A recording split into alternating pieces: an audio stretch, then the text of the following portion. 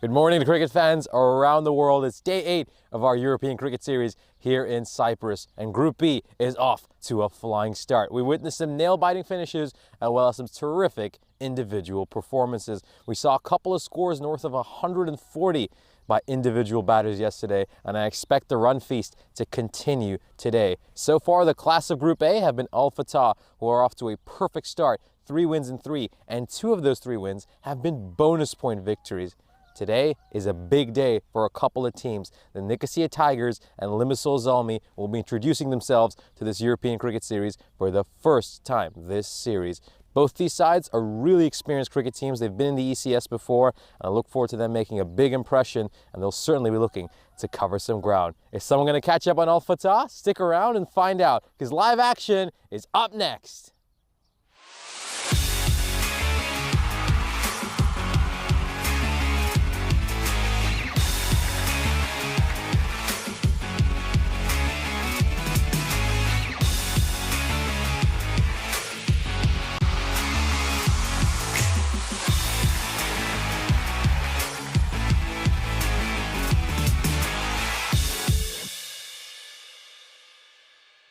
This European Cricket Network event is proudly brought to you by HCL Software and Paramatch.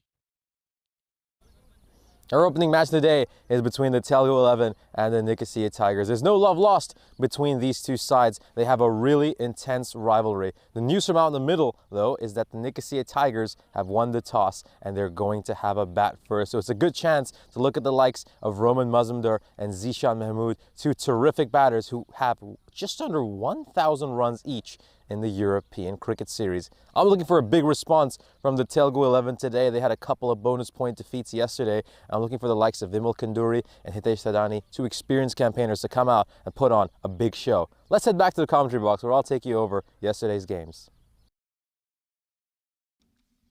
Well, before we proceed with the action today, it's a good chance to first recap what we witnessed yesterday. It was a very important day of cricket yesterday in Group B. We saw a lot of moving in this group. Of course, we started off with a match between Al Fatah and the Telugu 11.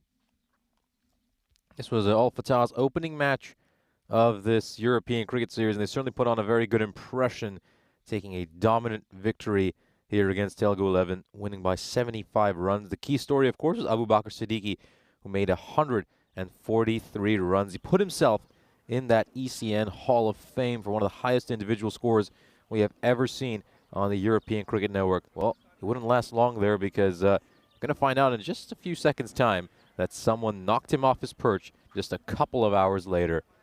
You can just see from that graphic over there, Shiva Patti was the top batter for the Telugu 11, making a solid 45 runs of just 24 deliveries, but ultimately the Telugu 11 succumbed to a bonus point defeat.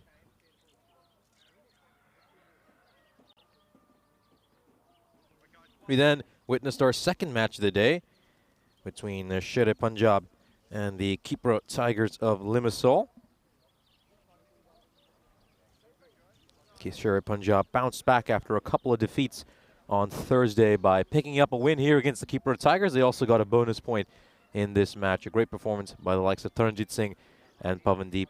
And the Kypro Tigers are simply no match for them. They dropped tons of catches out on the field, and there was just a huge gulf in class between the two teams. This is why, well, Siddiqui didn't last for long in that individual Hall of Fame, because Pavandeep would come out and make 151 and knock him right off his perch and knock him right off that list. An incredible opening partnership of 218 runs. Neeraj Tiwari playing a part as well. And then the Telugu 11 made just 82 runs in response. They were completely outclassed in every facet of the game during that match, and they succumbed to a heavy, heavy defeat. Al Fatah would make quick work of Kypro Tigers in match 35. The Kypro Tigers barely went out to run a ball to get to 60 in the first innings. And then Al Fatah blasted them, winning that game with 7 overs to spare. And that was a truly dominant showing for a side who will really look to go on and secure one of the semifinal spots. Our final match of the day was between Al Fatah and Sher Punjab, and in the end, Sher Punjab a little bit disappointed that they fell 20 runs short of this target. Al Fatah posted a very healthy total of 156 on the board thanks to a great innings by Waqas Akhtar. But then Sherry Punjab, gotta say, could have done a little bit better in that second innings. I think Pavandeep batted superbly. They just didn't have enough support. And maybe they'll just look back at a couple of things, a couple of decisions they made, a couple of batters they shouldn't have sent out earlier in the order. And they're Sherry Punjab now, even though they're sitting at the top of the group, they just got 2 games left. They're going to have to get some big victories to ensure they finish in the top 2 and go straight to the quarterfinals. Here's a look at the standings for Group B. As we mentioned, Al Fatah, 3 wins and 3 bonus point wins. They're in a terrific position to go on and secure a semi-final spot. Here's a fantasy dashboard for upcoming match between the Tigers and the Telugu 11. As we mentioned, these 2 teams, there's no love lost between them. Telugu 11 used to be M-Docs. And, well, these 2 sides will have played some very heated matches against one another over the years. The key players for the Tigers, obviously, Rowan Mazumdar and Zishan Mahmood at 7. I'd have to say Rowan Mazumdar is an absolute bargain. Not only does he bat really well, but he can also come in and bowl a little bit of off spin and provide some variation to that Tigers attack. The win predictor has the Nicosia Tigers as 90% favorites. They're a solid team, the Tigers. They're well built, but one thing that's eluded them is this ECS crown, and they'll be hoping to finally capture one. Could this be their series? We'll wait and find out. Telugu 11, though, will be mightily disappointed with their performances yesterday. They didn't come close to winning in any of those matches and lost both those games in a bonus point defeat. So a big response needed here for the Telugu 11. First ball's coming up. It's going to be delivered by Tomalaminul. Nice ball. Great ball there. Just gets that little bit of shape away from the batter. Vimal Kunduri is opening the batting. They've decided to just play around a little bit with that opening partnership. Alavala, the captains at the other end.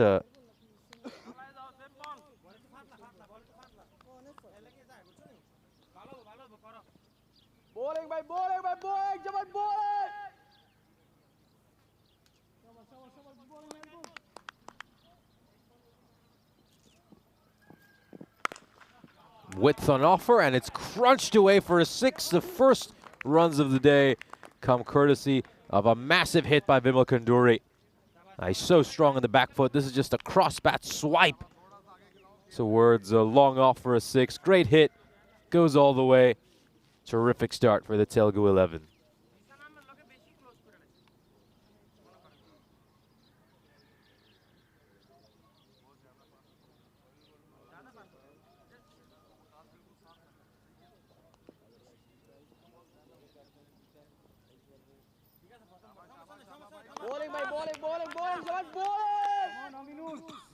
Now let's see if Tomalaminul can come up with a big response here. Width on offer, and it goes away for 4 again.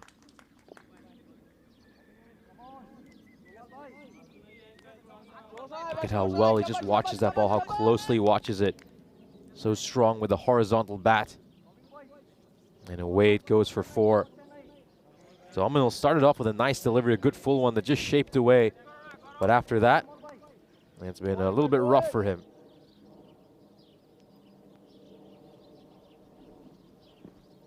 Oh, full toss. This should be punished as well, but oh dear. Looks like it's just struck Hassan Rasidul on the side of his head. Oh, this is he's going to require some attention over here. This could be serious. Looked like it was destined to go to the boundary because it was a pretty poor delivery. And we've seen some of the Tortuga bounce throughout the series here in Ipsanas, and that one just shot up, catches him on the side of the head. I think the good thing is he just seems to have his senses about him here, seems to have his wits about him. And it looks like he's willing to continue, so that's good to see. Yeah, that looked really, really painful. I mean, he was just caught on the side of the head off a ball that just spat up off the ground. You can see it was a full toss, and oh dear.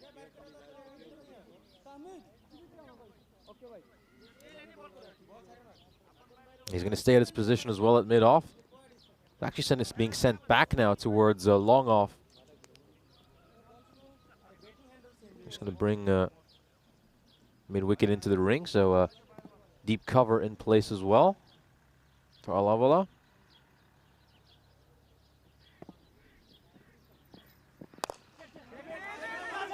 Quick single. Oh, it's a direct hit. He's in trouble. He's gone. The umpire's raised his finger. What an incredible direct hit. I was just about to say that you like the intensity on the Telugu 11. It was an early call. Good running between the wicket. They were trying to be aggressive. They're trying to put the pressure on this field. But that was a terrific hit.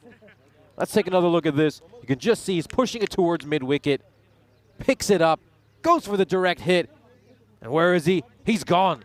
Oh, I think he's gone. Yep, it doesn't feel like there's any bat across the line over there. And you've got to credit the umpire as well for making that call immediately. Certainly got a great pair of eyes if he was able to see that in real time, because it's closer than you would have thought initially. But he does look like he's out. And the third umpire agrees with the on-field umpire's decision. And the first wicket falls, a golden duck for Alavala.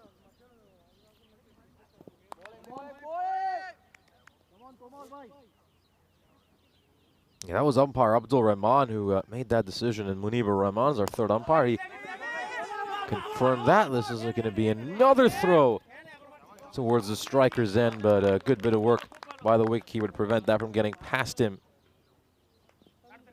The square leg umpire is Sujith Tenakun, and our match referee is Nilkesh Patel. Telugu 11 are 12 for 1 at the end of the first over.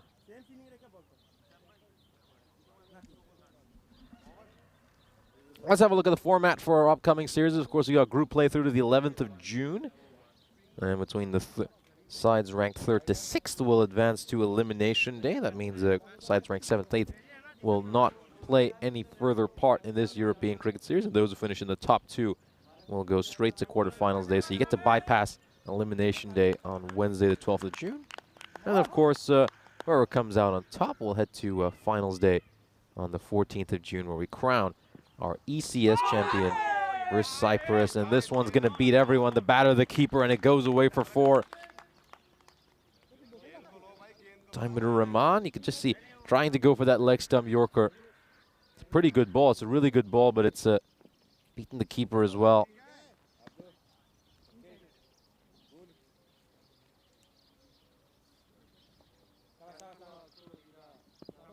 You shouldn't be discouraged by that. You really shouldn't be. This is his first ever ECS match, so his career starts off with a... Oh, it's another edge over there. That's going to go away for 4. Keep in mind, there was a thin edge on that first delivery. Oh, this is really unlucky for him, isn't it? Really unlucky for Taimudur Rahman. His first 2 balls on the European Cricket Network are edges that go away for boundaries. Just needs to keep his head up high and continue to bowl well. I hope that he gets a little bit of luck later this over.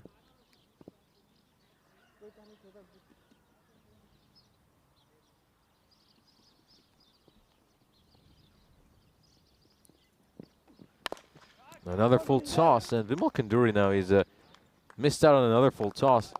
It's a couple of full tosses he's missed out on. He moves on to 21 of his first 8 deliveries. We'll have a look at this. Should be fine, or, well, maybe that's a little bit closer than some of us would have initially thought. He is down on one knee, but legal delivery according to the umpire.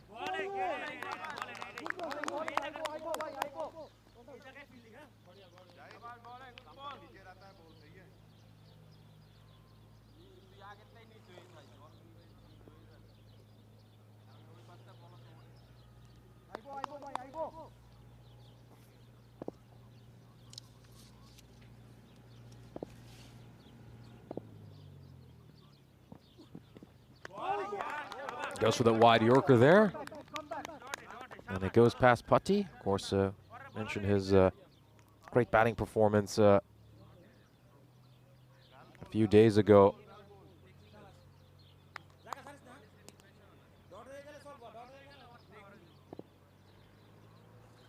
Last ball of the over Rahman. It's bowled really well. Another good ball. This is very smart bowling, just keeping it wide outside the off stump. A lot of these players very leg side dominant, and it's tough for them to access the offside. You can also see he's getting very leg side of the ball. I think he should come across his stumps a little bit. Look to get closer to the ball. There's a couple of dot balls in the end, and very impressed by the over by Rahman. He goes for 9 runs. Could have gone for less. Keep in mind, a couple of edges went for 4. So a good first over for Rahman on the European Cricket Network. Here's a look at the standings for Group B. The Nicosia Tigers, of course, playing their first match of this European Cricket Series at Telugu 11. Had 2 heavy bonus point defeats yesterday. And they'll be looking to turn things around.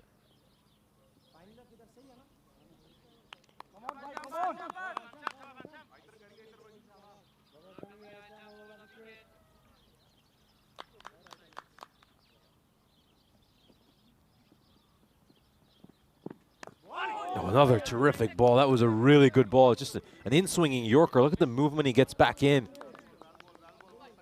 And the batter there really lucky. Vansham. Terrific ball. Look at how it swings back in. It's a really tough delivery to play, and in the end, the batter will be considering himself very fortunate that hasn't gone on to crash onto his stumps.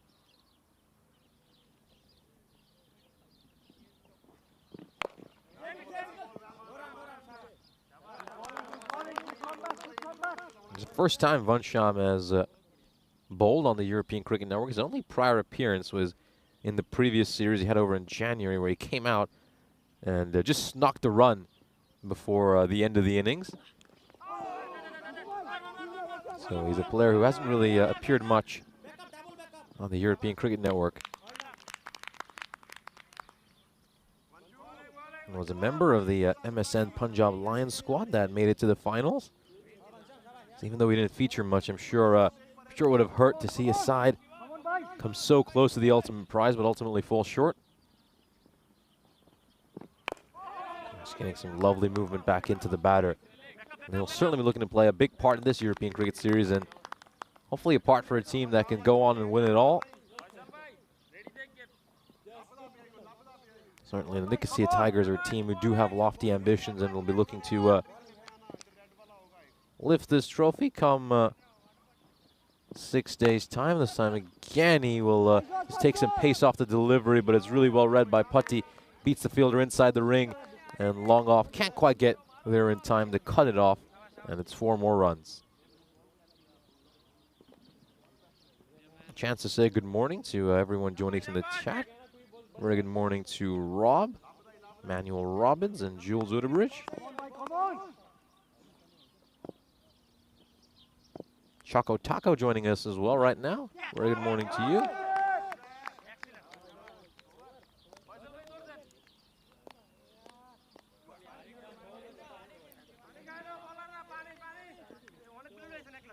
End of the power play. A pretty decent one from the Nicosia Tigers' perspective. They've not let this run rate get out of control, and they've managed to pick up a wicket. The Telugu 11 just 30 for 1. I think 10 and over is certainly something that will please most bowling sides at the end of the power play. Telugu 11, though, they really need to look to score at a faster rate just to put some scoreboard pressure on this Nicosia Tigers side. I even think get to 100 or 110. That's not really going to trouble this Nicosia Tigers team. Here's a look at some of the stats from our European Cricket Series, and as you can see right there, the average run rate is 13.3 per over. That means 133 has been the par score so far here in Cyprus. You have to get to that sort of 140s mark to really feel satisfied and confident that you can defend your total. And look at the amount of maximums we have per innings, 8.8. It's been a very good series for the batters. I think in the past we've seen series that have been rather bowler-friendly here in Cyprus, but this time around it's been a batter series. The runs have been flowing. It's been very entertaining viewing for all of our European cricket audience.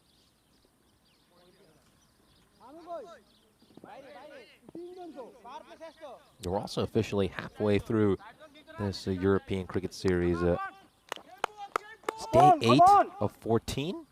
We're past the halfway mark. And by the end of today, we'll have seen every team that is involved in this European Cricket Series at least once or twice. Of course, we concluded Group B on Thursday, and we're now well into Group B. And today we'll see a couple of teams introduce themselves. You can see Tigers and the Limassol Zulmi, who will be featuring later today. As I mentioned, both these two sides are very experienced teams that have been on the European Cricket Network in the past.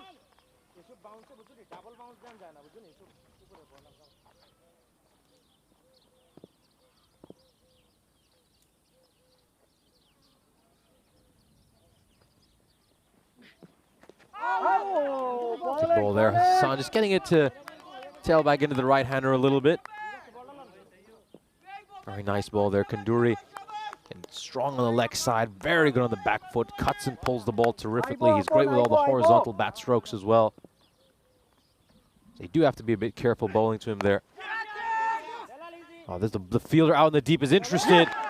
And he's going to take the catch comfortably at chest height. That's the end of Vimal Kanduri's innings. He was looking quite good out there, playing pretty comfortably. And he'll be disappointed he hasn't gone on to play a big innings here for his side. Dismissed on 27 of 14. Got off to a good start. And he certainly looked set to play a big knock. But he's found the fielder out in the deep who takes a terrific catch. And the second wicket falls for the Telugu 11. The run rate, though, is starting to get really concerning, isn't it?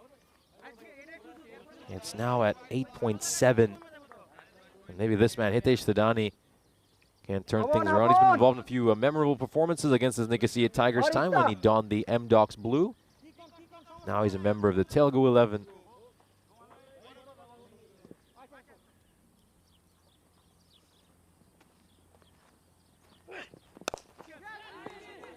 Struck out towards long off, and oh, that's a spicy bounce for Roman Mazumdar. He's actually done quite well to handle it in the end. I think a lot of fielders will let that get past them for a 4. They will pinch an extra run here, M-Doc, but take a look at this. Look how it just kicks up. Yeah, this is it certainly makes it very challenging for the fielders out here. I think he's done quite well in the end. I think he's done a remarkable job to give up just the 1 extra run. Good ball, Apon. Apon, good ball. Aibo.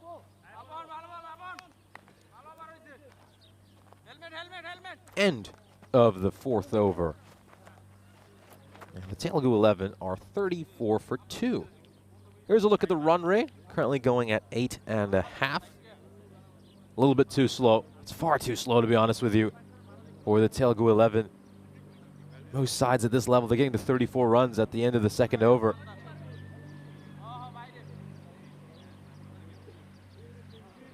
And you got to credit the Nicosia Tigers as well for some good fielding. They've been bowling pretty tightly as well. Telugu 11 will have to take a few more risks.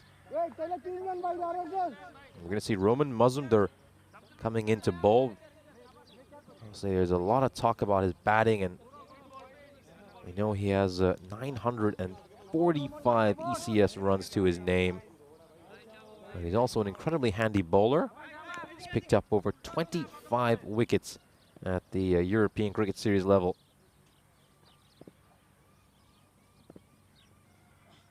Oh, that's a no ball. That's something he struggles with a lot, to be honest with you. Bowls a few too many no balls. There's always a couple that just slip out of his hands. And this one's a beamer. That's going to be thrashed away by the batter. Yeah, it's a terrible delivery. It's a really, really poor delivery. It's a shocker. And you got to credit Putty for somehow getting up to that and clubbing it away for a 4. So a free hit coming up here for the Telugu 11. And could this be the over? Could this be the big over they were looking for? Just to get their run rate back on track. Come on, Roman bhai.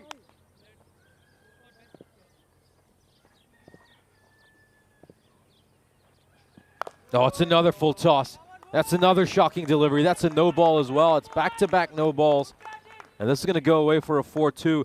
Mazumdar, well, he's had a nightmare start to his over. Yeah, this is a terrible delivery. Another one of those. And he's going to be in real trouble here, Roman Mazumdar. That one just slipping out of his hands. yet again. Well, not the start he would have wanted to his European cricket series.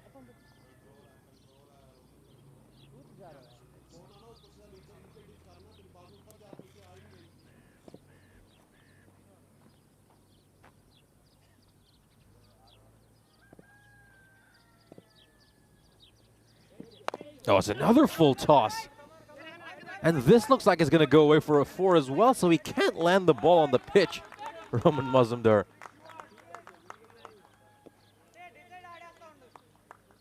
I just wonder if it's just all the humidity and the ball's just slipping out of his hands because of how much he's sweating or what it is, but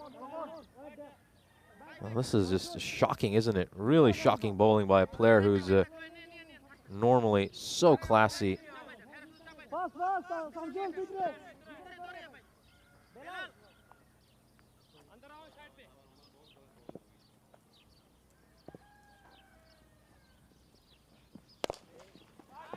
Straight down the ground, and oh, goes for a bit of foot fielding there, and well, he just didn't have that perfect silky first touch, did he? Take a look at that, he's just trying to stop the ball.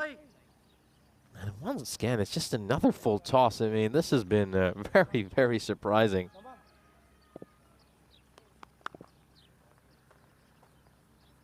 Yeah, Roman Mazumdar, just land one on the pitch. That's the big challenge for him right now.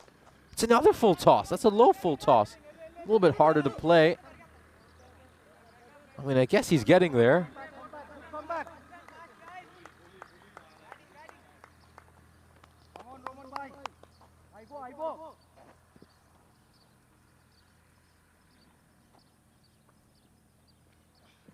Oh, this is a shocker. I think that could be it for him. It's going to go into the goal so we can say goal for the first time today.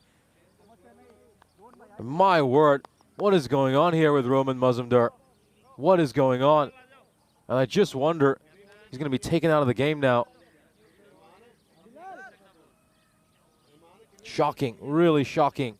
And yep, he's been taken out of the game. I mean, this is where I do agree with Corey. I think Corey makes a great point when he says that the batting side should have the option of whether they want the bowler thrown out of the game or not, because at this point, he's doing the Telugu 11 an enormous favor. 24 runs of just 3 deliveries. And why would you want to see the back of him if you're the batting side? I mean, you'd want to capitalize on this over and try to get a 30-plus run over, maybe even a 40-plus run over. I mean, of course, yesterday we saw a 42 run over.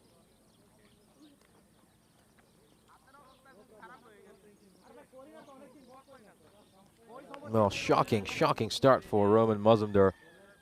I don't think he would have ever expected to start that way, even in his worst nightmares. Knocked out of the innings, having delivered just 3 balls.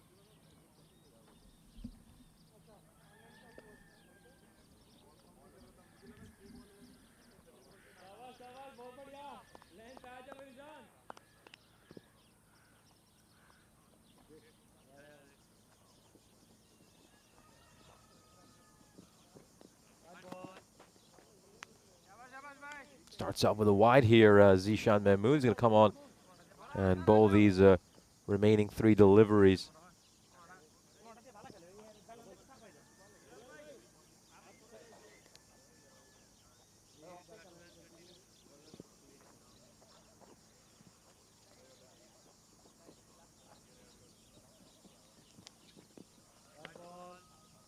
Well, Mahmood's struggling with extras as well, but in his case, at least they're wides and not rank full tosses that are all no balls and going away to the boundary rope.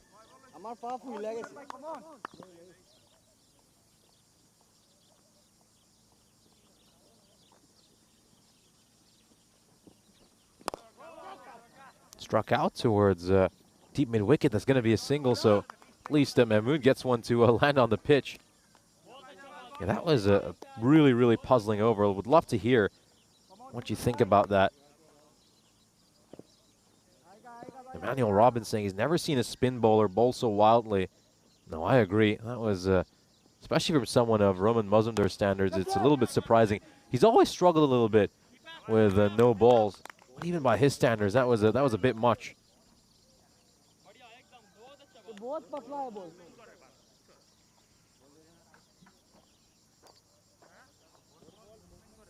Come on Kishan भाई ball बहुत पतले come on Kishan भाई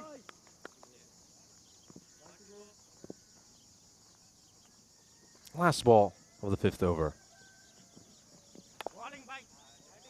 Now this is beautifully played away. Really nicely played away by Thadani, and it's another goal. Very nicely stroked away. Just uses the pace of the ball superbly. And it's run down towards third for a boundary and a chance for some of the players to have a quick drink. And the Telugu 11, you have to say they've rallied well thanks to that over. That over was incredibly expensive, a very long over as well. 32 runs off it. That's just the over they needed. Here's a look at some of the stats for this series. The average score so far is 144, and as I said, you'd really want to get to that 140s mark to feel comfortable in this European cricket series. The lowest score is 48. Everest, unfortunately, have the wooden spoon of having achieved that score. Meanwhile, the highest score, 228, was posted by the Sri Lankan Lions. So far, batting first has been an advantage in this European cricket series. Maybe that's why sides are looking to win the toss, bat first, put a lot of pressure on the side chasing.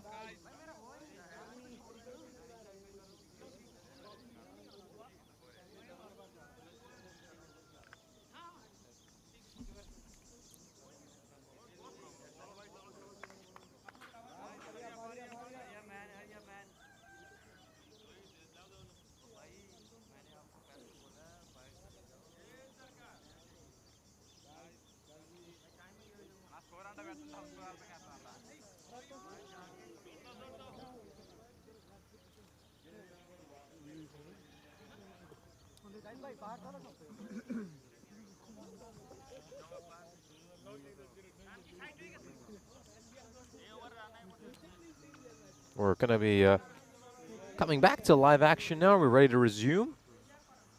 Tahmidur Rahman is going to come back to bowl this key over here.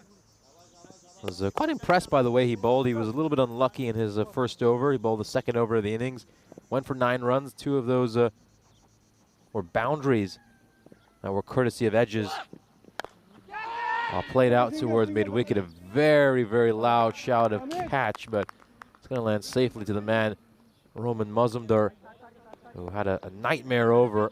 Just to relive what happened in that 5th over, he was knocked out of the game. Really struggling with his length, consistently dishing out full tosses and waist-high no balls. His lack of control was just gifting runs to the opposition batters.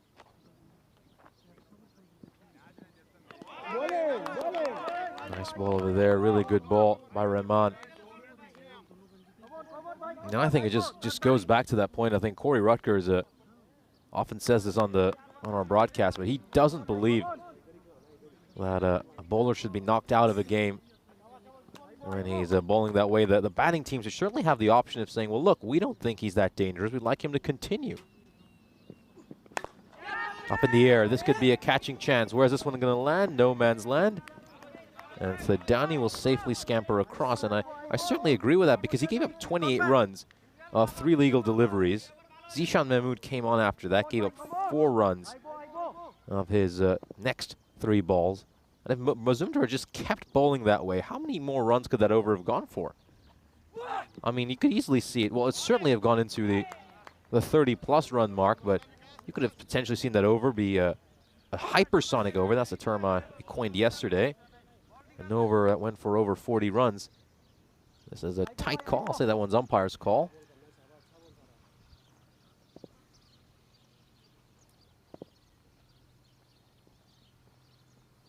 Very good morning to Ivan B. Great to have you joining us here, Ivan. This one's cut away really nicely. Just carves that one behind point for a 4. Good shot there by Patti. Quietly playing a very nice innings here. He's done very well to create some room for that one. Just goes towards the leg side, frees his hands, and strikes that away. He likes to get inside the line of the ball, doesn't he, Patti? He's constantly just moving towards the leg side to create more room to hit it towards the offside. And I think, yeah, that's where you need to bowl to him. That's where you need to bowl to him. I think he's just looking to get that width to free his arms. And you want to cramp him for room.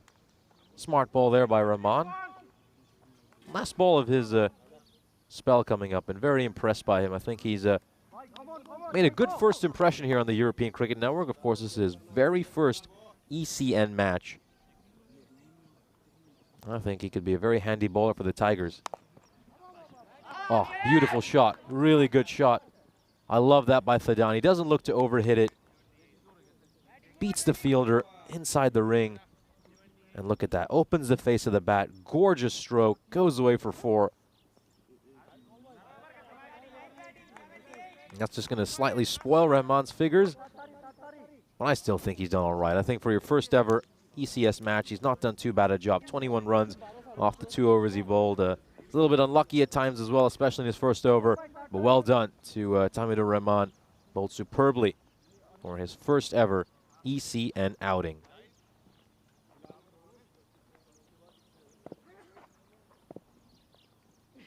Oh, it's another full toss. That's a rank delivery. That's a really poor delivery. That should certainly be a no ball. We'll have a look at it to confirm. This comes off the pad.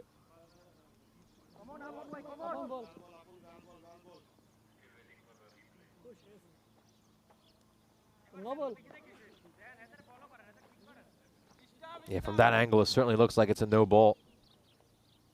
I think this one will confirm. Yeah, I think he's in trouble. I think that one's going to be given a no ball. What might save him is maybe he's just crouching down a little bit, but certainly looks like a no ball to me. Umpire's giving it a no ball. It's going to be a free hit. Yeah, just struggling a little bit here with no balls. And they could see a Tigers. Although, to be fair, this is the first no ball bowled by someone not named Roman Mazumdar, so maybe it was just that one bowler who was struggling a lot. This one straight down the ground, and not going to be able to capitalize on the free hit. They'll come back for a second run, so full credit to them for some good running between the wickets. And Hassan, well, can't quite collect that ball cleanly.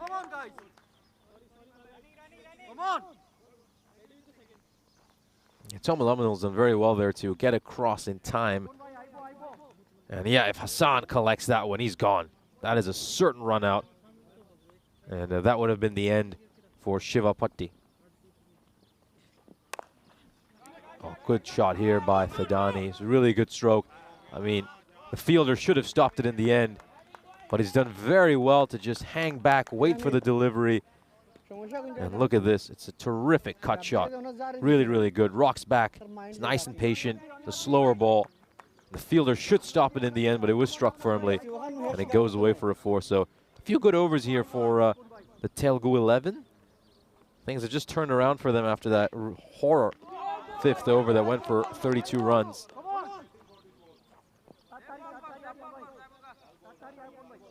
Come on.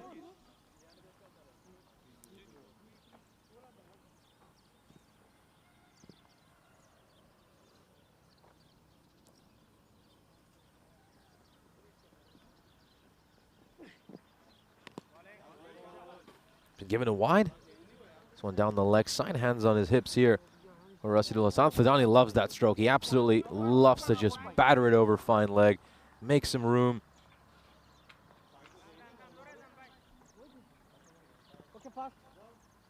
There's one fielder inside the ring at fine leg, so if he gets some bat on, he's certainly going to get a boundary. Oh, up in the air. This is going straight to the fielder, and what a catch. Really, really good catch. It's a running catch. It's very difficult to take. And what a fine day for this young man, Rahman. Thought he bowled really well during his spell. And he's covered a lot of ground coming from long off.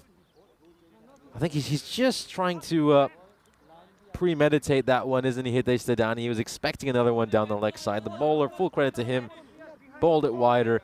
And Thadani just didn't have the room to play that shot, didn't make the adjustment. And in the end, he will depart. A well-taken catch for Tamidur Rahman. His first ever ECS catch. Great moment for him.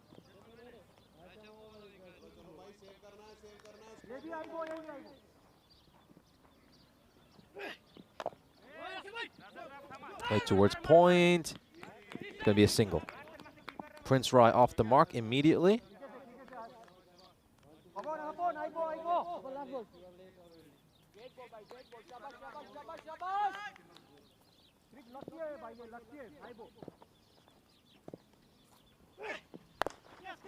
Up in the air. And gone. Well taken. Really well taken. And you got to credit the Tigers for their catching. They've not put anything down so far this morning. And this is a huge over, a massive over for the Nicosia Tigers. They go bang, bang. They get rid of both of the danger men for the Telugu 11. Hitesh Thadani and Shiva Patti departs. So it's going to be 2 new batters out there for the Telugu 11. That's not good news. That's really not good news if you're with the Telugu 11. That's such a nice partnership budding between Patti and Thadani. Their partnership was worth 55 runs. And now, of course, it will only be natural for this run rate to come down a little bit. You know, at the moment, they're still heading for what is a slightly below par score, but well, if they're unless this lower order can find a way to continue the scoring rate, they might end up with a fairly paltry total. Vansham coming in to bowl.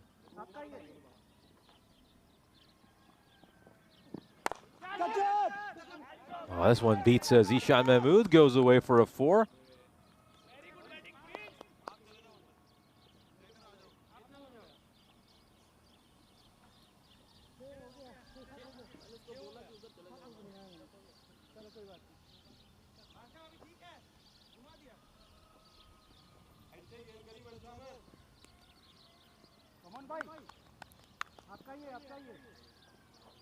Come in first.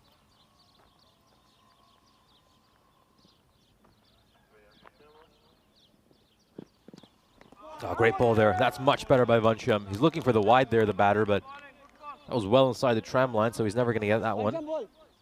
That's a great call by the umpire, and we'll just confirm that with the replay. It's a terrific ball by Vansham. He's nailed that wide Yorker.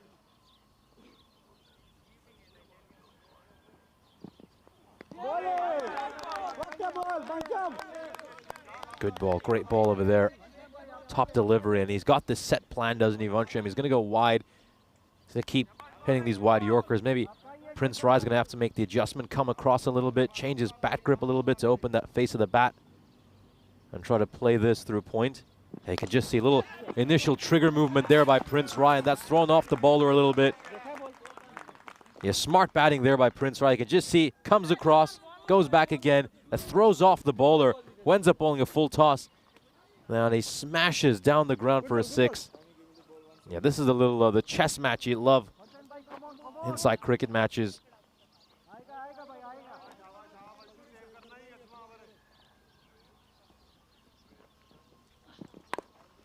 Oh dear, he's lost his bat. But he's gonna come across for a single. Oh dear, this is rather funny. I have to say, it is rather funny. We're all gonna have a bit of a laugh at Prince Rai's expense. I'm sure he's having a giggle too. Just slips out of his hand, the bat. Maybe he thinks he's playing baseball. He has to throw his bat away before going to first base. Struck out towards mid-wicket, and it's going to be another single. End of the over. Charan Nalluri gets off the strike. Should say gets off the mark, and he will keep strike heading into the penultimate over.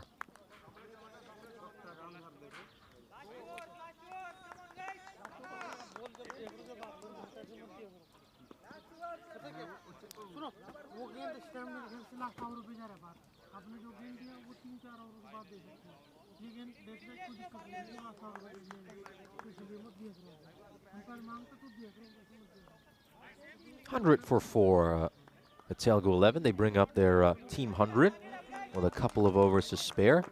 Let's see if they can get a couple of big overs and make this an exciting chase heading into the second innings.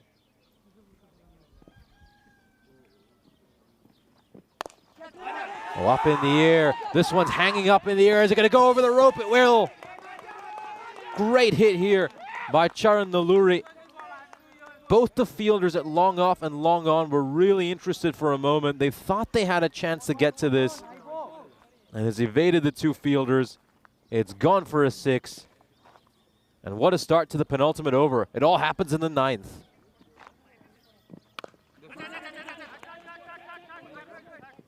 I've got to say, one thing I really like about the Telugu 11 side is they have hit their boundaries, but they've also rotated the strike really well. They've done a good job of generally keeping dot balls to a minimum.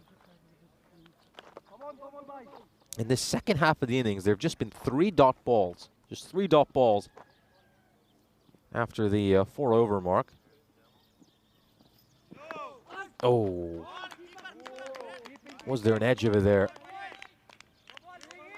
There must have been. Keeper's probably done quite well in the end just to... well, there wasn't an edge. That ball just took off the pitch that way. My goodness.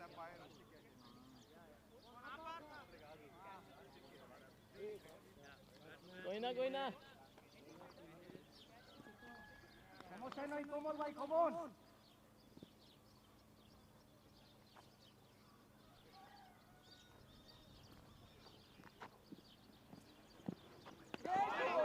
Looking to get leg side of the ball here, Prince Ryan blasted towards the offside. We can just see a little bit of discussion here. So Emmanuel Robbins chiming in with his opinion, saying that he still thinks a head-high full toss is dangerous, and it's the right thing to ask the bowler to leave, whereas Ellsboy saying that the rule is there for batter safety, but as helmets are mandatory in ECN, the risk of injury is reduced, which strengthens Corey's opinion. And that little nick will go through to the keeper, and that's going to be end of Prince Rye's innings. Well taken by Jahid Hassan.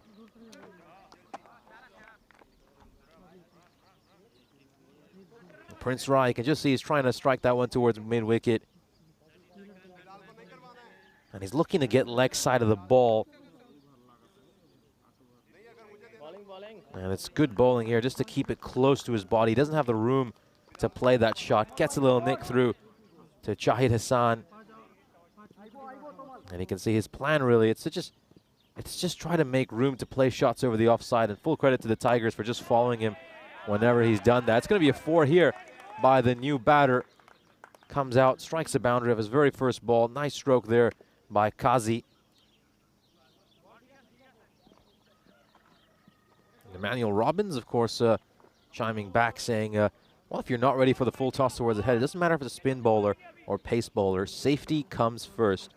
Well, everyone's got their opinion on that. I think it's just good to see this healthy debate on our chat. This is what makes the European Cricket Network unique, where we have live fan interaction during our games. A single to end the ball, and Kazi will keep strike heading into the final over. Telugu 11 are 113 for 5. Yeah, it's certainly a very interesting debate to have, of course, for those of you who are just tuning in. I'll give you a little recap of what our discussion is. But first, we'll have a look at the bowling card for this Nicosia Tigers side. So that's the over we're talking about, the one where you can see Roman Mazumdar bowling 3 deliveries and going for 24 runs. Roman Mazumdar bowled 3 head-high full tosses, and well, Corey Rutgers, his opinion is that the batting side should be able to decide whether the bowler leaves or not. If they deem that he's not a danger to their safety, well then let him keep bowling, because he's only doing his own team harm. And I certainly see his point. I mean, if Mazumdar had kept bowling that over, I could easily have seen it going for well over 40 runs, and that would have really turned this game for the worse for the Nicosia Tigers. And Bilal comes in to bowl this final over. Very surprised he's been held back so late in the innings, and he's only going to bowl 1 over. But this Nicosia Tigers team have so many options. They have so many options with the ball in hand. And the fact that someone like Mohamed Bilal, this left-arm pacer, is only bowling 1 over right at the end, just shows you the depth they possess, the quality they possess in this bowling attack. Personally, though, I'd have Bilal opening the bowling. He'd be one of my spearheads. Get him in that first over. Oh, direct hit, gone. Great throw. And look at him, he's absolutely pumped. That's Tamidur Rahman playing in his first ever European Cricket Network match, and what an impression he has made. Took a catch earlier, bowled pretty well, and now he's involved in a run out to a terrific direct hit. And it's going to be the end for Charan Naluri. Yeah, he's nowhere near it. He's given up. He has given up.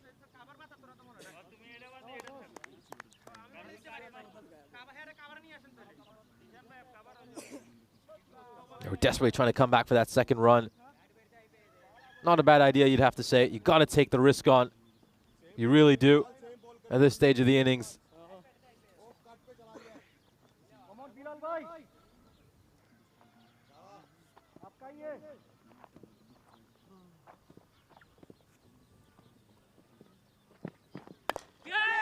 Now one hand comes off the bat. It's going to sit up nicely for Zishan Mahmood. And it's been a terrific final over so far by Bilal. And the Telugu 11 would have been looking to get a big final over just to put that pressure on the Nicosia Tigers for the second innings. But Bilal has come out so far, and he's bowling a superb over. Surely they can find some room in there to give him a second over. I mean, I think Roman Mazumdar has a good chance he doesn't get an over again, at least today. Maybe Bilal can bowl his over instead.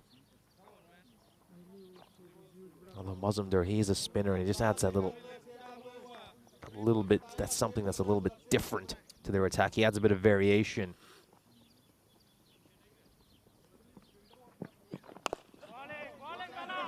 He's also bowled very accurately here, Bilal. We've seen a lot of quick bowlers be a little bit wayward, struggle with their lines and lengths, but not the case for Bilal. He's come in. He looks ready right from the get-go as well. I mean, he hasn't bowled a single loosener. How often do we see bowlers come out, bowl a few looseners, take some time to stretch, but he comes in the final over, looks ready. He's bowling terrifically. Just 2 runs off his first 4 balls.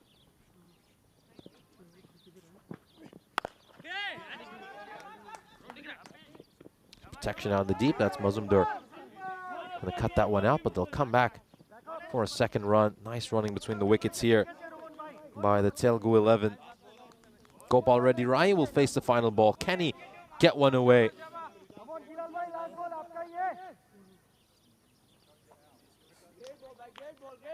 Bilal can just bowl a slower ball here. I think that would be really, really good because they're going to be throwing the kitchen sink of this one. Goes on pace, beats the batter. It was just too quick for him. And the end of a terrific final over. Only 4 runs come off it. And surely they can find a way to give him a second over in the next match. He shouldn't be bowling just 1 over. He's a quality player. And the Telugu 11 will end up with 117 for 7. A below par score, you have to say, but certainly one that is defendable. And let's see how they fare in this second innings. Let's relive some of the action from this first innings. Vimal Kanduri opened the batting alongside the captain Subareddy Alavala. Kanduri was looking really good. He made 27 runs, 14 deliveries, hit some great horizontal bat strokes as he so often does. And Alavala was run out. He decided to take this risk off the very first ball, and bang, direct hit. He was gone. They were great with their throwing today. A couple of direct hits for this Nicosia Tigers side. I have to say their fielding was spot on. They took their catches, hardly made a mistake with their ground fielding. A couple of occasions where they were victims of some horrible Tortuga bounces. But overall, it was a stellar effort out in the field. Roman Mazumdar, though, we're having a look at that shocking 5th over he bowled, where he bowled a 3 head-high, no balls. And he was asked to leave the game. And Zishan Mahmood was complete his over. That over went for 22 runs. He gave 24 runs of 3 legal deliveries for Roman Mazumdar. And in the end, I think his own side were glad to see the back of him. Very good catch there by Tamir Rahman, playing in his first ever European Cricket Series match. Gave up just 21 runs in the 2 overs he bowled. Took a catch, and you'll see him later involved in a run out as well. Had a direct hit. And Prince Ryer, this is rather funny, is a bat just slipping out of his hands. But he charged to the other end and got there in time. The good thing for the Telugu 11 was a number of batters came in. They stepped up. They didn't shoot too many dot balls. They managed to get the ball away to the boundary. Certainly a big improvement for the Telugu 11 from what we saw yesterday. And I'll be hoping to put on a really, really good show with the ball in hand in the second innings. That was the end for Abbas Qazi. Nice throw there by Tahmidur Rahman. And And this final over by Mohamed Bilal was absolutely spectacular. Just 4 runs off it. And we'd certainly like to see him bowl 2 overs the next time he plays for the Nicosia Tigers. Let's have a look at the scorecard of this first innings. Shiva Patti, the top scorer, with 30 runs of 18 deliveries, struck 6 fours, and built a really nice partnership with Hitesh Tadani. The two of them had a 55-run partnership. Vimal Kanduri was batting quite well as well. He had a good opening stand, but unfortunately for Vimal Kanduri, he was looking really good out there, but he was a little bit unlucky that he couldn't continue and play that big innings. And the likes of Prince Ryan Nalluri came in at the end, hit some opportune boundaries, and in the end, Telugu 11 will end up with 117 runs. We'll leave you with the scorecard whenever it comes up. Apologies, there's a little bit of a glitch, and we'll be back in 5 minutes' time with this second innings. Stay tuned.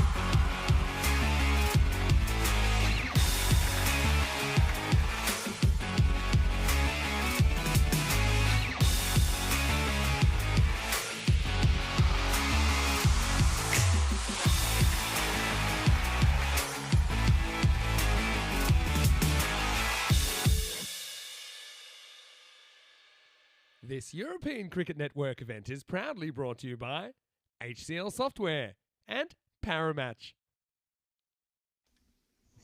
Welcome back for the second innings of our opening match of the day. The Telugu 11 have posted 117 runs on the board.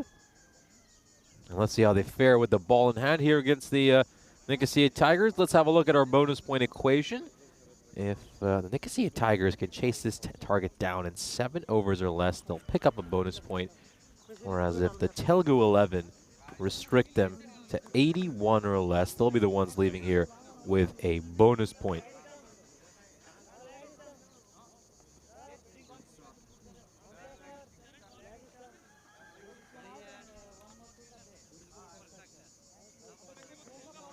A big match here for the Telugu 11. Of course, they started off with a couple of bonus point defeats, so they'll be looking to pick up their first win of this European Cricket Series. First of all, they have to look to pick up their first point as well. They're yet to pick up a point because they've had those two bonus point defeats. So they're really behind the 8 ball here, and obviously the Telugu 11 will want to sneak in to make it to that elimination round. And they'll need to get something out of this game.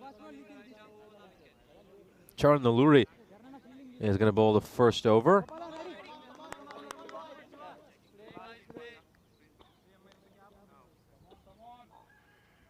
Here we go. First ball coming up. Oh, beautifully played, really beautifully played. He picks that one up well outside the offside. Mazumdar just has that initial trigger movement where he shuffles across. And he's played that out towards the vacant boundary.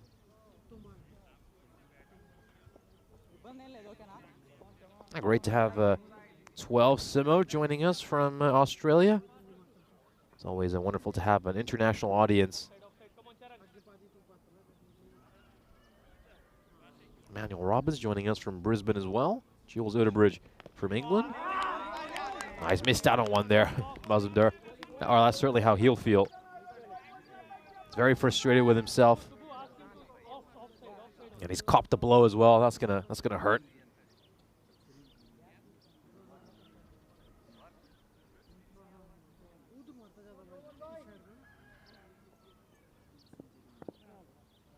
Come on, Charan. You want wicket. Come on, Shaban.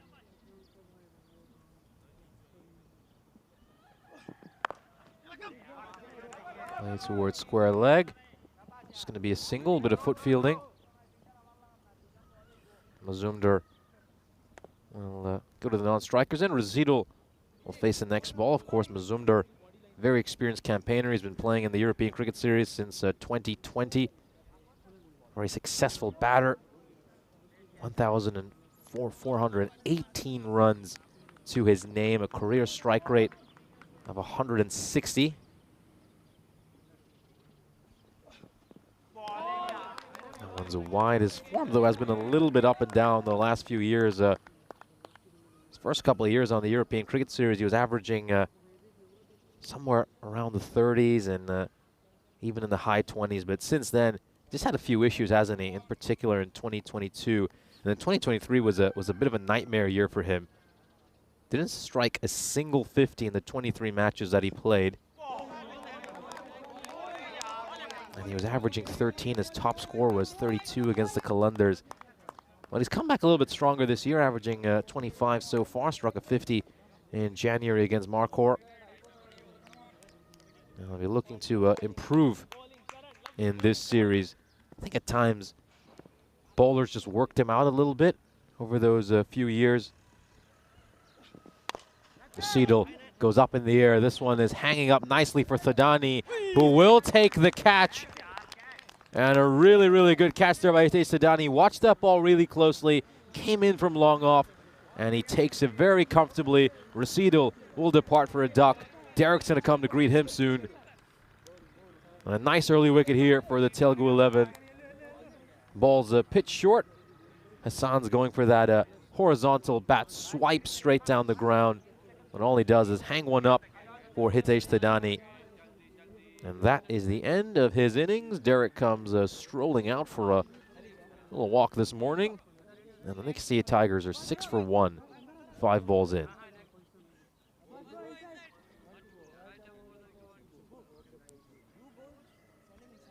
Really, really well taken there by Thadani. We'll just have another look at that catch. We can, of course, continue our discussion about Mazumdar. And generally, a lot of these quality batters who are making a lot of runs do get heavily scrutinized. Certainly in local games. Zishan Memmoun is going to find the boundary. One bounce over the rope, and it goes for 4. I thought Zishan would be opening the batting alongside Roman Mazumdar. But Rashid Hassan, he's a terrific player as well.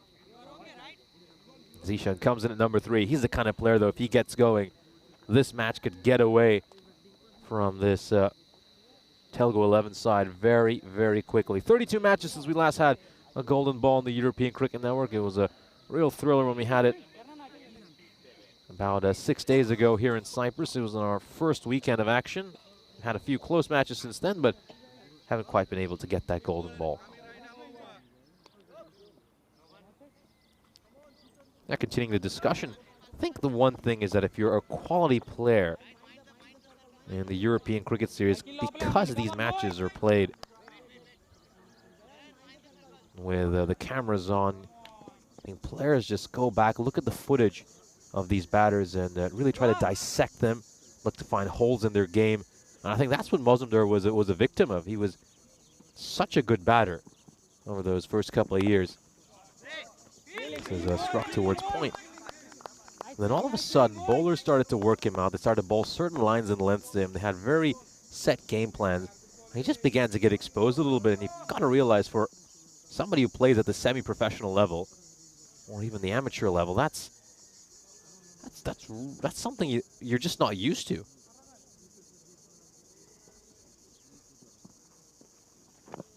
Oh, this one's certainly going down the leg side. A good ball, though, by Prince Rai.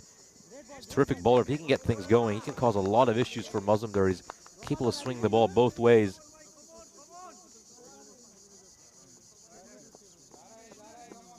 I mean, usually players at the amateur or semi-professional level are used to turning up to a ground with the opposition not knowing too much about them. Maybe they've heard a few things about them from some other opponents. This one is struck away very nicely for 4, or maybe they know a few things about them from when they play each other once or twice a year. But here in Cyprus, these players tend to play each other really, really frequently.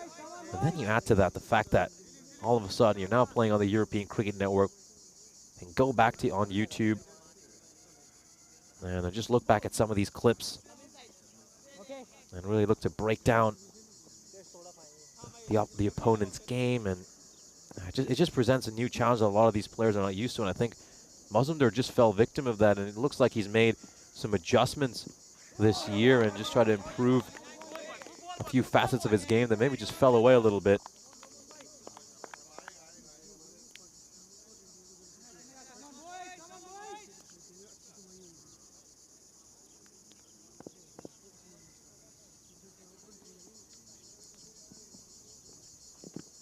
Down the leg side, is there something there?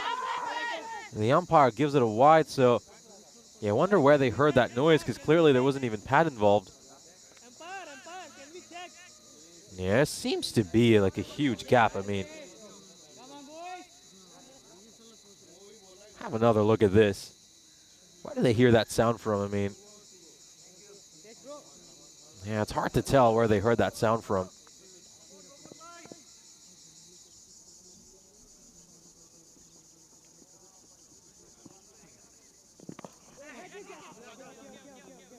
Playing out for a single.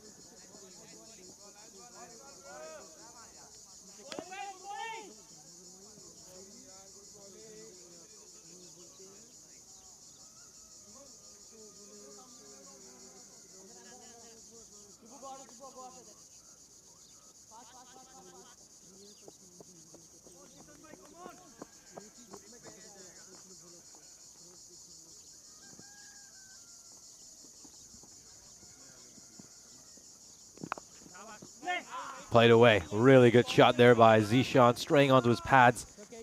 And it goes away for a 4. You can't afford to bowl to him there. You know how strong he is off his pads. And it goes away for a boundary. 4 runs. And Zishan Memmoun is off to a flyer of a start, striking 2 boundaries of his first 2 balls. We'll have a look at the standings here for Group B. The Telugu 11 are yet to pick up a point. Of course, they suffered 2 bonus point defeats yesterday. And the Nicosia Tigers obviously playing in their first match. They'll be looking to make some ground on Al Fatah, Sharif Punjab at the top of this group. They certainly harbor ambitions of silverware, the Nicosia Tigers. They've been to semifinals, they've even been to a final. But that ECS crown has eluded them. And they've been playing here since the very, very first ECS. So many of this core for the Nicosia Tigers have been a part of this setup for 4 years now. And they'll be desperate to get their hands on an ECS title.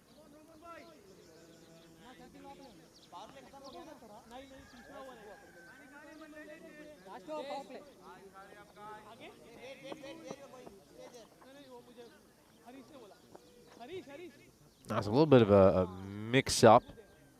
Just having some debate here about who's actually going to go out, whether it's the long off or the long on. In the end, Telugu 11 send the long on out, so that's why we had a bit of a delay. There's deep cover in place as well. Well, it's going to take some fielding for the fielder at deep cover, but he's just not going to get across. I think it was a good shot, but he was a little bit slow out of the blocks. I think if he just anticipated that one a little bit faster, he might have been able to get to it. Now maybe they should consider moving another fielder there as well. I think he doesn't look to be the fastest fielder. Abbas Kazi.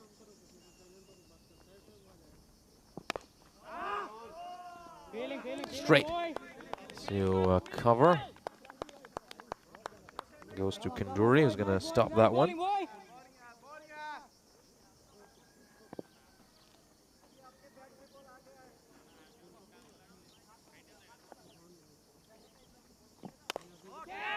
Now width on offer, not a good delivery, and Mazumdar doesn't overhit it. Strikes it away for a 4. Very nice shot. Really, really good stroke there by Mazumdar. Yeah, just waits for that one, rocks back. And just plays it behind point for a 4. Carves it away. Superb shot.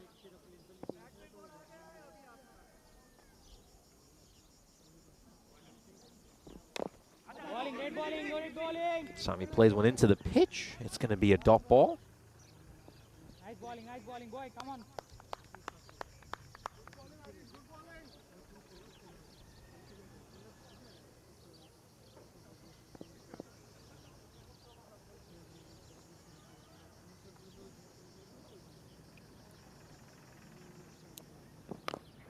Oh, inside edges one. Onto his pads. A really good comeback here by Kakita after getting struck for a boundary. Mazumdar a touch slow to start off his innings. 18 for 13. Probably needs to get going, especially here in the power play. Tigers would have wanted to get a bigger advantage, but going in under 10 and over so far. So full credit to the Telugu 11 for containing this Tigers side. Oh, what about this one? It's gone up in the air. There was a chance. It was a tough chance, but it was a chance nonetheless.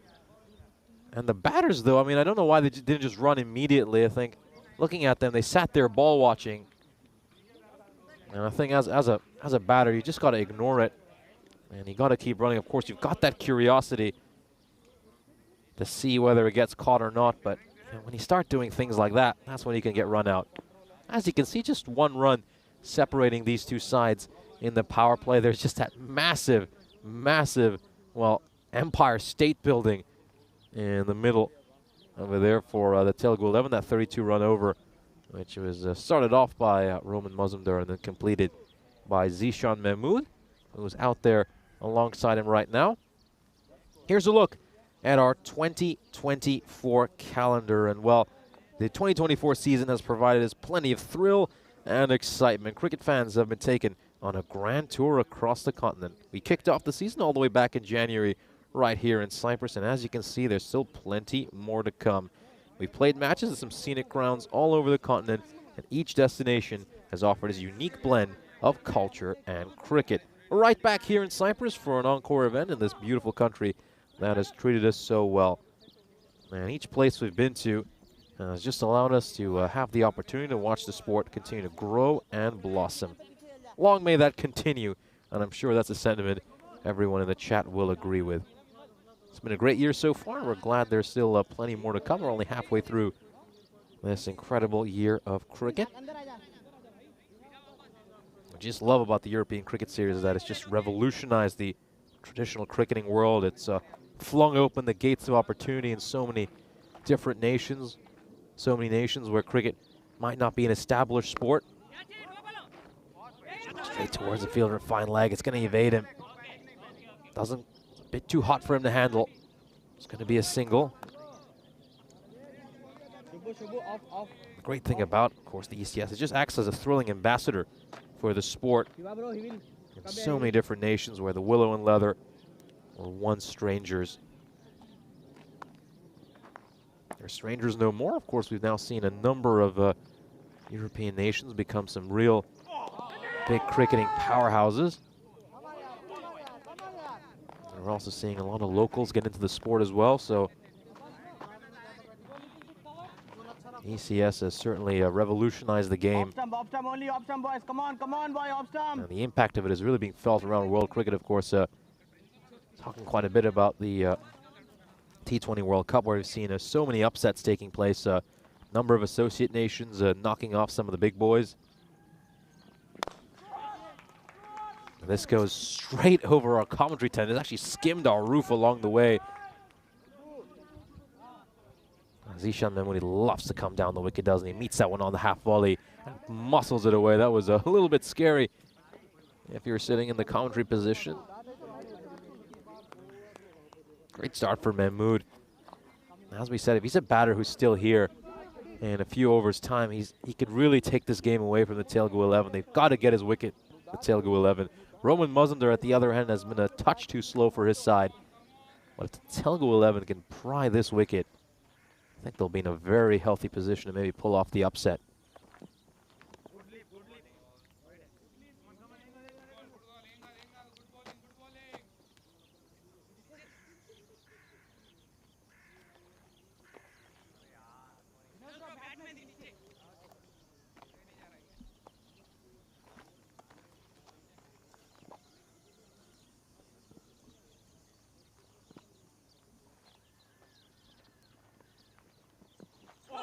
Oh, great slower ball there by Alavala. Fantastic slower ball. He was so close to getting a wicket. That one could have crashed onto the leg stump. Oh, look how close that one is. He's so unlucky he hasn't clipped a bail along the way. Oh, dear. It's very lucky there, Zishan Mahmood. That was a terrific ball. Up in the air. Is this going to carry to the fielder? Well, he seems to have just lost the ball in the sun. Oh, very unlucky here, Alavala. He was so close to getting a wicket in the last ball. At the very least, you'd like to see an attempt to catch it here. Oh, that one. Dear me, it's a 4. It's actually bounced inside the rope. That was a catching opportunity. That was certainly a catching opportunity. And I think Telugu 11 will be gutted that he hasn't even made an attempt at that. Well, the chance goes begging. And he can't afford to give this man any chances.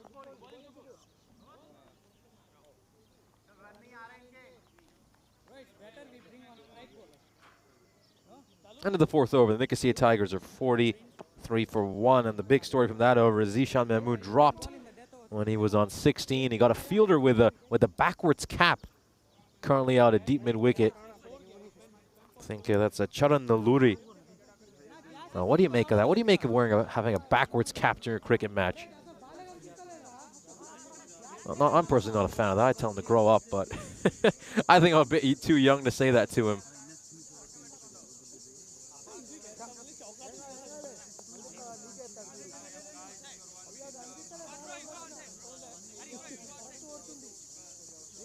.75 runs needed off the next 6 overs.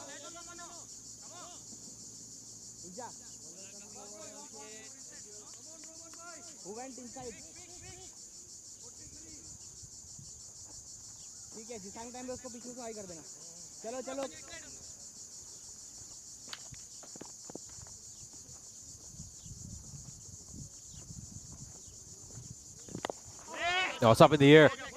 This could be a chance, but I feel it's going to land safely. No, it isn't. It's taken. It's an important wicket here. for the Telugu 11. Roman Mazumdar, who never looked comfortable out there, hangs one up. And this is really well taken by the Telugu 11. But in all honesty, they'll be wishing they'd taken the catch in the previous over rather than this one. Roman Mazumdar was honestly helping this Telugu 11 side with the way he was batting, was just going far too slow. I think it's Zishan Mahmood at the other end will be really concerning them.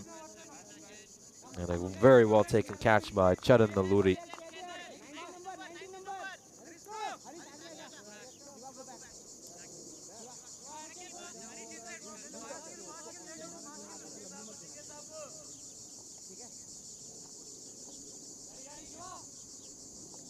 Beg your pardon, that was Gopal Reddy Rai who took that catch.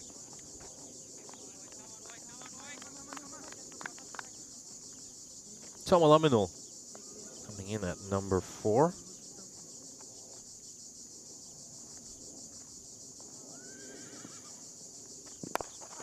Oh, straight down the ground. It's going towards Thadani, and oh dear. Well, he looks to attack the ball. The catch was there. And it's a double whammy for the bowler. Because the catch, it hasn't quite carried to the field. There's always going to be a tough chance. But worst of all, it goes underneath him, and it goes for a 4. And would he have been better served just not attacking that one at all, waiting for it to come to him and preventing the boundary? Obviously, hindsight is 20/20. And his eyes have certainly lit up. The chance to go bang, bang, get those consecutive wickets would really put so much pressure on this Nicosia Tigers side. So you can understand why he's looking to attack that one. Amanul gets a single here, puts the danger man Zishan Mahmood on strike. So dropped on 16 in the last over. Is he going to make this Telugu 11 side pay for that mistake? Going up against a quality bowler here in Prince Rai. Can he do the trick? Can he pull a wicket out for his side? He bowls one on the pads. He can't bowl there to Zishan, but luckily for him, there is some protection out in the deep, and that's going to be a single.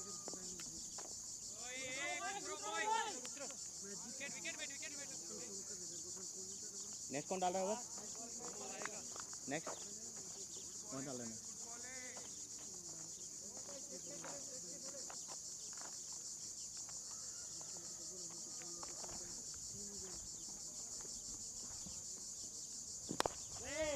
Struck firmly down the ground towards Thadani.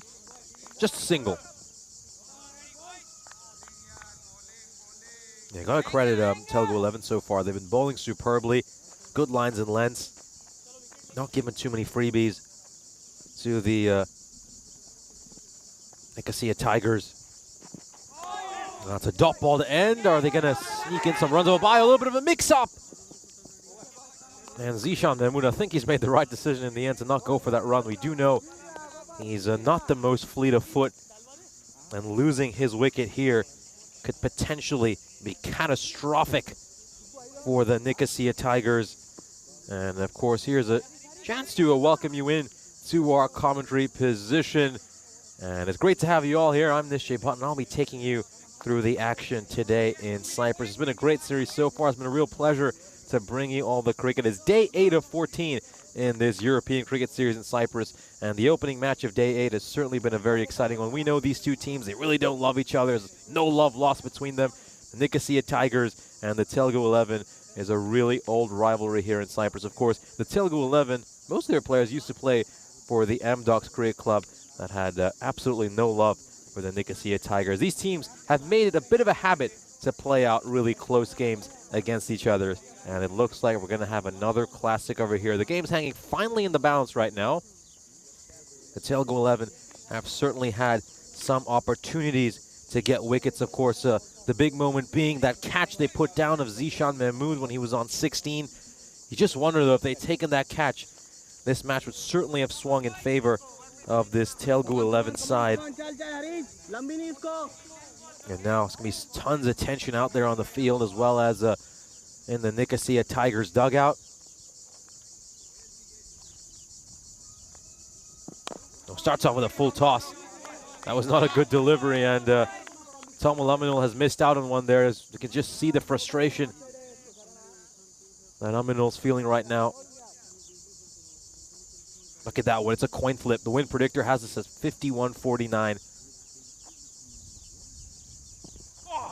Oh, great ball. Terrific ball. Aminul's looking to come forward and attack that, but he's ended up yorking himself. He's also completely missed the line of the delivery. And Kakita starts this over off superbly. Couple of dot balls. Main thing here for Telugu 11 is just to keep the danger man, Zishan Mahmood, off strike. Looks to come across. Has he got hold of this Aminul? It certainly looks like he has. A huge hit. And he could just see what Kakita was trying to do. Pitch this one wider. And look at this. He comes across. He shuffles across. Kakita misses his length a little bit as well. And it goes away for a 6. So a big blow.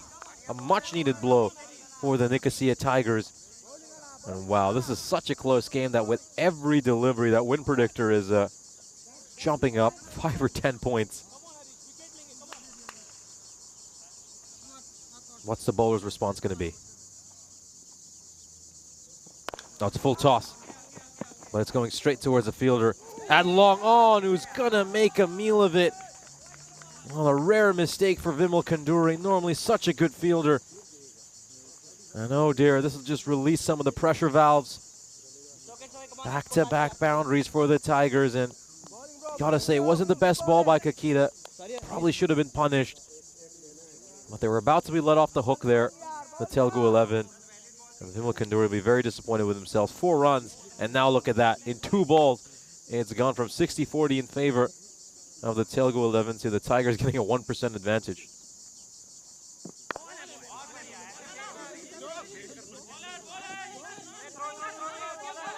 Just the 1 run here, and I think it's wise just to take the 1 run. Zishan Mahmood has only faced 9 balls at the other end. We know this player is capable of hitting the big shots. Wouldn't mind him having as much of the strike as possible if I were the Nicosia Tigers. Oh, what a hit. Magnificent hit. This is powerful. Such a strong cricketer. And he ends the over with a 6. And this over is a really good one for the Nicosia Tigers. They were helped out by a misfield, but that powerful hit at the end means it's going to be a 17-run over. An expensive one. And now the game just swings back in favor of the Tigers. Here we'll have a look at the scorecard. Of course, Roman Mazumdar making 20 runs, opening the batting, but was a touch too slow for his side. Recital departed for a duck. And now Zishan Mahmood, he's not faced too many balls, but he's certainly done a lot of damage when he's faced them. And again, we just have to go back to that dropped catch. He was dropped on 16. And he's made this Telugu 11 side pay for their errors so far. The Nicosia Tigers now have just jumped out in front according to Win Predictor. Great slower ball. Terrific slower ball. And the key here just needs to be to make sure Aminul faces as much strike as possible. Keep that ball nice and wide. Don't be surprised if Aminul just shuffles across, comes across a little bit to try to access the offside a little better. Oh, it's been given a wide by the umpire. Well, no complaints there by Thadani. Who is bowling next? It's a good idea by Thadani, just doesn't execute it right. And yeah, the umpire's got this one correct. Good decision.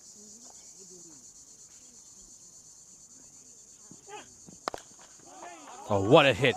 This is absolutely belted. He's clobbered the leather off that ball. And it goes away for a 6. Look at that by Tomal Aminul. I think he's almost feels relieved that he's managed to hit a 6, but he's batting superbly, 23 of 10.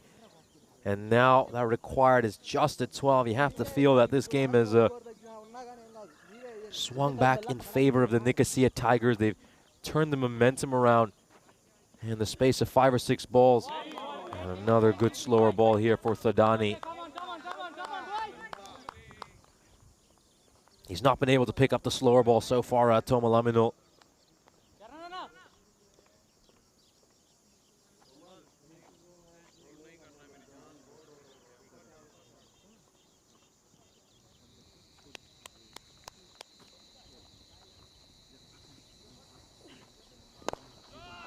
Oh, what a strike. This one was over-pitched, and Aminul batters it away.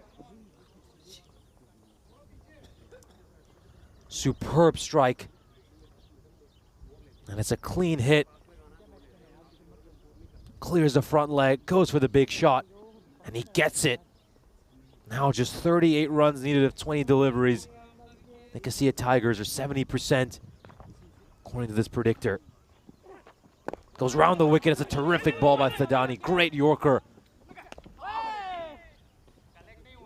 And it's a good throw, but I think Zishan Mahmood will be fine. Let's have a look at this. He's charging in. And, oh, great. Well, the keeper's actually, it's not going to matter because the keeper's actually not managed to hold on to the ball. He's knocked the stumps over with his gloves, so Zishan Mahmood was safe anyway, but yeah, that one doesn't matter. And I've got to say, Mahmood, he's been out there for a while, but he hasn't faced too many balls, which has probably worked out quite nicely for this Telugu 11 side. Here we go. Last ball of the 7th. And how effortlessly has he stroked that one away for a 6. He's barely hit that. It's a gentle shot, but he's timed it so beautifully. He's got so much power as well. That has comfortably cleared the boundary rope. Another expensive over for M-Docs, and 37 runs off these last 2 overs have really swung this game in favor of the Nicosia Tigers. The Telugu 11 will be back, though, for another match right after this one. They'll be playing the Kipro Tigers of Limassol. Both these sides are yet to register a win.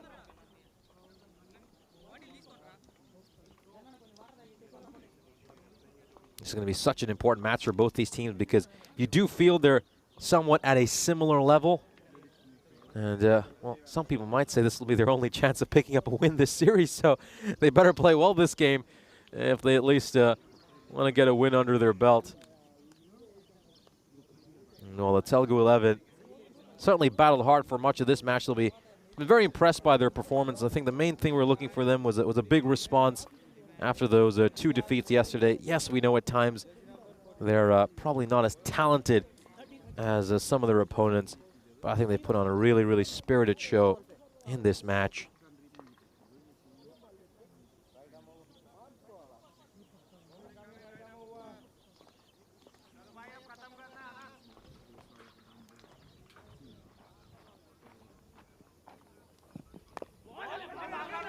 They're going to come across quickly. This could be a chance for a run out. He's going to try to kick the ball onto the stumps.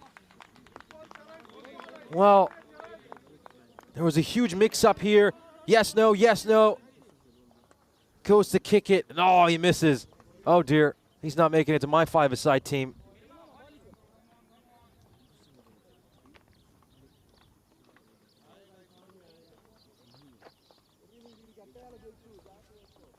Big over needed here from Naluri.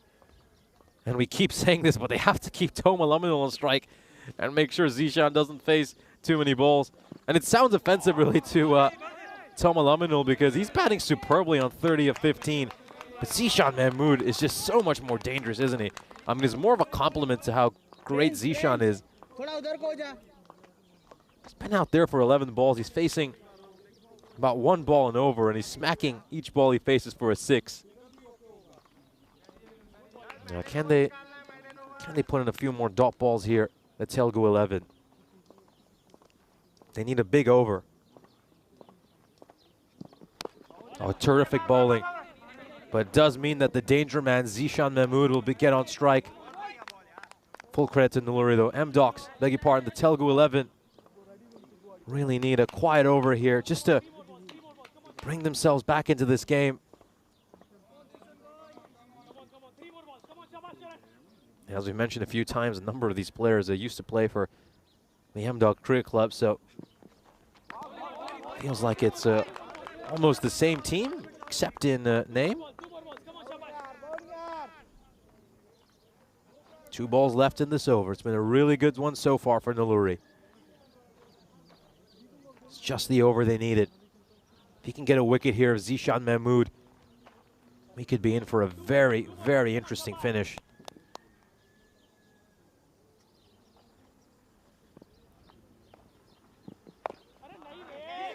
Oh, This one was just straying down the leg side. It goes away for a 4. Just gets it wrong there, Naluri. Rare mistake for him. Now Zishan Mahmood just gets some bat on it. And it beats the fielder who was sprinting in from mid-wicket. Good chase there by the captain, Alavala. But he couldn't get there on time. Last ball of the over coming up.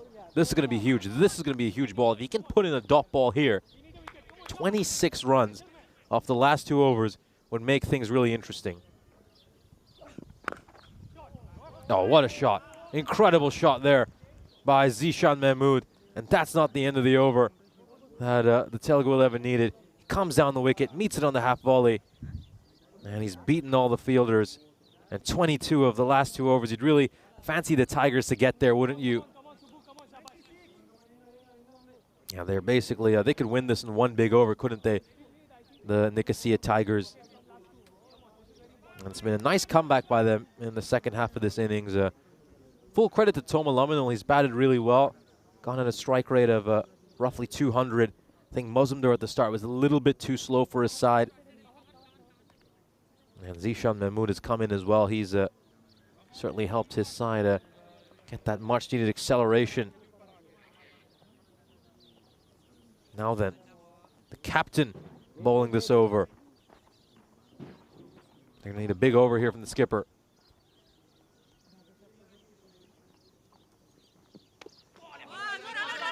Oh, is there a chance for a run out?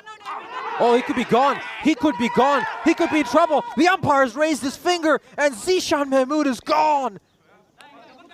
Massive, massive wicket. It wasn't the best throw in the world. He actually threw it quite high, but the keeper's done a terrific job of bringing that one down. Full credit to Chilakuri with the gloves. Let's take a look at this. Yep, the throw was really high, but the bat's in the air, and that's it. He's gone. Zishan Mahmood is going to get his marching orders. And there's another twist in this tale. You can just see that's well picked up by the fielder, but he throws it really high. And you got to credit the wicketkeeper for whipping the bails off there with the speed that he did. Zishan Mahmood is disgusted with himself. He falls 9 runs short of a half century. And, of course, he'll have wanted to see his side over the finishing line. But a massive, massive moment in this match. Oh, this is really unfortunate for the bowler. Top edge goes away for a 4. Yeah, he's just not in control of that shot. That's a Vansham. Top edge goes away for a boundary. Yeah, I think you've got to have someone back over there. You really do. How many runs do we see going through that region? Yeah, I'm a little bit surprised that they haven't put a fielder in there. I'd be tempted maybe to bring in one of these fielders out of the ring and send back a deep third. Oh, it's up in the air. It's another ball that's gone into that region, and it's also going to go away for 4. Yeah, it's a bit puzzling. They haven't put a fielder out at deep third. I mean, you often hear Rico say this as on commentary, but you should always have a fielder out at a deep third at that position. How many runs do we see going through there in T10 cricket? And they finally react here, the Telugu 11. But is it too late? Is it too little too late? 14 needed of 9 now. Oh, well, this is cruel. This is really cruel. They just brought cover into the ring, and the ball beats him to go for a 4. I mean, with their old field setting, this would have been a fairly simple bit of fielding for the fielder at cover. Oh, what can the captain do at this stage? What can he do?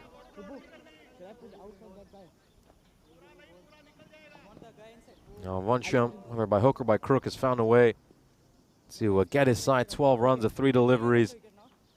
And after that big run out, the Telugu 11 would have been so elated. But I think these 3 deliveries just knocked the stuffing out of them. 10 runs needed now of 8 balls. And you'd really fancy the Tigers to take it from here. We're having a look at the field setting. They've got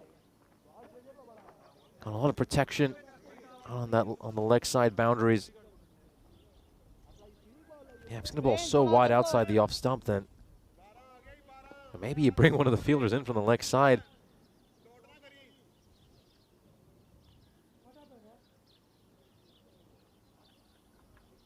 Apologies, we just have a brief delay to fix a few issues, but we'll have a look at this fantasy dashboard for our upcoming match between the Telugu 11 and the Kipro Tigers of Limassol.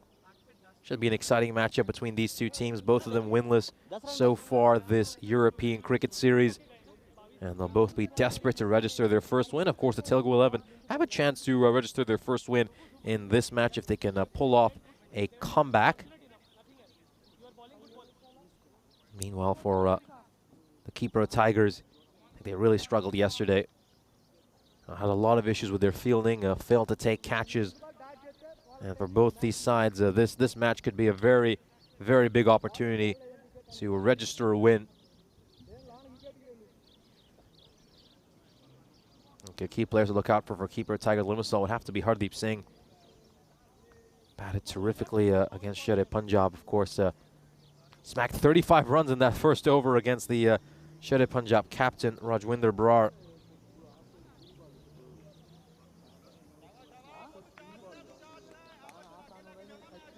Just have a brief pause in the game. We'll be with you as soon as we can. मैं नहीं बोल रहा, मैं भी तो पिटता, but वहीं से game घुमा बोल रहा हूँ. There's the Kipro Tigers of Limassol getting ready for their next match. They'll be playing in just about 20 minutes time. Huge matchup for them against this Telugu 11 side.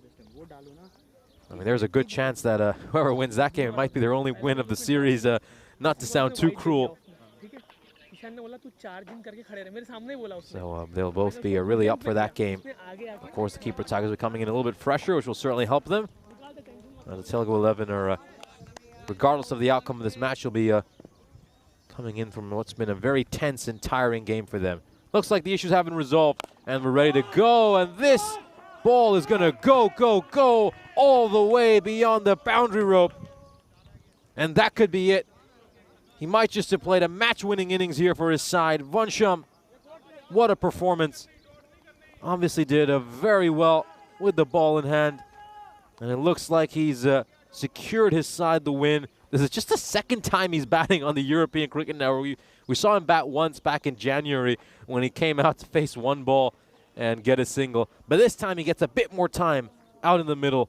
And he's played a great knock here. 18 runs of 4 deliveries. Obviously a little bit lucky those first couple of balls, but no luck about these last couple of shots. They've been absolutely terrific. And maybe, just maybe, he'll play a much bigger part in this European Cricket Series than last time.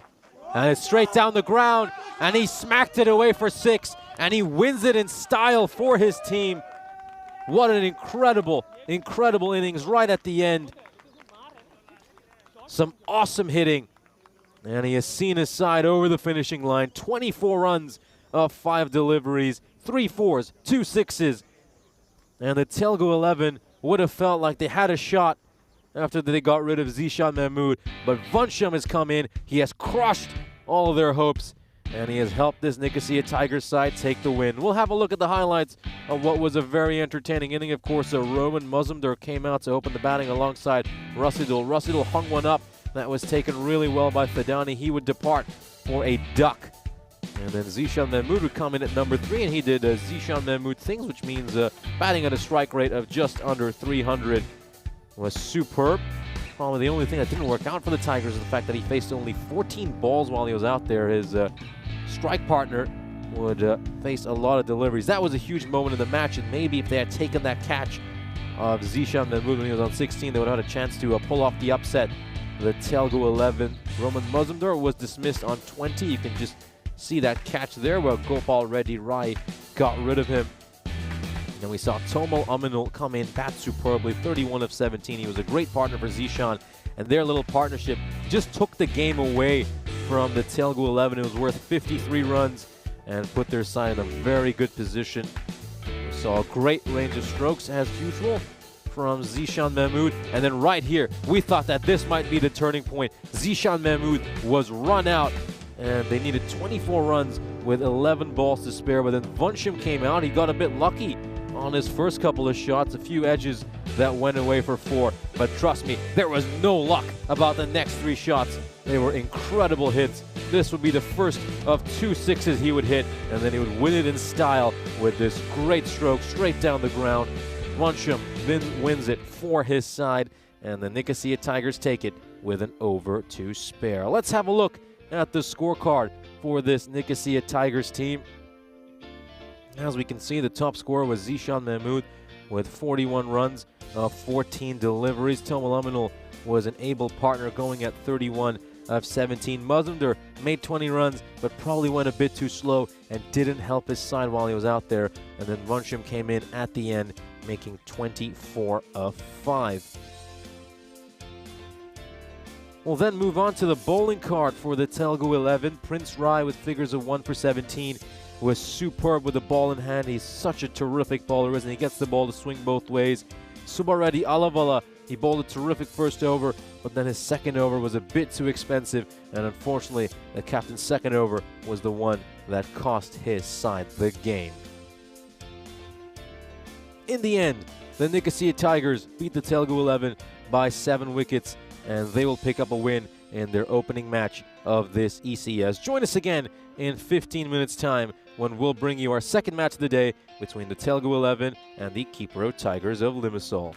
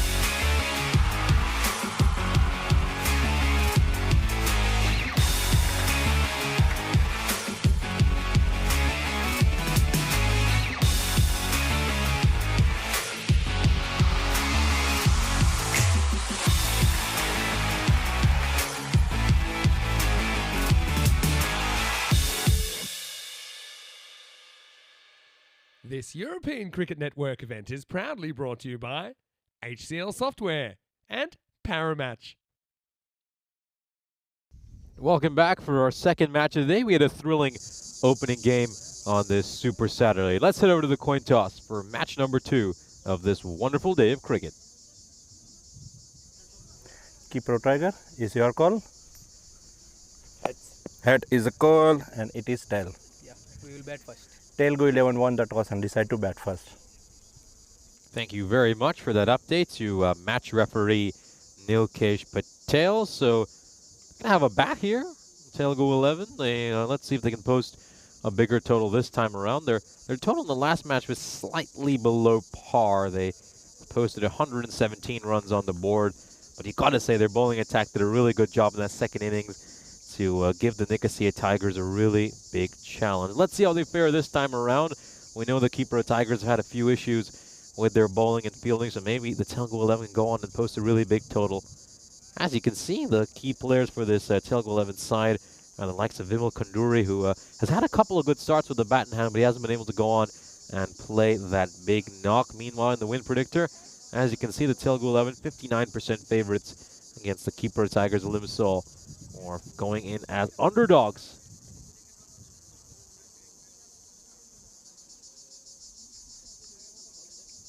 And their players are taking the field. The umpires are out.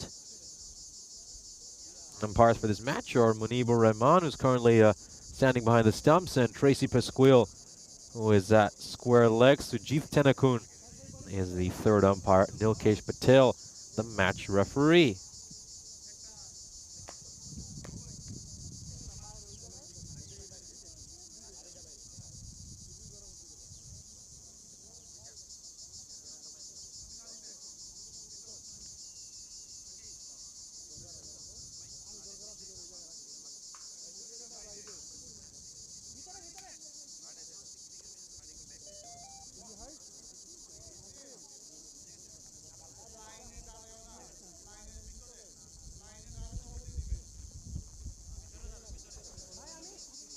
This first over is going to be bowled by a really fine young bowler in Shawan Mullah. I was very impressed by the way he bowled yesterday. Thought he was a little bit unlucky to not get some more wickets. I think he bowled some nice stuff. At times he got the ball to shape away nicely too. So let's see if he can enjoy some luck as well.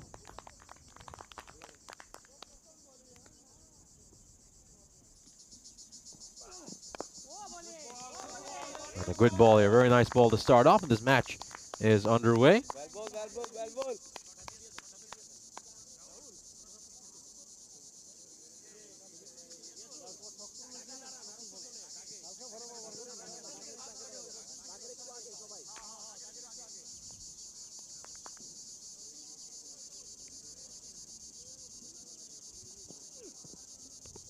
Goes down the ground, that's going to be a wide. So the first runs are on the board. Good ball, good ball, good ball.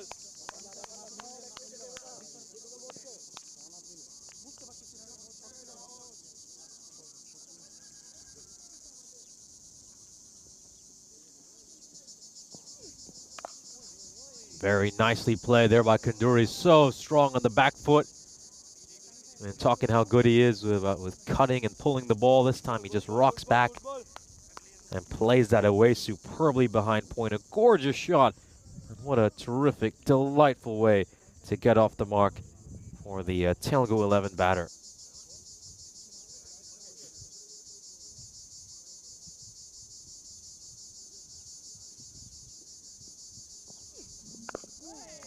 Pushed away towards cover. They're going to scamper across for a quick single, and they're going to make it on time. So Putty will get set to face his first ball.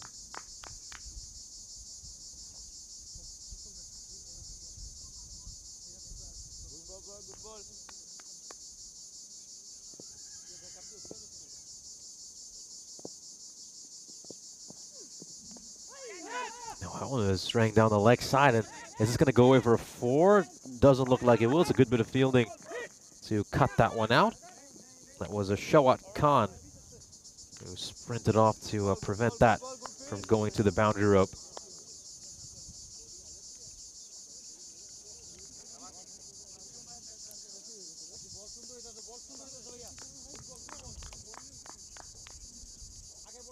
Interesting over so far. We've obviously seen some boundaries, but it's hanging nicely in the balance.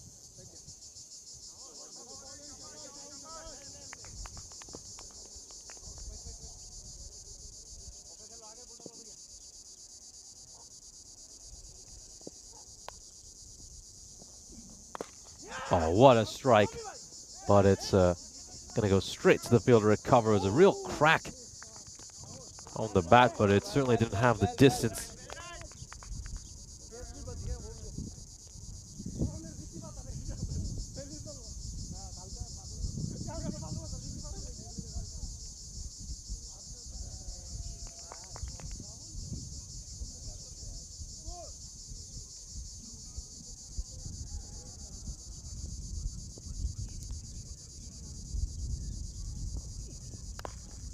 He's probably spoiled to wide there, Kanduri, but it's going to go away for a 4 anyway. Beats the fielder at mid-off. As you can see, he's really reaching out for this one. It's definitely going to be a wide, but that fielder at mid-off, he just couldn't get down and stop that one. He was actually pointing at another fielder. I don't know if he's blaming someone else. Certainly can't. Riaz Al-Islam, I think the responsibility there falls firmly on his shoulders. 13 runs off that first over. You could call it a draw.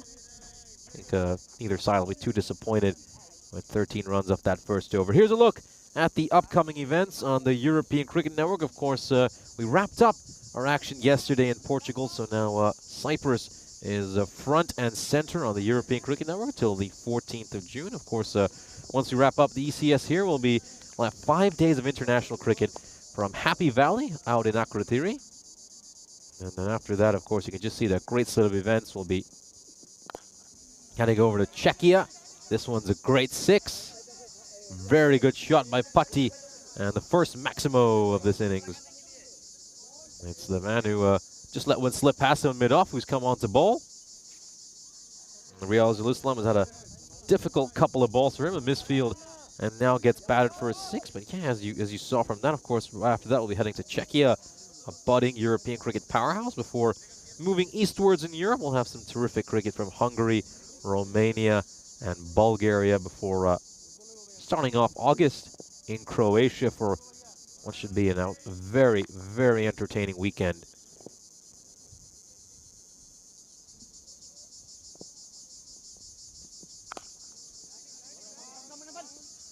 Going out towards square leg, that's going to be a single.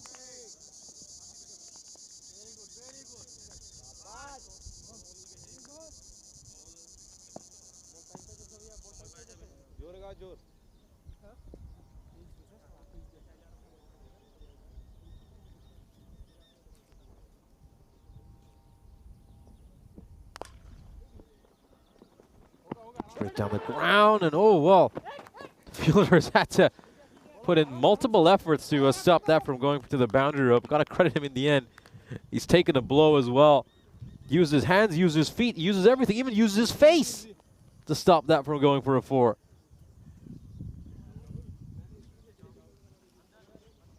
All's well that ends well. He's managed to prevent the boundary for his side. Oh, gets some bat on that one, Kanduri. And it goes away for a 4. Not a good ball there by Islam. Just needs a little bit of bat on it. And it's going to race away to the boundary rope.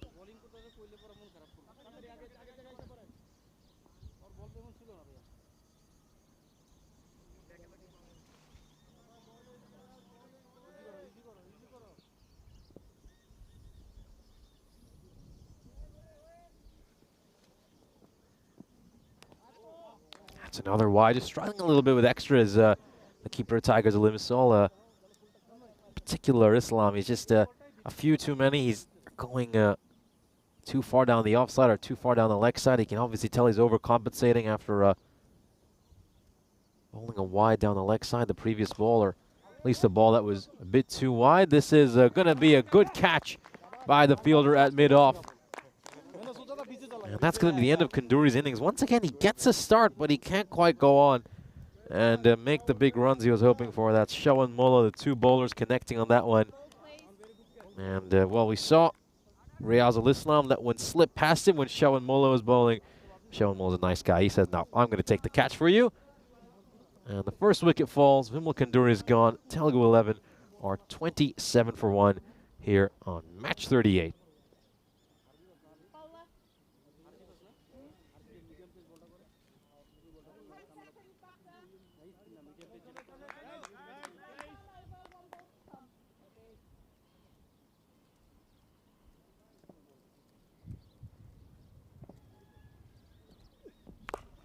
Struck firmly out towards the square leg. It's going to be a single. Gets off the mark here with striking a nice firm shot out towards the boundary in the deep.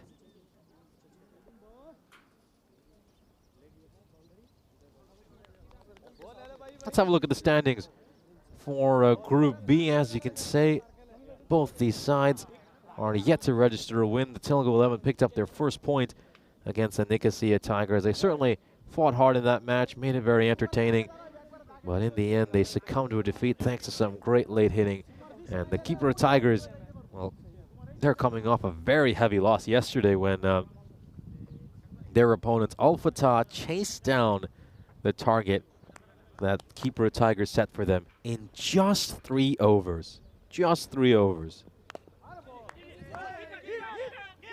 Officially, it was not done within the power play because a bowler did come out to bowl the 4th over, but he just bowled 3 no balls, I believe, 2 or 3 no balls, or 2 extras, and the game was wrapped up right then and there. So that is a tough, tough loss to take, and they obviously would have been a little bit demoralized after that one. And let's see how they recover mentally in this match against the Telugu 11. Oh, they're convinced he's out. He's leaping about with one of the loudest appeals, but then, well, once he sees it's not out, he's quieting down a fair bit. They were convinced this was out. Hard to tell from that angle.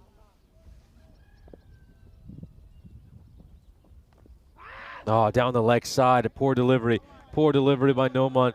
The batter just has to get some bat on it, and off it goes for 4. Yeah, this is easy pickings, really easy. Off it goes for a boundary.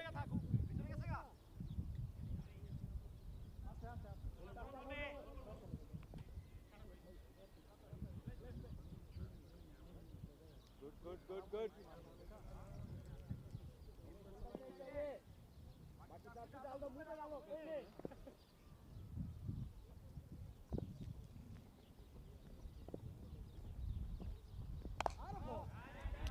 Beautifully played. This is a great shot by Patti.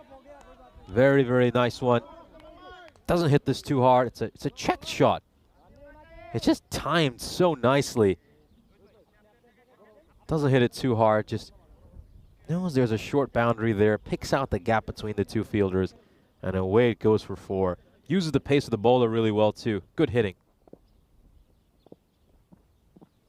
Oh, very wide. Really, really wayward delivery there by Noman.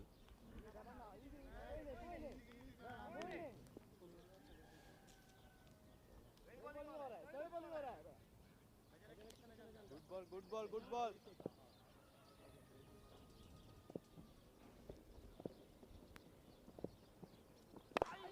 Oh, straight down the ground. This one's going to beat the fielder. Goes away for a 4.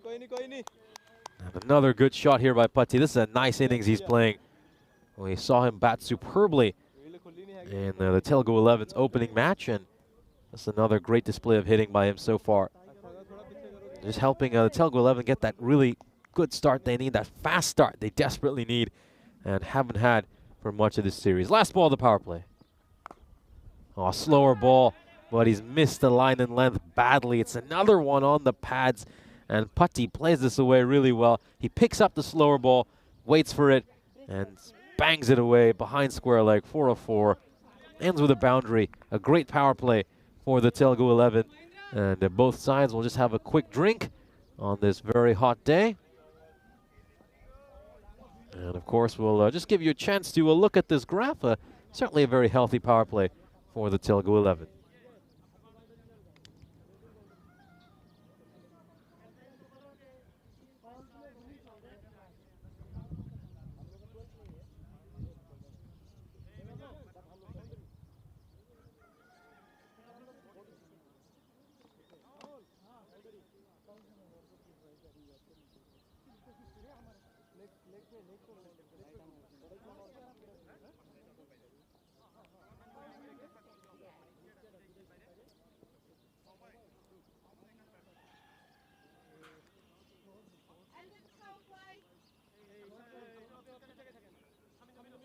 Umpire Pasquil indicating that the power play has come to an end, so up to 5 fielders allowed outside the ring. They have currently been positioned at long off, long on, deep mid-wicket, deep backward point, and a deep fine leg in place as well. It's another wide. Well, these extras really shooting themselves on the foot here, the Kipura Tigers.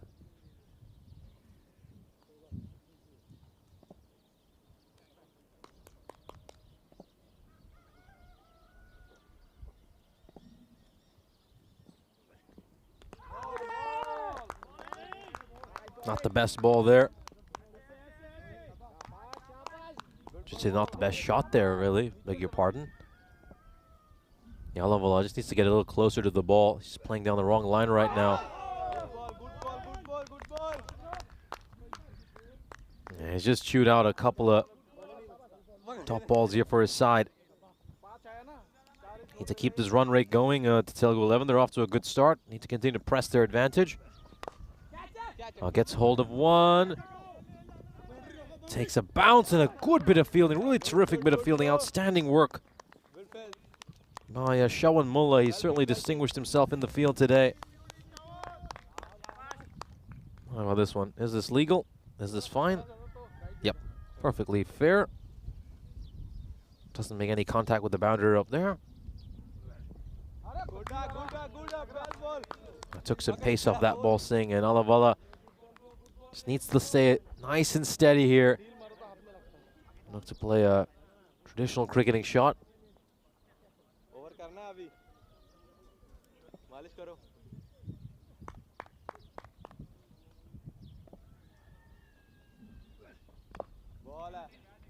Oh, and this one evades the fielder's grasp at third man. You got to say, deep third has done very well to come across and cut that one out. And is there a run-out opportunity here? They've done well here to run quickly between the wickets and try to come back for a second run. And it looks like they've made it back safely.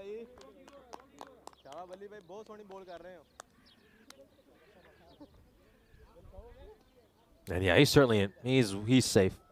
Great running between the wickets by these two. I think their calling has been very good. They also run the first one hard, which really helps them get to that second run a lot quicker.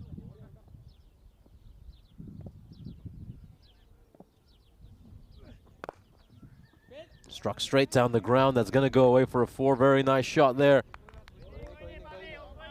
And that's what Olivolo's been looking for. He's failed to connect on a few, but he finally gets a boundary. A much-needed one there for the Telugu 11. That over was going very slowly until that shot. Still just a 9 runs off. It's a good over for the Kipura Tigers of Limassol.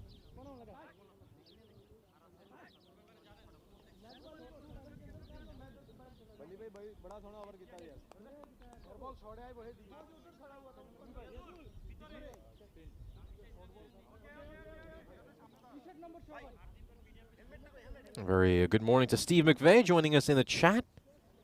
Got a question here about what sort of games these are. These are this is the European Cricket Series. It's T10 matches. We'll have international cricket coming up on the 15th of June in Cyprus. We'll see the national teams play against one another. Of course, those matches will not take place here in Ipsanas. They'll take place out in Happy Valley, a few miles up the road from where we are right now. It's going to be at RAF Akrotiri.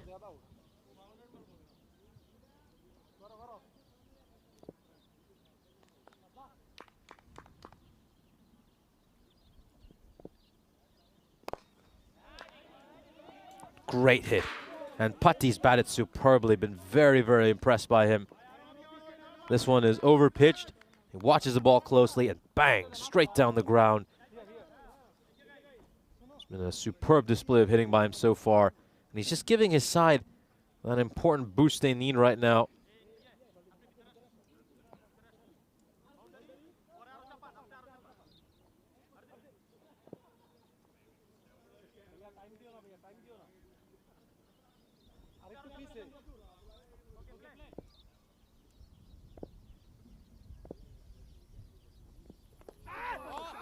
Oh, well, this been given a wide by the umpire. Looks like a harsh call to me. We'll have a look at the stumping as well.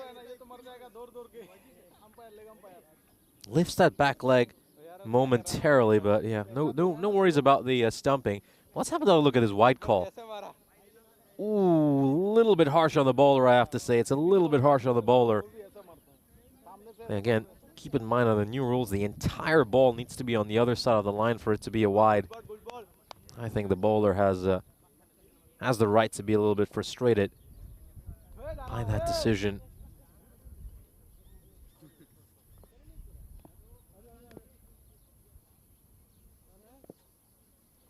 Keep the keeper giving a few hand signals here to the bowler. Played into the pitch. It's a bottom edge. That's going to be a single. Alavala will get back on strike. Good ball, good ball.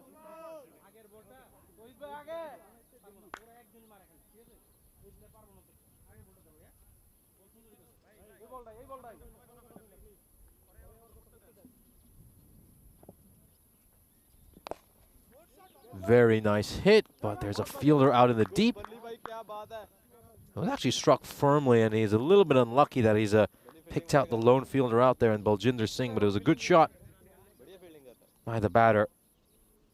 Like this middle over period is so important. If you are the keeper Tigers of Limassol, just a chance for them to maybe contain the run rate a little bit. And oh, it was a fantastic effort out in the deep there. Malik Noman running in, trying to take the catch. And you also have to credit him for doing a very good job. And they prevent that from going for a four. A lot of fielders would have maybe let that one just slip past them. Would have gone away for a boundary.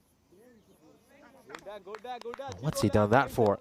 He spoiled another wide. Why is he chasing that Alavala? It's not the first time the Telugu 11 have spoilt a wide this innings. I'm really puzzled by that shot.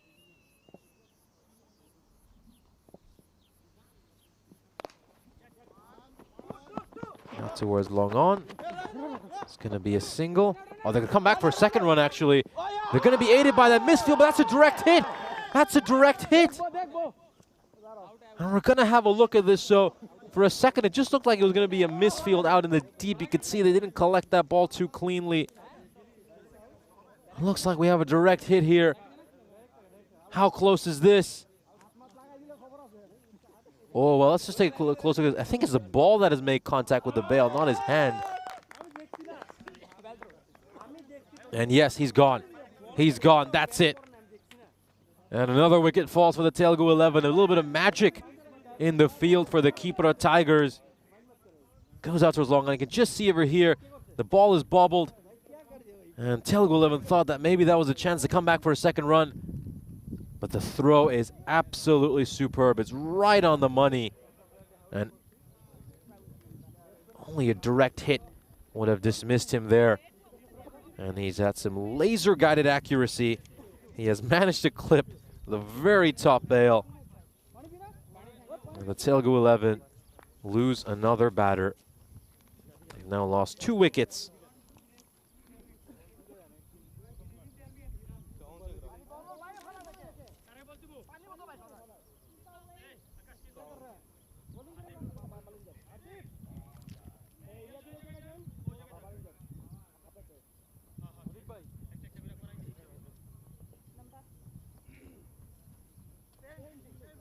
Halfway through the innings, the Telugu 11 are 66 for 2. Keeper Tigers have been getting wickets at opportune moments just to ensure the Telugu 11 side doesn't get away. It's another dot ball.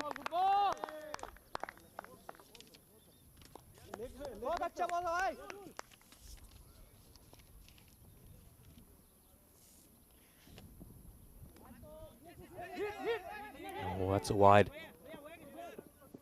Struggle a lot with extras over here, the keeper of Tigers.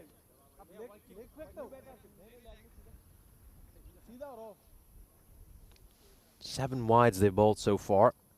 And they could have been many, many more if Telugu 11 hadn't spoiled a number of them. Another one up in the air. Catching chance. Spilt. It's been dropped. He's had a difficult day in the field, Riazul Islam. We saw him make a misfield in that first over that let one go past him for a boundary. And now he spills a catch. You can just see he's going at that with hard hands. Hands need to be nice and soft for that ball to be caught.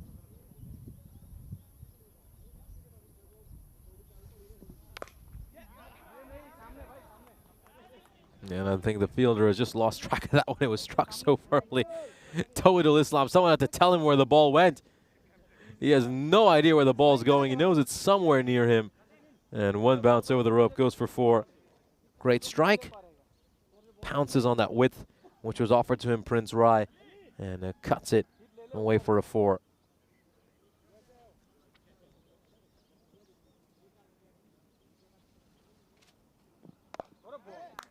Push towards cover for a single.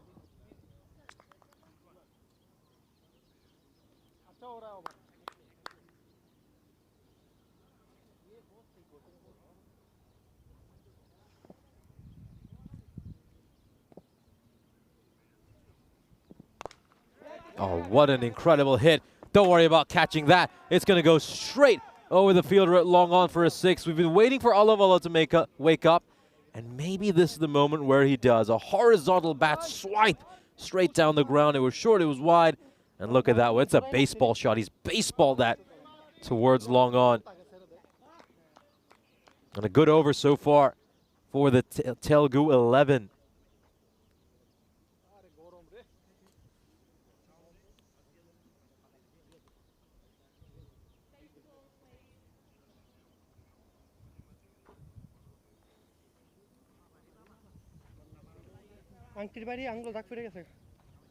Looks like we're going to send out another ball here. That's match referee Nilkesh Patel tossing one out.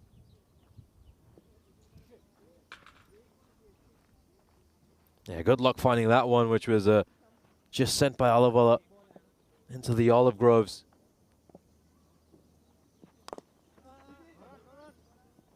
Doesn't quite connect on that one. The 6th over comes to an end. Telugu 11 are 80 for 2.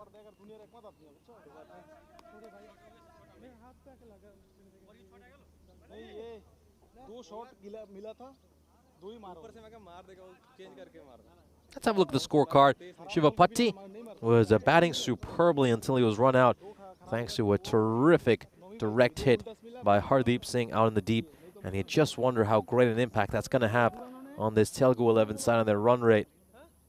Can someone else pick up the scoring burden over here for the Telugu 11? As you can see, expected score currently listed at 130. They'd be delighted if they can get there, Telugu 11. Oh, well, the fielder's just been wrong-footed. He's actually overrun this one. It struck really firmly. And have a look at this. He's overrun the ball, and then he just gets wrong-footed. It slips over. And fielding is really a big concern for this keeper of Tigers side. That was Tawhidul Islam out in the deep. In particular, yesterday, I have to say, they had an absolute mare in the field with the amount of catches they dropped. I think at times, Sharif Punjab would have felt like they were playing against a side with no fielders, the way the keeper of Tigers were fielding. But it's been an improved performance for them so far today. And I think that's the key. They're still making some mistakes, but that's only expected from a side playing in its first ever European Cricket Series. No, that's a no ball. That's a no ball. That one hasn't even struck the pitch. See, he's just falling away a little bit there. Doesn't quite have that smooth run up. Just watch that follow through as well very closely.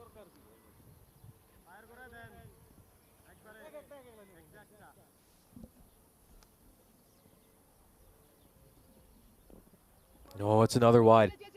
It's another wide, and these wides are really racking up. Chance at the non-striker's end, but he's just too excited. Raizul Islam. It's just nothing's really coming off for him today, is it? He's put down a catch. He's been involved in a few misfields. You can tell he's trying hard, but he's just so frustrated right now that he's making a lot of mistakes. This is a low full toss that's not going to get punished. It's going to be struck straight to Malik Noman in the deep.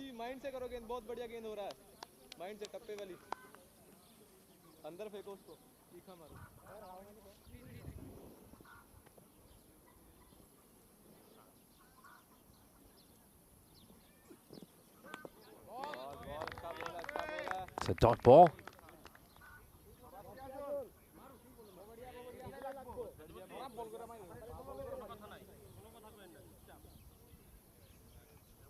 Let's just watch his head position here at the point of delivery.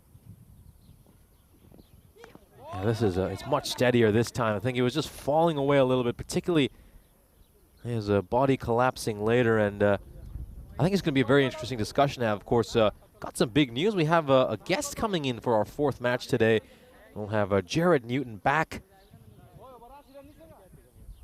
And of course, he's a cricket coach, a big part of the Croatian national team, played at the ECC, and of course, a much-loved member of our ECN Blue Crew.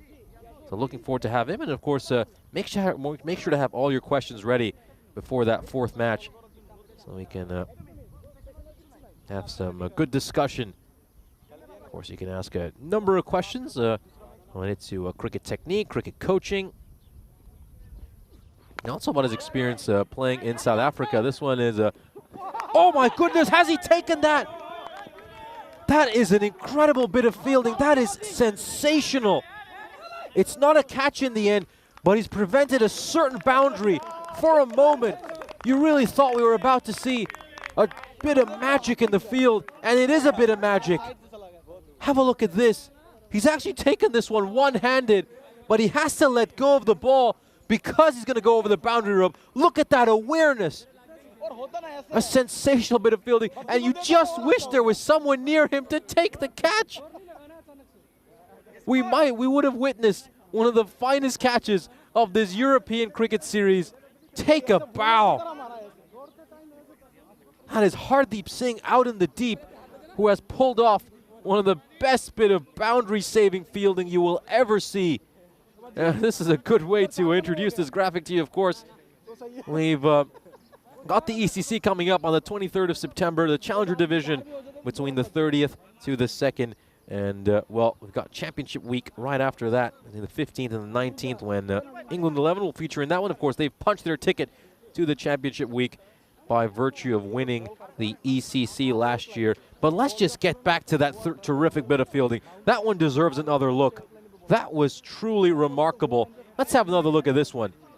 He has caught this one-handed, and then he has the awareness to know that he's going to carry the ball over the boundary rope, so he lets go of it. And, oh, I just wish someone was next to him so he could have tossed them the ball and completed a team catch. Wow. Just wow.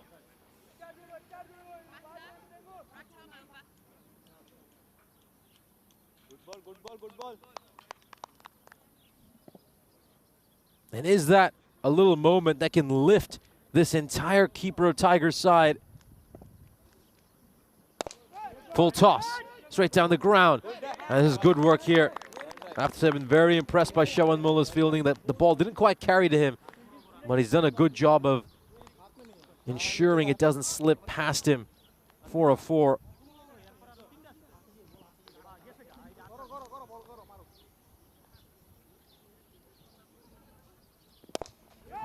Straight down the ground, and Shawan Mullah puts in a great effort, but he can't stop it from going away for a 6. Probably need to be a little bit taller to have a chance at that one. And it goes over the rope for a 6. He put in a good leaping effort. Well, he just isn't tall enough really to stop that from going for a boundary.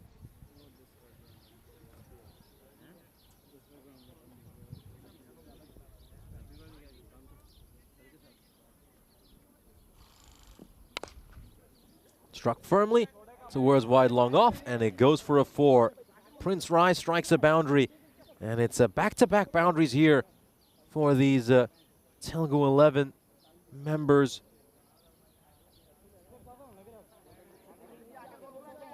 This is a very good shot. Really well played.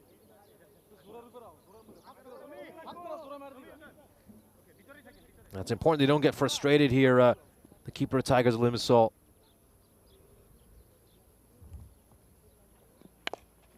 Up in the air. Now's the catching chance.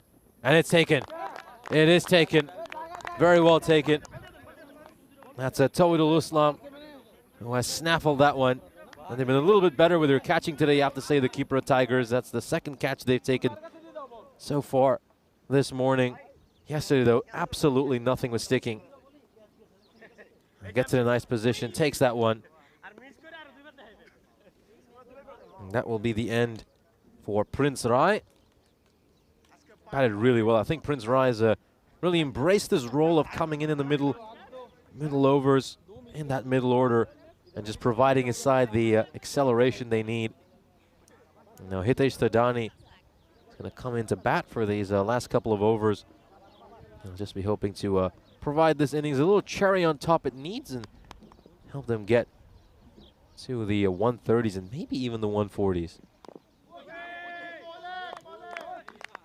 He's just trying to play the late cut and dab it down towards third, but that shot was unfortunately just not on for him. The ball came back quite a bit.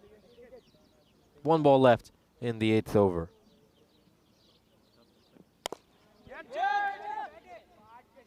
Goes over the fielder at square leg. And he was keen for a second.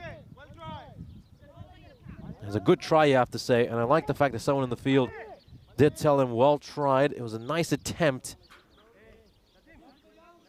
And he had a chance just for a second. He would have been wondering if he could have got to that. That's Riyazul Islam out on the deep, so he's been a bit of a magnet for the ball. And, well, he's had a difficult day so far in the field, and you certainly hope it improves for that young man. Certainly plays with a lot of passion. You can tell it means a lot to him. And he was very frustrated after the dropped catch. And some of the misfields he made. Certainly plays with his heart on his sleeve. As we come to the penultimate over, it all happens in the 9th on the European Cricket Network. And let's see what's going to happen in this 9th over, which is going to be bowled by Baljinder Singh.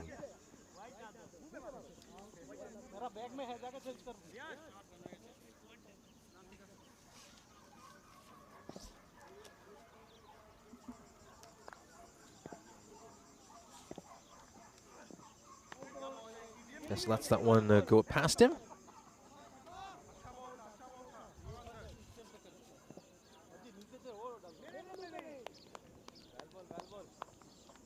Alawala on strike.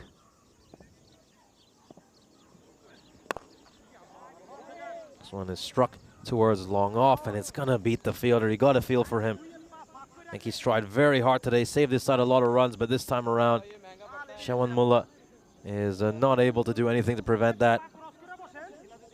And just needs to get down a little bit lower and prevent that from going for a 4. Alawala will happily take those runs. And that's another one that goes for a boundary. Just throws the kitchen sink at that one, Alawala. And it takes an edge. Goes over the fielder at third.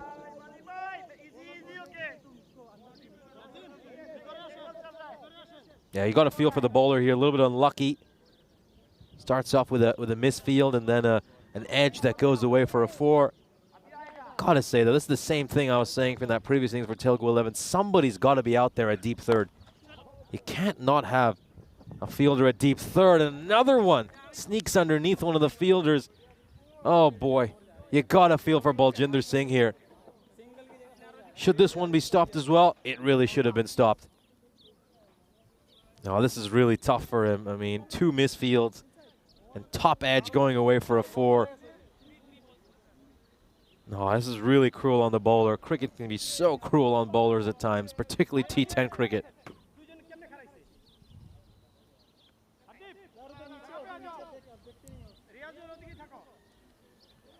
13 runs off this over so far. We're only 3 balls in.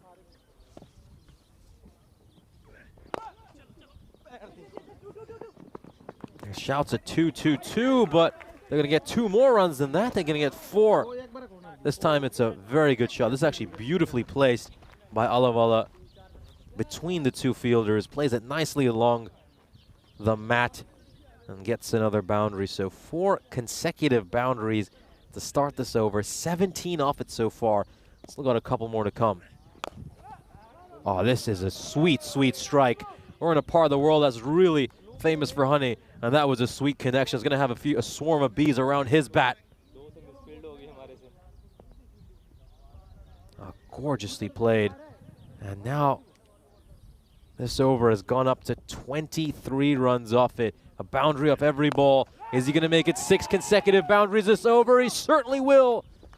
Alavala is now just 1 run away from a half century. This is a wonderful shot. He got lucky earlier in the over with a few edges in the misfield, but these last 3 shots have been immaculate. Played a gorgeous on drive to beat the 2 fielders to get his first 4, and then after that he hits 2 great 6s towards cow corner. Baljinder Singh a little bit unlucky to start his over, but after that I think he's got to take his hat off to the batter and say that was some great hitting. 137 for 3, and we've got 1 over to come. It's been a little bit expensive here, and if we're being perfectly honest, for the keeper of Tigers of Limassol, now they'll be eyeing that 150, won't they? They'll be eyeing 150 here.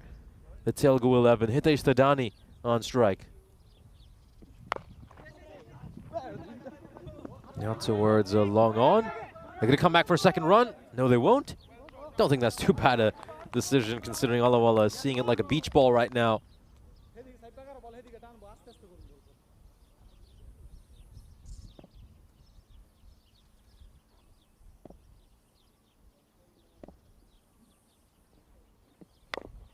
Slower ball here by Mullah. The batter just has to wait for it. And it's another good direct hit. I think he's going to be safe here, though. Don't think that's going to matter. We'll have a look at it to confirm. Oh, just about. That's a lot closer than I thought. There's not much of a reaction either from anyone on the field, but he's grounded his bat. I think he's just in time. I think he's just got enough over that line. He's very lucky. That was extremely close. Because not only would he have been out, but would have also been a precious dot ball. Thadani as he whacked this away for 6. Not quite, goes for 4. Great shot here, though. He's so good on the leg side. He's dominant through that square leg mid-wicket region. And he plays this one really, really well. Of course, Thadani was the 3rd highest wicket taker in the ECS we had here in Cyprus back in January. And in this series, he's certainly making his impact felt with the bat in hand.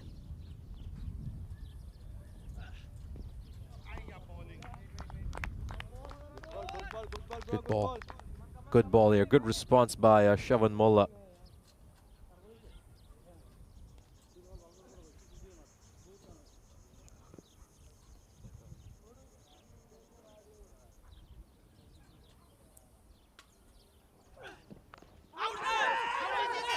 I think he's taken this one on the thigh.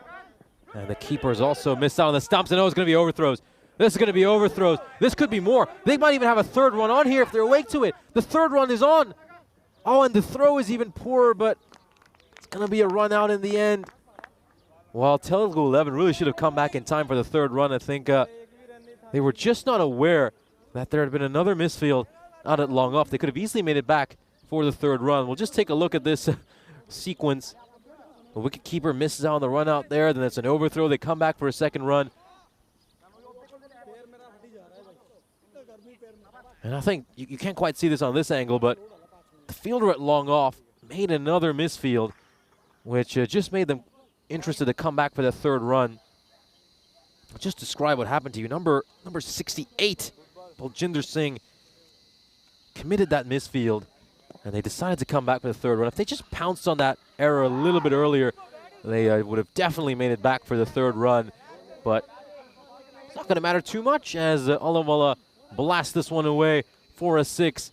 And this innings comes to an end, so they bring up their 150-plus score here, the Telugu 11. And the captain plays a terrific innings right at the end to get his side to a very, very healthy total. Will, of course, bring up the final total for you. I believe it should be, by my guess, 151 for 4. But well, our scorers will confirm that for you, and it will be up on the screen shortly. Great innings for the Telugu 11. They were helped at times maybe by some subpar bowling and fielding by the Kipro Tigers of Limassol. Let's have a look at the highlights of this innings. Vimal Kanduri opened the batting alongside Shiva Patti. Kanduri got off to a good start, but unfortunately the story for the series for him has been he gets off the starts, but he hasn't quite been able to go on and play that big knock just yet. Shawan Mullah would take the catch to dismiss him. He'd depart on 15 of 7 after hitting 3 boundaries. Shiva Patti was batting superbly at the other end. 34 of 12, going at a strike rate of 283, and he provided the Telugu 11 that key push they needed during that power play. He would be run out courtesy of a great throw by Hardeep Singh. That one was in from long on. What a terrific throw, and it'd be the end for him. And we then see the captain Subareddy Alavala play a good innings in the middle. He started off a little bit slow. He was 7 of 9 deliveries, but then he just shifted up the gears right at the end. He got to a well-deserved half-century. 56 runs for the captain. Prince Rai at the other end was very good as well, making 21 of 12. He collected 4 boundaries. Prince Rai has really embraced this role in the middle order as a key accelerator for his side. And then Hitesh Thadani, the experienced campaigner, would come in at the end. That was a superb bit of fielding right at the end of the 7th over by Hardeep Singh. One-handed, takes the catch. Then he can see he's going over the rope, so he tossed it away. And what a shame there wasn't a teammate around for him to toss that ball to complete what would have been an incredible sequence of fielding. Thadani, you're just seeing some of the shots he played. He hit a couple of boundaries, and at times, well, he was certainly helped by some misfields, weren't they, by the Kipro Tigers. Good run out here. They could have come back for the 3rd run. They had an opportunity if they had just been alive to the fact that the misfield had occurred a little bit earlier. Let's have a look at this scorecard. Might have a bit of a glitch here, and it's a good chance we're not able to bring it up. I believe the score is 151. Of course, that will be confirmed for you in a few moments' time. Just to quickly run through the scorecard, Vimal Kanduri made 15 of 7. Patti, 34 of 12. Alavala making 56 runs of 24 deliveries. A great knock by the captain. Well, it looks like they're going to give him 50 in the end, so it is a half-century. 50, not 56 for the captain of Telugu 11. Good innings there by Prince Rai in the middle as well. And Telugu 11 gets you 151.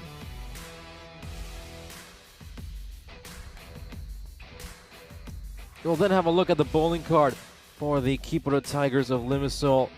As you can see, Shawan Mullah gave 25 runs over the 2 overs. He bowled. Riaz al-Islam 1 for 26, picked up a wicket, and Najim Ahmed would pick up a wicket as well. Generally speaking, there wasn't a particular standout bowler for the Kipro Tigers of Limassol. The big concern for them, there was a number of wides they bowled, 11 runs of wides. As you can see, that really should have been a lot more. The Telugu 11 spoilt plenty of wides. In the end, the Telugu 11 have posted their biggest total of this ECS, and they've set the Kipro Tigers a target of 152. Join us again in just about 5 minutes when we bring you the 2nd innings.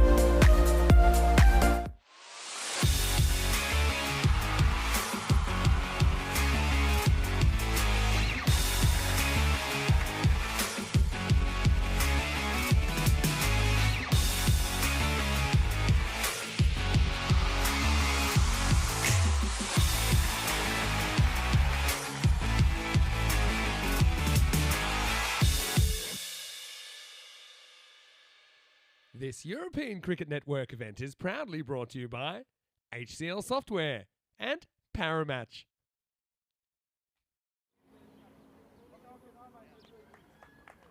Welcome back for the second innings. We saw a great display of batting in that first innings by the Telugu 11.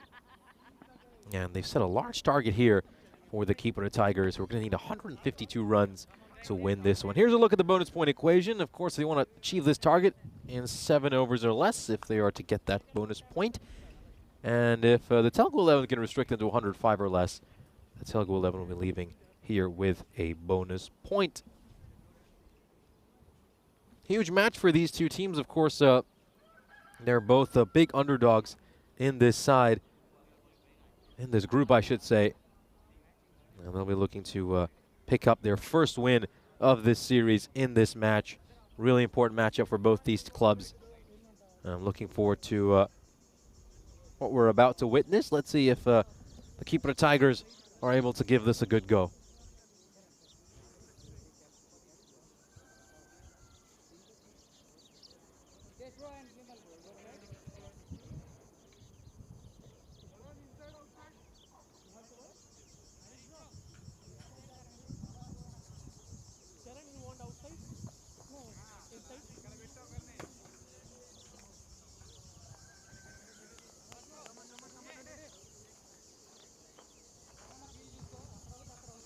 Straight or out?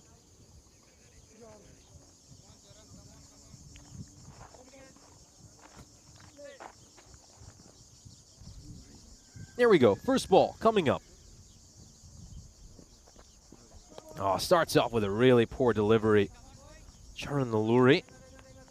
That one doesn't even strike the pitch, so it's going to be a no ball and a free hit to start things off here. Nightmare start for the Telugu 11. You want to set the tone by getting a nice ball in the channel. That's difficult for the batter to play. That's not the way you want to do it. Here we go. Free hit coming up for Newman. Oh dear, oh dear, it's a very wide. That would have been a no ball as well, by the way. It's still a free hit. Oh my, he's not getting this one right at all.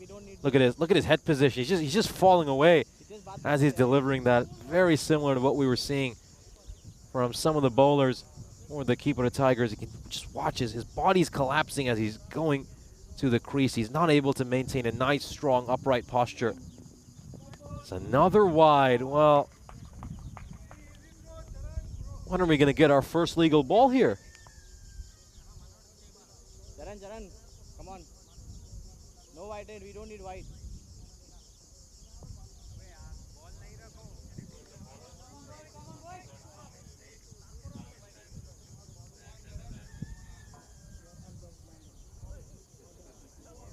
Come on, can he get a legal ball in here? Let's see now.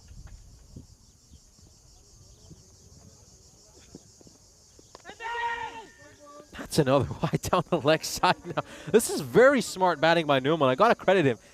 That was tons of players would have played at that one, but he steps inside, takes the wide, and he's just put so much pressure on Nalluri because Nalluri overcompensated over there, went down the leg side. And very intelligent cricket by Newman. You got to credit him here. Got to give him a lot of credit. Oh, he needed that call. He needed that call from the umpire. That looked a touch harsh to me. We'll have another look at this. Ooh, this is tight. I'll go for umpire's call on that one.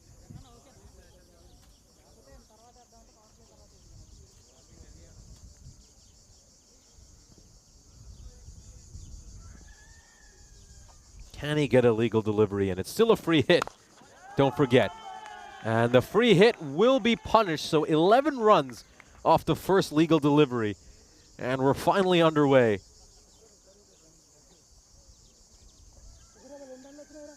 Yeah, nightmare start here for the Telugu 11.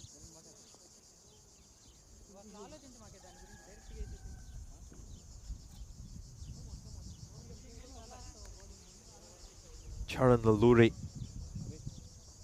Well, he's gotta start bowling a bit better. It's a better ball. It's a much better ball. It's on a good length as well. least it's a legal delivery. I mean, in all honesty, against most batters, that one is probably going away for a boundary. You can just imagine them swiveling on the spot and playing that one behind square leg, but it's a huge improvement from the balls we saw at the start of the over. Oh, it's another wide, and he's very lucky. He's just caught the edge of the pitch. Otherwise, that was going to be a no ball as well. Run.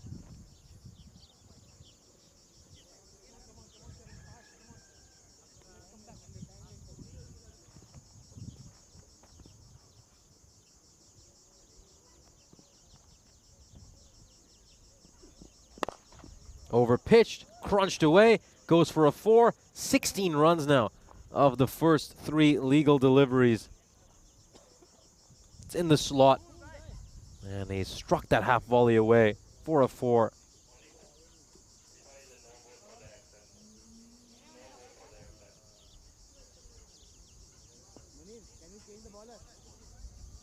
Oh, it's another no ball. What's going on here?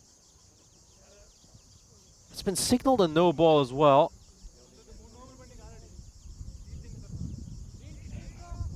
Oh my word. Oh my word, what's going on over here? Now they're just having a little bit of debate here. The bowler and the captain. Captain going to speak with the umpire as well. And it's a free hit, so this over has been an incredibly long one.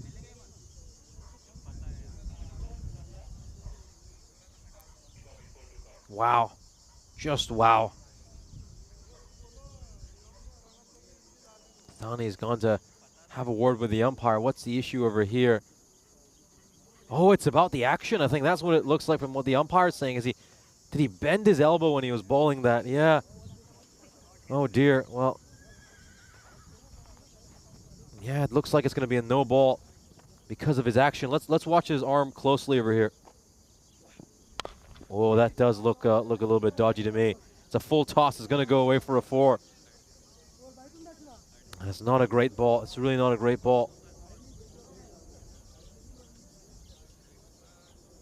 My word. What a horror start here for the Telugu 11. And they would have been so elated after that performance in the first innings where they batted so well. And then he comes out here in this first over. And the Luri has been absolutely torrid to start off. 21 runs off the first 3 balls. This over reminds me a lot of the one Mazumdar bowled earlier today to the Telugu 11. Oh, it's a dot ball, a rare dot ball. Can he just get a couple of legal deliveries in and get out of this over? Look at the amount of time and it's taken off the clock as well. It's another no ball. And it's a free hit. Yeah, the umpire, I think, problem with his action here. Well, let's watch his action closely here. Ooh, well, yeah, well, I can see the umpire has a point. The umpire has a point.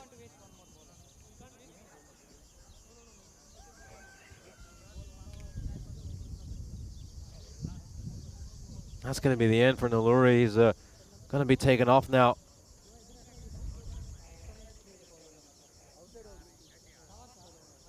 Seen 22 runs off just 3 legal deliveries here. It's a lot like the over which Roman Mazumdar bowled earlier today, where we saw 24 runs of 3 legal deliveries before he was asked to leave for bowling too many head-high full tosses. Love to hear your opinion in the chat, what you make of that decision by the umpire. Steve McVeigh saying that looks like well within 15 degrees to me. Yeah, I see your point. I certainly see your point. You know, we've certainly seen some more egregious actions at times in the European Cricket Network. I guess by the letter of the law, the umpire deemed that it was more than 15 degrees. And so he's given that one a no ball. Oh, short delivery. And it's going to be struck away behind square leg for a 4. And he gets punished on the free hit here, Patti. Just to start, the keeper of Tigers would have wanted just see the Telugu 11. They've all gone really quiet here. They're all a little bit stunned with what they've witnessed these first 4 deliveries. Come on, boys. It's okay, it's okay. Be ready, boys. Be ready.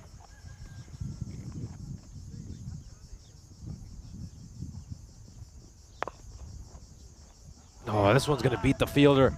That fine leg goes away for a boundary. And it's 4 more runs. No, it's just nutmegged the fielder, hasn't it? It's nowhere near that one. 30 runs off the over. This over's gone supersonic, and we still have a ball to come. Well, we saw the keeper of Tigers start off with a 35-run over against Shere Punjab when they whacked Rajwinder Brar all over the place. But that one was a bit more entertaining. It was a lot of 6s, a lot of 4s. This over has just been a very puzzling one.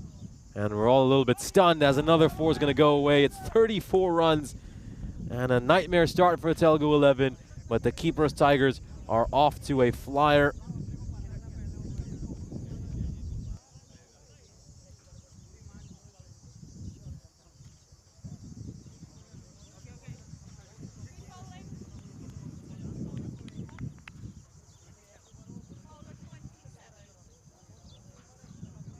"33 matches since we last had a golden ball on the European Cricket Network. And could this match provide us a golden ball? Could this be the game where we break that streak?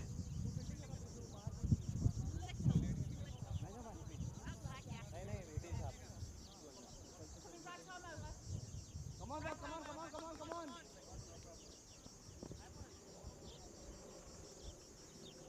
Second over coming up. And Prince Rai is just going to go back.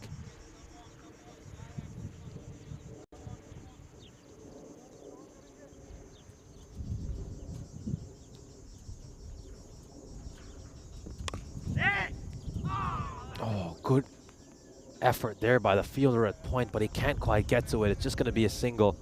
And I think it struck him as well.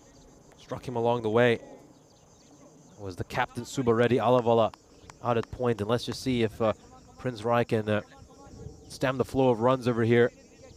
It's a good bowler, Prince Rai. I don't think we've just seen the best of him just yet so far this series. He's at his best. He's bowling in the channel, getting the ball to swing either way. This one is struck for a 4. Good shot there by Numan. It's not an easy stroke to play. It was around the 4th, 5th stump line, and he's hit this one really well. Over extra cover, goes for 4. Top shot.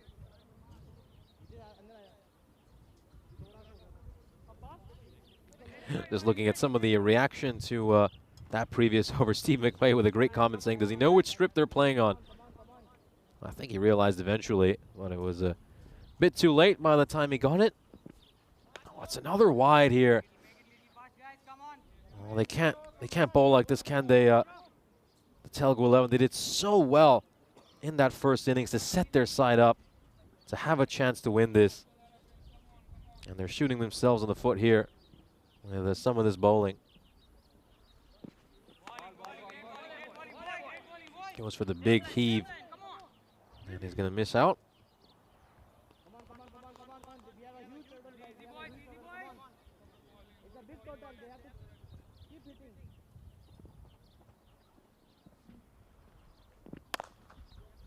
Crunched, but it's going to go right through the fielder.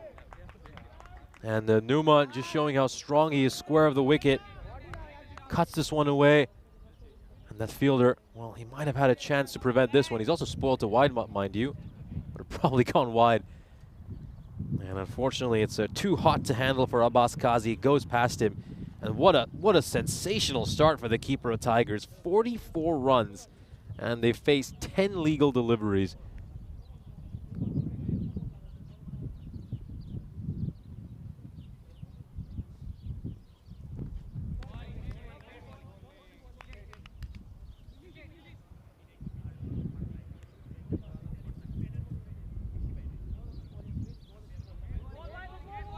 It's all just gone a little bit flat out in the field. All that energy which they had entering the field has dissipated. And it's gone past the fielder again. He's put the chance down, and it's going to go for 4. It's a double whammy. Well, there was a chance to catch it there for Harish Kakita. It was flying at him. And it goes away for a boundary. 4 more runs. And they're 48 for no loss at the end of 2 overs.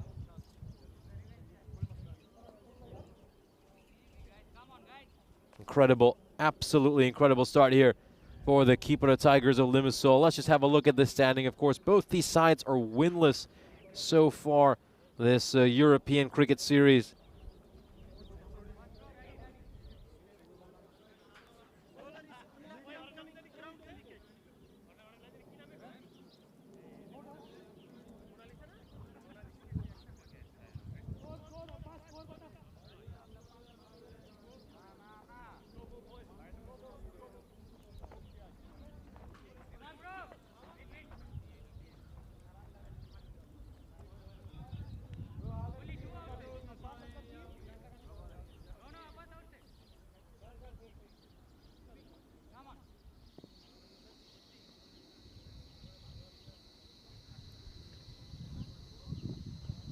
Oh, another wide.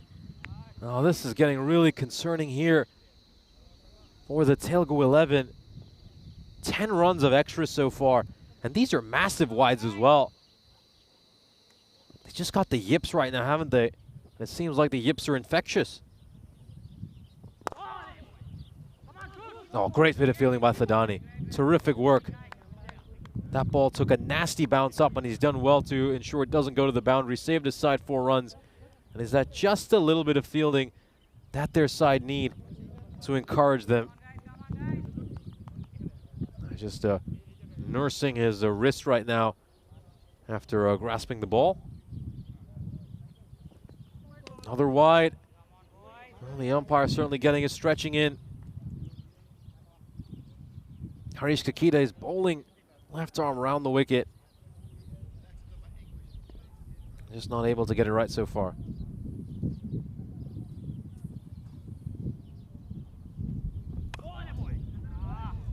Played away towards backwards point, 4 of 4. Good shot here. Just opens the face of his bat, strikes it behind point. This is an electric start for the Kipra Tigers of Limassol. They're really knocking the stuffing out of this Telugu 11 side early, and the Telugu 11 are not helping themselves with this bowling. We just saw them put on a really good bowling performance against the Nicosia Tigers in the previous match. A real quality team. They made it very tough for them to get to a target of 118. And this has been absolutely shocking so far. Don't know if the nerves have just got to them, but nothing is going right.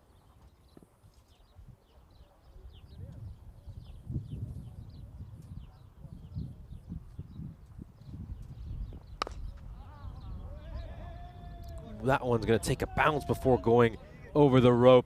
Nice shot there by Hardeep Singh, who's had the best seat in the house, while Noman has accelerated at the other end. Doesn't overhit it. And he just gets it past the fielder. And he was very close to getting a 6. That ball was just a foot in front of the boundary rope. It's another expensive over here for M-Docs. Pardon the Telugu 11. 10 runs off these first 4 balls. All of these players are former M-Docs players, so it can get a bit confusing at times. And we see a rare dot ball.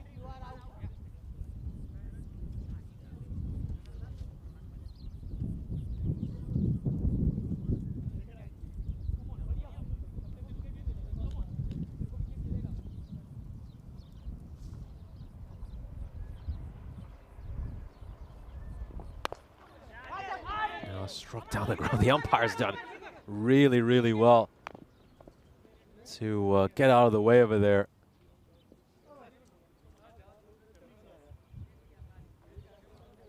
Oh, and there's a chance as well for Harish Kakita.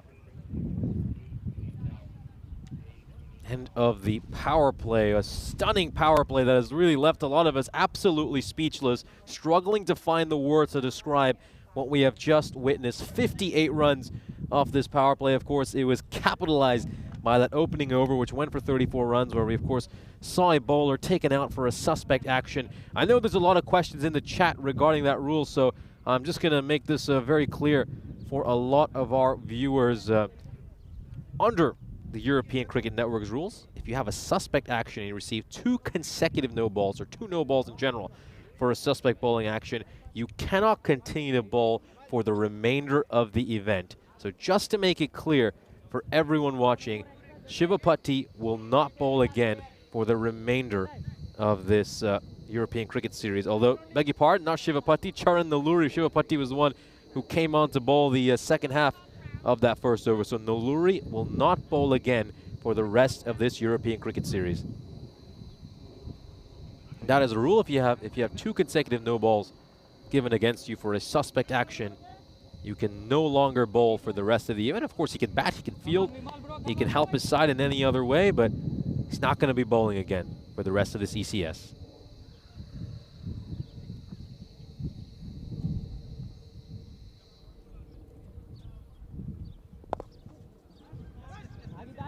This is played out towards square leg. I saw Steve McVeigh had a comment as well in the chat about the fact that he didn't believe that it was 15. It was bent more than 15 degrees. Well, it doesn't have to be bent more than 50 degrees on the European Cricket Series. I'll, of course, read out the rules for you when we get a break in play.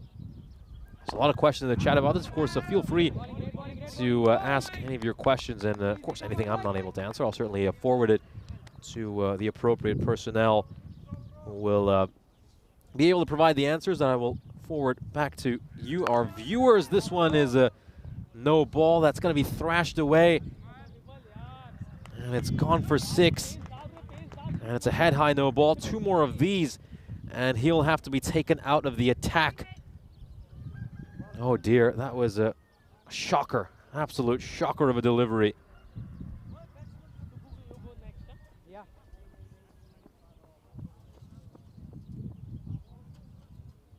Come on, bro.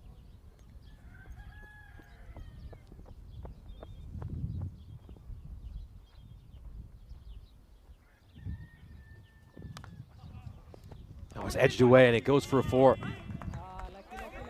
Gets a little bit lucky on that free hit, and Noman brings up his half century. What a terrific innings by Noman, the most experienced cricketer in this side. He's the only player who's played in the ECS before this European Cricket Series. He's played multiple times, and he's stepping up big for his side over here. He's certainly been helped by a lot of this bowling.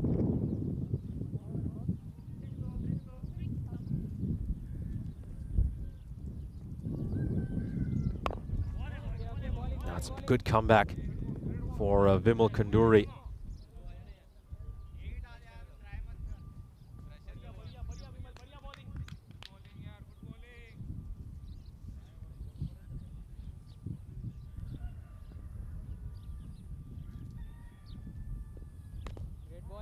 There, it doesn't look like there's any pad on that, so it's going to be a wide. Extras, though, these extras are really racking up. Now on to more than 14 runs of extras so far, and all these no balls as well have led to so many free hits. Oh, very optimistic appeal. It's pitching outside the leg stump. The umpire's never going to give that. Anyway, there wasn't too much going for it. Height might even be a question mark, but if it's pitching outside the leg stump, it obviously can never be LBW. Not going to get LBW's as a right armer bowling around the wicket that way. Down the ground, it's going to be a single. 15 runs off the over. The keeper of Tigers off to a flyer of a start. 73 for no loss at the end of 4. A terrific display of batting by Noman. As we'll just take a look at the graph comparing these two sides.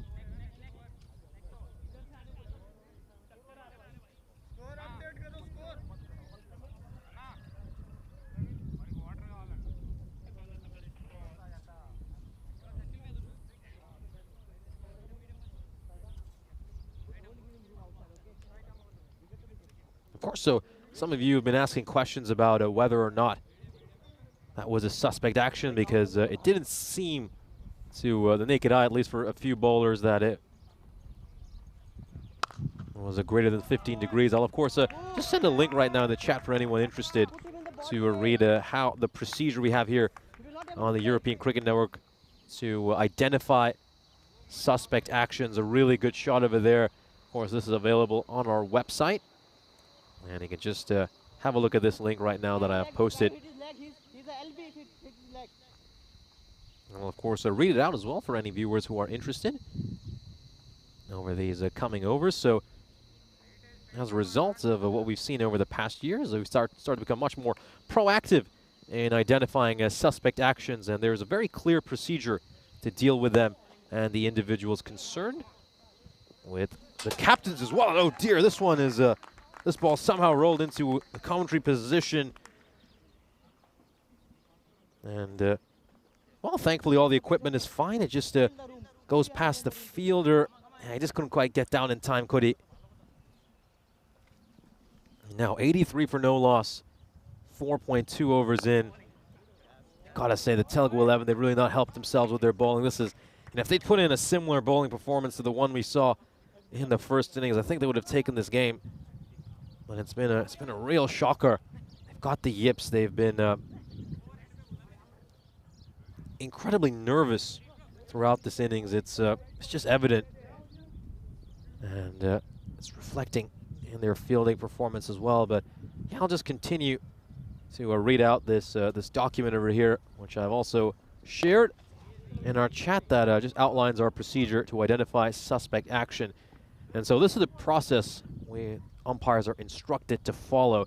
So when a suspect action is observed by any of the match officials, they'll bring this to the attention of their colleagues immediately after the match. Of course, in this case, it was obvious on the playing field. Doesn't quite have to be 15 degrees on the European Cricket Network for it to be considered a suspect action. And then if the match officials together agree that the bowling action appears to be in contravention of Law 21.2 of the Fair Delivery Rule, the match referee will convene a meeting with the player concerned, the nominated captain, as well as the manager of the team. And that, during that meeting, of course, video evidence will be presented of the action that is considered suspect. We come to the halfway stage of the innings, and this has been a real onslaught by the Kipro Tigers. It's also been a fairly shocking display of bowling, if we're being perfectly honest with ourselves. And it's a good chance to welcome you into our commentary position. It's great to have you all over here. Of course, big match here between the Kipro Tigers of Limassol and the Telugu 11. These sides are battling it out to get their first win of this European Cricket Series. There's been a lot of discussion about what we witnessed in the first over when we saw a bowler taken out for a suspect action. Of course, keep in mind, on the European Cricket Network, if you bowl 2 no balls for a suspect action, you will be asked to take no further part in the tournament, at least in terms of bowling. So, of course, we will see him later in the series, batting, fielding, helping his side in other ways. But unfortunately for the Telugu 11, he will not be able to bowl for the remainder of this series. Despite his bowling efforts, though, the rest of this Telugu 11 bowling attack has struggled massively.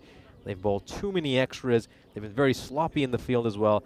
And it's been extremely uncharacteristic for this Telugu 11 side. We saw them earlier this morning put on a good bowling and fielding performance against a quality Nicosia Tigers side that made it really difficult for them to get to that target of 118. But I think they've just been a little bit off here, haven't they? They've just not been able to make it click, have they? And let's see how they fare in the second half of the innings, where maybe, just maybe, they'll put on a better show. Bro, can you keep it here? Thank you, bro.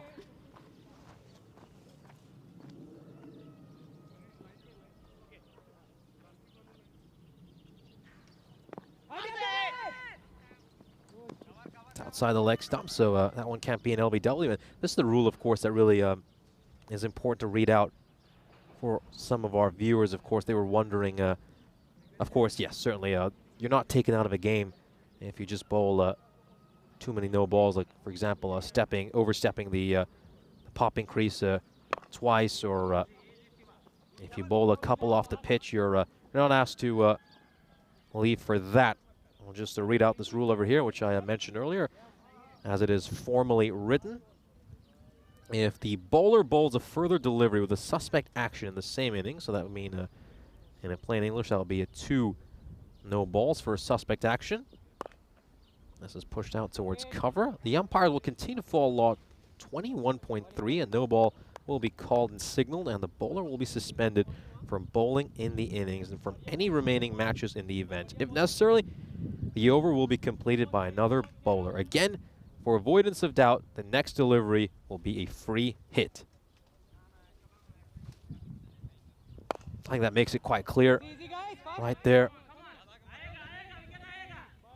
Great bowling, great bowling. Of course, I'm sure match referee Nilkesh Patel will have a word with the umpire. Beg your pardon, well, certainly with the umpire. And the bowler concerned afterwards, and they'll present video evidence, as we mentioned, of the action. And I believe he'll probably be suspended from bowling for the rest of this event. The first wicket falls for the Kipro Tigers of Limassol. This partnership falls just 1 run short of the century partnership. A much needed wicket here for the Telugu 11. Can just see that one clips the outside of the off stump. And an important wicket here for the Telugu 11. Can they rally in the second half of this innings and maybe pull off a comeback?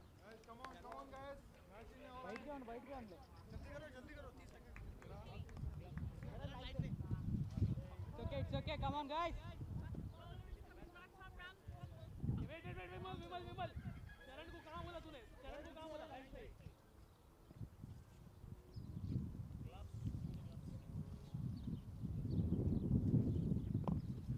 Oh, beautifully played. This is a really nice shot by Baljinder Singh.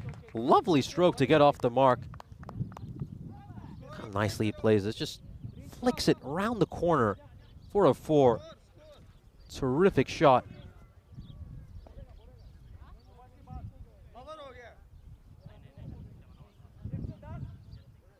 And we'll just have a look at the scorecard here. So Malik Noman, obviously the standout performer of the Kipro Tigers, he's still out there batting on 74 of 29. And Baljinder Singh has just started off his innings with a 4, a terrific shot.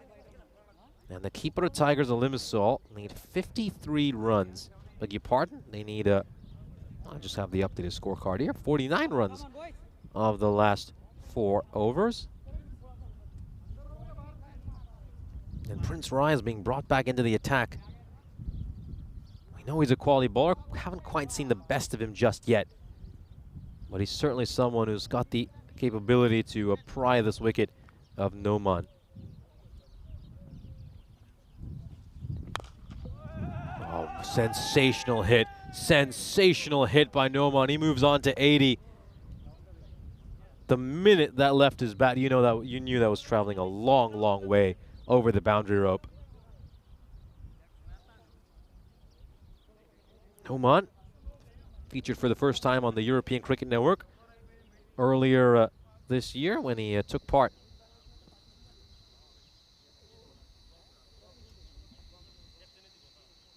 for the Limassol Kalundars, of course. I played for the Kalundars during that series.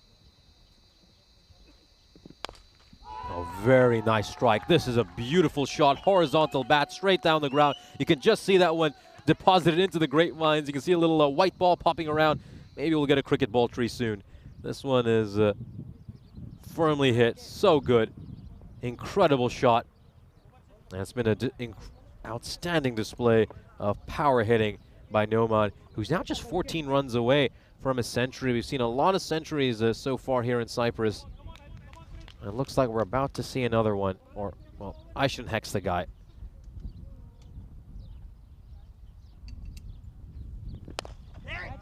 Oh, straight down the ground, and it goes just over the fielder's head. Thadani, if he was all the way back on the rope, he might have had a chance to get to this. Firm strike. And oh, look at this Thadani. Look how far ahead Thadani is of the boundary rope. If he was all the way back, I think he would have had a chance to maybe get to that. Well, it's another 6. And look at that now. Just 31 runs needed of 21 balls. Kipro Tigers look like they might be heading to a very, very famous victory. It would be their first ever European Cricket Series victory if they can pull this one off. He goes big again. He goes massive. This is huge. Noman moves on to 98. 2 runs away from making history.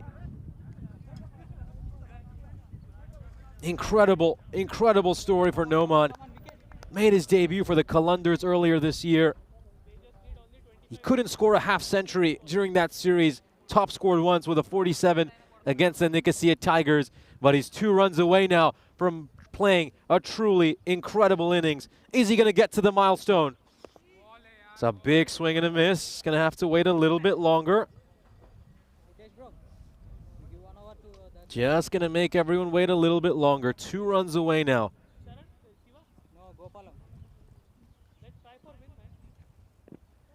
And he just steps inside and he takes that wide. This is something that Noman's done really well. He hasn't chased it too many wides.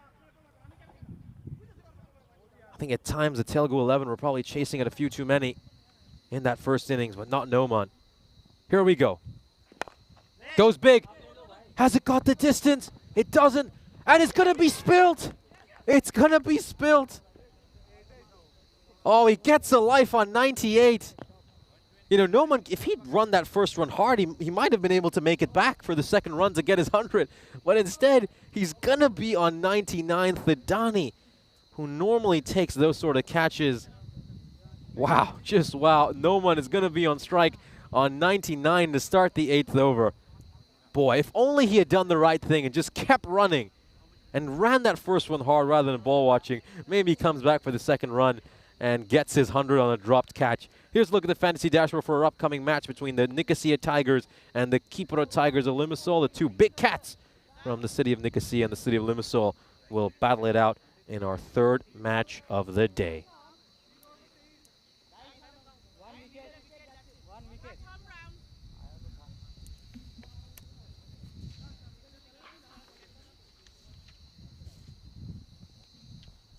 Hitesh Thidani bowling this over. Here we go. And this one's another catching chance. Is he going to be dismissed on 99? Oh, it's been put down again. And he's going to get his 100 on a couple of dropped catches. This is incredible. Dropped on 98, dropped on 99. And he gets over the mark to get his 100. What a proud, proud moment for Malik Noman, who has batted superbly in what could be his side's first ever European Cricket Series victory. Oh, he doesn't even want to celebrate it because he's probably feeling so red. And another terrific shot over there. That was Baljinder Singh who strikes that away. Baljinder Singh, funny enough, got a bigger cheer than the man who got 100 when he hit that shot. Very puzzling. Well, top hit.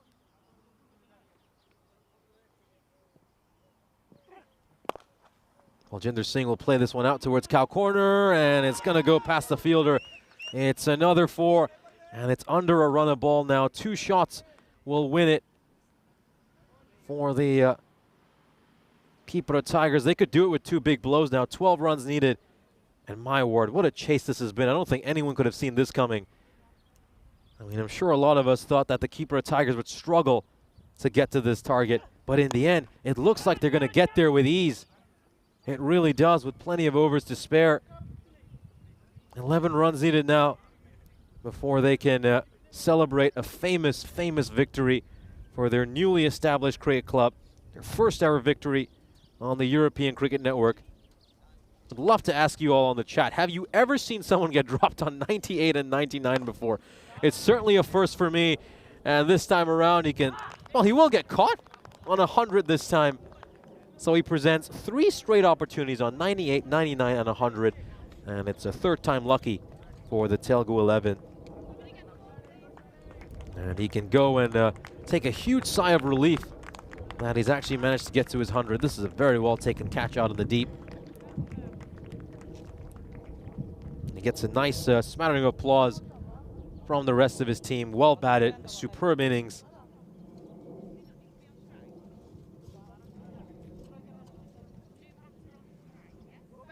Yeah, Kroon 111 saying well batted apart from the last couple of shots. Yeah, I totally agree with that. Just got the yips there, didn't he, at the end? I think he was so anxious. Dropped on 98, dropped on 99, and then finally gets caught on 100. Now, Glenn Moses asking what's Noman's highest score before. It was 47 against the Nicosia Tigers in the ECS in January. So his first 50-plus score is a big one. It's 100. And it's going to be another catch taken here, so they're finally holding on to a few, the Telugu 11. Well, are they going to make a meal out of this one right at the end, the Kipro Tigers? Another wicket falls over here.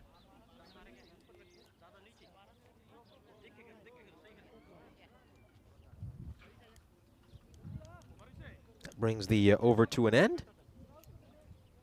So Hitesh Thadani gets 2 wickets right at the end of that over. So he will be on a hat trick if he comes back to bowl a second over. Just keep that in mind. And yeah, this could maybe get a little bit interesting. Of course, now 11 runs needed after the last 2 overs. You'd expect the keeper of the Tigers to knock them off. Well, let's just see if the Telugu 11 can take this game deep. Let's see if they can take this into the final over.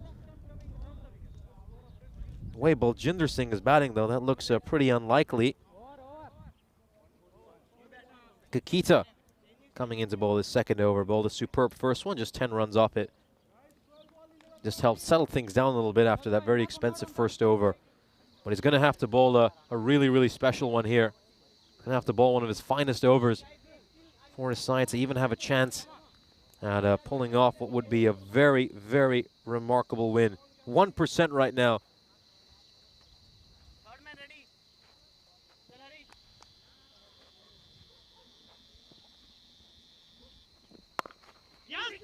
Yeah, that's a smart cricket. Just take the singles and pick up your first ever ECS victory. I think a few too many players were trying to win it in style, weren't they? And that Kipro Tigers team going for the big one. Baljinder Singh now at the non-striker's end. Oh, good slower ball there by Kakita, but what has the keeper done? Oh dear, it just slips right through his gloves. If he holds on to this, and maybe they just get 4 or 5 dot balls in, you'd think that there could be a chance for a remarkable win for the Telugu 11, or at least a chance to take this game deep. But with that mistake, that's just sucked the life out of Telugu 11, and one big blow will win it here for the Kipro Tigers, and they'll be ready to celebrate. Has it gone the distance? Is this the winning shot? No, it isn't.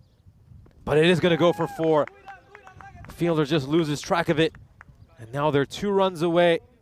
The Kipro Tigers. They get a historic first ever ECS victory. And Khan, well, he might have the honor of knocking away the winning runs. This has been really, really dominant by the Kipro Tigers in the second inning. I think a lot of us were assuming that this Tigers side would struggle to get to the target. But not only are they going to get to it, they're going to get to it with plenty of balls to spare. And it's nicely played away. Is this going to go for 4? It will. And it's a famous victory for the Kipro Tigers of Limassol, their first ever European Cricket Series victory. What an outstanding day for this young team. Khan strikes the winning runs, and they'll never forget this moment. They were certainly helped by some subpar bowling and fielding by the Telugu 11, who will be kicking themselves for their performance in the second innings after batting superbly in the first.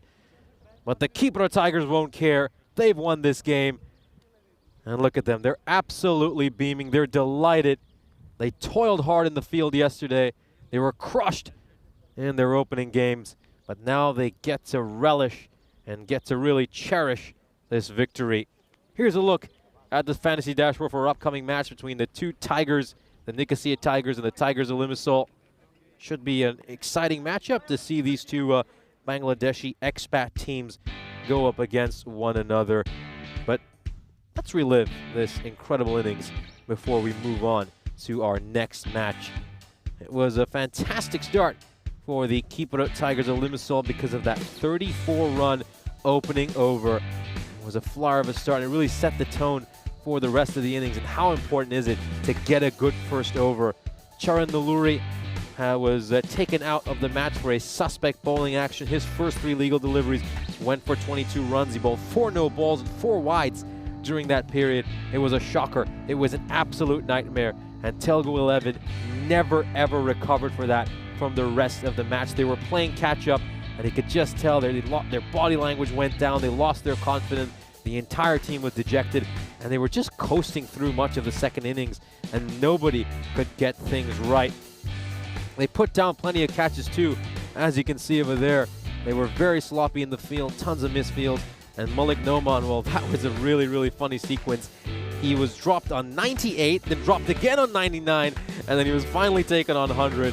I think right at the end of his innings, something got into him, and it seemed like he forgot to play cricket. But he would get to the triple-digit marks for the first time in his career. And then right at the end, Baljinder Singh was there to add the finishing touch. He made 16 of 5, and Shawat Khan would stroke the winning runs for his side, hitting 2 boundaries right at the end. This would be the first of those 2 boundaries. The fielder not quite able to locate that one, and here they were, the winning runs for Kipro Tigers in their first ever ECS victory. A historic moment for this newly created cricket club, a moment they will never forget.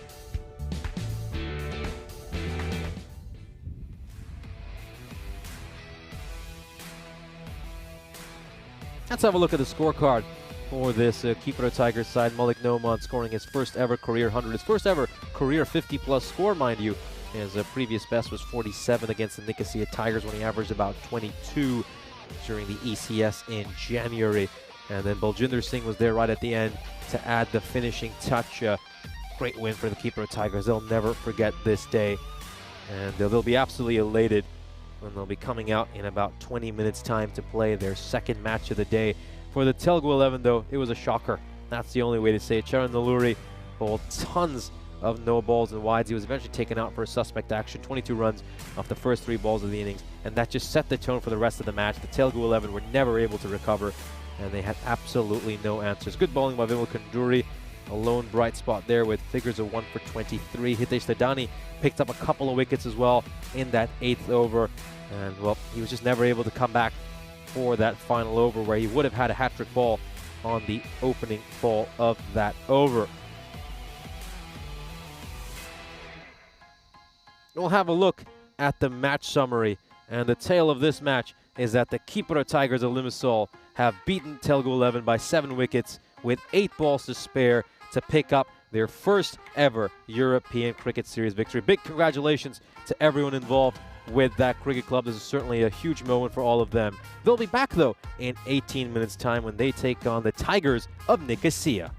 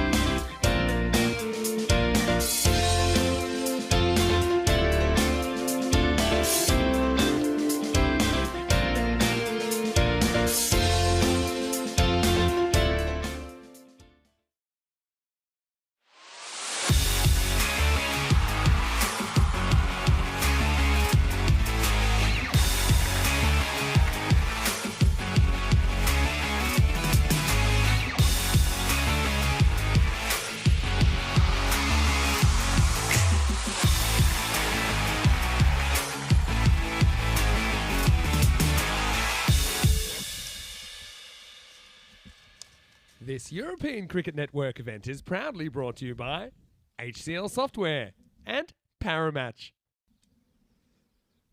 Welcome back to Ipsenos for our third match of the day between the Nicosia Tigers and the Kipro Tigers. Let's head over to the coin toss.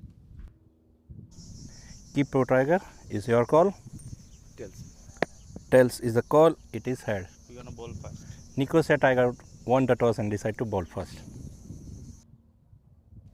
Thank you very much to match referee Nilkesh Patel for that update. And this is a big match for both these sides. That was the Kipro Tigers coming off a historic result. Their first ever European Cricket Series victory. And boy, did they get that one in style, as they knocked off a target of 152 with 8 balls to spare.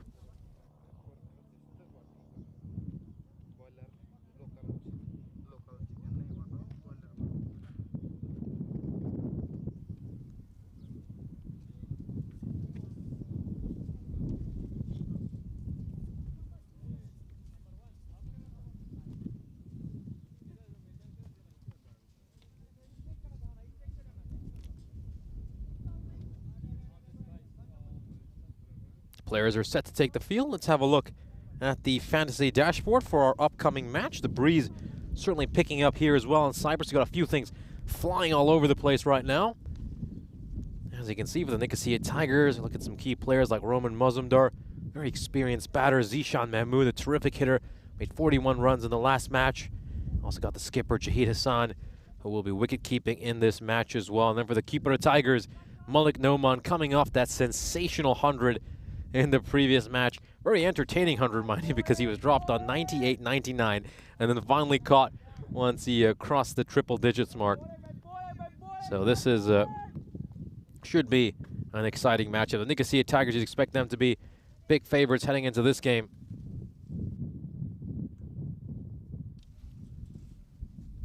And we'll this one is just played around the corner for a 4. It's going to be a boundary, 65% favorites.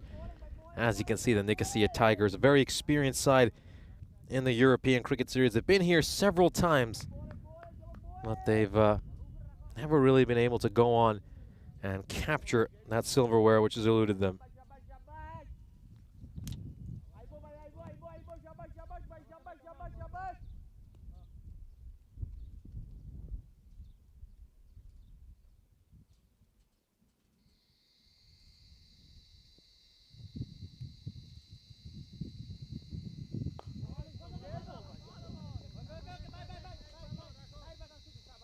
That is just pushed out towards mid-off for a single.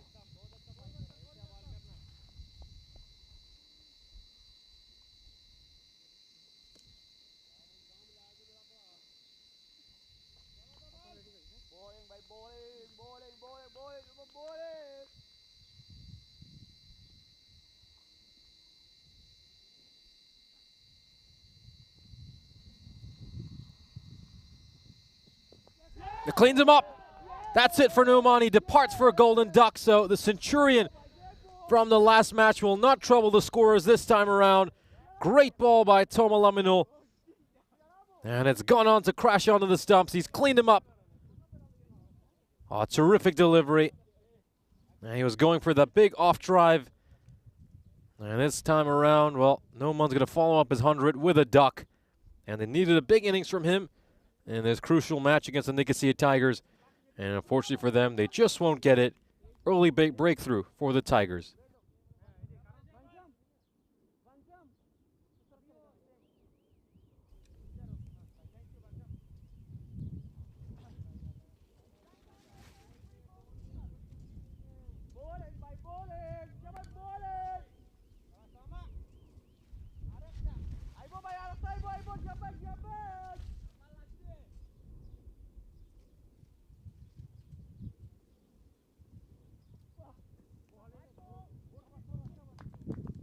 That's a wide ball over there.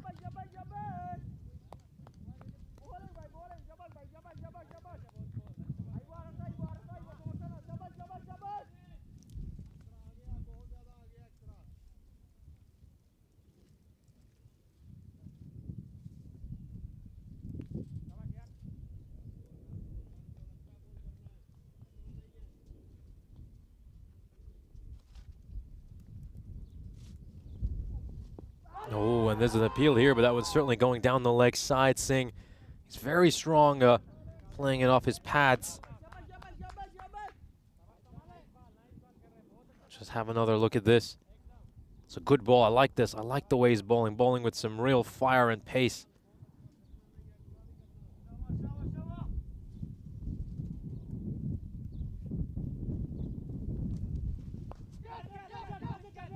And it's gone to the fielder at mid-wicket. That's another one. Tomalaminul on fire to start off. And he struck this straight to the fielder at mid-wicket. Good catch taken there by Faisal Ahmed. And the second wicket falls in the first over for the Kipra Tigers. And all that joy they had from picking up their first ever ECS victory looks like it's going to be pretty short-lived, because they're in dire straits to start things off.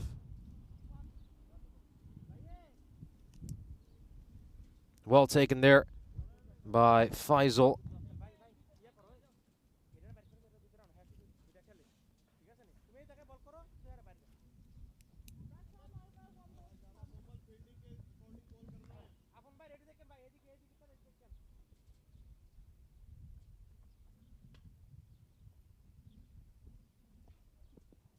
Oh, pushes at that one. And it beats the outside edge of his bat. 6 for 2 at the end of the first over. A dream start here for the Nicosia Tigers. We'll have a look at the ECCW that will be starting off on the 9th of December. So last year we made history by having our inaugural ECCW, and we're going to have our second ever edition this year. It'll follow the same format as the men's ECC, with a challenger division and a premier division. Really looking forward to seeing all these sides play in what should be a very exciting tournament.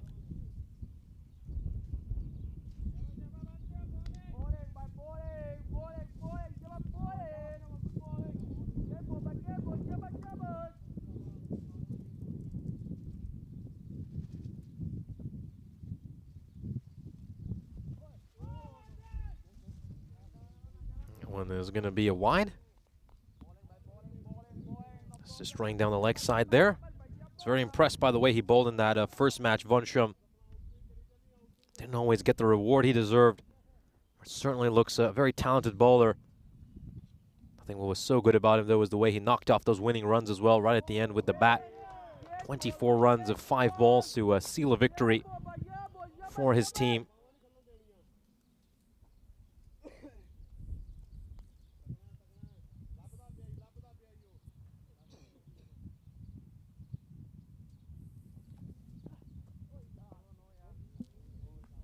Down the leg side, that's going to be a wide.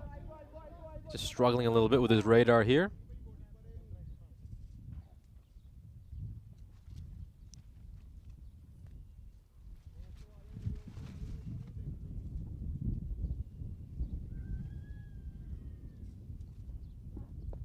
Ooh, sliding down the leg side, but this is great bowling. It's full, it's straight. They're looking to hit their Yorkers.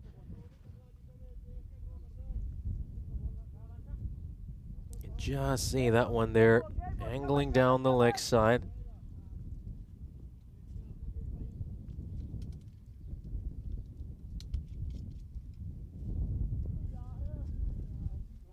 Another wide ball down the leg side. Vansham, third wide this over.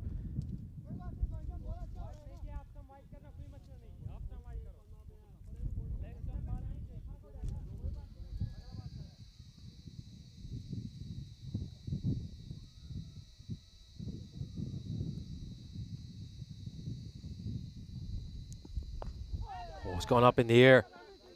That's not an overly convincing shot. Plays that one on the up. Just a single here. It's been top bowling here by the Nicosia Tigers to start off. And on the money, Vansham struggling a little bit with wides, but he's not let this over get out of control. Look at the consistency with which they're hitting these lines and lengths. It's another great Fuller delivery here. Just not overcomplicating against this side. I think M-Docs, they were probably overthinking a little bit too nervous in that previous match. I think after that first innings performance where they posted 150 plus runs on the board. Is there an edge there? There is! And Apu is going to depart for a duck as well. It seems like there's a thin edge on that one. It's going to go through to the keeper. They're in all sorts of trouble here, the Tigers of Limassol. Inside edge, through to the keeper. He's going for the big one. And they're 10 for 3. Derek comes waddling out. He's been really, really busy this innings, hasn't he?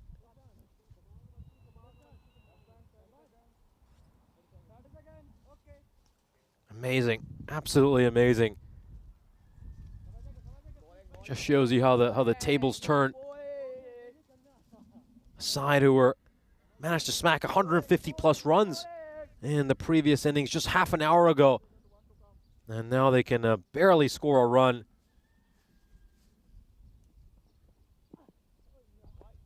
Down the leg side for a wide. Of course, the key factor is just the quality of the bowling. Telugu 11, they just made it really easy for the keeper of Tigers. All the extras they bowled, all the no balls, the free hits, the wides, the full tosses, and then they didn't help themselves with their fielding either. Oh, beautiful movement back in. Look how much that ball swings. Amazing. I mean, the only criticism of that over is the 4 runs he's given off wides, but just 1 run off the bat in that over. And oh, it goes right between the gap between bat and pad. Oh, he deserved to clean him up. He really did. That ball deserved a wicket. It was so good. Amazing bit of bowling. A terrific start here. 2 overs in.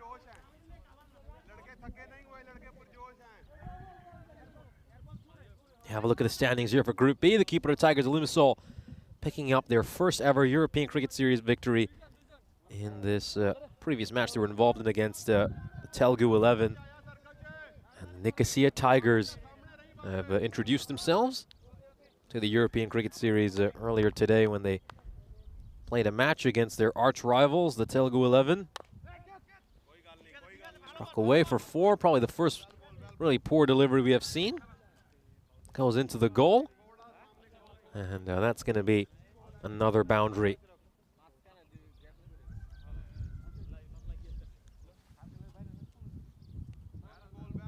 Just a 3rd boundary, actually. Shouldn't be saying that.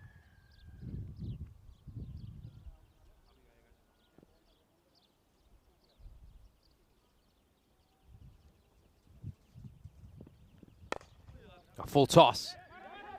And they're going to get away with this one here.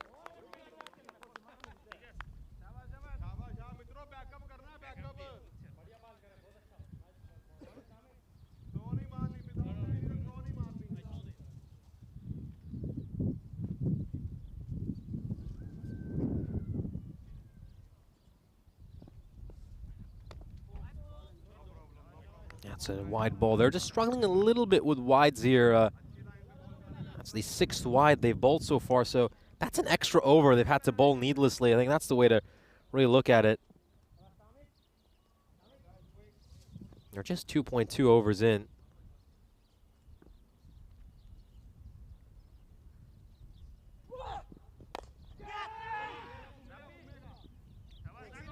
Good work there by Aminul. And it's going to be a single.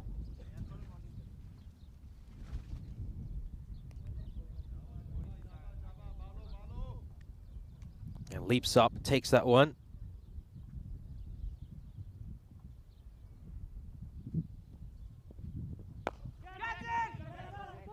Square leg, and oh, he goes for a shy at the stumps. Direct hit, and he was in trouble. Great backing up as well by Zishan Mahmood.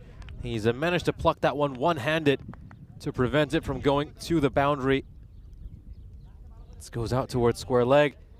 Bit of a mix-up in the middle, total miscommunication, and direct hit. They were gone. Maybe could have been patient and even tried to throw this to Jahid Hassan. They were both stranded in the middle of the pitch. And this goes sailing over the fielder's head. At third man, it goes for a boundary. Will prevent it from going into the goal. And a few boundaries here in this over for the Kipro Tigers. Much-needed boundaries, ones they desperately need.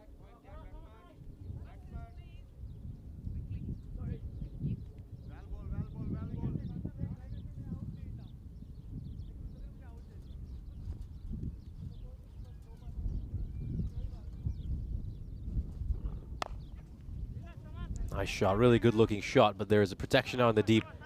Toma Laminul will restrict that to a single. End of the power play. The Kipro Tigers are 23 for 3.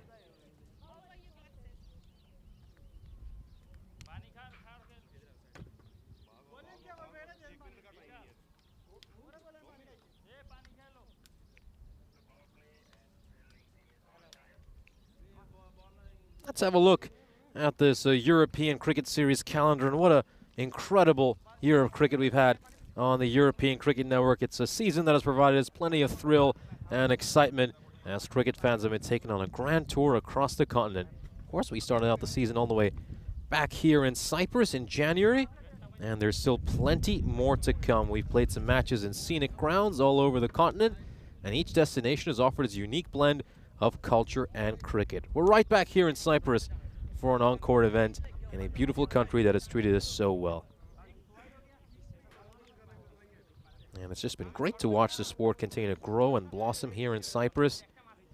Each time we come back, the event gets better and better.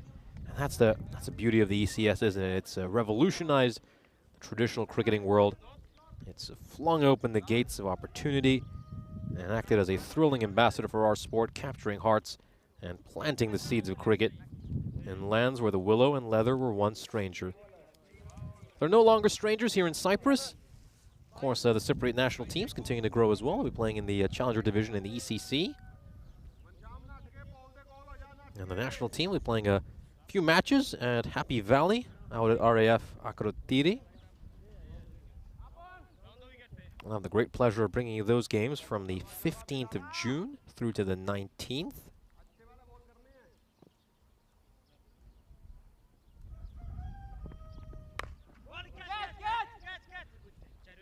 Beats the fielder. There's a good effort there by Toma Laminul. And this is well struck here by Hardeep Singh. Hardeep Singh's a talented batter, and he's going to need to try to get his side to a respectable total here. Short, it's wide, and he's played that really well. Rocks back on the back foot and carves it behind point.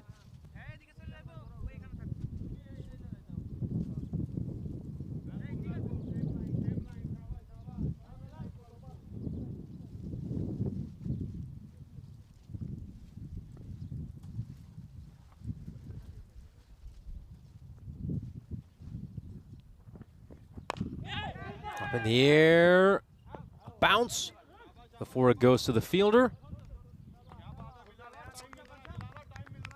Vansha out in the deep, who has watched that ball very closely.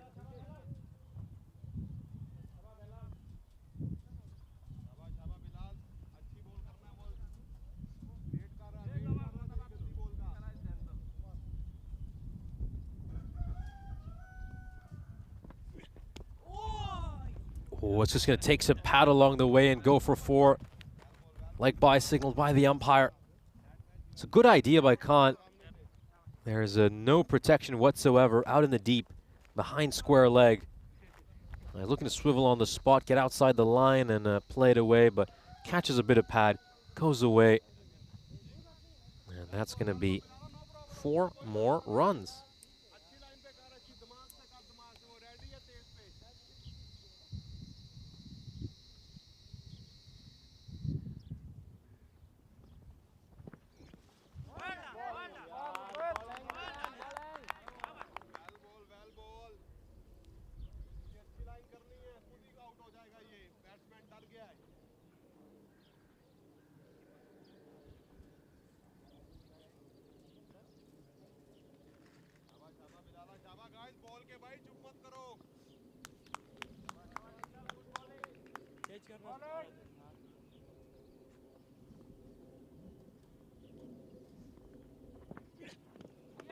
Oh, Bilal bowling with real pace and ferocity this over. I think we were all a little bit surprised. Now he only bowled 1 over in the previous game. He's such an exciting bowler. Beautiful run up. Nice follow through. Bowls with so much heart and passion.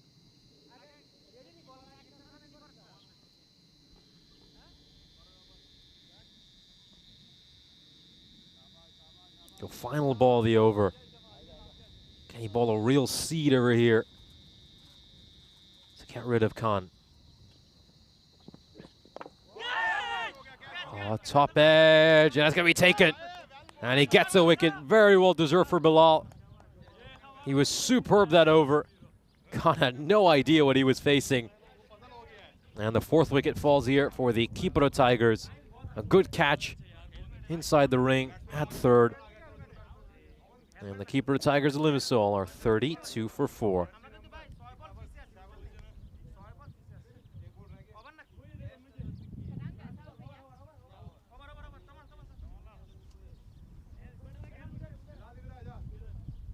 Just watch that replay again. That top edge flew right up in the air. And the catch was taken.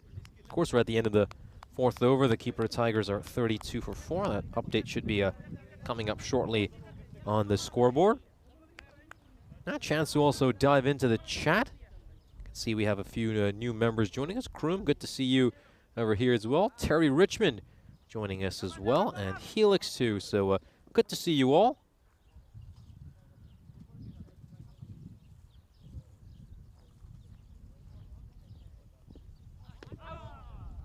This one going down the leg side for a wide.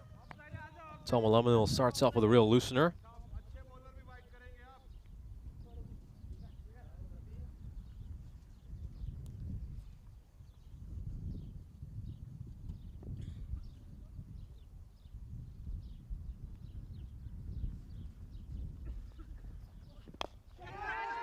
Once again, shouts a catch. Zishan Mahmood's underneath, and he's a safe pair of hands.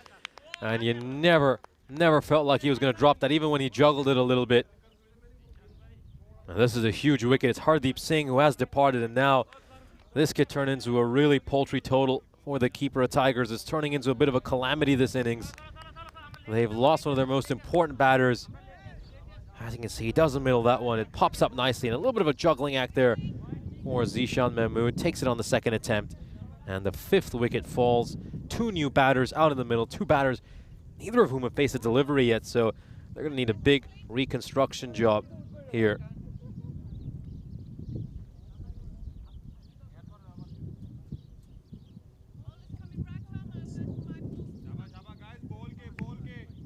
Jeffrey Mobbs joining us as well in the chat.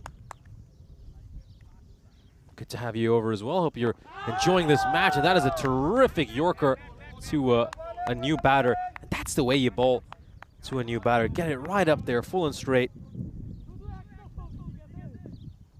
He's done really well in the end to take that one out. Good batting by Tawhidul Islam. That was a terrific Yorker.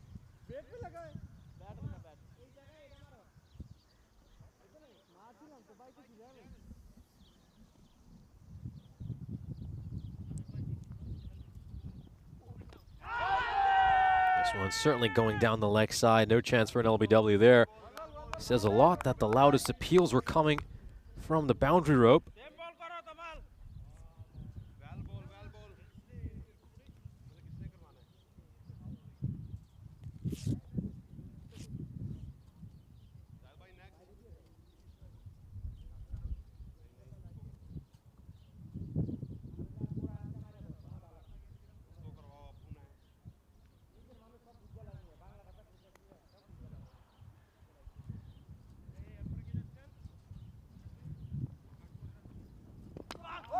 Cleaned him up. Terrific ball by Aminul. This is top bowling by this Nicosia Tigers side. They've been on the money throughout this game. And it's another fantastic Yorker. And now Aminul could become the first player to get a fifer in this series. He got 2 balls to get there. Oh, great Yorker, full and straight. And the batter, well, he's completely missed the line of that one.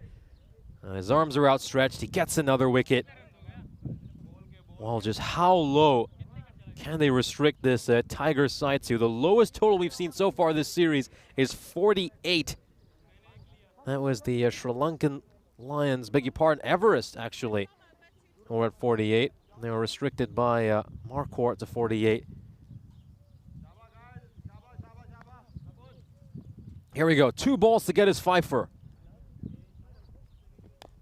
Oh, outside edge.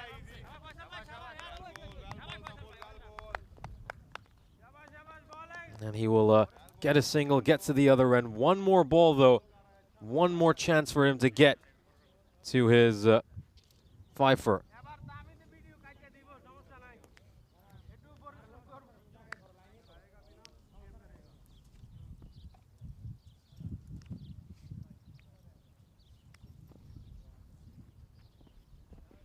Down the leg side.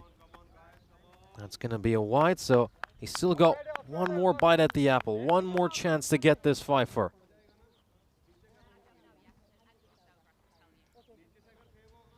It's an amazing Tomalamanul. He's been absolutely amazing today. He's been great with the bat in hand. He's fielded superbly. And he's got one ball here to really make a little bit of history and get a fifer. Oh, it's a wide. This time he overcompensates. He overcompensates.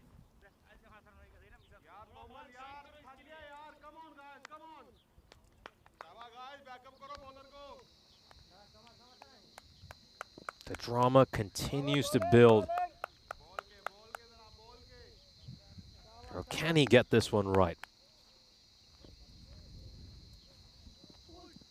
Oh, he almost hit. He almost did. That was, it's going to be played away very nicely. That's a good shot by Kumar. It's not easy to play. He was going for that leg stump Yorker. It turns out to be a little bit of a low full toss. And, this is a difficult stroke to play. Closes the face of his bat, gets it away towards mid-wicket for a 4. And we're halfway through this innings, and the Kipra Tigers are in all sorts of trouble. They're in dire straits at 40 for 6.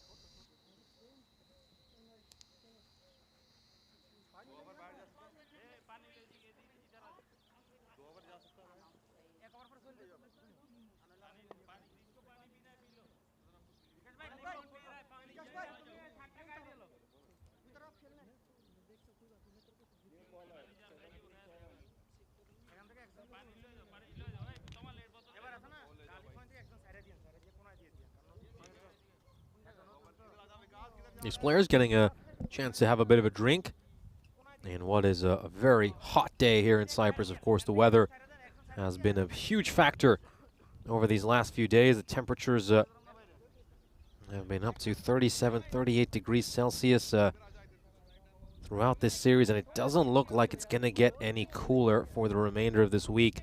Looking at the forecast, looks like the highs could even get up to the low 40s, so it's going to be a difficult week for players, staff, and umpires alike. So key here is to stay well hydrated during what's going to be a very tough week coping with the heat.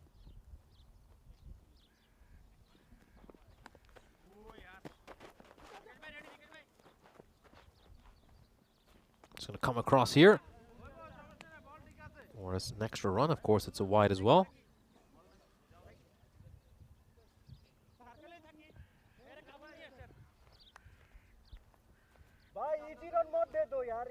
Come on.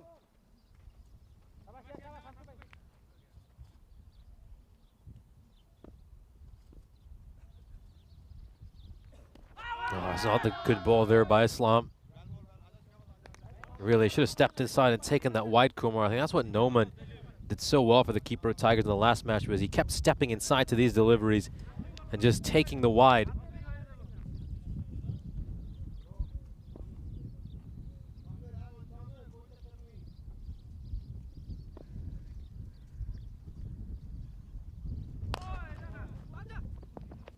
Struck firmly down the ground. That's going to go away for a 4, so it's the second boundary of the innings for Kumar. Really good shot. He's played a couple of good-looking strokes early in his innings.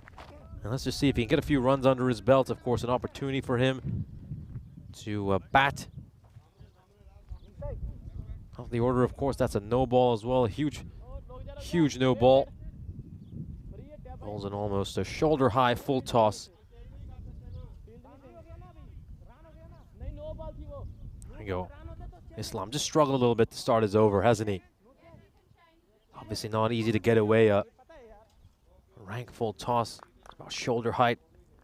I think Kumar has done a terrific job to get that one away for 4. Free hit coming up. Played out towards square leg, and that's going to be a single.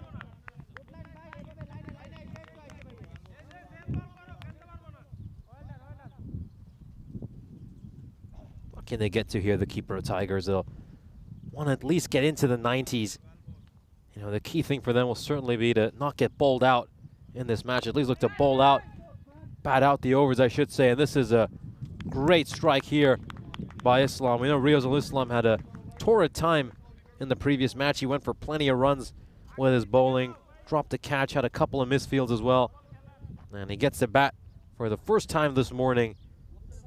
And he struck a very good looking shot. That's a nice one that's been deposited straight into those grapevines. Good 6.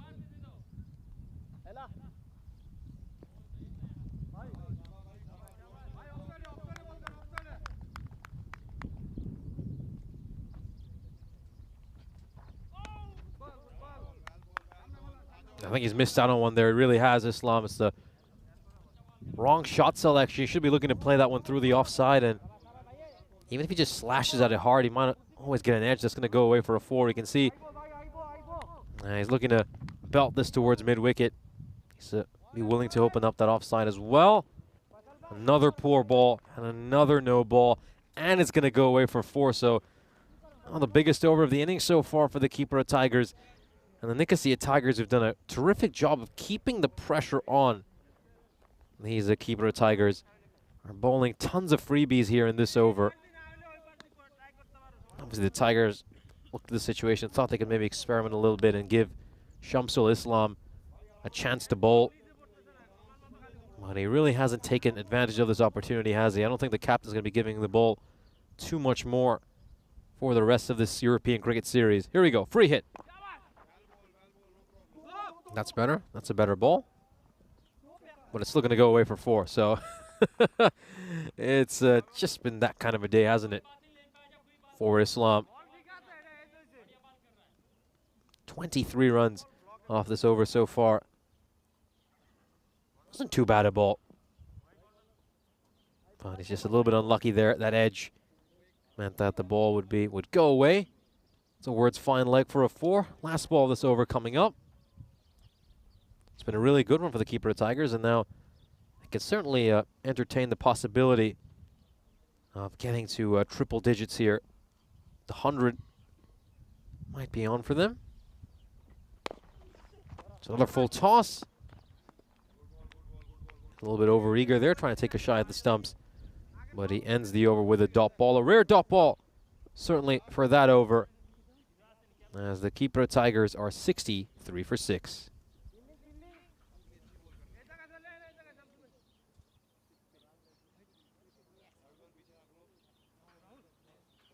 Let's have a look at this scorecard here for the keeper of Tigers. As you can see, it's grim reading. Looks like an emergency number when you go through that middle order. Just haven't been able to get any contributions from anyone outside of a couple of batters. And in all honesty, in that 6th over, they were aided by a lot of generosity from Shamsul Islam. But now this is a sight that will scare them. Bilal coming back for his 2nd over. For Bilal, key here is just with his pace in particular, just ball full and straight, and he's going to get plenty of wickets.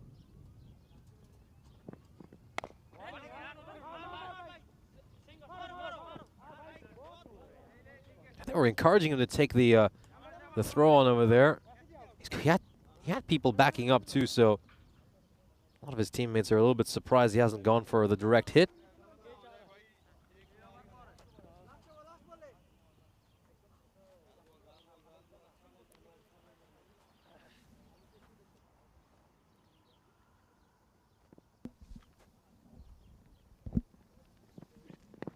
Oh, is this pitching outside the leg stump?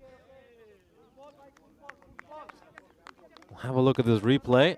It's always hard to get these LBW decisions as a left armer going over. Let's have a look at this. Ooh, well, where's that one pitching? Is it going to go on to hit that off stump?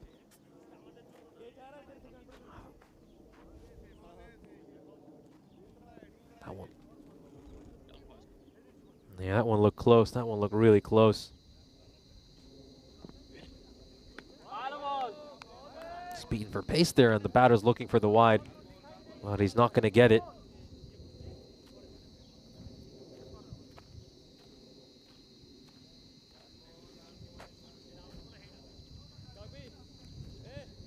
Yeah, good question here from Helix asking, when am I going to get someone to come help me out with my voice here in the commentary box? Well, Vinny will be joining us on Monday, and he'll be hanging around for 3 days here in Cyprus, and then just inside edged onto his pads, and then Rico only coming back on the 13th to the remainder of this great tour we have lined up here in Cyprus. So yeah, just a couple more solo days before get to commentate alongside a partner.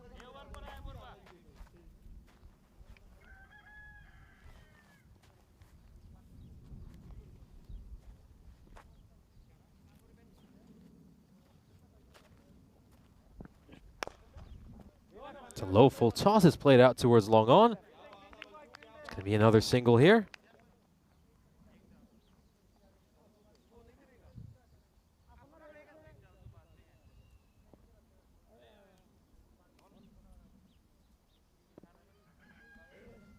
And we're entering the hottest part of the day now as well here in Cyprus. Humidity has been a lot higher today as well than the last couple of days. Got a bit of cloud cover over the ground. Certainly had a lot of cloud cover this morning, and it was extremely humid.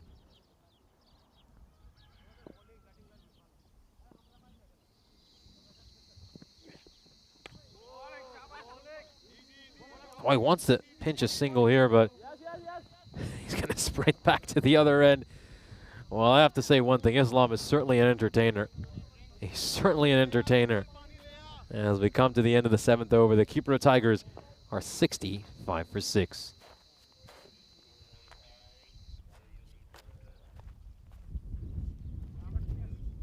Let's have a look at our Hall of Fame of centuries. Of course, we've had plenty of hundreds this series here in Cyprus, and we added another one to that list. Malik Noman making 100 in that previous match against the Telgo 11. That's now 300s against the Telgo 11.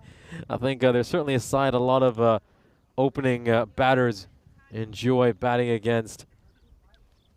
And the Telgo 11, they've got a lot of things to work out. I think that last defeat will really hurt for them because they came out here, they batted superbly, 150 plus runs in that first innings. And then they come out in that first over. Obviously, the bowler gets knocked out because of his suspect bowling action, and they just never recovered from it. 23 runs off the first 3 legal deliveries. And they were just spiraling out of control for the rest of the match. Were all over the place in the field, just didn't get any of their plans right. And I think they were a little bit shell-shocked at Telgo 11. And at this point, you have to wonder if they're even going to win a game during this series.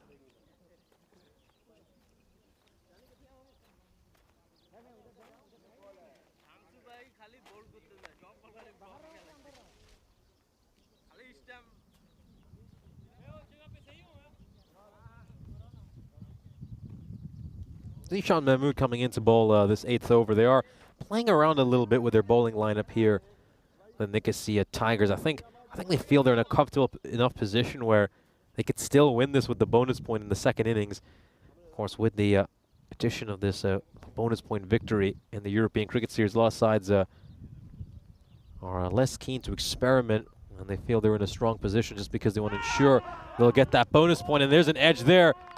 Great ball by Zishan Ahmed. Gets the wicket of Islam. And it's a well taken there by Jahid Hassan, the captain, who is also wicket keeping. Usually bowls for the Nicosia Tigers, but during this series he's decided to focus on his wicket keeping. And that is a good grab. Another wicket falls for the Cyprus Tigers. They've lost 7, and they're 65 5 for 7.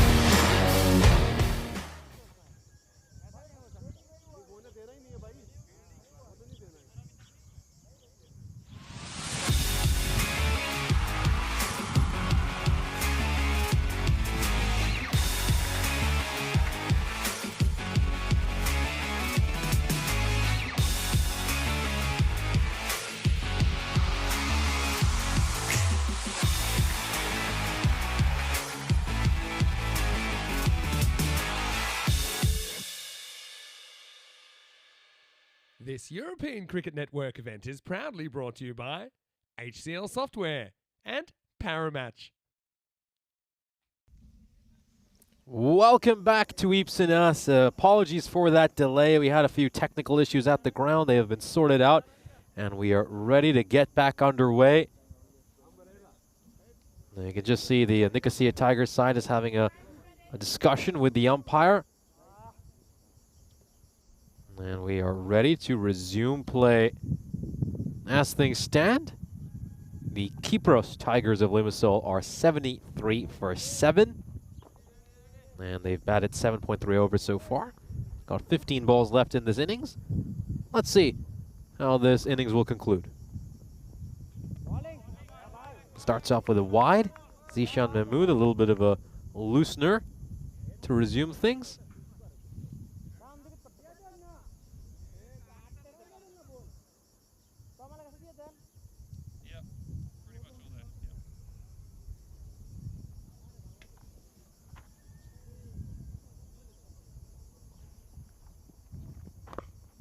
That's played out towards cover. They're going to get a single over here. And Najim Ahmed gets off strike. Been a good over so far by Zishan Mahmood.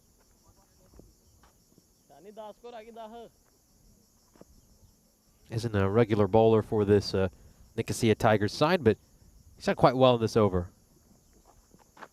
Cleaned him up. Second wicket. And Kumar is going to depart. That one crashes onto the leg stump. I like the fact that the Tigers are just bowling at the stumps to these batters. And just waiting for them to miss one. And then they'll get their wicket. 75 for 8 now. The Cyprus Tigers of Limassol. He was going for that big heave towards mid-wicket.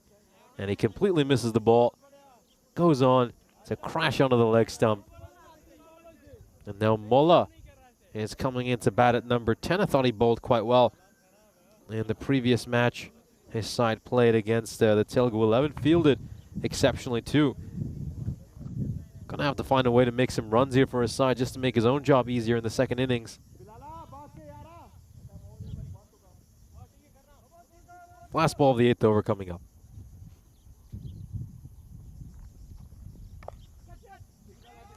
It's played behind point. And it's going to go for a 4. Really good shot by Molla to get off the mark. Mahmood gave him a bit of width. He just used the pace of the ball really well and carves it behind point for a 4. That's not the kind of shot you expect from a number 10. Maybe he deserves a promotion up the order. 8 overs in. The Tigers of Limassol are 79 for 8 in this derby of the Big Cats.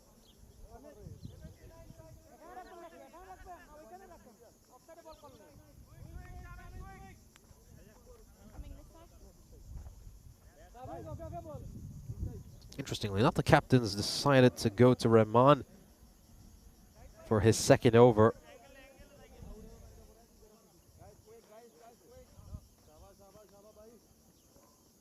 Wonder if Buncham will bowl the final one. Caught at point. Really good catch. The 9th wicket falls. And they're 1 ball away now from cleaning up this entire Cyprus Tigers side. Pops it up in the air. That's a good catch taken at point. It was a simple catch. He presented a dolly to him. Gets a wicket off his very first ball here, Rahman.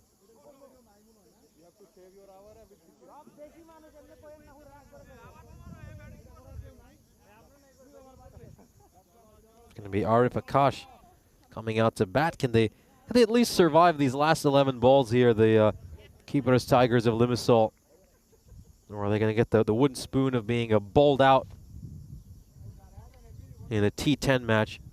It's not often you see a team get bowled out in this format of the game, but we might just witness it right now. Oh, very nice strike. Out towards long on, gets off the mark with a nice shot there. Arif Akash, so yeah, number 10 and 11 playing a couple of good-looking shots. Better than some of the strokes we've seen from some of the batters are further up the order.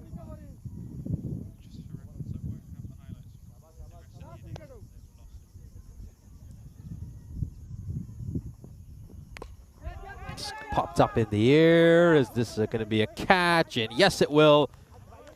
It's really well taken by Tomalaminul. And the keeperless Tigers of Limassol have been bowled out with 9 balls to spare. A real shocker and quite embarrassing, in all honesty. Well, take a look at that replay. I can see what he's trying to do. The batter is looking to play it over Aminul at square leg. But in the end, he's provided a fairly simple catch to the fielder, and another wicket falls. And the Nicosia Tigers will be really fancying themselves to go on and try to chase it under 7 overs to pick up that bonus point.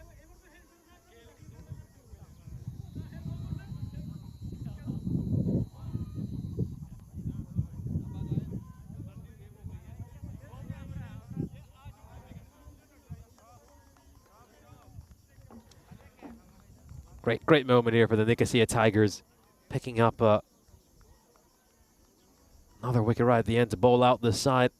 And they'll need to chase a target of 81 to make it 2 wins out of 2 to kick off their European Cricket Series. Let's have a look at these last couple of wickets. Good ball there by Zishan Mahmood to pick up his 2nd wicket of this European Cricket Series. We saw some nice shots there at the end by the tailenders. Molla hit a pretty good stroke. This one was popped up to Shakawat Hussain by Ahmed. He took that catch. And then right there at the end, we saw this one just spooned up by Molla.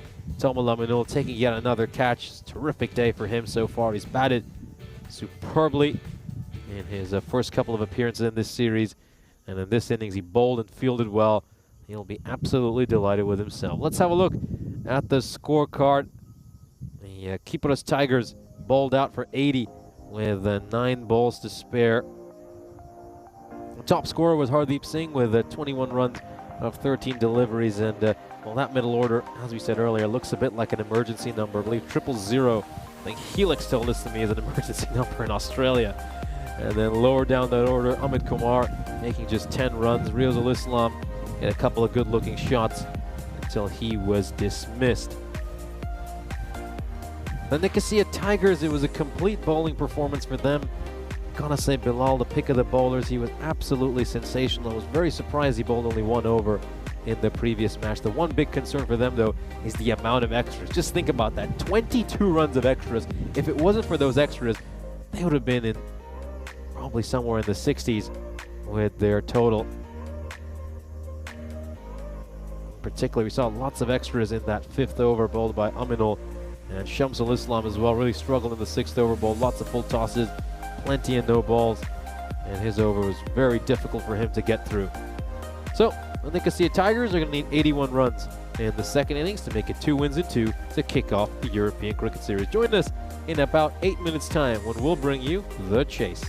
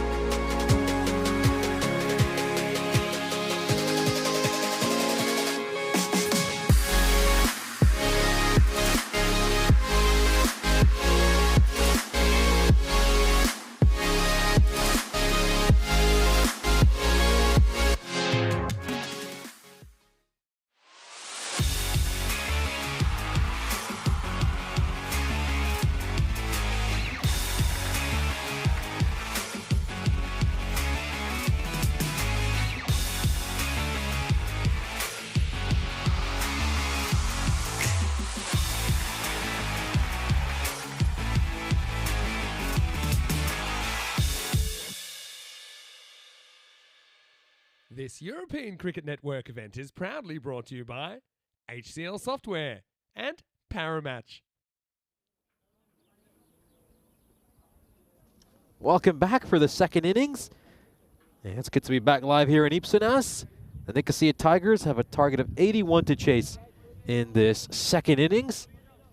The keeper of Tigers really struggled in that first innings, just couldn't get it going with the bat in hand. There's the bonus point equation. If the keeper of Tigers want to pick up the bonus point, they better restrict the Nicosia Tigers to 56 or less. But the Nicosia Tigers have a very realistic shot at achieving the bonus point, because all they need to do is get this target in 7 overs or less. No mucking about this time with the Nicosia Tigers. I like the fact they sent Zishan Mahmood to open the batting. A little bit puzzled he was batting at number 3. He's been the most successful batter for this side in recent years, and I firmly believe in T10 cricket, your two best batters should be opening the batting. Roman Mazumdar was a little bit slow in that first innings. Here we go, first ball of the second innings. Oh, beautiful ball. Great shape away. That was gorgeous. As I said, a little trigger movement across, doesn't he, Roman Mazumdar? And that ball shapes away from him.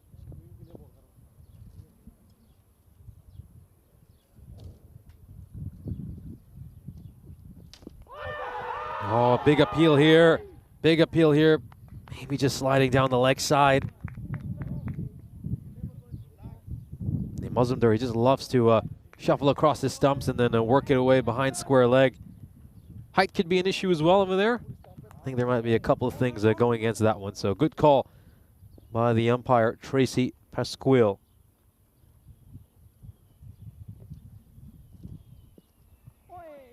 That's wide down the leg side. Very wide.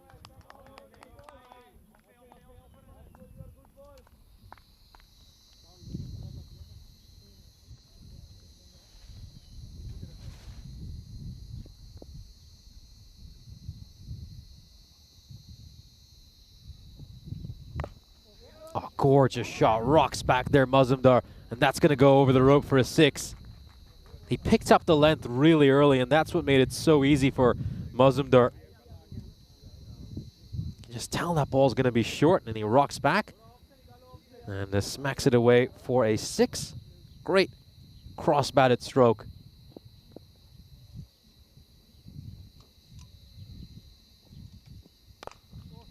Now width on offer here.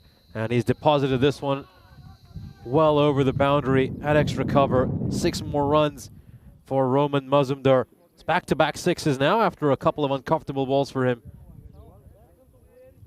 It's short, it's wide, and it's punished. It's going to be very important innings here for Roman Mazumdar. Made 20 runs in the previous match, but it took him 15 deliveries to get there. He actually caused his side a lot of problems with his slow batting. And then once he was dismissed, the run rate really shot up. So this time around, I'm sure he's keen to make amends, and he'll try to blast the Keeper of Tigers out of this game really early. Now another gorgeous shot. He's such an aesthetically pleasing player, Roman Mazumdar. When he can get things going, that's a 4. Amazing footwork. Once again, look how he's picking the length up really quickly and just swivels on the spot. Hits it behind square leg for a 4. We talked a little bit about Roman Mazumdar and his background here in Cyprus, of course. When he first burst on the scene back in 2020, he was averaging well over 30, had a strike rate of about 200, and he was really one of the best players in the country. And these last few European cricket series, he's really seen his average dip quite a bit. I think 2022 in particular was a horror year for him. 9 innings, just 34 runs. 2023 as well, averaging just over 10. And a good chance to remind you there's been 34 matches since we last had a golden ball on the European Cricket Network. We're looking to break that streak.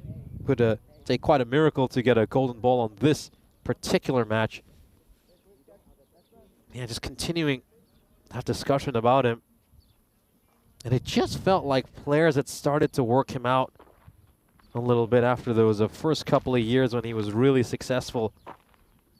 And as we discussed, it's very rare for a player at the amateur or semi-professional level to be playing on TV.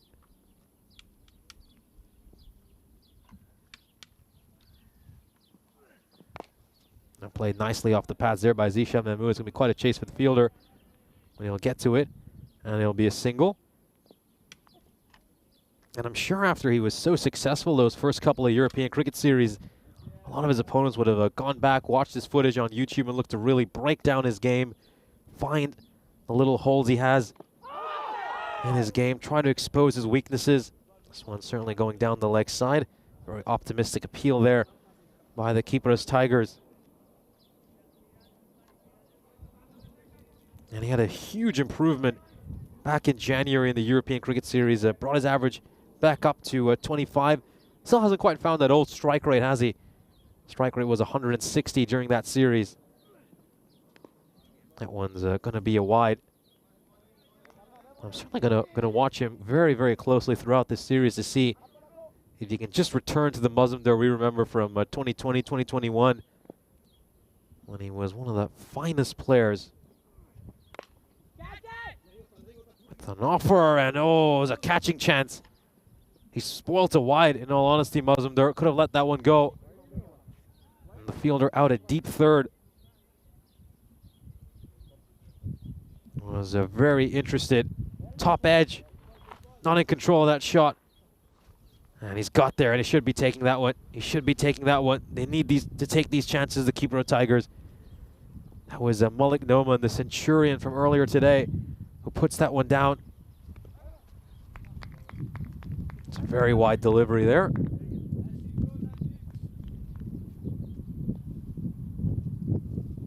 Yeah, it's going to be interesting to see how Mazumdar improves as a player. Of course, the other side of it is because you get to watch yourself play so much on stream, you can look at your own game closely. You can look at your most frequent methods of dismissal. This one is launched towards long off, but it's going to take one bounce over the rope, and that's going to be a 4. So the first boundary of the innings for Zishan Mahmood, coming off a sensational 41 of just 14 deliveries against the Telgu 11, batting well outside his crease over there. Takes a couple of paces forward, meets it on the half volley, and elevates it over that fielder long off, as you can see over there. That's clearly a 4.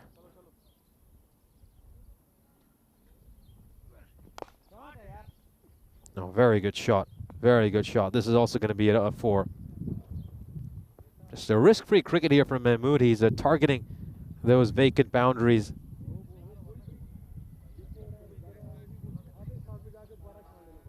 Really, really intelligent.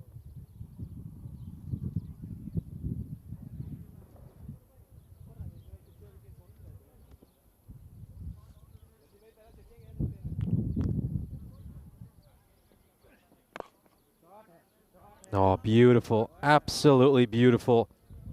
Driven along the ground nicely. And a gorgeous shot there by Mahmood to end the over. 3 consecutive boundaries to end it. And he moves on to 13 of just 4 deliveries.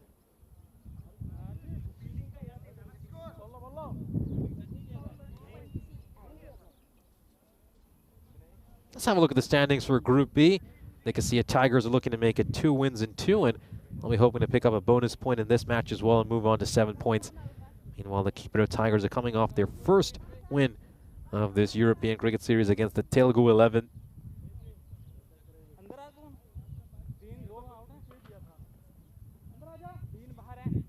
Yeah, this match has turned out to be a very different match for them.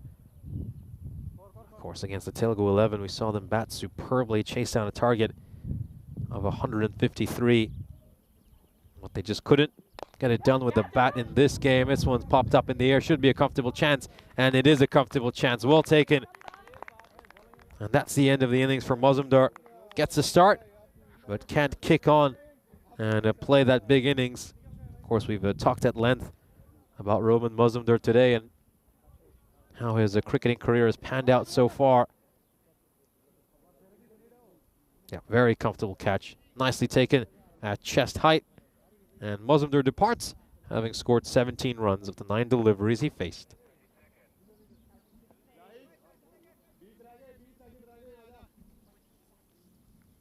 The new batter is the captain, Hassan, who has taken on the wicket-keeping responsibility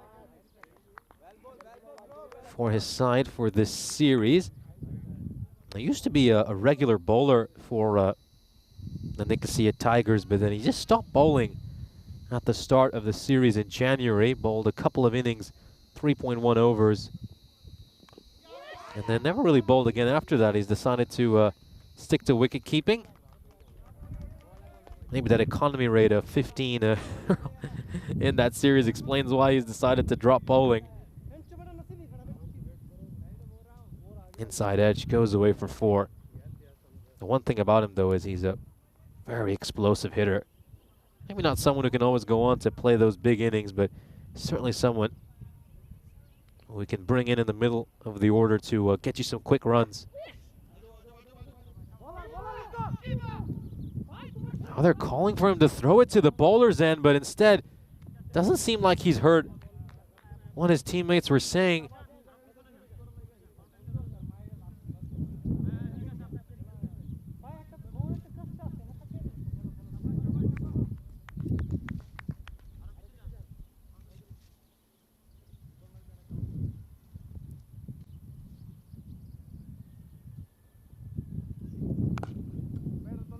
Oh, this one has been launched well over the boundary rope. The fielder does a bit of catching practice. Well taken by Hardeep Singh out in the deep, but that one was well beyond the boundary rope. And we've seen the keeper of Tigers struggle to take catches throughout this series. And they do decide to take one over there, but that is well beyond the boundary rope. And just 37 runs needed now for the Nicosia Tigers. Straight down the ground. And it goes over the rope for a 4. Good shot there by Mahmood. He hasn't been over-hitting it so far this inning. He's been very content to just pick out the gaps in the field. And he's hit some good-looking shots along the ground today as well.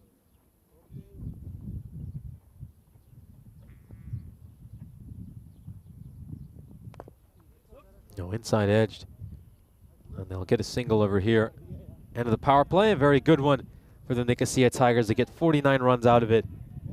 And they need just 32 runs of 4 overs to pick up the bonus point. We might as well put the bonus point graphic up now.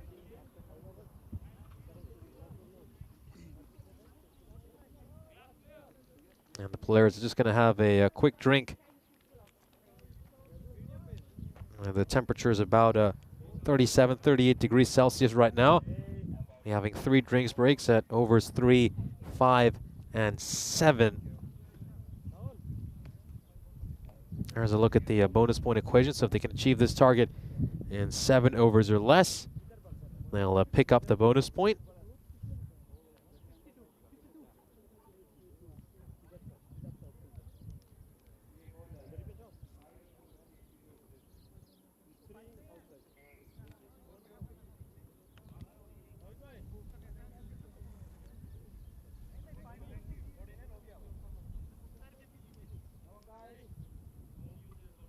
Hardeep Singh coming into bowl this 4th over.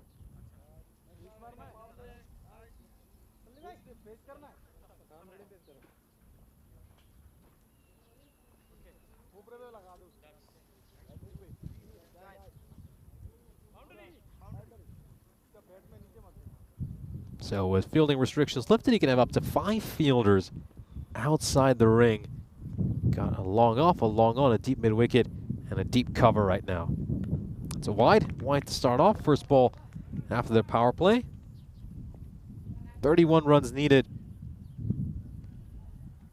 of 24 balls to pick up the bonus point. That's the key thing to look at here for the Nicosia Tigers. And this is struck straight towards the fielder. At point is going to be a dot ball.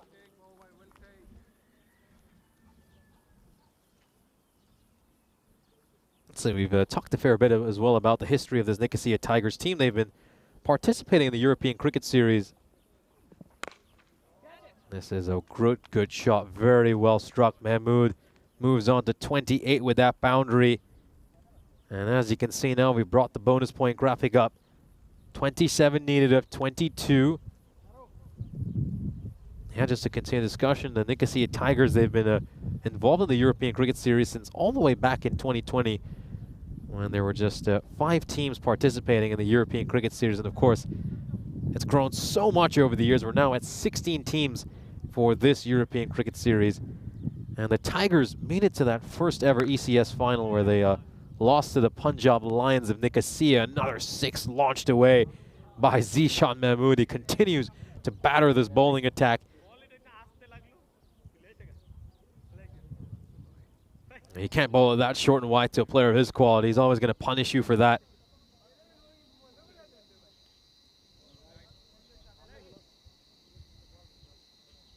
Nicosia Tigers made it to the final of the first ever ECS here in Cyprus. Another one firmly hit, goes away for a 4. Superb shot, 17 runs away now from taking this victory. They're absolutely cruising to this win, the Nicosia Tigers.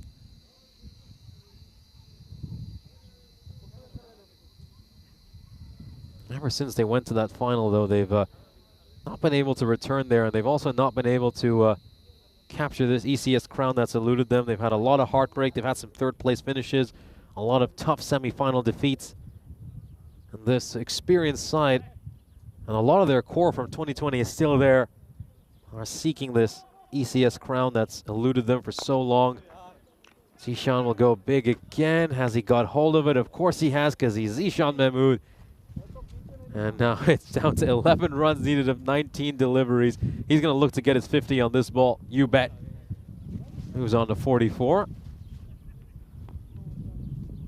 That's been tough, though. It's been really tough, this match for the Kipro Tigers. They would have been elated after picking up their first ever ECS victory as a club against the Telugu 11 earlier, but this match has been a reality check for them. They've just been brought back down to earth. This is going to be played away for a 4. Mahmoud is now on 48. The Nicosia Tigers need just 7 runs to pick up another European Cricket Series victory. But you have to say, of course, the Tigers had a close match against Telugu 11 earlier. Now, of course, there's some history between those two sides, so you would expect a mini derby like that to always be a close match, but they've come out here, they've emphatically destroyed the Kipro Tigers, another Bangladeshi expat team, this time based in Limassol, not in Nicosia. And you know, it's just going to be interesting to see what their level is at right now. I mean, it's tough to gauge their level when they're playing against sides who, let's just be honest with ourselves, are inferior to them in terms of talent. There's a vast gulf in talent between the Tigers and the Tigers of Limassol. The next match, so that's going to be a huge one, just to see where this Nicosia Tigers team is at. That's an edge. That's going to go away for a boundary. It's 3 runs. Maybe Zishan's telling, hey, look, take a single. Let me get to my 50. Just take a single off this next ball. I'm on 48. But that next match against the Limassol Zalmi is going to be so important for the Tigers. I think that match will really tell us how strong this Nicosia Tigers team really is.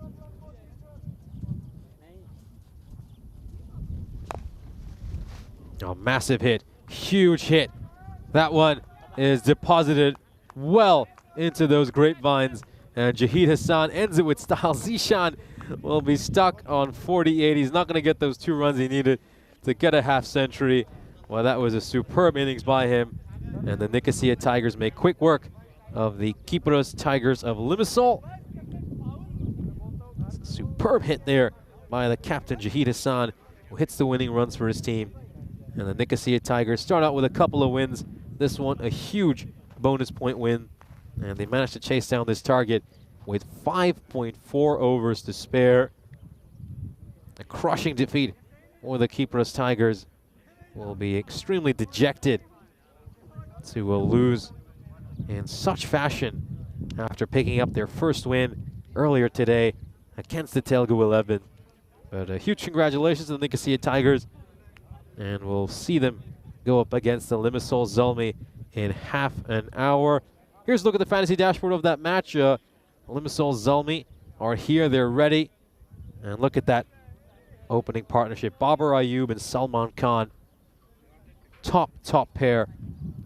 And they've also got Zishan Khan down there as well with his bowling.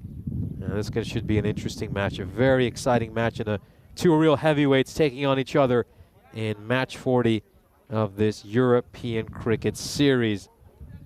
Well, before we move on to the next match, let's relive the highlights of what was a pretty short innings as the Nicosia Tigers made quick work of this Kipros Tigers side. Roman Mazumdar opened the batting alongside Zishan Mahmoud. Roman played a few nice looking shots. He hit 2 sixes and a good 4 as well. He was very good on the back foot, hit some nice looking cuts. He also saw some of these pull shots he played. I think he just demonstrated his class, but wasn't quite able to continue and go on to play that big innings. Didn't take advantage of that opportunity as well when he was put down at 3rd man. Zishan Mahmoud, though, he was sensational. He's continued his incredible run of form. He had a strike rate of 370, 48 runs of 13 deliveries. He'll be a little bit disappointed he didn't get the opportunity to go on and make that 50. Mazumdar would be caught by Jahidul Apu at cover. That would be the end of his innings. His captain, Jai-san would come out to bat. He would help his side score the winning runs at the end. And he also had the best seat in the house as Zishan Mahmood pummeled the opposition bowling attack. Just taking a look at some of these shots he had. Look how effortlessly he strokes these boundaries. He's a big unit, and he's a big run getter for the Nicosia Tigers.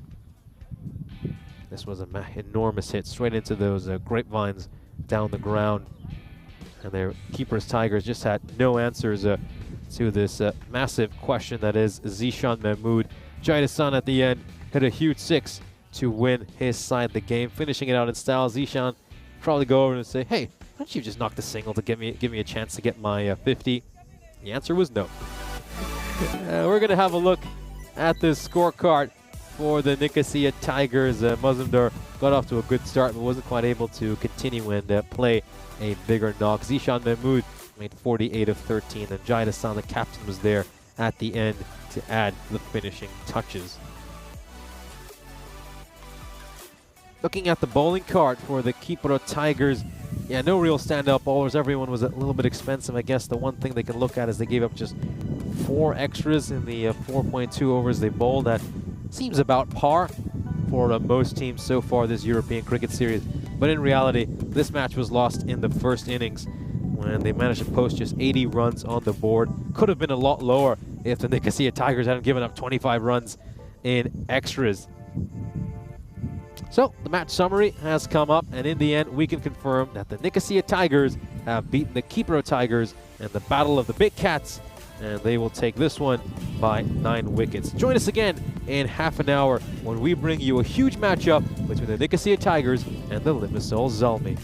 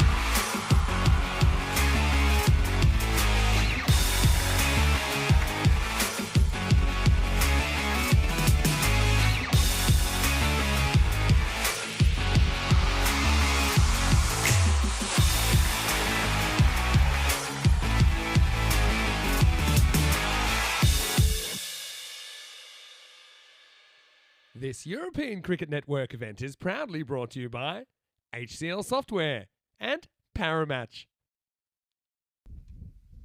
Welcome back for our fourth match of the day. Promises to be a real cracker between the Nicosia Tigers and the Limassol Zalmi. Let's head over to the coin toss. Nicosia Tiger is your call. Tails is a call, and it is head. We will bowl first. Zalmi won the toss and decided to bowl first. Well, thank you very much for that match update to match referee Nilkesh Patel. So, interesting decision there by Limassol Zalmi. They'll decide to have a bowl first, and that's how they intend to kick off their ECS Encore campaign. Big series for the Limassol Zalmi. Of course, they're a very ambitious side, and they're a side are looking to go on and win it all this year. Here's the fantasy dashboard for our upcoming match between the Limassol Zalmi and the Nicosia Tigers. Look at that opening pair for Limassol Zalmi. Babar Ayub, Salman Khan, two great hitters. And then certainly looking to put a lot of pressure on with the ball later this innings with the likes of Naveed Ahmed and Zishan Khan. Here's the win predictor for our upcoming match. Nicosia Tigers fancied a 64% favorites against the Limassol Zalmi. I'd say this game's a little bit more even than that win predictor indicates. I think Zalmi are a quality side, and they'll certainly be difficult to defeat. Also, Zalmi did not feature in the ECS back in January. This is their first appearance on the European Cricket Network since last spring when they took part in the Cyprus ECS 2023.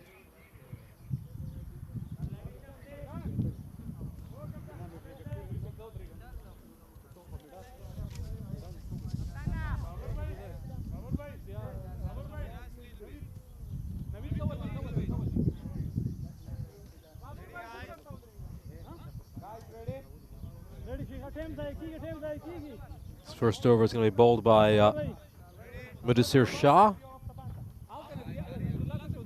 See if he can set the tone for his side and bowl a good first over.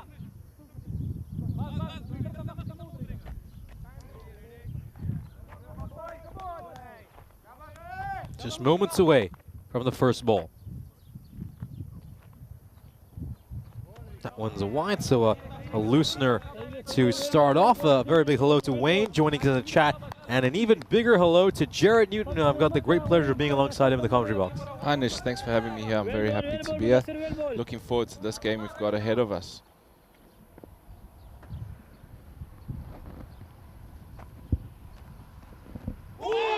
That's goes for the big shot there. The captain Jaidul Hassani's decided to open the batting instead of Mazumdar, so Mazumdar demoted to number 3. That's a nice swing from the new ball here from the opening bowler, keeping the seam upright and getting it to go away from the right-handed batter.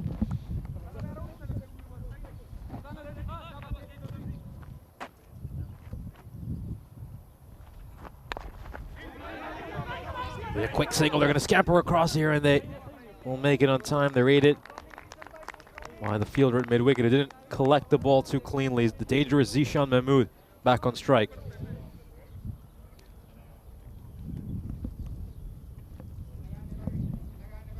Zishan's had a good day of cricket so far. He scored quite a few runs. Let's see what he can do in this game. The umpire just having a word here with the bowler Shah, as well as the fielder at mid-off. That's a Murtaza Khan, real experienced campaigner for this Limassol Zalmi side.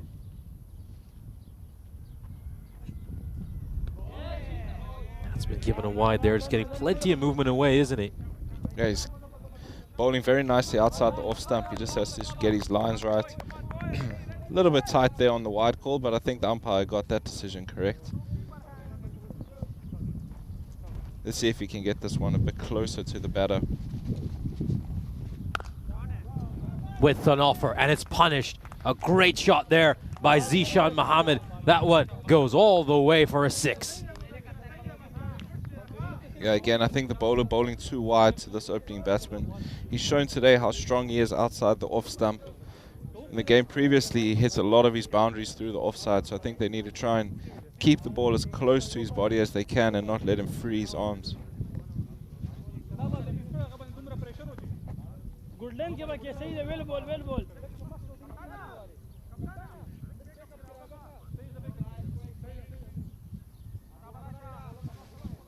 then, gonna need a big response here from Shah. He's just been pummeled for 6. How's he gonna come back? Oh, goes for the big booming drive over there, Zishan Mahmoud, but the length is terrific. That's why I missed out on this one. A much better delivery there from the opening bowler. I think he had to get that a lot fuller. This batter likes to free his arms and have the ball short and wide. Let's see if he can get the ball maybe a little bit straighter at the stumps and see what happens. Played towards mid-off. And it's fielded well by Murtaza Khan. It's going to be a dot ball. So, Zishan, you probably want a bowler who could just tail it back into him a little bit, wouldn't you?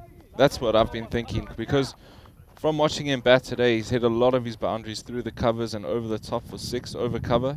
So I think anything coming in at his pads could give him a test of his ability. We'll have to see if anyone can do that in this game. We'll certainly have to try something different. Of course, Limassol Zalmi did get a chance to see the Nicosia Tigers playing a couple of matches earlier today, so let's see if they've got their scouting reports in. The Tigers are 9 for no loss at the end of the first over. Here's a look at the calendar for this upcoming year on the European Cricket Network. Of course, we started off the year here in Cyprus in the middle of January, and we're back to this country, which has treated us so well. And you can just see we've got so many great series coming up in Czechia, Romania, Hungary, Bulgaria, and also in your home country of Croatia in September. I'm very excited for that, to bring the ECS tour around to Croatia. We'll be in Zagreb for that, and I think it will be a great show of cricket. Certainly should be really exciting to go back to Croatia for the second consecutive year. Here's a Salman Khan coming in to bowl the second over.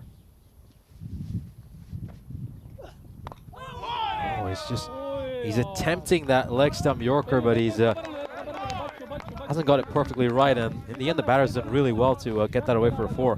That was very well played from the batter. He had very quick hands, got down to the ball. I'm impressed, especially for his first delivery.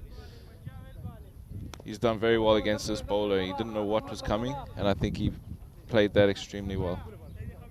As you can just see, the correction has been made in that graphic. It is indeed Roman Mazumdar out there, not Jahid Hassan.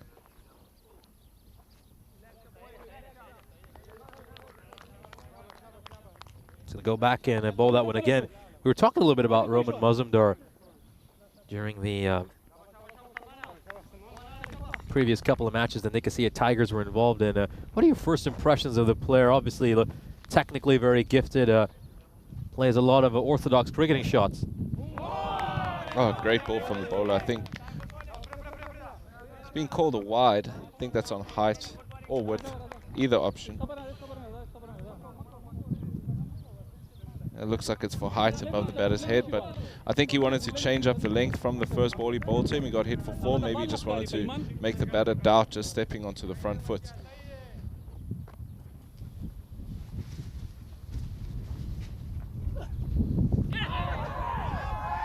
That one's also going to be a wide, so Khan just struggling a little bit with his radar to start off.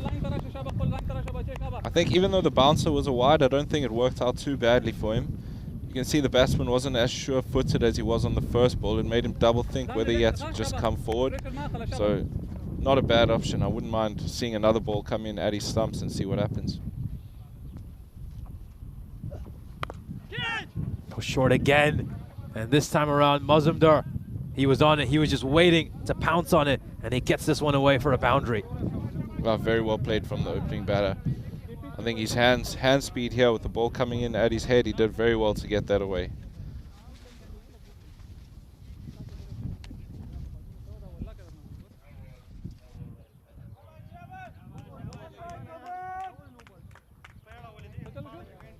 Yeah, a little bit of a few question marks there. That maybe should have been a no ball for the second one above the shoulder. Don't be scared to criticize the umpire. Honestly, think of it. Just, I don't as much recalling.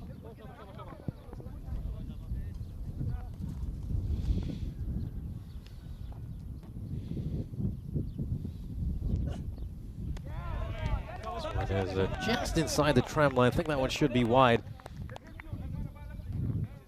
should not be wide, I should say. Good length there. I think if he can find a good length and spot for this batter, I think for this guy, he might want to give him a little bit more width. As he's seen whenever he bowls at his body, he's been punished twice through the leg side. Beautifully played there by Mazumdar. Beautifully played. Just opens the face of the bat. And that one goes to the scorer's table. 4 more runs.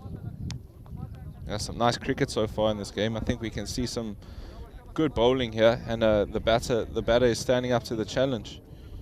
Yeah, this is going to be a much stiffer task for the Nicosia Tigers. Managed to pick up a win against two sides who are massive underdogs in this series. I wouldn't mind seeing a change of pace here from the opening bowler. Try and mix it up a little bit. Oh, I can just see that one just slipping out of his hands. It's a no ball. And there's a number of reasons you can give that a no ball. And yep, we can just see that's a beamer. A couple more of those, and he'll be asked to leave the game.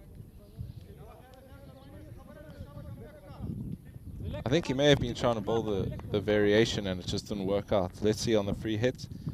I wouldn't be shy if I was the bowler to try it again. Struck towards the fielder at mid-wicket, and he's done quite well there, Arfakash, to ensure that it doesn't get past him. Very good fielding. He got down well. If that ball got past him on this outfield, I think it would have been 4. Certainly might have been. I think the other fielder on the deep on the leg side is that very wide, long on position. That would have gone for 4. He saved his side. A few runs over there. And once again, just a terrific ball. Great bounce, great carry. This is a nice battle between Khan and Mazumdar. Yeah, very good comeback from the bowler. I think that length, a little bit back of a length outside off, is looking to work well against this batter. He's got his 3rd man up in the ring, so I'd be a bit worried about that region. If the batter gets some bat on us, probably going past there for 4.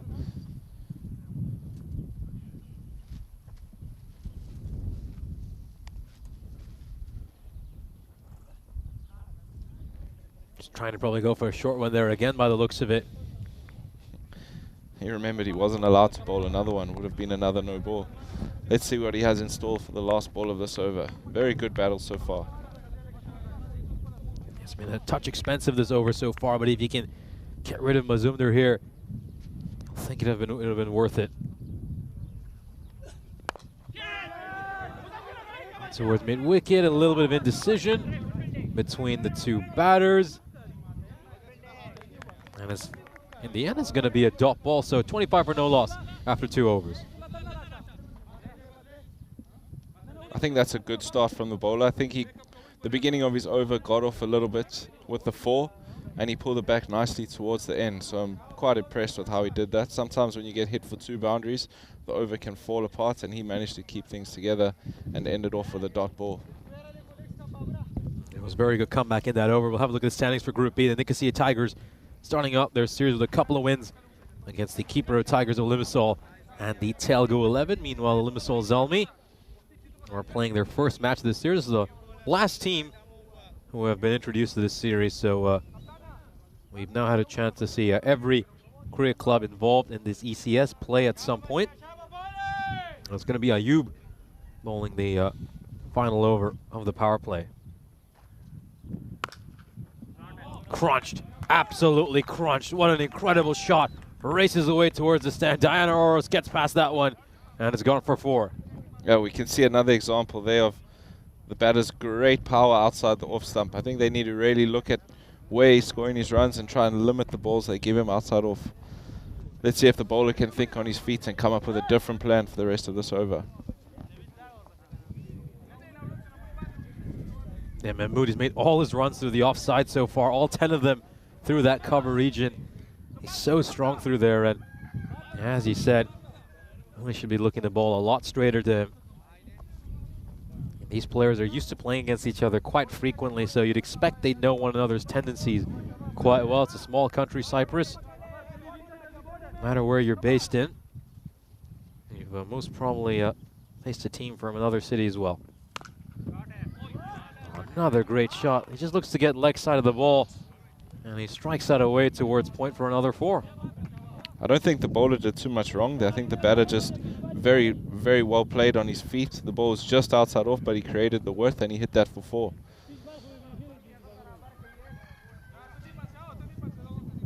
I wouldn't mind to see an off-cutter from the bowler here. Bring the ball bouncing back into him and see what he does.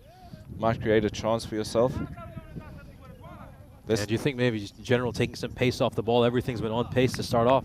Yeah, exactly. Especially in the power play, you want to create some variation.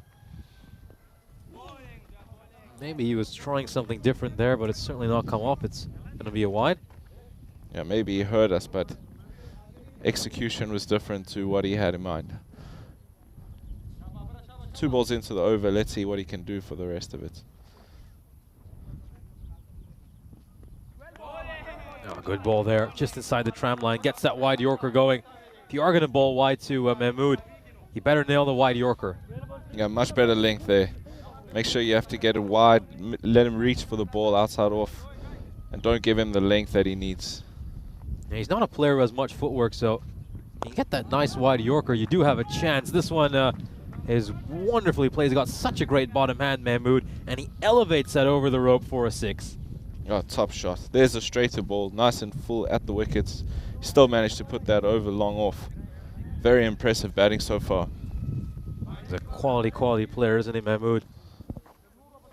And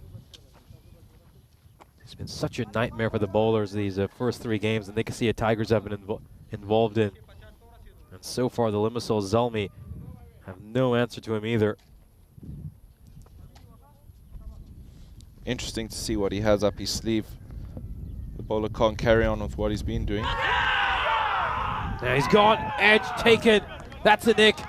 That'll be the end for him. Great catch there by Huzaifa. And Ayub has the last laugh against Zishan Mahmood. That's a massive breakthrough. Even though he got hit for the boundaries in that over, I think that's a win for the bowler. Getting the opening batter, that's a massive danger. Could have taken the game away from them, and he's headed back to the pavilion. Certainly could have. Massive wicket. This could potentially be a game changer right here. You can see Mahmood just once again trying to make the room to hit it through his favorite offside. Instead he gets a thick outside edge, and it's really well taken by the keeper. They're absolutely pumped and elated because they know how much this wicket means. They really dejected Zishan Mahmood. He was looking good out there early in his innings, and he won't be able to go on to play the big knock that his team desperately needed from him. Oh, well, a very optimistic appeal here.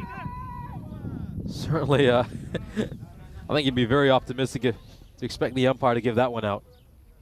I think the bowler was taking a chance there, but very good delivery. He got that one to tail back into the right-handed batter, which we haven't seen so far in this innings. Not an easy ball to deal with first up. End of the power play, 40 for 1. I would say quite even at this point. Certainly is quite even. I think this just getting that wicket just gives Limassol Zalmi something, doesn't it? The fact that they managed to get rid of Zishan. And we'll also have a chance here to have some drinks. A really hot day for a lot of these players. Temperatures right now at about 38 degrees Celsius. So we're having 3 drinks breaks at overs 3, 5, and 7.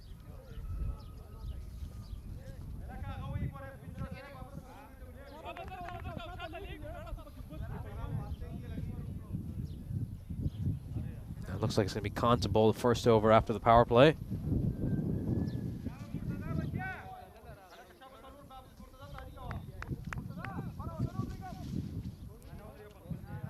What can Murtaza Khan conjure for his team? Roman Mazumdar still out there. A slightly slow start for him. He's on 13 of 10 balls. Yeah, I think he needs to look to push on. He's used up nearly 2 overs and he's on 13 runs. He needs to try and capitalize on the start that he's got. Pick up that strike rate.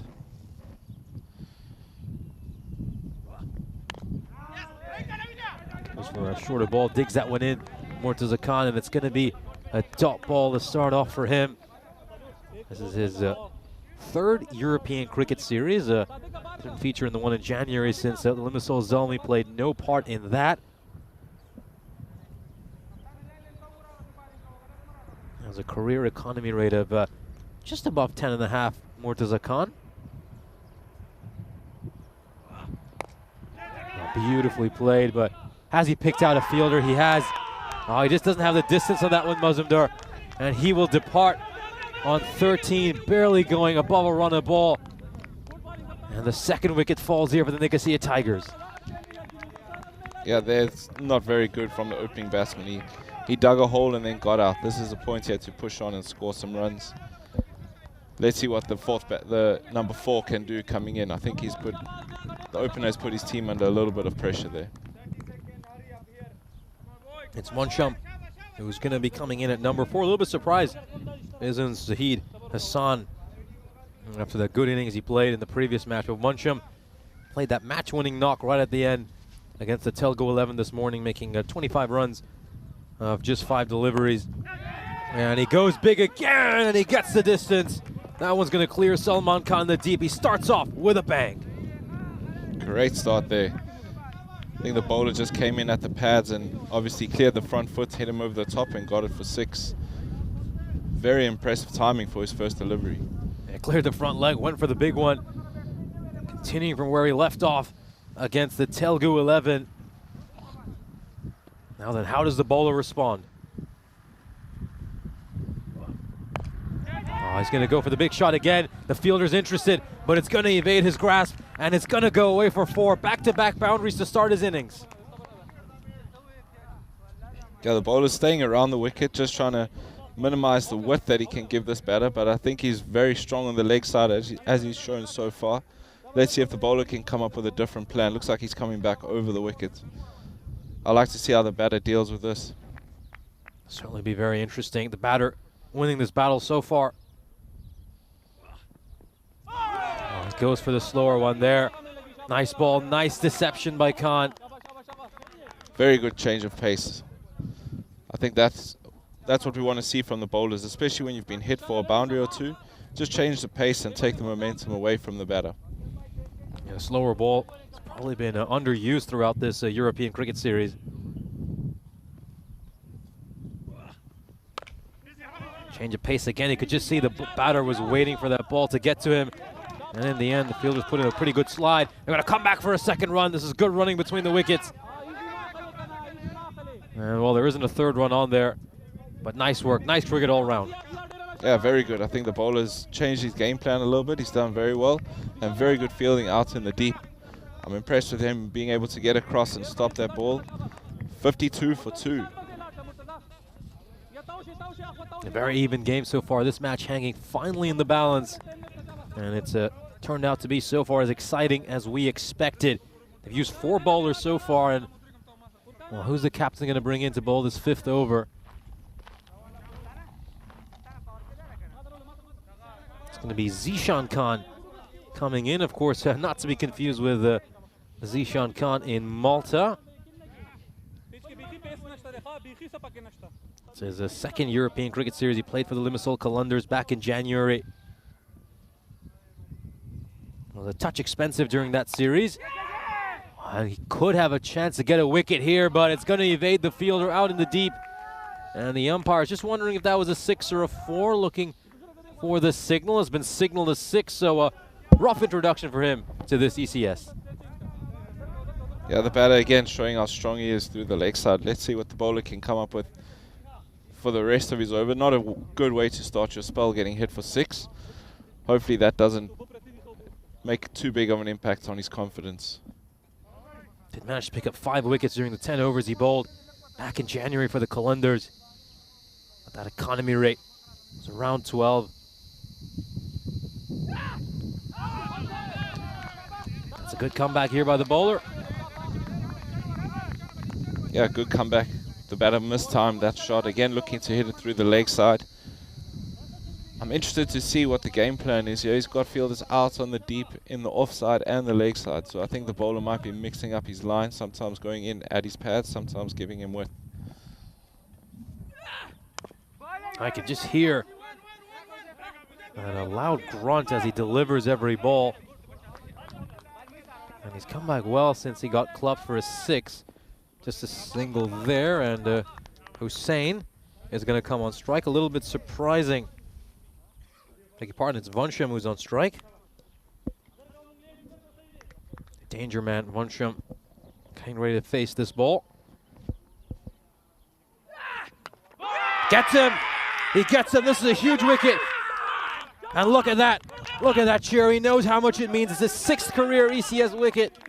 A huge moment for Zishan Khan, and the danger man Vansham has to depart. Yeah, great delivery. You could, like you mentioned, the extra effort that he was putting into the balls definitely paid off there as it got through the batter. And very emotional celebration. This game could be looking to get into a boiling point. Yeah, it certainly could. They're absolutely pumped, the Limassol Zalmi. And maybe, just maybe, we have a bit of a momentum swing in this match. Are the Limassol Zalmi just starting to inch ahead? The captain, Hassan, coming into a situation where his side are in a spot of bother here. They've lost a lot of key batters in Mazumdar Zishan and now Vansham. He's going to have to play a big innings here. Someone's going to have to stick around and play the knock. They desperately need to get to a big total.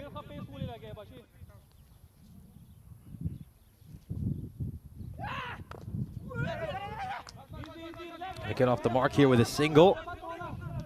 And we got 1 ball left in the 5th over.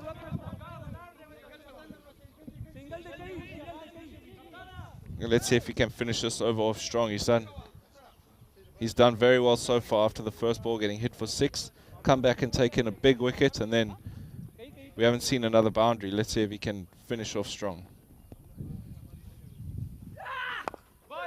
Look at the grunt every time he bowls, putting in a lot of effort.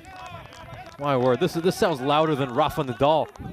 The way he's screaming every time he delivers the ball. End of the 5th over. The Nicosia Tigers are 61 for 3. The players will get a bit of a break here to have some drinks. It's a good chance to welcome me into our commentary position. Nishjay Bhatt here with the great pleasure of being joined by Jarrett Newton. And what do you make of these first 5 overs? Looks like we have a really good game on our hands. Yeah, I'm very impressed with the cricket so far. I think bat and ball has been seesawing.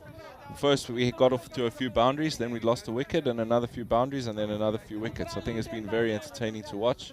Also nice to see the emotional, very energetic response from the bowler after being hit for 6. Absolutely. And how big an advantage do you think is for the Limassol Zalmi that this is their first match of the day, and they're going up against a team that have already played 2 games before coming into this match? Yeah, I think playing the 2 games before has been pros and cons. They're going to be a little bit tired from the heat, so I think being sharp in the field and out there batting is something they need to focus on, but they also have the experience of the conditions. Yeah, certainly it's the old adage, isn't it? Rest versus rust. And Limassol Zalmi is certainly the better rested side, but maybe the rustier side. Just a single over there.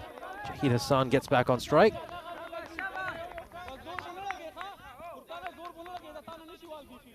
One of 1 so far. He'll be looking to get his first boundary in this innings. Hopefully the bowler can keep it tight. Hassan will smack this one over backward square leg, and he gets his first boundary, and he gets it in style. Yeah, very good from the batter. I think whenever you come in a T10, you want to get your first boundary as soon as possible, and he managed to get it on the 2nd ball. Great shot and great timing from him. Yeah, 6th bowler the Limassol Zalmi have used so far. It's going to be interesting to see which bowler doesn't get a 2nd over here. Some soft hands, and he's going to come across and get a single. Good running between the wickets. Yeah, very good running from the batters there. They're showing a lot of intent, wanting to keep the scoreboard ticking over, but again, if they want to put on a good high score, they're going to have to hit some boundaries.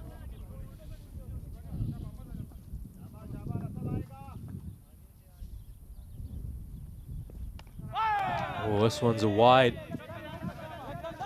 And Furkan Mohammed doesn't quite get it right over there. Interesting, Furkan Mohammed, of course, made his first European Cricket Series appearance last year in spring. And the off-spinners certainly made some good early impressions for this Limassol Zalmi side. A pretty consistent wicket taker for them. Managed to pick up 9 wickets in the 14 overs he bowled. And they're just hoping he can provide them that partnership-breaking magic over here.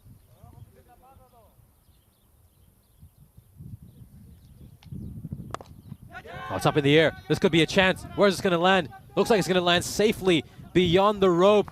And Hassan hits his second 6 of the innings.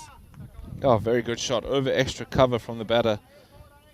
Using the width that the bowler gave him, and very surprising because the first few balls they tried to hit through the leg side, they changed his game plan and went over the covers. Worked out well for him, getting a 6.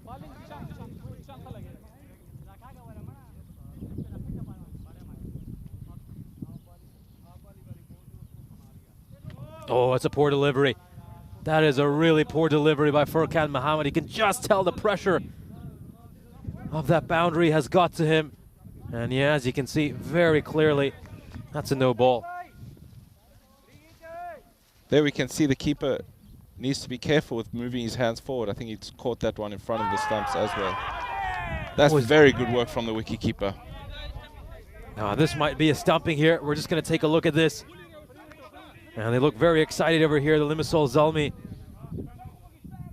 Well. Let's have a look at this. His foot, you can see, is well outside the crease there. Does he get his bat back down in time? No, he doesn't. And look at that acrobatic effort by the keeper. That is a picture worth taking. Very impressive wicket keeping. I just wonder if the ball was still in his hands when he hit the wickets. It looks like the umpires think he dropped it. Oh yeah, well, we'll have another look at this. That's a really good point. Has he dropped this? Well, what do you think about this one? It seems like it should be okay to me. Oh, right there, you can just see loses control of the ball right at the end. The ball does hit the wicket, so I think it's a pretty tough decision to make here. We think he's gone.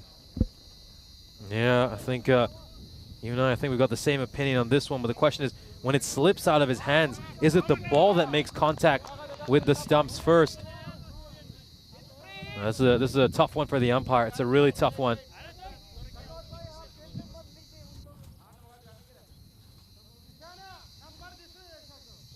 Let's just have a look at this again. Well, I mean, there's a good chance the ball slips out of his hands, and it's the ball that makes contact with the stumps before his gloves. I agree with you there. I think the ball came out of his hands, and they've given him not out. Obviously, the umpires think that his gloves broke the bails before the ball did. Yeah, that's certainly the case there, and the bowler a little bit overexcited with that ball. It's not Furkan Muhammad. Of course, we've had a change in the bowling attack.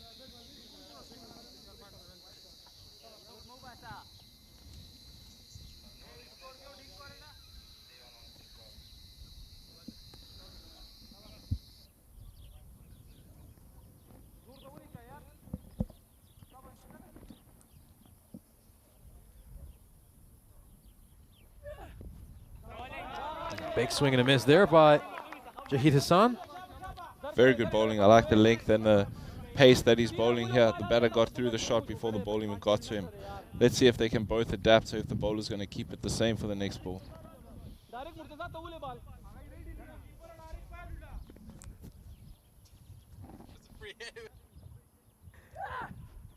Oh, and well, massive swing there by Jahid Hassan.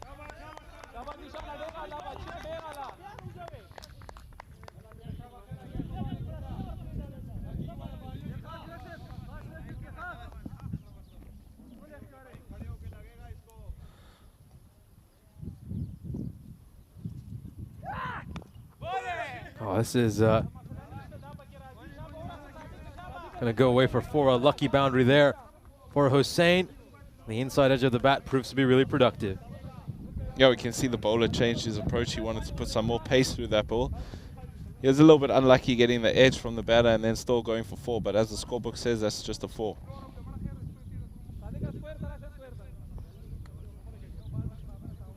That goes down in the scorebook as a 4.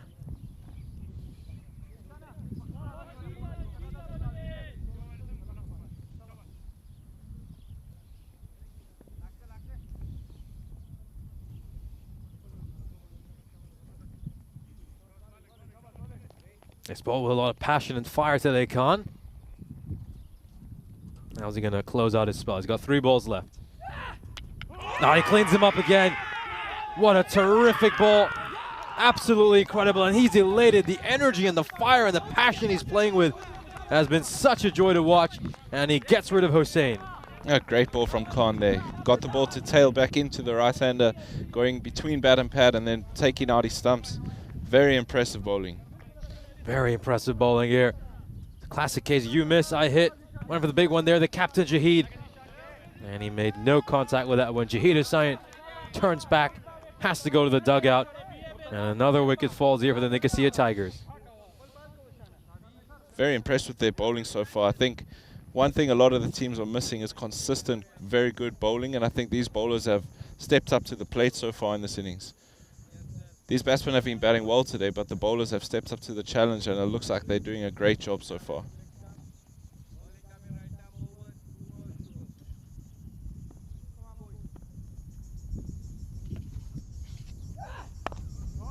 Struck straight down the ground towards the fielder long off.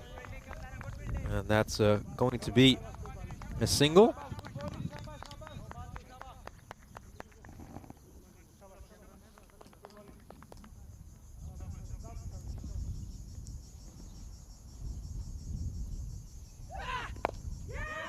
That's played out towards mid-wicket, and it's going to clear the rope for a 6. So great start to his innings. Yeah, unlucky from the bowler there. I think we saw a very good spell. That's a similar delivery. He got his 2 wickets. He got the 2 guys bowled on, and then very good from the batter to put that away. 7 overs in the books, and they are 90 for 4. A chance for us to look at some of the groups for the upcoming European Cricket Championship. Of course, you're involved in Croatia cricket. What do you make of your side's group? I think the group is challenging but also offers good opportunities. So we'll have to see which teams turn up. I think there's opportunities for everyone to get wins. Depends who's best on the day.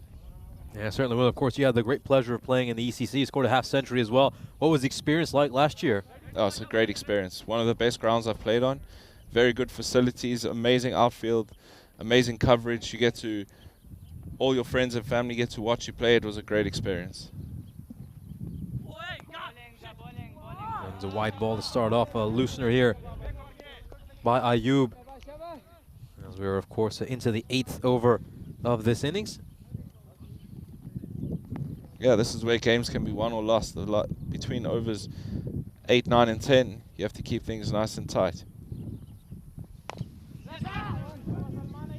Right out towards square leg. And doesn't quite middle that one, Recital. And it's going to go away for a single. Hussain comes back on strike. He's batting on 16 of just 8 deliveries. I think his team will be looking at him to push on here. He's got in. He's had enough deliveries to face. Let's see if he can get some boundaries. And this goes straight down the ground. There's a fielder underneath it. This could be caught, but it isn't. He's dropped that one. Well, he certainly bowled with a lot of fire and energy today, Zishan Khan. Well, that one's a little low point for him as he drops that catch. Yeah, that can be a turning point in this game, I think. Being tight in the field and taking your catches has got teams very far, and hopefully that doesn't cost them too many runs. Oh, it's another one that's been skied. And oh, it's really well taken. What a terrific grab. That was not easy. Aziz Kakar has taken that one. He was backpedaling, and in the end, he manages to get that grab, and another wicket falls for the Nicosia Tigers. That was great fielding by the fielder out at point. This ball went very high in the air, and he had to run backwards, as you said. Very skillful to get his hands up above his head and take that. Certainly, that was not easy. Very, very difficult chance that he's made look easy. And the 5th wicket falls for the Nicosia Tigers. Half the team has been sent back to the shed. And we're going to see Tomal Aminul. This is a bit surprising, coming all the way down at number 7 after having batted quite well a couple of times earlier today. But he's coming for a tough spot for his team. He's going to have to start going right from the get-go, and he starts off with a dot ball. Yeah, very good ball there from the bowler. As the batter comes in, just keep it down the tram lines. That one is just inside the tram lines. You can see he's probably looking to work that one into the gap at 3rd man.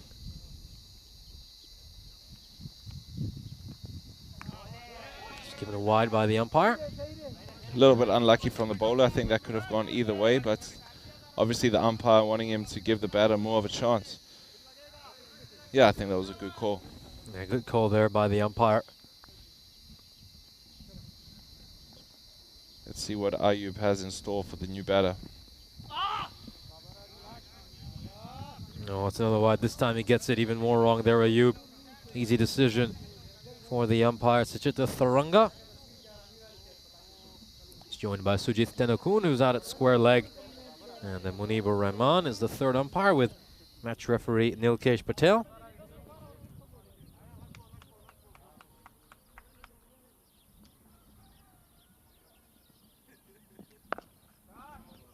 Oh, good shot there, really nicely played. Very nicely worked behind square leg for a 4 by Aminul.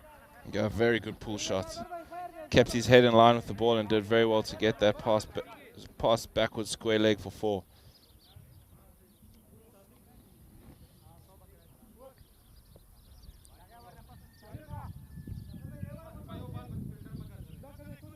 Ayubi's had some highs and lows on his bowling spell. Got a wicket, but struck for a boundary over there. Can Ayub? How's he going to close out his spell? Oh, he goes for the Yorker over there, and in the end is well dug out by Aminul. And it's going to be fielded by Zishan Khan out at long on. End of the 8th over. The Tigers 101 for 5. Yeah, 101 for 5. I think they're going to be looking to get another 40 runs on here. I think they'll be in with a chance on defending that. Let's see if those next 2 overs can decide the game. Yeah, I mean, just take a look at that graphs. They have been losing wickets at regular intervals, which hasn't helped them. The Nicosia Tigers, the Zalmi just, as you can see, getting a wicket almost every other over so far. Tough decision here for the captain. Who's he going to give these last couple of overs to? He's got 4 options. You'd expect Shah, who went for 9 runs in his first over, to bowl 1 of them. Who bowls the other over? Salman Khan went for 16. He was a touch expensive. Furkan Muhammad went for 17. Might just go with Murtaza Khan here. But we'll wait and see.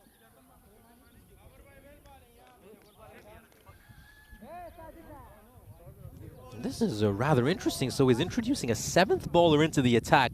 So the skipper clearly doesn't have much faith in the bowlers he's used so far. Either he doesn't have much faith or they have a lot of bowlers at hand. Maybe he wants to get everyone into the attack, especially being early on in the competition, get them used to the conditions. Starts off with a full toss, and that one there should have been caught. Went straight to that fielder, a short cover, but he's put it down. Quite a difficult catch. He didn't have much time to react. He stopped the boundary. That's a positive. He's done quite well in the end to stop the boundary. That one just popping right through his hands. He's fielding really close there, right on the 1. So he'll prevent them from taking the single, but he's just taking a few steps back. I see the umpires have called that a no ball, which brings us into being a free hit. See what the batter can do. Yeah, too many fielders outside the ring, it seems, and this is going to be a boundary. Hossein taking advantage of the free hit, strikes it away for a 4. And is this the big over that they were looking for, the Tigers?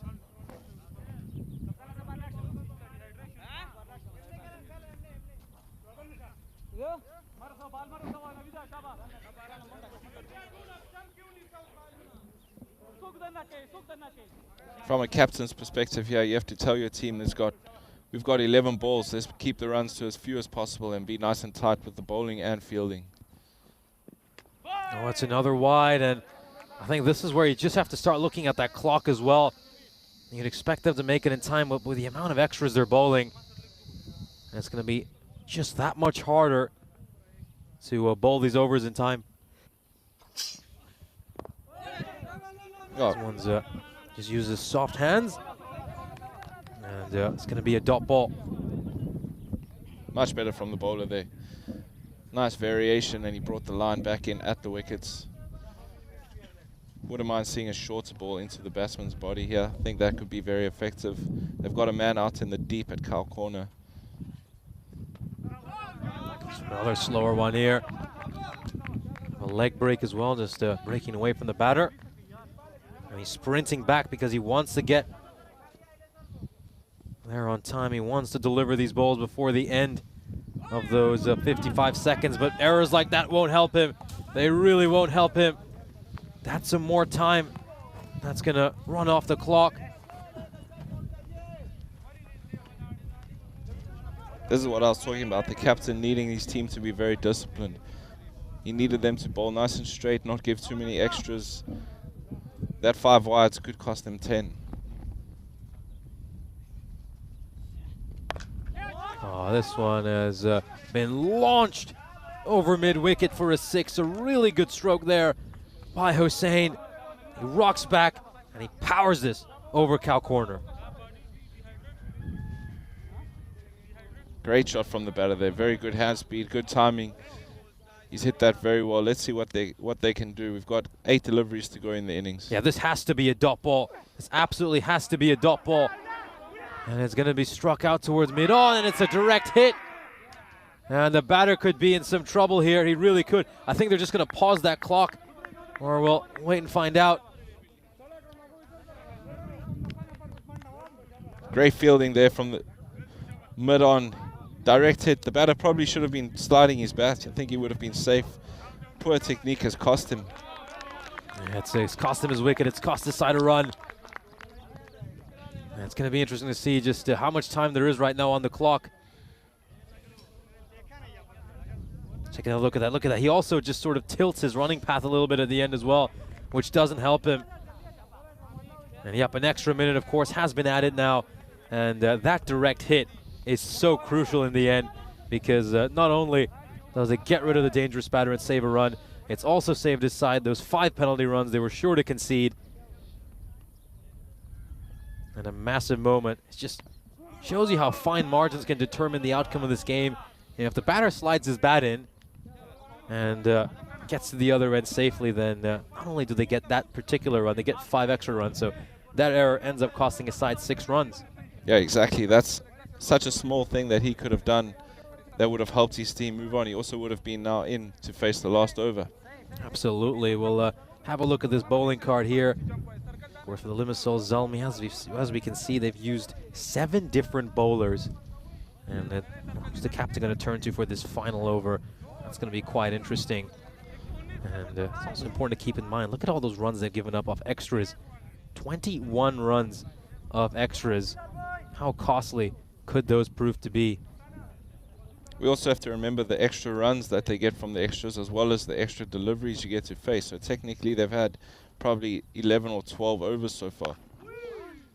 Absolutely, and this one's going to beat the fielder inside the ring at cover and goes away for a 4. So Bilal, we've commended his bowling quite a bit throughout this series. He bowled with terrific pace, and now he comes out to bat for the first time this series and hits a really good shot for 4. A great shot from the batter. I think the bowler needs to look at his field, try and bowl to his field and not give the batter too much width. Short and wide, he can't afford to bowl there. And it's going to go for 6 as well. This is not good bowling by Khan, and he's getting punished by Bilal. Once again, short and wide, like we spoke about. Not bowling to his field. I think the best option there for him is to try and get it nice and full in at the pads. He's got his players out on the leg side. I think that's what he has to look at doing. It's going around the wicket here, change of angle. And that's a little bit better. Good fielding as well there by Zishan Khan. And it's just going to be a single. He's been very impressive in the field. He just stopped that, which was probably going for 4 if he missed it, and he got the run out. Yeah, Zishan Khan making amends for that dropped catch earlier. Tomalaminul batting on 6 of 5, 3 balls left in the innings. Pushes this one towards cover. And it's just going to be the 1 run, so the change of angle working well so far for Khan. Yeah, very good. I like to see him thinking on his feet. He got 2 bad balls. He managed to change his strategy, and it's working out for him. Couple of balls to come in this innings. The Tigers on 131. I'd say they're at just about a par score right now, but a couple of big blows here, and they could really, really get to something terrific. That cleaned him up. He gets the last laugh against Bilal. Bilal clubbed him a couple of times earlier this over, but the change of angle has worked superbly for Khan. He's limited the runs, and now he gets a wicket. Yeah, that's very impressive to see on the field. Khan getting hit for boundaries off the first 2 balls, changing his plan and coming around the wicket, and then getting the wicket off Bilal. Very, very impressive.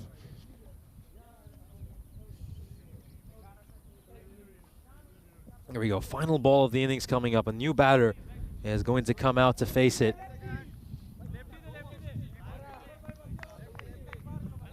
It's going to be a left-hander. Bikash Shrestha facing this final ball. Interesting to see the wicketkeeper standing up. They do have someone behind him that would pick up anything if he does miss it.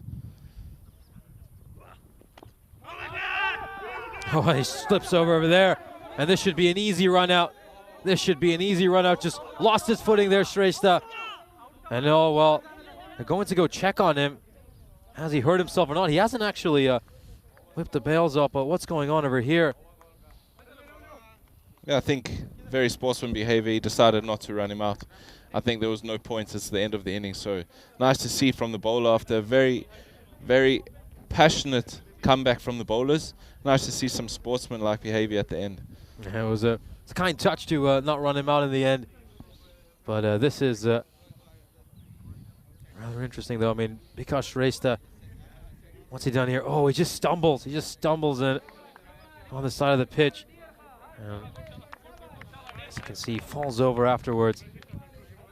And this is going to be something to watch out for. Of course, Shrestha, very important fielder for this Nicosia Tigers side.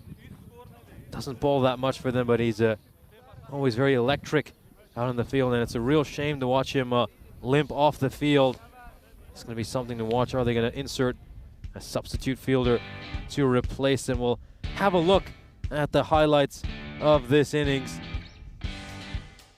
It was certainly a very entertaining innings as the Nicosia Tigers got off to a good start thanks to Roman Mazumdar and Zishan Mohammed. Zishan making 20 runs off the 9 deliveries. He faced 4 boundaries during that innings.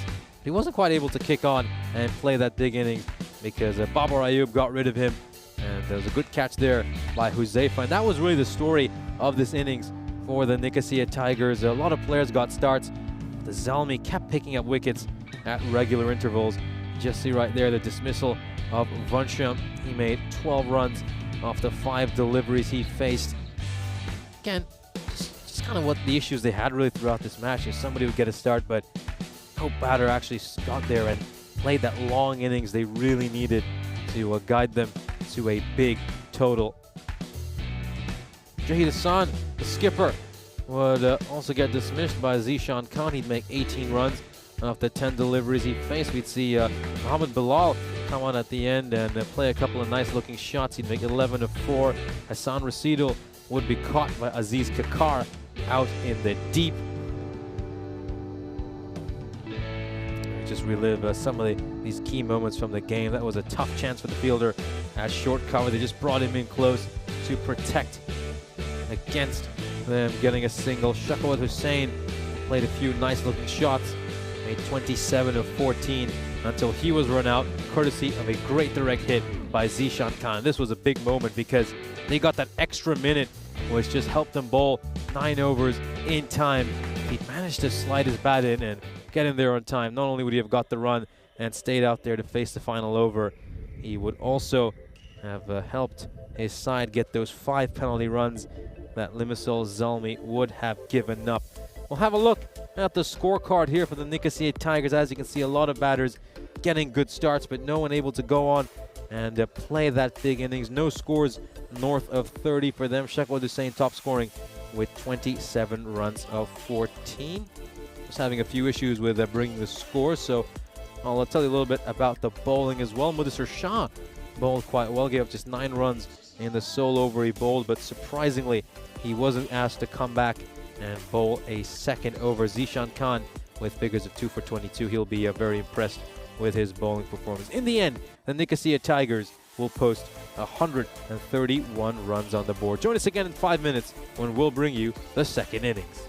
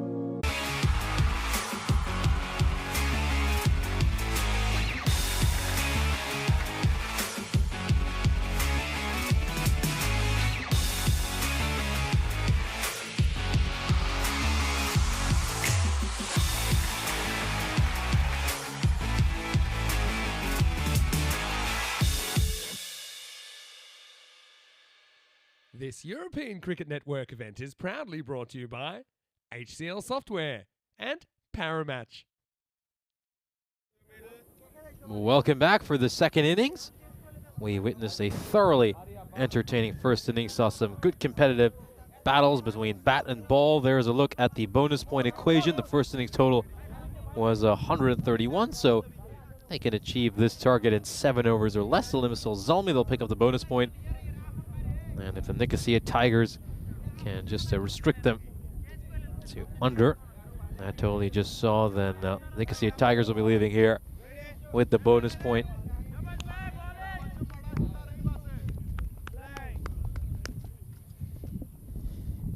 Here we go, first ball coming up. And he's going for that big shot towards the leg side. Not sure the shot he rehearses is a whole lot better. Nishcheh Bhatt alongside Jarrett Newton here in the commentary box, and we've certainly got a close game on hand over here. Looks like this is just about a par score. Yeah, good afternoon again, Nish. I think that first innings was a good battle between the bat and the ball. Let's see what this second innings can bring. The batters will have to try and get some early boundaries here to chase down this target.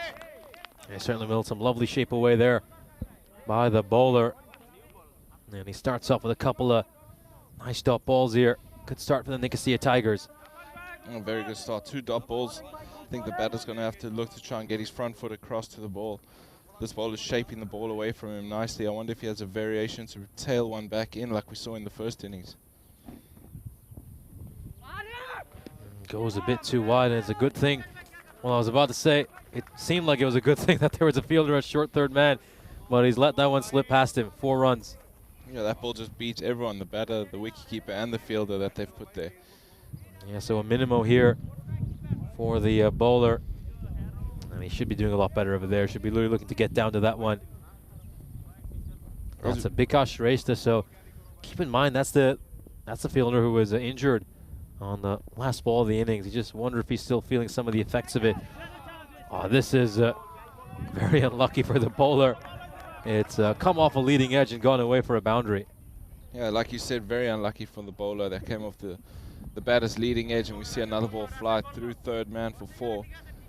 And suddenly this over's looking pretty even again after the 2 dot balls to begin with. Yeah, that's how quickly things can change in T10 cricket. Ball by ball.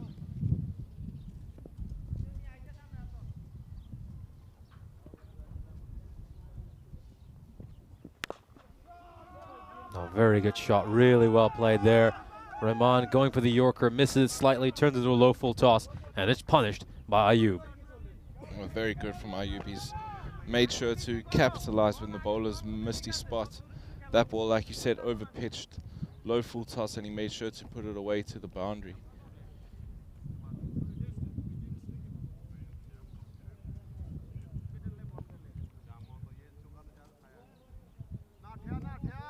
Now the pressures are back on the bowler here.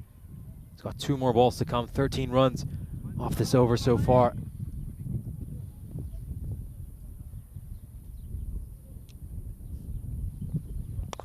Oh, it's another edge that looks like it's going to carry away for a boundary, goes through those goalposts, and another boundary for Bayub, and he's had a huge slice of luck again. Yeah, but fortune favors the brave, as we say. He's going hard at the ball. When you do swing your bat that hard at it, even if you don't middle it, it normally flies off, and if there's no protection there on the boundary, then he will reap the rewards. We currently have long off back, and the other fielder on the boundary looks to be deep square, moving around sort of into a wide third man area. Played out towards square leg, and it's going to be a chase for the fielder, and he's not going to get to the ball. And Ayub turns this into a very painful over for the Nicosia Tigers. It started off so well, but it ends really well for the Limassol Zalmi. Very good start from the opening batters. They've made sure to capitalize on the bowler missing his spot.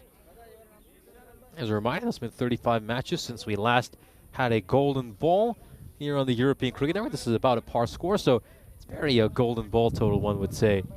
And let's hope we treat it to a close match in this game. And the Nicosia Tigers, well, they're a side who certainly have a plethora of options when it comes to their bowling, because sometimes it's quite hard for the skipper to decide who to actually give the ball to. Exactly, like you said, it's difficult to know who is the right bowler at different points. During the power play, you want to go to the bowlers you have the most trust in, that you know will hit the spots you want. At least they can bowl to a game plan. Extra has been a big issue for both these teams, both of them struggling with wides. Yeah, like we said in the first innings, those wides add up. Extra runs, extra balls for the batters to hit boundaries. You have to try and be as disciplined as possible, especially now during the power play. It can even multiply because we only have 2 fielders outside the boundary. Any mistake from the bowler is going to cost them. Was there next there? Is there something there? The Tigers are absolutely convinced, but the umpire doesn't agree. Let's have a look at this. It's going to go play that cut shot. Oh, it's really hard to tell with that angle.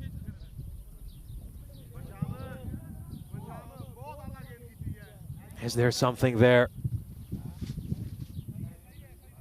Difficult to see, but we have to go with the umpire's decision on the field. Obviously, he didn't hear anything. Looked like the bowler wanted to bring his length back. Let's see what he has for his second delivery. He's trying to pitch this one up. Doesn't quite get it. Fielder's going to give it a good chase. Well, it's going to be a chase in vain as it goes away for a 4. Yeah, another low full toss that we saw in the first over get put away for 4. This is a replay of that one. Another low full toss tailing into the right-handed batter, and he makes sure to punish that through mid-wicket, and he gets another 4. Yeah, expensive start here for the Nicosia Tigers. Limassol Zalmi.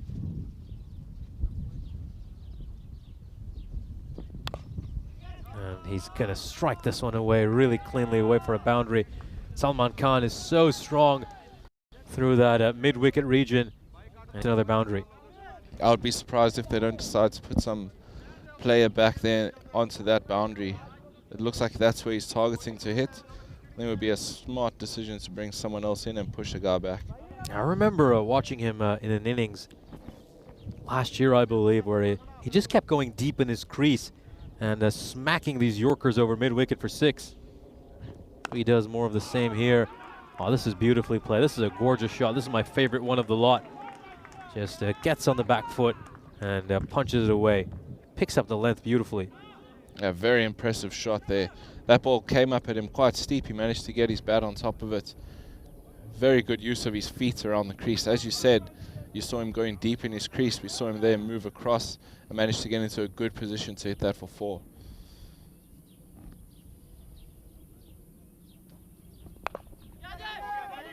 Oh, there could be a chance here for the Tigers. They have to take this, and they've spilt it. Oh, you can't give batters of this kind of quality second opportunities. Yeah, that could have been the game that he's just dropped there. I think it was very important that they took that chance. Khan is looking very good so far, and I think dropping that one could cost them quite a few runs in the end.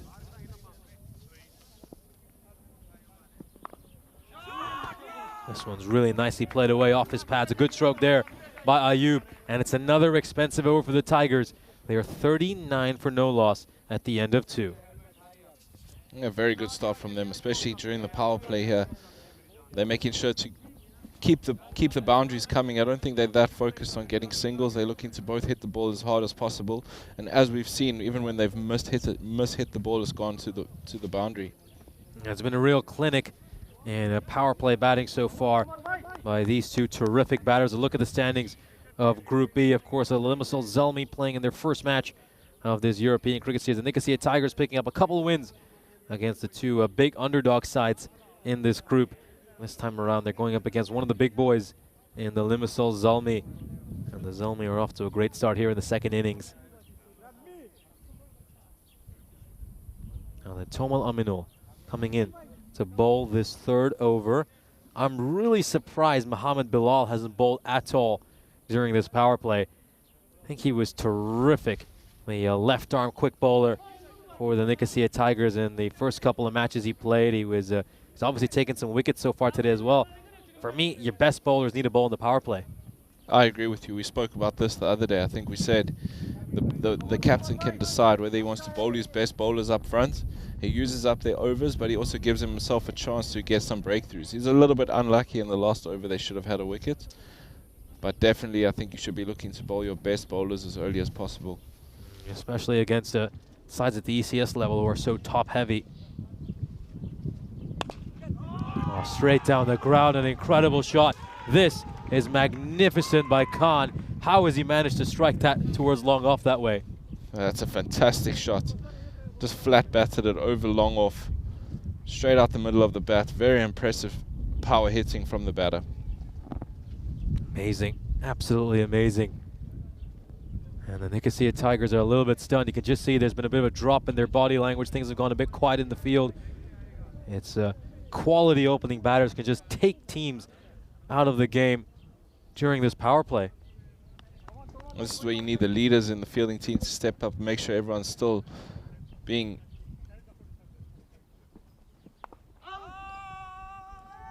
No, well, fortune's certainly not looking kindly on the Nicosia Tigers today, but has that touched the rope along the way? That's certainly a good effort. Shrestha has sprinted across to try to get to that. We'll have to look at this one really closely to see what's happened over here. Yeah, certainly not out. I mean, that's come off the bat. There's not even any pad involved. Now let's have a look at this. Well, it's a bit of a juggling act, but he's making contact with the rope there. But at any point, does he make contact with the ball and the rope at the same time? Very difficult to see. I think he may have saved that on the second attempt with his hand. That'll be up to the third umpire to decide.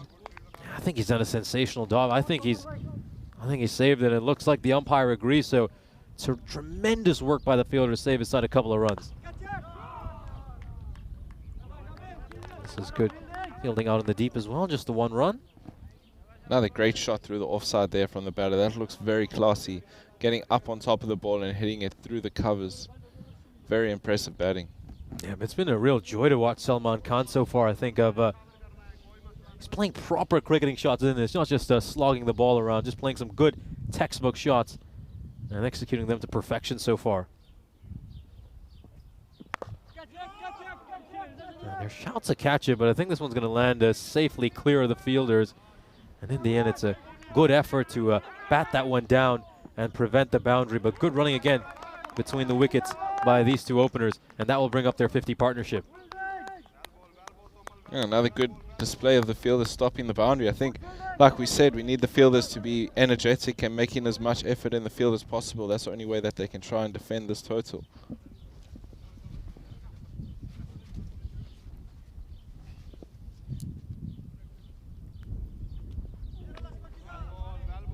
Oh, they're nice comeback there by Aminul. Yeah, much better length from him, especially with this bit of a slingy action that he has. I like to see him get the ball up, bouncing in the crease, not let the batter get underneath it. Yeah, absolutely. I think Aminul, sort of bowler, if he could just get that line right, he'd be so difficult to play. Last ball of the power play. Oh, straight down the ground. The fielder's interested here, but it's going to land short of him. Rashidul Hassan, for a moment, just wondered if he had an opportunity, a heart-and-mouth moment for the batter. But the power play comes to an end. A terrific start for the Limassol Zelmi, 51 for no loss. A very good power play. No wickets down. 51 runs on the board. I think that's a solid start. And they're on their way to chase this target. As you can see, they're 11 runs ahead of where the Nicosia Tigers were at this stage. I think just looking at that graph over there, the one thing you have to credit the Limassol Zelmi for was even though they had a few overs above 15 runs, there was no truly massive over above 20-25 runs where they allowed the game to get away from them. Yeah, that's one thing we mentioned in the first innings. I think once they got hit for a few boundaries, we could see the bowlers were thinking of a game plan and they usually pulled the over back. No one really let their over get too far out of hand. Yeah, you certainly have to credit the bowlers and the captain, the team that certainly think on their feet. Here's a look at some of the matches coming up tomorrow. Of course, Sherwood Punjab playing in a huge game against Nicosia Tigers to start things off. That's going to be a massive match for both those teams as they're desperately trying to grab one of those top two spots to go to the semifinals. Al Fatah, well, they've had an insane start to this series. They've been battering teams left, right, and center, and they'll be taking on the Nicosia Tigers in the second game, and then the Zelmi come back to play against Sherwood Punjab. And we round out the match with a doubleheader for Encore, in which they'll take on Al Fatah and the Zalmi. Great day of cricket lined up as we'll roll on with Group B. I think we have some very interesting matchups tomorrow. There should be some tight games, and most of those teams are very passionate. It should be very interesting to watch. Yeah, certainly very evenly matched, those teams that we just saw on that graphic. And here's another match we're witnessing between two teams who are very evenly matched. Right now, though, you would say that the Zalmi are certainly ahead in this game. And here it is, Bilal. Well, we wanted to see him bowling during the power play, and they're gonna bring him into bowl the first over after the power play. This is gonna be a fun matchup to watch, him against Ayub. He's a quick bowler, he's an exciting bowler. This over could certainly be a very entertaining one. Here we go.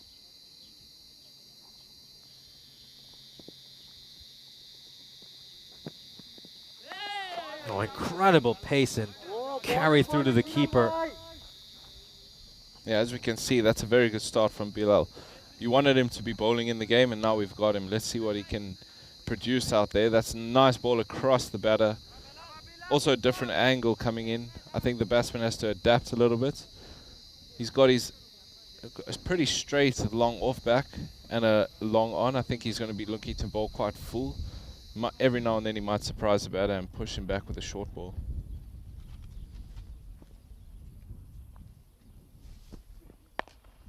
And this one's a shorter delivery over there. And the batter manages to get it away. There's no protection out at that boundary. 4 runs. Yeah, I don't think he quite got that short enough. It just sat up nicely. Not too difficult to pull that one away. If he wants to bowl shorts, I think he has to get it up underneath the batter's chin, make him feel uncomfortable.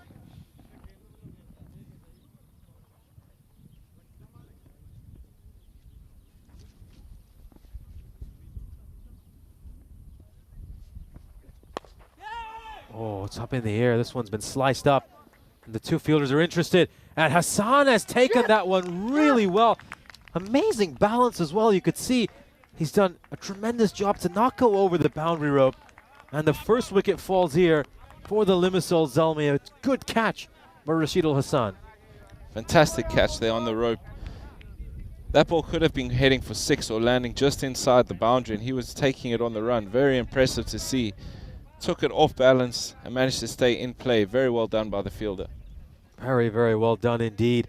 And an important wicket for the Nicosia Tigers. They finally get their first wicket. They break this incredible opening stand. Now they'll be keen to just stem the flow of runs. Of course, this is a good chance to welcome a few people in the chat. Good to have Chris Smith here. Chris Smith dropping a little bit of trivia in the chat. Since Rico's not here today to give us his usual trivia, he's just reminding us that on this day, Brian Charles Lara, great Brian Lara, scored a 501 not out for Warwickshire against Durham at Edgbaston.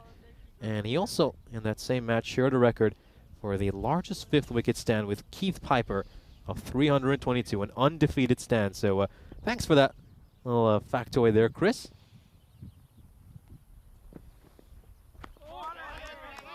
Goes past the outside edge of the bat, and you know, this is the first time I've seen these batters have a little bit of indecision in their mind, and that's what pace does. Yeah, pace mixed with the left arm coming over the wicket.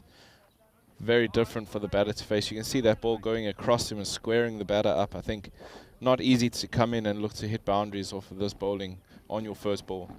Absolutely. I'd have him right back bowling the 6th over as well. Definitely. Like we said, we want to be bowling your best bowlers as soon as possible.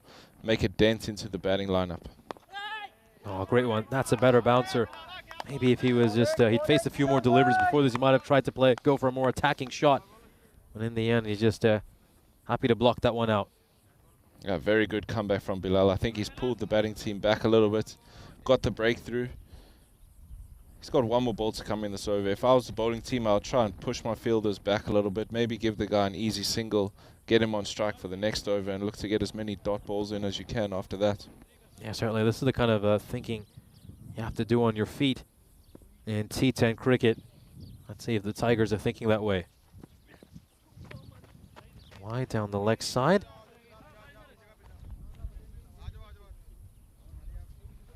Yeah, you want to be adapting to the game as you go, and as you can see, the new batter is not as comfortable with the conditions. It's their first game and he's just come in. You try to keep him on strike as much as you can. Use up as many balls before he's in, and then try and take that to your advantage. So just get your fielders onto the ring. Nobody needs to walk in. Try and give him the space to get one, and then go at it for the next over. No, absolutely. I think Rico and I were talking a little bit on the broadcast when he was here about, we'll just mention it after this ball. Oh, well, he's pitching outside the leg stump, so he's not going to get an LBW there, but another electric over by Bilal, and well, this is why we were calling for him to bowl during the power play. We'll have a look at the replay. Pitching outside the leg stump, so it just can't be LBW. Yeah, as a left-hand bowler, you have to be shaping the ball back into the right-hander if you want to get the LBWs. Otherwise, the ball's going to be either going across and missing the stumps, or you're probably pitching it outside leg. But great over there from Bilal. Great over there, and look at how that run rate has just nosedived these last couple of overs. But yeah, just going back to that point we were discussing about how you need to be quite smart about who you want on strike.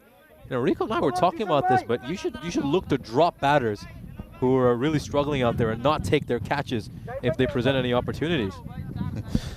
That does sound terrible, but I think it's also dangerous because leaving a batter in, he often usually gets accustomed to the innings, gets accustomed to the pitch. So sometimes dropping him might not be good because he's still getting himself in. But while the guy's there, I think trying to keep him on strike is not a bad way to go. I don't think I would drop anyone on purpose if I was the captain. I think we've seen a few matches here, certainly in the first few days, where sometimes number 3 or 4 was more dangerous than an opener. And after they got dismissed, it actually turned things against the bowling side. And this is another important wicket. Huge catch out in the deep. That one is taken by Wadsham. And what an impact he's made for this Nicosia Tigers side. And the dangerous Salman Khan departs. He was looking so good throughout his innings, playing some lovely cricketing shots. And he's picked out the fielder at cow corner. And now the Zalmi, they're in a really tough spot because they're going to have 2 new batters out there. Yeah, that's a very good catch and could be a match turning point. As we saw, I think he was dropped on 12 if I'm not mistaken, so he only cost them another 10 extra runs. And a very difficult time for the batting team here. 2 new batters. Let's see what they can do. They need to try and get in as early as possible and hit some boundaries. Yeah, absolutely. Let's just see if Zishan Mahmood can get in a few dot balls here and push that required up a little bit. Also a big hello to Monica Ramos Acosta joining us in the chat, and John Gray as well. Great to have you all here, and hope you're enjoying this game. Oh, it's up in the air, it's skied, and this one certainly got the distance on it, and is going to go for 6, just lands to the right of our commentary position. Of course, Jared's off to go and try to get the ball. But yeah, an outstanding shot there. Great bit of work. And the Khan takes no time whatsoever to settle in. I mean, we were talking a little bit about how, you know, the new batter might take a few balls to settle into his innings. Not in T10 cricket. These bowlers have absolutely, batters I should say, have absolutely no time to settle in. Starts off with a bang. Oh, he sent that one straight to the fielder. It's a caught bowl. It's 6 and out for Khan. Well, on the one hand, you can say he didn't really waste too many deliveries, but he's going to depart, and it's a 2nd wicket for Mahmood. Yeah, very good catch from the bowler. Sometimes it's not that difficult. You don't have much reaction time with the ball being smashed back at you, so he did very well getting his hands up and taking that catch. Yeah, really good catch. You just have a question here about what the second score that's displayed is. That's the amount of runs they need to get a single point. So you get 4 points for a bonus point victory here on the European Cricket Network. 0 points, of course, if you're defeated by a bonus point. And in most cases, the points are split 3 to 1. 3 points for the winner and 1 point for the loser.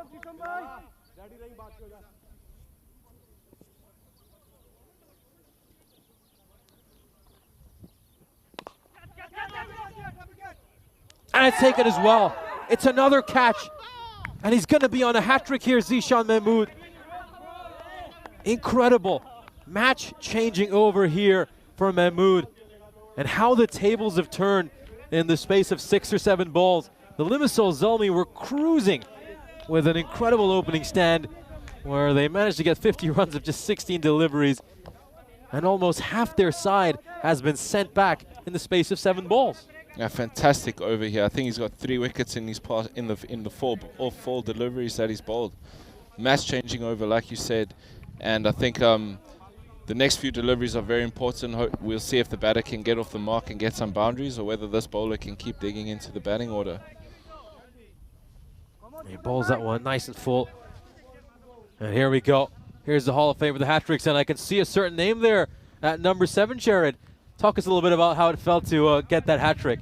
That was exhilarating for me. It was played in Khartoum, and I managed to get a hat-trick, and it's very exciting. Obviously, if you're bowling, getting any wicket is exciting, and getting 3 in a row is just a cherry on top. Yeah, certainly at one of the grandest stages. Well, here we go. Hat-trick ball coming up. Oh, there's once again shouts to catch it, but it's going to evade the fielder and go away for 4. You know, a lot of batters would just look to block that out to avoid the shame of being the victim of the hat-trick ball. But Ur Rahman, full credit to him, thinks about the match situation and gets the boundary. Yeah, looking at that, I don't think he had any thought about blocking it. But let's see what the bowler has for the last ball of his over. It's been very impressive. Match-changing over so far. 3 wickets in this over so far, and just 10 runs have been given up. I'd put Bilal back right after this over just to add to that pressure the Zalmi are facing. That's really good fielding out in the deep. That was a low full toss. Ur Rahman managed to strike it towards mid-wicket. And we're at the halfway stage of this innings. And, well, what an exciting match we've had so far here in match 4 of the day. Limassol Zalmi taking on the Nicosia Tigers. The Nicosia Tigers went out there, they posted a par total on the board. The Zalmi got off to a flyer of a start. But these last couple of overs, this match has turned on its head. Yeah, it has. Very, very interesting to watch. I think both innings have been up and down between bat and ball. And the batters started off this innings on top, but the bowlers have pulled it back. Now, they've done a terrific job here. Of course, we saw numerous wickets in that previous over bowl by Zishan Mahmood. We saw Bilal come in and bowl superbly. I think Bilal should come right back here and bowl his second over. Definitely, I would keep him on. You want to try and keep the runs as low as possible and try to leave most of the runs for the batters to hit them at the later overs. Yeah, certainly. And, of course, the players currently getting a drinks break. And it's a very hot day, a chance for them to get some refreshments. And also, maybe a few messages were sent out there as well to the 2 batters in the middle. Tough task now. It's a really tough task. That required, though, is not out of control. It's just 13 and over, which is very doable. But they've lost a lot of key batters over here, and that's going to hurt. Like you said, the required run rate is 13. That's what they started the innings with. But they got off to a flying start on the past 2 or 3 overs. They've been dragged back a lot. So I think the momentum is with the bowling team at the moment. And as we said, Bilal is back into the attack. Yeah. Huzaifa, the senior batter over here, he's had a lot more batting experience on the European cricket network. Ur Rahman with just the 1 innings before today, in which he was dismissed for 8 against the Sri Lankan Lions. This one's just nudged away for a single, and Huzaifa gets back on strike.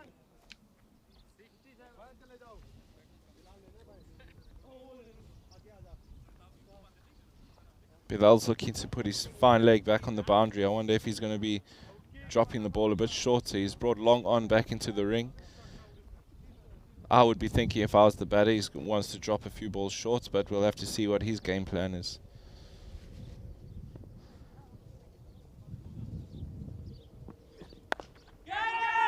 And the fielder at mid-wicket is interested, and he's gonna take that catch.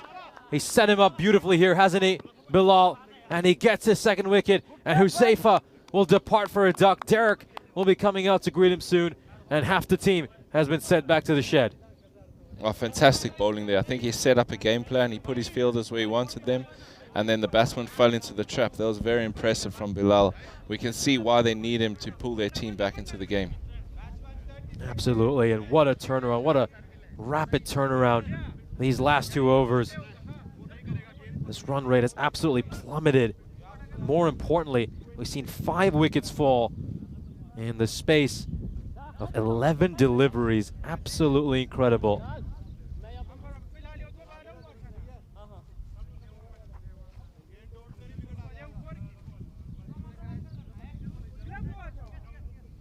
Very impressive fielding as well. They've been taking their catches. They dropped the one early on in the innings, but since then I think they've been exactly what you need to be, and very disciplined and making sure they take their chances that they get.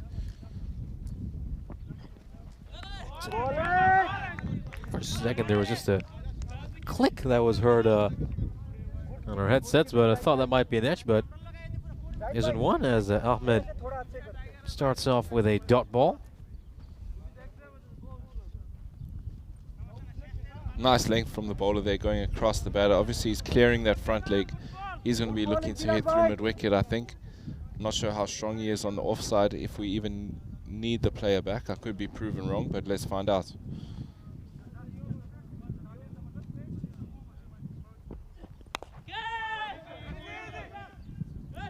It's well fielded out at mid-wicket. It's just going to be a single. It's been an incredible turnaround, of course. These last 2 overs, we've seen the Zalmi score just 13 runs and lose 5 wickets. It's been a massive, massive collapse. And no one's just been able to stick around and settle things for this Limassol Zalmi side. And all the pressure now falls on Ur Rahman, as we mentioned. Just the 2 innings for him before on the European Cricket Network. One of them he was out for a duck, and the other he was out for 6. So he's already scored his top score on the European Cricket Network by getting to 7.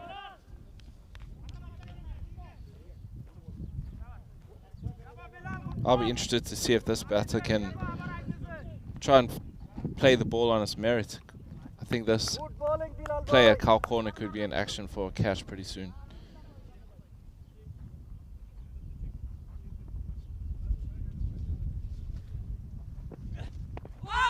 Oh, he's going to go up with a big appeal here, and the finger has been raised by the umpire. The 6th wicket falls for the Zalmi, and Bilal and Mahmood have triggered this incredible collapse. The Zalmi are all over the place.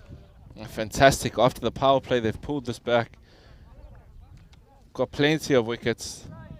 Not so sure if that's hitting, but the umpire sent him on his way. Yeah, I was thought it might be going down the offside as well, but just seemed to have the rub of the green right now. The Nicosia Tigers, they put so much pressure on the opposition, and the umpires helped them out a little bit with that decision. So 70 for 6 at the end of 6 overs. 6 wickets lost in these last 3 overs, and they've managed to score just 15 runs. It's been an enormous, enormous collapse, a collapse of extreme proportions. And I certainly don't think we saw this one coming 3 overs ago. Limassol Zalmi, who had a scintillating start, have really fallen apart over here, and this man and Bilal have played a huge role in that. Oh, another great delivery. I think he's the one that catapulted them into this position, and we can see that ball. He's got some nice shape on it as it bounces. It just goes away from the right-hander, and when they're trying to hit it through the leg side, it's quite difficult because the ball's going away from you into the offside. So let's see if the batter can put it away.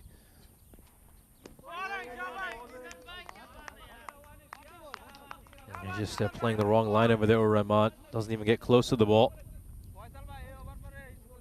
Very good, consistent bowling, keeping it outside off, good length. I think if I was him, I'd just keep it this way until you see something different from the batsman. I think the batsman maybe needs to close the angle and just go across to his off stump, try to get closer to the ball. And you were talking about how he might have the fielder out at Cow Corner interested, and he certainly is interested now. That's another catch for Vancham, and the 7th wicket falls here. So the 5-4 is on for Mahmood. He's got 3 balls to get there. 4 for 11, very impressive. Very good fielding. I'm impressed by their catching ability.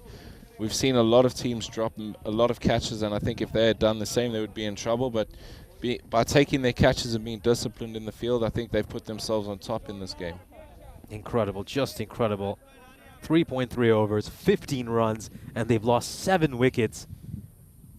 What a collapse for the Limassol Zalmi. I mean, where has it all gone wrong for them? Of course, we got to credit this bowling, but surely some blame has to be dished out to some of the batters. I think the batters have been quite single-minded. They've all been targeting the same area, and these bowlers are quite clever. I think they've worked out how to bowl to that, and they've just set traps for them, and the batters have fallen into those traps. Certainly. So 3 balls here for Zishan Mahmood to get a fifer and be the first fifer of this European Cricket Series. Here we go. Can he get it? That's a good ball. That's where he needs to be bowling, though, if he wants to get his fifer. Keep it nice and full and straight.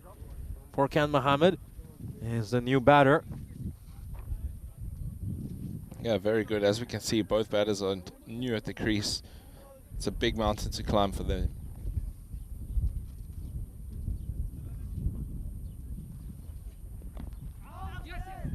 I was going to run to the non-strikers end here. Furkan Mohammed, just 1 run in his European Cricket Series career.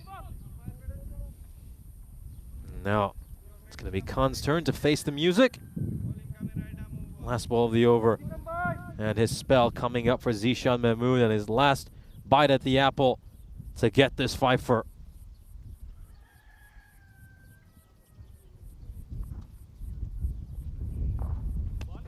Big swing and a miss there, but an incredible, incredible spell of bowling for Zishan Mahmood. 4 for 11. He's put his side in a fantastic position to go on and win this game.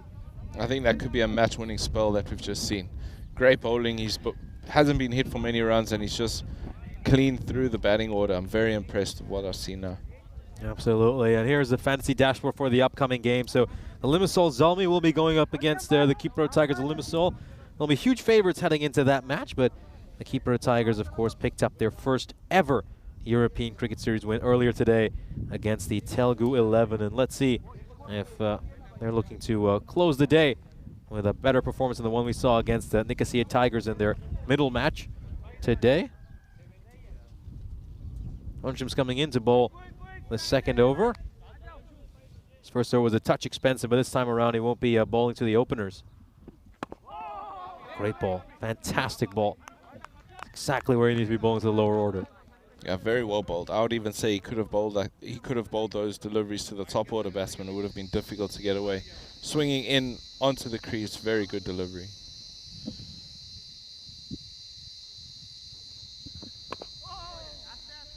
This is played away for a single. Now, here's another little subplot, something that we weren't thinking about much, but the Limassol Zalmi have to think a little bit about at least getting to 92 and not suffering a bonus point defeat, because at one stage we certainly thought we were in for what was going to be a thrilling chase, but well, they still need another 20 runs from, that's now 15 deliveries to even get 1 point out of this game. That's how big this collapse has been. Yeah, the collapse has completely changed the way the game was going.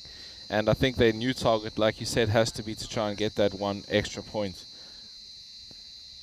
92 has to be the new target. We're looking at 20 or 15, like you said. I think the batters have to reassess what they need to do and try and score as many boundaries as possible. And that's not going to happen for this one. That's certainly not going to help them.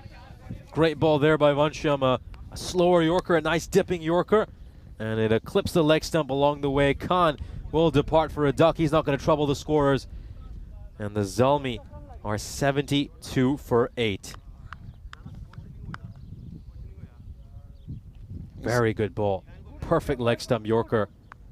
And he's just played all around that one, Zishan. I think someone's just got to send the message out that, look, let's try to at least get these 20 runs, get some bat on ball. And we'll try to at least salvage a point out of this game. But everyone's just going for glory. I think it's difficult from the position they're in now to try and get the next 20. It'll be quite a battle, but like you said, the guy coming into bat, he should know what the team's target is. Very impressive bowling, getting the ball to swing in. Nice Yorkers. Very nice to watch. Oh, what an impressive hit. So that 92 could still be on the cards here. So it's got another 13 deliveries now to get there. It's just this is pure power, this shot. impressive to watch. He didn't have his feet in any position. It was just hand-eye coordination, and he made sure to get that over the rope. 14 of 13 now for Zalmi to get that point. I wonder if the Nicosia Tigers are just paying attention to this little detail as well. That's gone, he played out towards mid-wicket.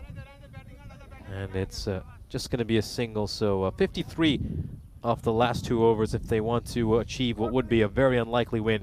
But 13 off the last 2 overs if they at least want to salvage a point. I'll just have a look at this comparison between where these two teams were. So the Tigers, they were losing wickets at regular intervals, you would say. That's probably what hampered their scoring. But the Limassol Zalmi, just look at that middle over period where we saw Bilal and Zishan bowling, and they absolutely turned this game on its head during those 4 overs. They went from 55 for no loss in 3.2 overs to where they are right now. Yeah, those middle overs definitely changed the game. I think just after the power play, we saw probably their best bowlers come into the attack, and they made a huge difference, breaking through the order. I'm interested to see what this batsman has in offer. He hit that 6 over extra cover very well in his first ball. It's good bowling here. Took some pace off that one. Intelligent bowling by Taminur Rahman. And certainly, in my opinion, Zishan and Bilal should be opening the bowling for this Nicosia Tigers side. I was certainly very perplexed when Bilal didn't open the attack for the Tigers. But he's bowled so well in every match he's been involved in so far for the Tigers. There was one game where they only gave him the 1 over, but he bowled a stellar solo over. This one's spooned up for the fielder. It made on a direct hit, he would have been in trouble. But he got to say, good backing up there by Shakawat Hossain. Very good backing up. It gives the fielder the freedom to try and get the run out, knowing someone's going to be behind the stumps. Otherwise, you cost your team an extra 4 runs. 12 needed now of 10 to get that a single point.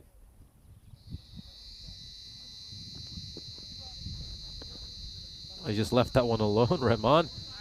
A good slower ball there. I don't know why Shah's looking at the umpire. That was well bowled going across the batter. I'm not too sure the umpire will be impressed with the way he followed through across the crease. He might be asking him to go off the wicket, but very good delivery. Yeah, and that doesn't help the bowler either, because if he does have some kind of an LBW appeal or anything, it's obviously going to be very hard for him to get that going around the wicket, and it's going to be tough for the umpire to see. It's another single there for the Zalmi. How do you recover, though, as a side when you've just come off such a tough loss to take? I mean, they were off to a flying start. How do they mentally recover for the next match? Because they'll be playing in just about 17 minutes. I think they have to look at it. They know it's a T10 game. Anything can happen.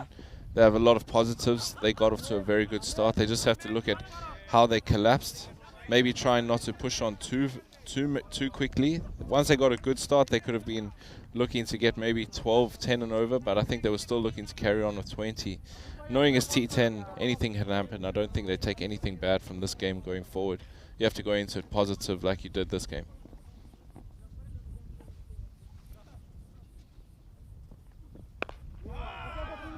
That's played out towards square leg, and it's going to be a single, so it's 9 runs needed now. The next 7 balls if they want to avoid this bonus point defeat. Rahman has certainly helped Rahman's figures now that he's had a chance to bowl to the lower order after getting pumped for a few runs. And his opening over by the openers goes for the shorter one there.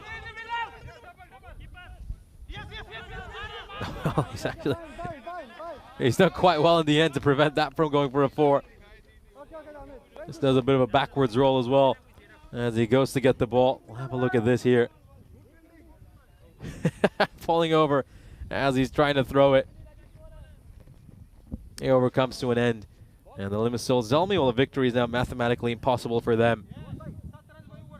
And I think the Nicosia Tigers, though, they should keep in mind here that they still have a chance to pick up a bonus point win. Let's just see if someone's made the captain aware of this important fact. We'll just have a look at the bowling card now as well for the Nicosia Tigers.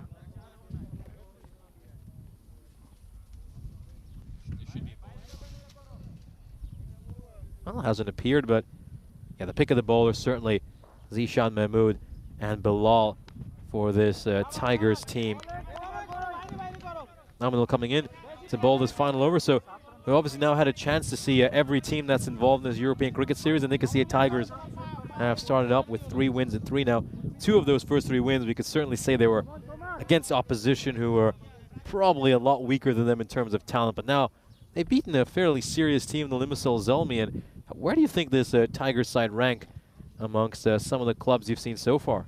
I think they've been extremely impressive. As we spoke about the other day, we were trying to emphasize the bowling ability and being very good in the field, and I think they've showed today they can take their catches and finish their overs without bowling too many extras. I think that puts them very high on the list in my opinion, and I think it's going to be difficult to beat them, especially if they take this discipline going forward into the rest of the tournament. Yeah, I think they're one of the few teams as well who have a real depth of options both with their bowling, and they've got multiple quality batters as well on their side. This one is going to be a chase for the fielder out in the deep, and they're going to come back for a second run. Good running between the wickets by these 2 tail-enders. Oh dear, it's overthrows, and Tomo Laminal will just have to tell them to calm down. He's like, all right, my numbers can't take more of a hit.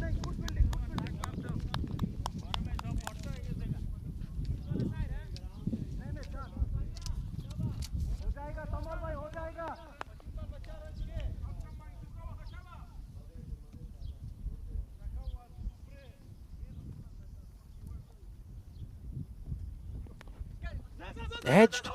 And oh, great bit of fielding there by Bikash Shrestha. And keep in mind, that fielding means that the Tigers still have a chance to keep the Zalmi under that bonus point target. So they need 3 runs to pick up a point here, Zalmi. It's turned into a very tight game at the end here for that extra bonus point. No, it certainly has. So they can only afford to give up 2 runs in these 2 deliveries. The Nicosia Tigers.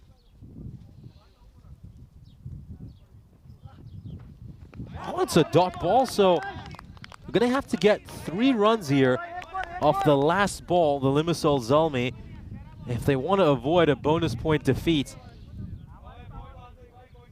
It's come down to the last ball, but I think that bonus point could work out to be very important later in the tournament. So for both teams, it might be useful to try and get this. It certainly could, and it would be such a serious message as well for the Nicosia Tigers to go up against the side like the Zalmi and emerge with a bonus point victory. Here we go. Can they get the bonus point? Oh, that's not going to help. That's not going to help.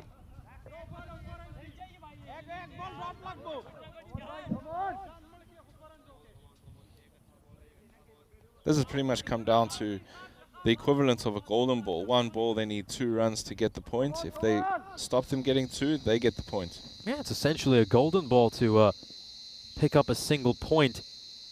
Here we go. Can they get the bonus point? Struck firmly down the ground. It's going towards the fielder. And that bit of fielding will mean that they're going to potentially get the bonus point here, and they will by the barest of margins. You could tell Tomo Laminal was telling him, get this ball back quickly, get this ball back quickly. And I think they're going to pick up the bonus point here by the slimmest of margins, the Nicosia Tigers. The Limassol Zalmi looks like will end up with 91 for 9. We'll have a look at the replay to confirm. And yep, that's fine. That is perfectly fine. So a bonus point victory by just 1 run. 1 run, it's by 1 run. They managed to get the bonus point, the Nicosia Tigers. And the Limassol Zalmi will be absolutely gutted, considering they were 55 for no loss at the 3.2 overs mark. They're going to be gutted that they have emerged from this game with a bonus point defeat. Big match coming up, our final match of the day, the Limassol Zalmi against the Kipro Tigers of Limassol. Well, let's see how Limassol Zalmi can recover from this one emotionally. We'll have a look at the highlights of this innings. It was a fantastic start, a flying start for the Limassol Zalmi, they batted superbly at the beginning. They managed to score 55 runs during that power play, largely thanks to some great hitting by Babar Ayub and Salman Khan. Yeah, very good. I'm very impressed with the fielding we saw at the end. Yeah, he stopped the boundary, managed to get back up and get a good throw in to get the runouts, which saved them and won them that extra bonus point. Absolutely, and I don't think during that stage of the match we thought that the bonus point would come into play. If anything, we might have thought it's more likely the Zalmi will pick up the bonus point.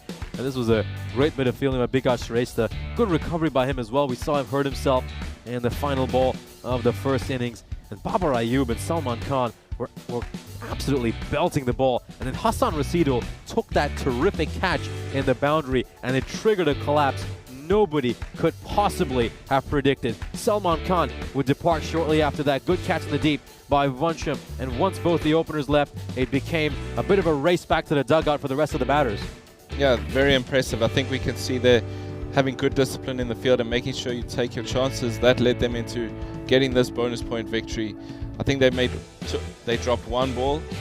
The rest of the fielders did the job. So very impressive work on the field and with the ball and the bat today. Absolutely, and you can see not too many highlights for the rest of the innings for the Limassol Zalmi. It was kind of a disaster for them right in the end. Probably helped out by that decision. I think Bilal was a little bit lucky to get the LBW there. Naveed Ahmed will look back at that and feel hard done by. And just those little moments, you just wonder how much they'll help the Nicosia Tigers get this bonus point. That was Vansham cleaning up Zishan Khan. He departed for a duck as well. Furkan Mohammed tried to give it a good go at the end, as did Mudassir Shah. He managed to strike one big six, and we saw this one here. This was the end of Furkan Mohammed, and they pick up that bonus point by just one run. A very impressive comeback by the Nicosia Tigers after the power play. Let's have a look at the scorecard of this innings. Babar Ayub and Salman Khan got their side off to the perfect start, a 55-run partnership between the two openers. But once the first wicket fell, once Babar Ayub departed, my word, we saw an incredible collapse of extreme proportions triggered by two terrific bowlers in Mohammed Bilal and Zishan Mohammed, whose names you can see spread right across that scorecard.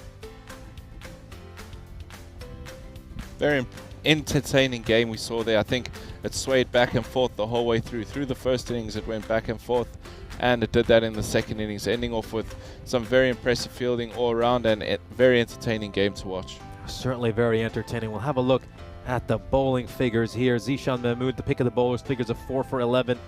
Mohammed Bilal getting 3 for 8. Those two, that 4-over period in the middle was so impressive. It turned this whole game in its head. As you can see, 7 wickets and 19 runs between the two of them.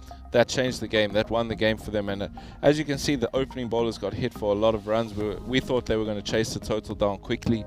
And then those two bowlers that you wanted on during the power play came back, and they won the game for the team. Absolutely. They certainly won the game for the team. And the Nicosia Tigers make it 3 wins in 3 to start off this series. I have to say, Jared, it was an absolute pleasure to commentate alongside you again, and can't wait to have you back in the commentary box. Thank you. I can't wait to be back. We, of course, can't wait to be back as well. We'll be coming up with our final game of the day in just about 10 minutes' time, when the Limassol Zalmi will take on the Kipro Tigers of Limassol. The Zalmi are handed a massive defeat in our 4th match of this day. Join us again in 10 minutes when we'll bring you match 41.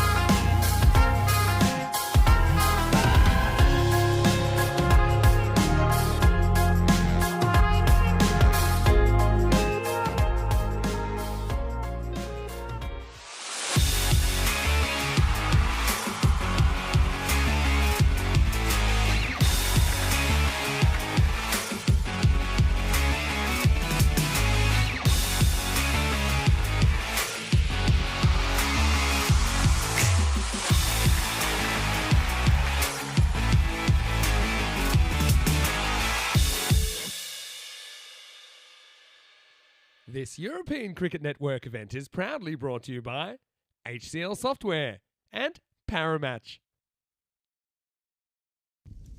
Welcome back to Eeps and Us. We're heading into our final match of the day between two sides who are desperate to get a win. The Limassol Zalmi and the Kipro Tigers Limassol. Let's head over to the coin toss. Kipro Tiger is your call. Heads. Head is a call and it is tail. Going to ball first. Zalmi won the toss and decided to bowl first. Thank you very much for the match update to match referee Nilkesh Patel. So they're going to have a ball here. The Limassol Zalmi obviously coming off a very, very tough defeat in the last match. They had an extraordinary collapse here. Just struggled to find the words to describe how they collapsed in that innings. It was a case of you go and I'll follow you back to the dugout. As we'll have a look at this fantasy dashboard. So the Limassol Zalmi now 0-1, and they had a massive bonus point defeat. And they're going up against the Kipro Tiger side, who have just picked up one win against the Telugu 11, and the rest of their matches have looked a little bit out of sorts. I think for the Kipro Tigers, then you got to look to the likes of Hardeep Singh and Malik Noman to go out there and play a big innings. Of course, Malik Noman had that 100 against the Telugu 11. Then looking at the win predictor, the Limassol Zalmi, rightfully so, fancied as big favorites, 72% against the Kipro Tigers.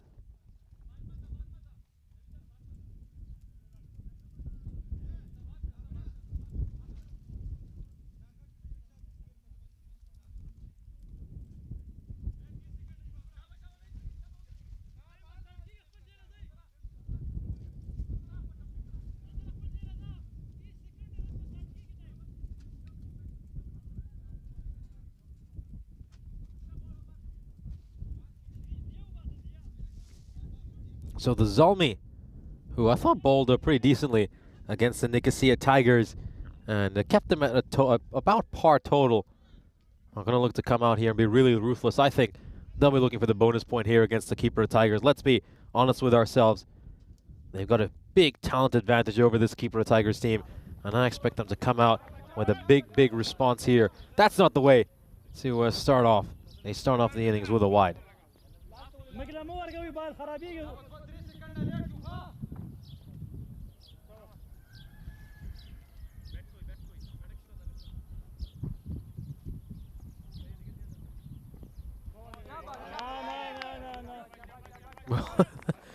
There was a huge appeal of how's that, but it came from the fielder at long on, and that tells you all you need to know.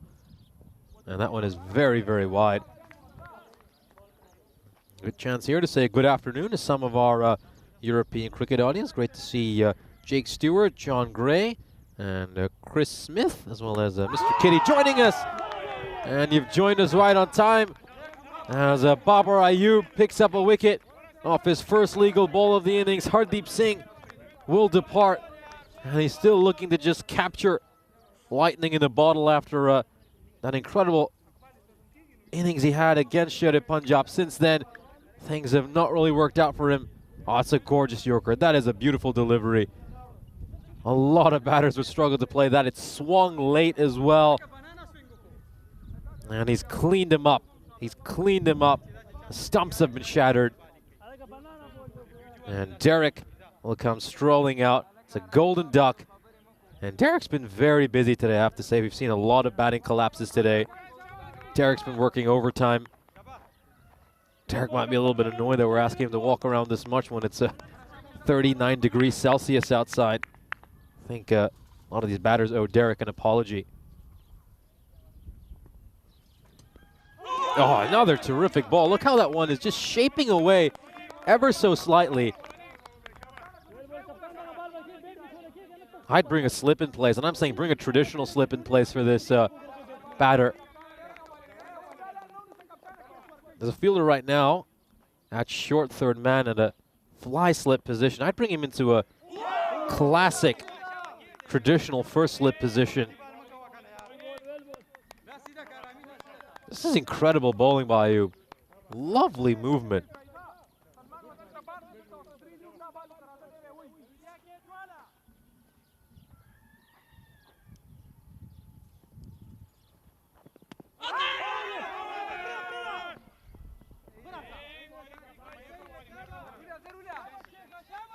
creating a lot of chances here, aren't they? This one was probably going to the leg side, straightening a lot, mind you. It's straightening a lot, but it's tough for the umpire to give that one. The height also a factor for the umpire to consider there, as looks to make some room here, contemplate through the offside, and it's another swing and a miss.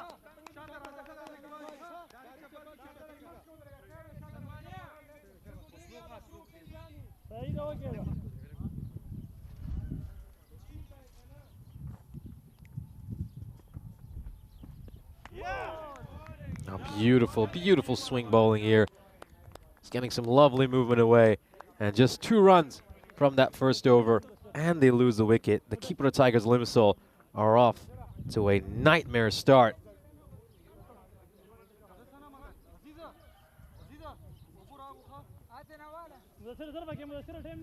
Here's a look at the format for this group. Of course, we've got group play through to the 11th of June, so we're done with Group A. And these remaining days we'll have just Group B action.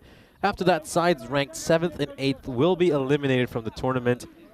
And the sides ranked 3rd to 6th will, of course, battle it out on Elimination Day. Whoever comes out of that will face the teams placed 1st and 2nd, who will, of course, bypass Elimination Day. They'll go straight to the quarterfinals. And then we'll crown our champion on the 14th of June on Finals Day. Good shot here. The first boundary of the innings.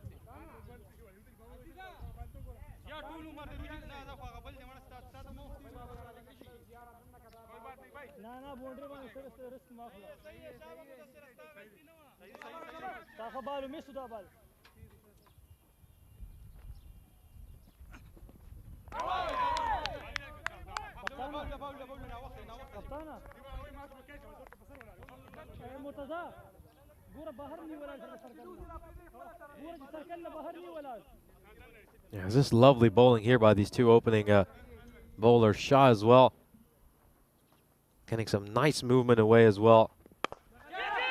Oh, this beats the fielder at cover. It's a good shot. It's on the up. It's a risky stroke, and it goes away for a boundary.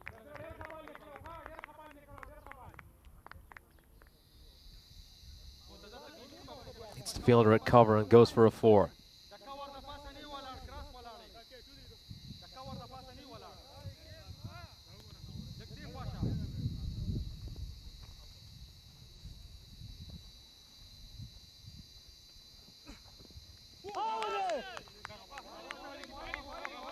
Go for that big heave towards the leg side. That's not the best shot selection. That's a bit of a nothing shot, isn't it?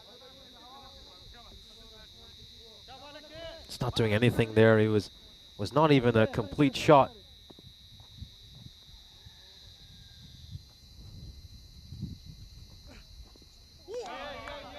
Oh, lovely, lovely swing away, and oh dear.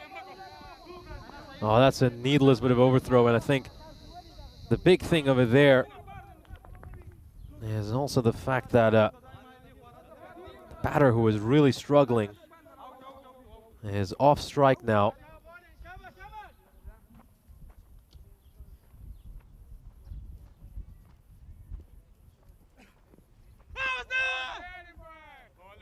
And just the one loud appeal over there.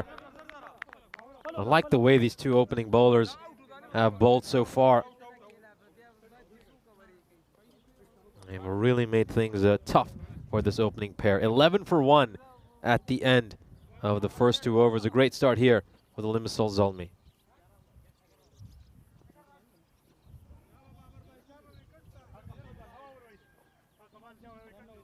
Let's have a look at the standings for Group B. As you can see, the Keeper Tigers of Limassol have picked up just 1 win in the 4 games they have played. And 3 of their defeats so far have been bonus point defeats. They managed to defeat the Telugu 11 earlier today. We just returned to live action. And we can see that shot's been struck away for 4. Babar Ayub just getting one wrong. That one's been given a no ball as well, so a free hit is coming up.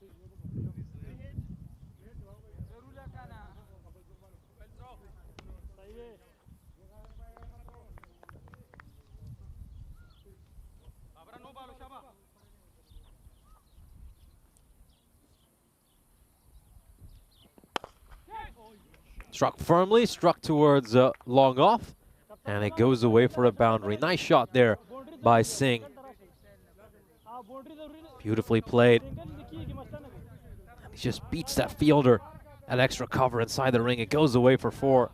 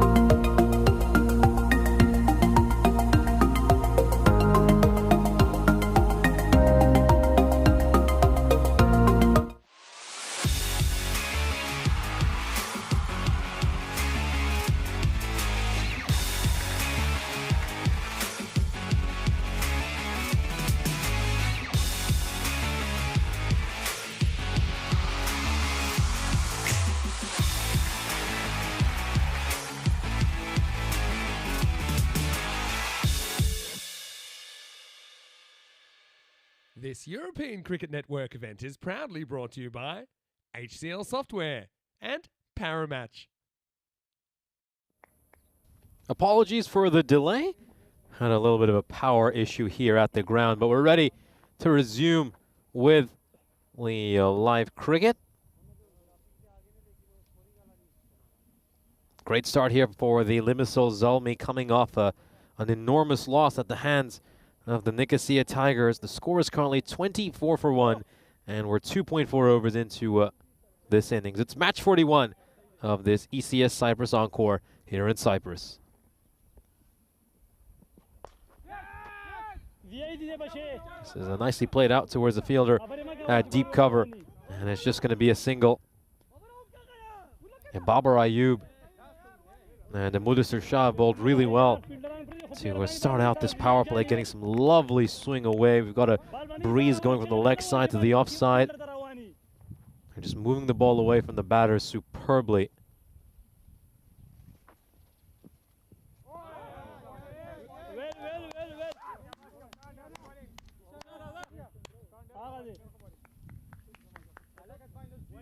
Just going to look at the height of this delivery. Yeah, looks perfectly fine. Good ball to end the power play, and a terrific one for the Limassol Zalmi. The Cyprus Tigers Limassol are just 25 for 1 at the end of the power play.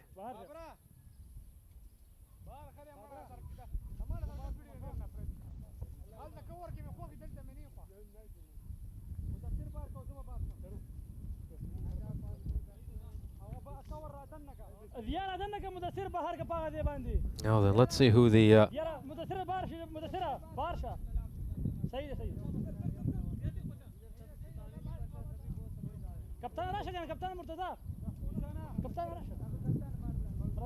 Zishan Khan coming into bowl this fourth over. Very fiery cricketer.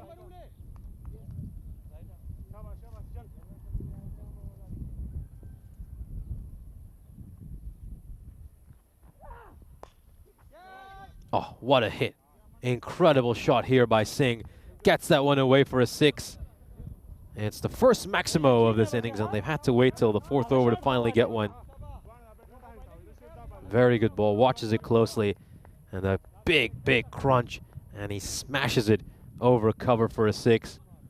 Top shot.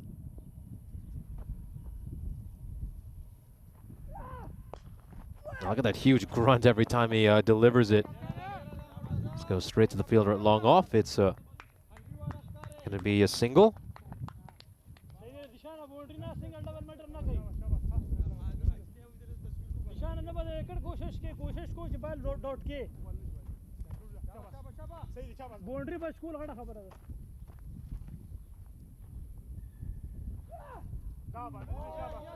A lovely movement away over here. That breeze is really helping these bowlers get that extra bit of swing, that nice swing away.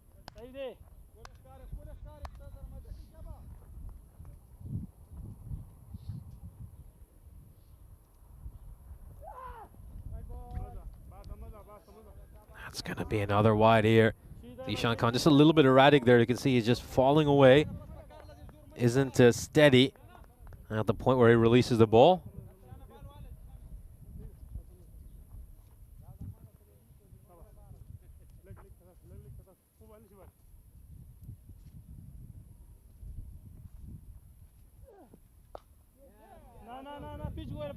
Struck nicely. And that is going to go away for a 4. Goes a bit too short over there, Zishan Khan. And S. Khan will just get his hands underneath the ball, elevate it nicely over third man for a 4, and he sends one straight at his teammates. They'll be saying sent plenty more our way.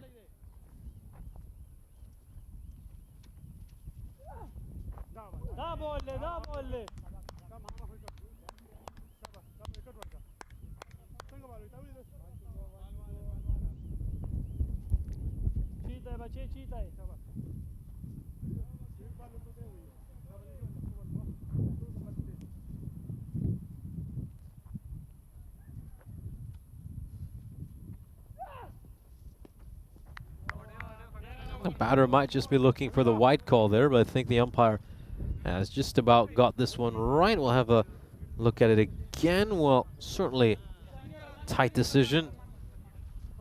I think the umpire's got that one right. Good call by the umpire. And another quiet over for the Cyprus Tigers. Just 12 runs off it, which is not too bad for the bowling side in T10 cricket. They're currently at 37 for 1 at the end of the 4th over. They've not lost any wickets. They haven't lost a wicket since the first ball of this innings. But neither of these two have really been able to get going.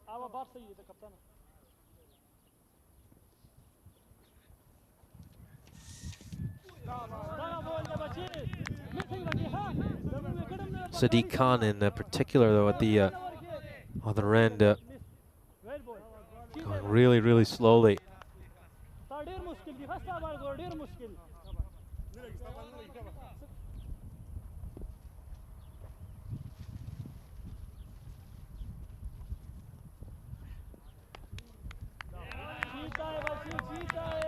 Just looking for these calls here, Singh, but the umpire, he's getting these one right. This one,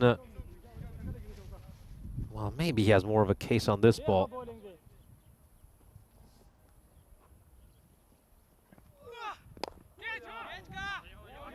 Played out towards cover.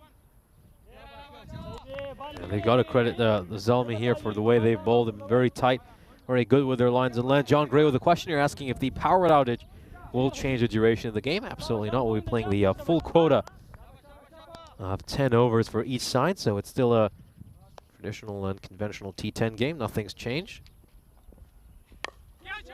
Oh, it's up in the air. And, it's just going to go beyond the fielder at cover. He just didn't read that right, did he? If he'd anticipated a little bit earlier, if he'd judged the trajectory of the ball, he would have actually come underneath it and been able to take the catch. He was rooted to the spot. And he just lost it in the sun there, Mudassir Shah.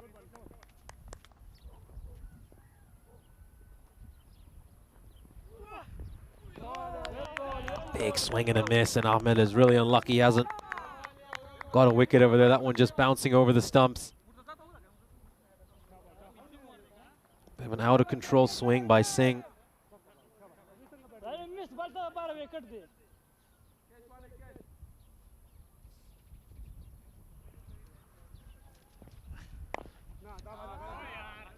straying onto the pads, and he just plays that one around the corner. Not the best ball by Ahmed. And intelligent batting by Singh, doesn't overhit it. Just uses the pace of the ball, works around the corner, and we're halfway through the innings. The Keeper Tigers are 43 for 1.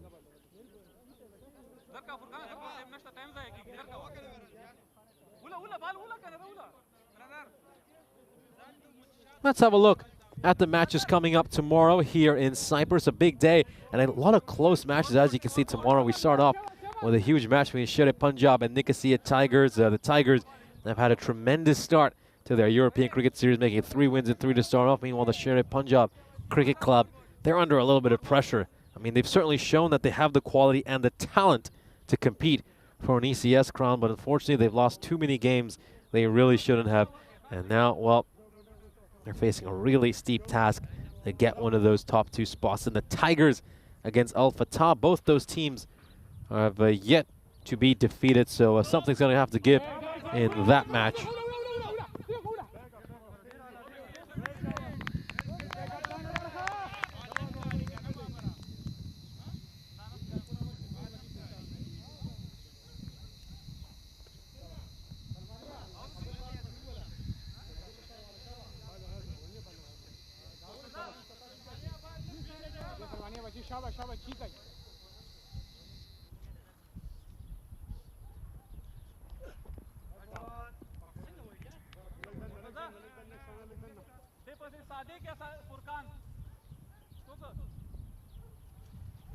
Well, certainly a wide.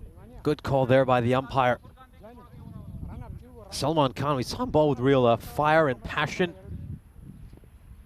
in the opening match of the day for Limassol Zalmi, but he hasn't quite been able to recapture it since. And this match here is a good chance for him just to get back to his old form against a side who, let's face it, have a massive gulf in talent with this Limassol Zalmi side.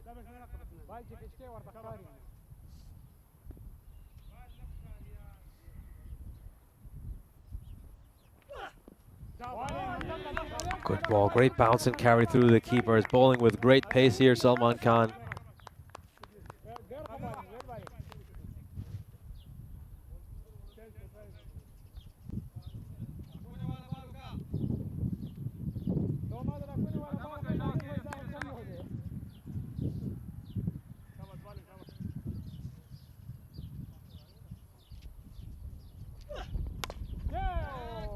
Good shot, really good shot there by Singh. And Khan is bowling with so much pace. If he can get any bat on these deliveries, especially these ones that are rather short and wide, he knows he's going to race away to the boundary. And that's all he's done here. Hasn't looked to overhit it. Let's get some bat on it. And it races away for a 4.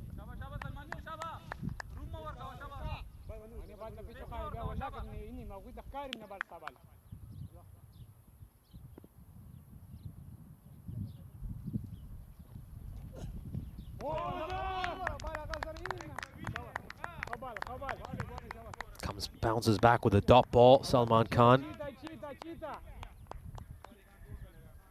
Let's just see if he's going to go for glory on this final ball. Does he aim one at the stumps? Does he go for the Yorker? Does he try to get a wicket? Or is he going to stick to what's worked so well for him so far?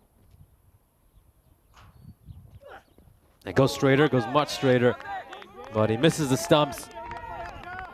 However, the batter has missed out on it as well. The keeper has done a great bit of work there, Mohammad Hazaifa, to make sure that doesn't get past him. End of 6 overs, and they are 49 for 1.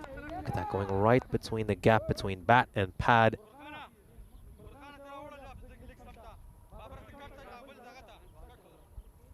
We'll have a look at the scorecard here for the keeper of the Tigers of Limassol. They've lost just the 1 wicket. They lost the wicket off the very first ball of the innings, and these two batters have put together a 47-run partnership, not 49, 47, because there were a couple of extras to start off this innings. But neither of them have been really able to accelerate at the rate which the keeper of Tigers so desperately need.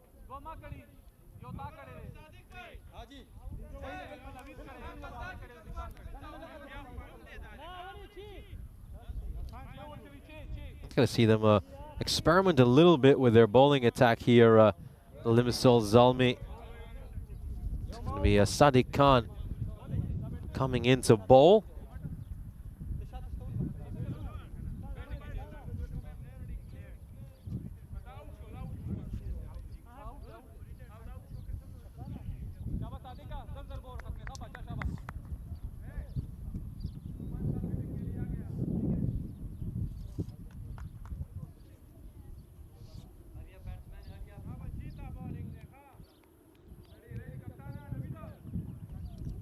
Now then, is this a bowler they're going to look to attack here? The keeper of Tigers, Limassol. That expected score right now is at just 94. Starts out with a wide. Yeah, Sadiq Khan isn't someone who usually bowls for this Zalmi side, not to be confused with, of course, the Mayor of London.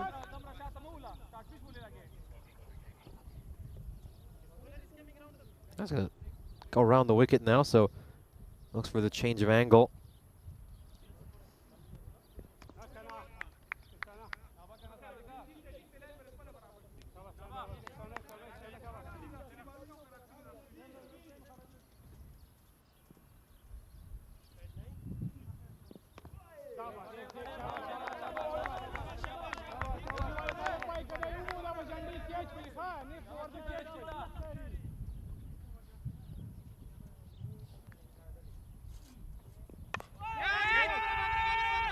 Oh, it just evades the fielder at third, and it goes away for a boundary.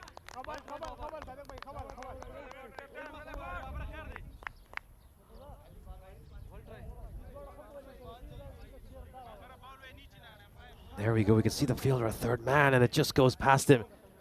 And it goes away for a boundary. Not a good start here for Sadiq Khan. Pulls a wide. And then is a little bit unlucky. The previous ball, I think that fielder was that third man. As heard, he's just getting a little rub on his knee. He might ask for some magic spray. Let's see. Oh, well. Oh, he's limping a little bit. This could be bad. Is that Babar Ayub? If that's Babar Ayub, that could be a huge concern for the Zalmi. Yeah, it is. It's Babar Ayub who's done something here. Yeah, there's no way you can risk it. You've got to take him off here and bring in the substitute fielder, Aziz Kakar, 12th man, to replace him. Babar Ayub, far too important a player to risk for the remainder of this game.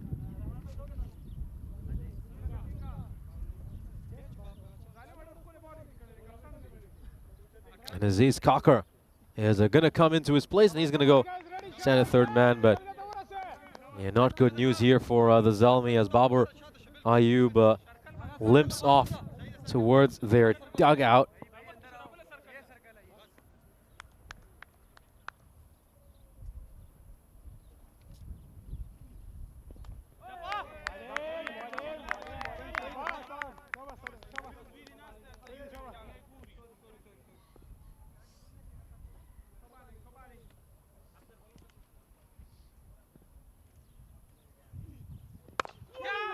Struck hard, but straight to the fielder at cover. Good work there by Mudassir Shah.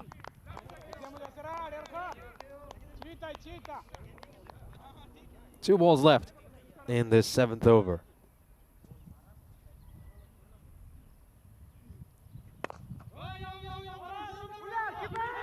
Oh, this should go to the keeper's end, but the throw was a little bit low. It wasn't that hard, and you can just see the wicketkeeper's a little bit frustrated by that. Better throw at the keeper. I certainly think he would have been in quite a bit of trouble. Yeah, it needed to be straight at the keeper's hands, didn't it?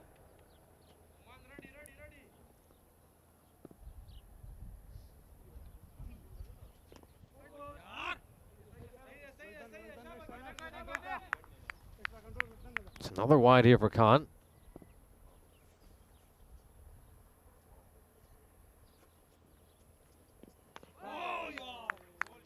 One will beat the bat for the batter, and the 7th over comes to an end. And the keeper of Tigers are 57 for 2. Let's have a look at the upcoming events on the European Cricket Network. Of course, we got the great pleasure of being alongside you here in Cyprus until the 19th of June. But after we wrap up here, we'll head over to Central Europe with a great fortnight of cricket over in Czechia. We'll then have an action-packed July with 2 great series from Romania and Bulgaria, as well as Hungary. Then we go over to Croatia at the start of August before spending a couple of weeks in the eternal city of Rome for the European Cricket Series. So a great calendar lined up for this summer. As you can see, so many wonderful places that we're looking to visit. And that's the beauty of the European Cricket Series, isn't it? It's a tapestry of cultures, landscape, and different styles of cricket. And it's going to be amazing to witness some cricketing drama unfold against the backdrop of some of Europe's most iconic cities. You can just see some of the places we have lined up over there to visit. Budapest, Bucharest, Rome, Zagreb as well. So many great European cities there. The beauty of each series is that it just helps us grow our community, increase our love for the game, take the beautiful game of cricket to new lands where it can take root and blossom. And we're looking to write another great chapter, splendid chapter in the annals of our great game. Oh, well, looking for a stumping here. The umpire isn't too interested.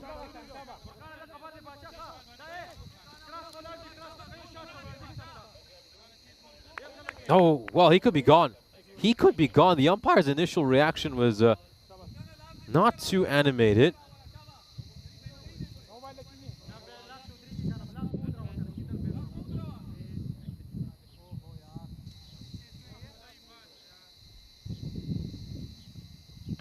So it's a no ball, which is why the stumping won't matter, and they're not able to take advantage of the free hit. So once again, I got a feel for the wicketkeeper here, Mohammad Huzaifa. He's actually done 2 great stumpings today, and neither one have gone down on the scorecard because both of them are no balls.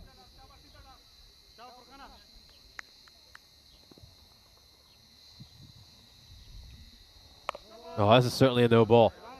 This one's definitely a no ball, well above waist height. And it's going to be a free hit. On the second no ball, he's bowled this over.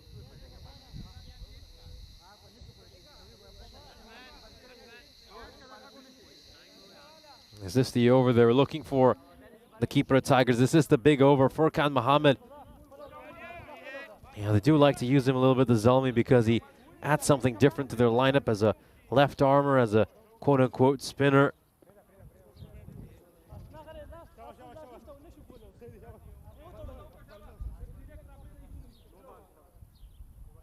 Go another free hit. Your partner, right-hander.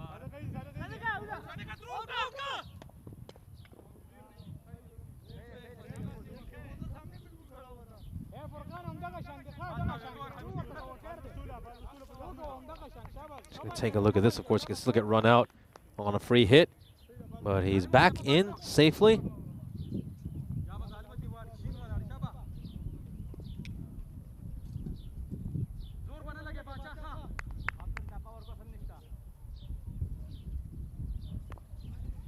Now comes off the inside edge of the bat, goes towards the fielder, fine leg.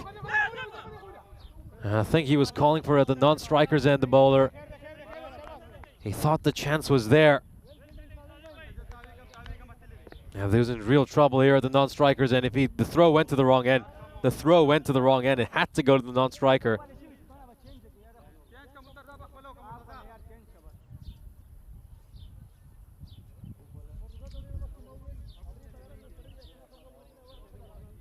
Now what's going on here? Has this been given a no ball as well? Has this got something to do with the suspect action as well?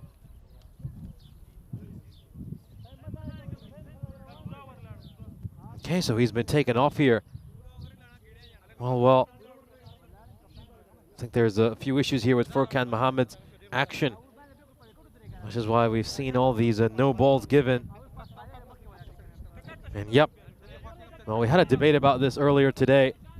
And as you know, in the European Cricket Series, if you bowl 2 no balls for a suspect action, you are no longer allowed to bowl for the rest of the event. So we're not going to see Furkan Mohammed bowling again.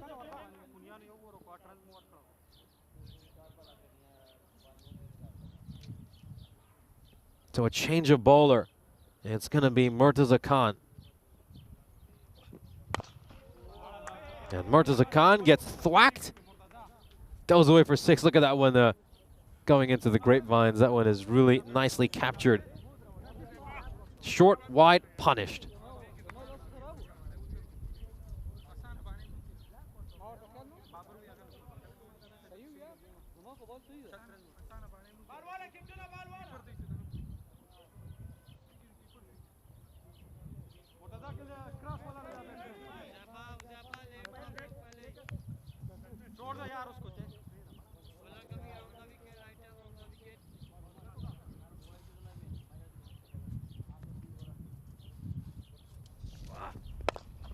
Oh, this is struck beautifully down the ground towards long off. It goes for 4.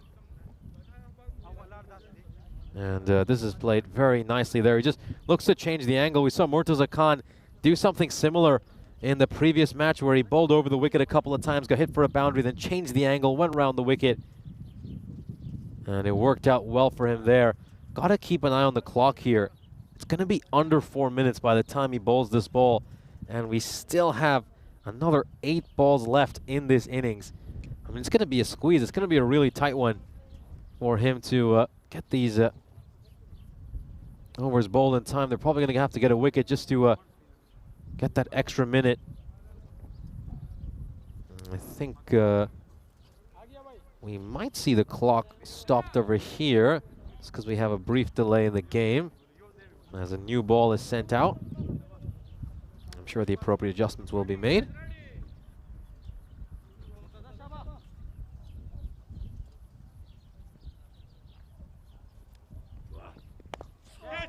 Now goes for a wild swing, a really wild swing. It catches the outside edge. It goes away for 4. Now you can see he's just targeting that mid-wicket boundary. And off it goes for 4. So a really good shot over here. Well, I should say a lucky shot.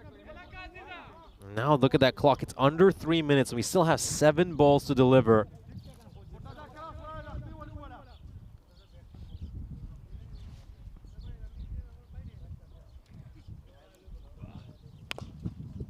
Struck out towards cow corner, and it goes away for a boundary. So Noman moves on to 24 of 11. The Centurion from earlier today has come in, and he's just got this run rate up for his side. Look at that awful Tortuga bounce that ball takes. It was probably going to go for a boundary anyway. But a nice end to the over for the Kipro Tigers of Limassol. That over ends up costing the Limassol Zalmi 27 runs. All those no balls really added up. And finally, a truly big over for the Kipro Tigers of Limassol. They'll now be eyeing something around the 110 to 120 range.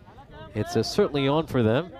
Won't be easy, but they could do it, and then, well, at least they'd have something respectable to try and defend in the second innings.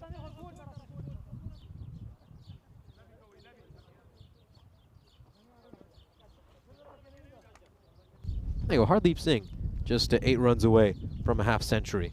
This time, on the pads, I think Singh will be a little bit disappointed he's not been able to work that one around the corner for a 4.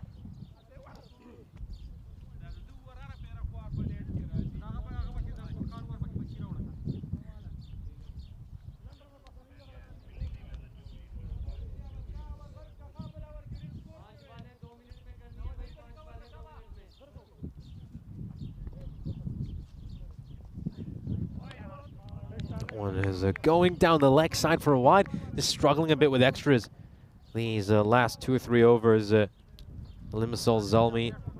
It's the 7th over bowled by Sadiq Khan.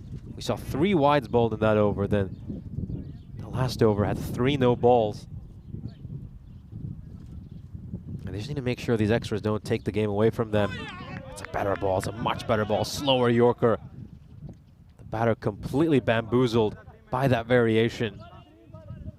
Ahmed is sprinting back because he knows that the clock is against them. A wicket here would really help them, wouldn't it? It would just add a minute to the clock.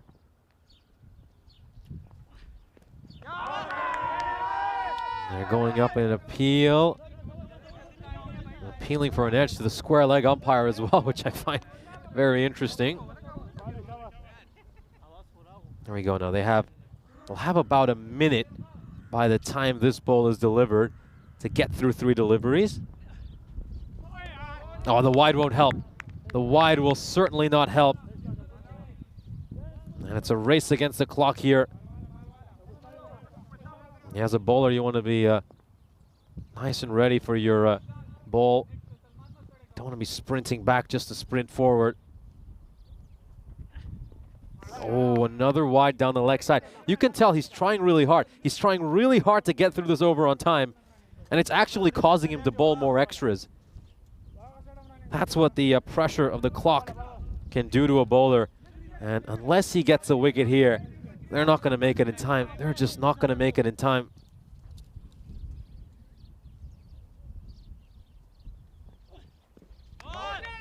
Huge swing and a miss, and oh, they're going to get a chance here to pinch another single.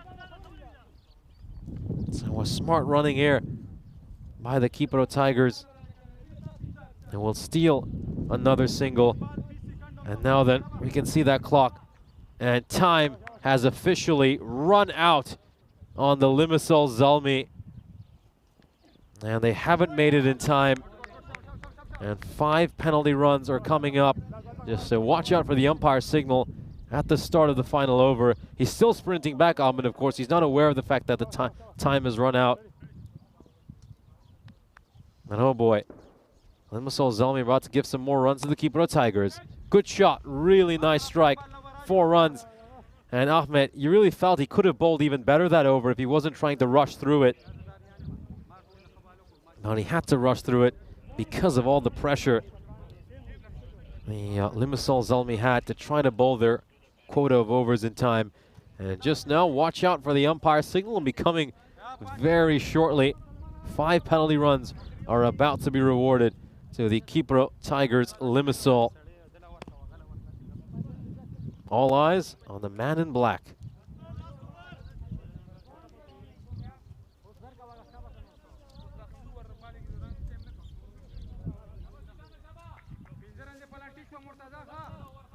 Well, interesting. He hasn't given that signal just yet. There it is. There's the signal. 5 penalty runs awarded to the Kipro Tigers of Limassol. And that's their time penalty for not bowling their overs in time. The extras just have been a huge concern, as we've mentioned, for this Limassol Zalmi side. 22 runs of extras. Doesn't, of course, include all the damage from the free hits they've given to the opposition. And without these extras, this could have been a really, really paltry total. It's another wide over there, so make that 23 runs of extras. Extras right now is one of the best batters for the Kipro Tigers Limassol.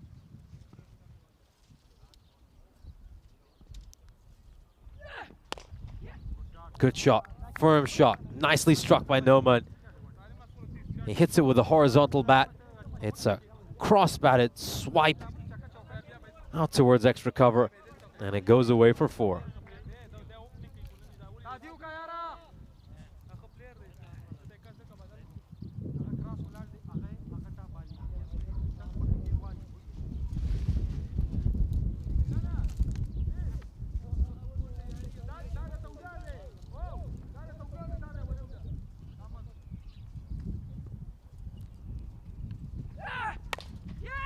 Oh, another very firm strike, and oh, it's gone straight into the scorer's table, and it looks like it might have struck Suleiman. Well, I certainly hope it hasn't. Oh, well, he's carved that one through cover, and he's trying to get it one-handed. It's actually not struck him. He's in the end, he's done a very good one-handed stop. He stuck a hand out to try to stop that. This one goes away for a 4 as well. Another boundary here for Noman, and this has been an expensive over. for the Limassol Zalmi. They bowled superbly at the start of this match, but they've just let things get away from them since that 7th over. And the key catalyst for that has been the amount of extras. Sadiq Khan came in that 7th over, bowled 3 wides, and then he had that 8th over where we saw the bowler taken off because of his suspect action, going for the big swing over here. Well, the keeper tries to knock the stumps out, but won't get it. Then we saw Furkan Mohammed come to bowl that 8th over. He bowled 2 no balls for a suspect action, was taken off. He had 3 total no balls and just 2 legal deliveries. 27 runs came off that over. And it looks like we have another no ball over here. No, the umpire immediately signaling no ball. I just wonder if this is for one of the fielders. I think it might be related to the fielders. Might have just had an extra fielder outside the ring.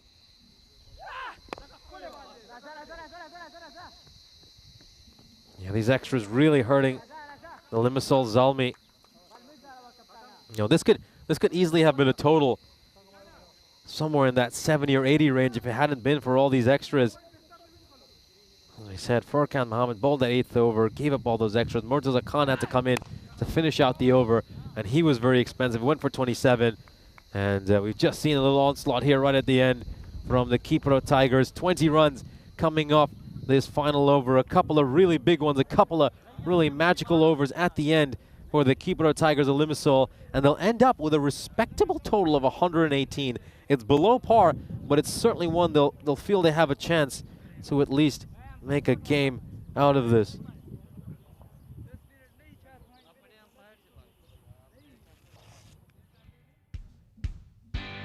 And we'll have a look at the highlights for this innings. It was a rather difficult innings for the Kipro Tigers, particularly at the start. They were very slow out of the gates. They lost the wicket on their very first ball. We saw Tawhidul Islam cleaned up by Babar Ayub. And it was just, this was a big story as well. The Babar Ayub, such a key player for this Limassol Zalmi side, had to leave because of an injury. And Hardeep Singh and Malik Noman batted pretty well. They took advantage of some of the issues and the errors that the Limassol Zalmi made. Their partnership was a very important partnership. Huge stand at the end, a 69-run partnership right at the end of the innings to get their side to a respectable total of 118. Here's a look at the scorecard of our innings. As we can see, Tawhidul Islam and Hardeep Singh opened the batting for the Kipro Tigers Limassol. Tawhidul Islam didn't trouble the scores. He departed for a golden duck. Hardeep Singh making 47 of 31, just missing out on his half century at the end. Shawkat Khan was retired out because he was struggling mightily, and you've got to say a good call by the captain, because Malik Noman, who I was shocked was not opening the batting after making 100 earlier today, made a superb 41 of just 20 balls. We'll now move on and have a look at the bowling figures. As you can see, they used a plethora of bowlers. The Limassol Zalmi, 8 different bowlers used. Furkan Mohammed, of course, was taken out of the game because of a suspect action. As you can see, bowled 2 legal deliveries before he was asked to leave. Murtaza Khan would finish his over.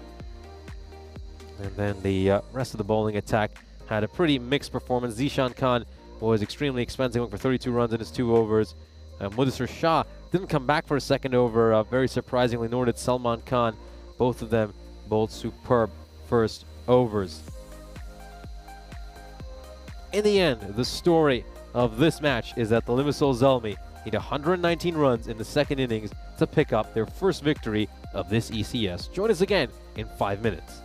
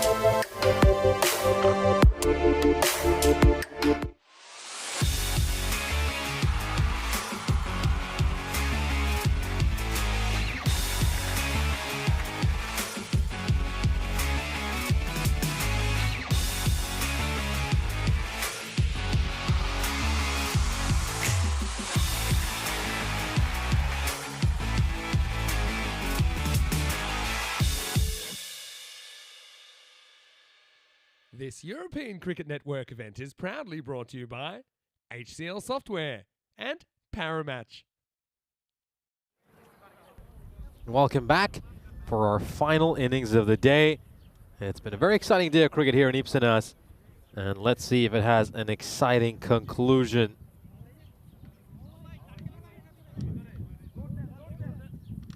Here is the bonus point equation. So if the Limassol Zalmi can achieve this target of 119 in 7 overs or less, they will take the bonus point. But if the Kipro Tigers can successfully restrict the Limassol Zalmi to 82 runs or less, then they'll be leaving here with a bonus point. Of course, we all know what happened last time when the Limassol Zalmi were out there with the bat in hand. They got off to a perfect start.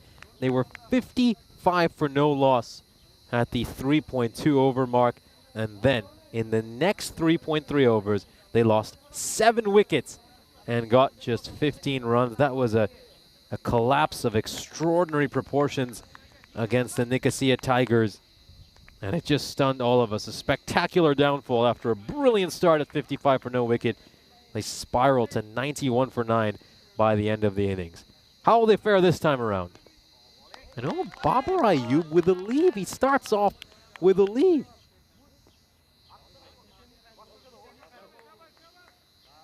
Well, when do you see a leave in T10 cricket? That was rather odd. You'd certainly think that they'd want to try to chase this target down as soon as possible to get that bonus point. This one is heading straight for our commentary position. And Babar Ayub, I think he's just been listening to what I was saying and said, just let me settle into my innings. And he sends one, well, literally just about 1 foot away from where I was sitting.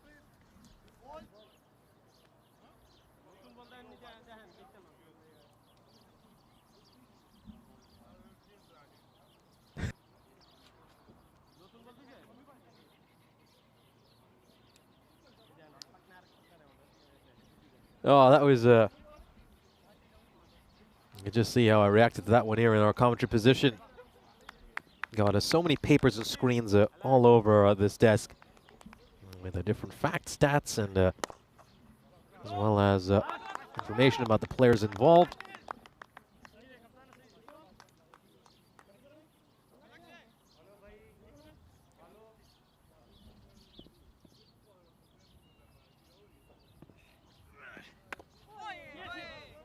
This is just a dab down towards third man. And it's going to be a single.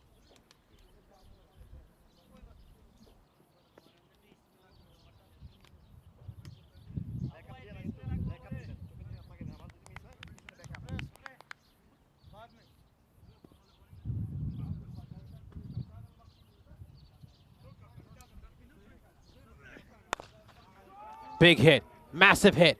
This one has been deposited into the olive groves. And it's another 6. And we saw Salman Khan bat so superbly in that previous innings. He's such a solid cricketer, such a technically gifted cricketer. And he picks up the length really well. And he plays so many straight bat shots, which I really love about him. Now down the ground, and oh, what a superb bit of fielding. It looked destined to go past that fielder at long on, and Budal Mahdi has managed to get across, and look at that. Superb work, takes it on the run, and it's 14 runs off the first over for the Limassol Zolmi. It's been 36 matches since we last had a golden ball on the European Cricket Network. Of course, we snapped the previous streak last weekend here in Cyprus when we had a thrilling golden ball finish. It was a real honor calling it alongside Rico. And well, let's see if we're going to get a golden ball here to round out the day.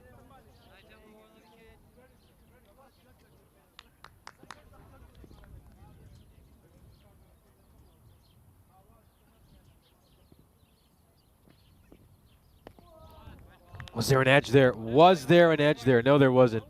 Because there was a sound that I could just hear as the ball went past the bat, and I just thought I heard something. But yeah, obviously with the wide call, it's pretty clear there was no edge involved.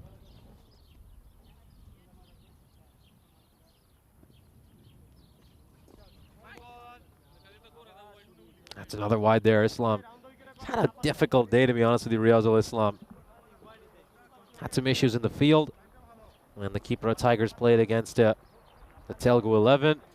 And he's been a touch expensive with his bowling as well. Let's see if he can round out his day well in this final innings of this Super Saturday. Oh, it's another wide. Starts off with 3 wides over here. This one, I have to say that one's umpire's call. It's the sort of one, it's the kind of call you desperately need as a bowler when you're really struggling.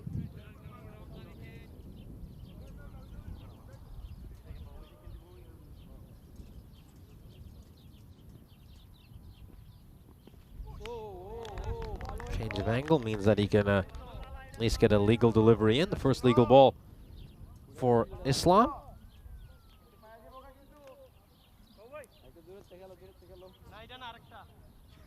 2 fielders outside the ring are stationed at long on and deep mid wicket.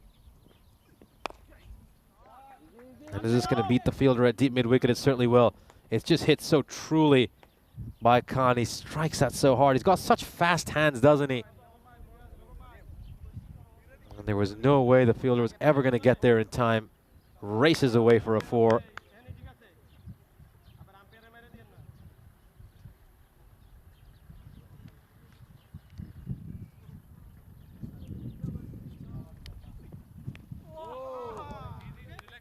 Some pace off the ball there, Islam, and just puts his hand out to indicate that he asks if the batter is okay.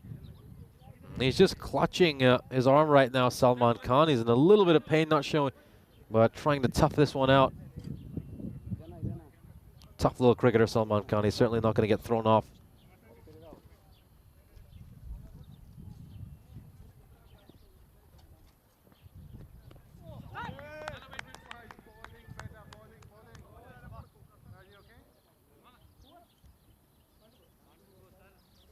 There's a bit of pain here, Salman Khan. He's been struck twice in a row now. And I could just hear someone asking him, "Are you okay?" And his partner has gone to check on him as well. He's copped 2 blows here. Knowing how tough Salman Khan is, don't be surprised if he responds by hitting a big blow with his bat.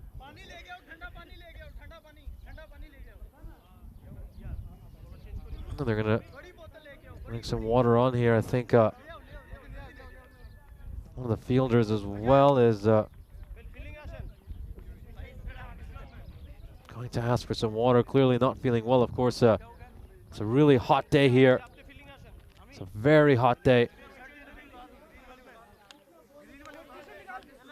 And yeah, they've decided to substitute the fielder. So number 52 As they're going off here for the Kipro Tigers, Hardeep Singh clearly feeling very unwell and unable to continue. We'll give you some more information about why he's had to leave the playing field as soon as it's available to us. Yeah, Hardeep Singh clearly unable to continue in the field.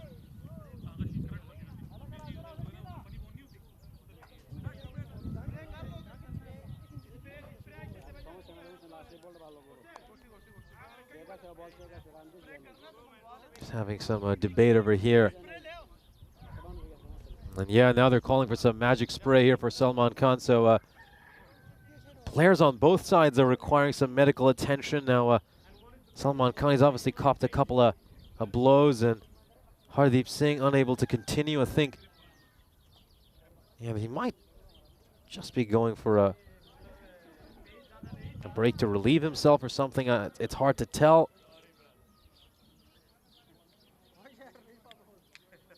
Yeah, so we can confirm now. Number 52, that's Hardeep Singh, has been taken out of the field, replaced due to an injury.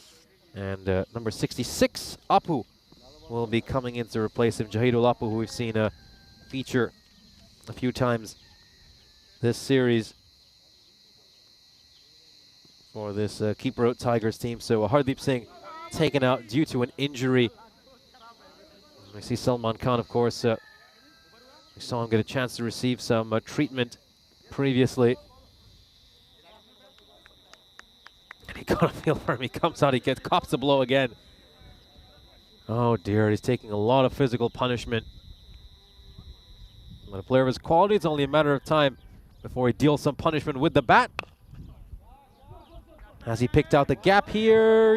Yes, he has, and that's what he does. That's why he's one of the finest players. He's out there dealing with a lot of pain. And then he's able to work one away for a 4. The fielder out in the deep, Jahidul Apu, put in a really good chase, but he wasn't able to get to it. And they end the over with a boundary.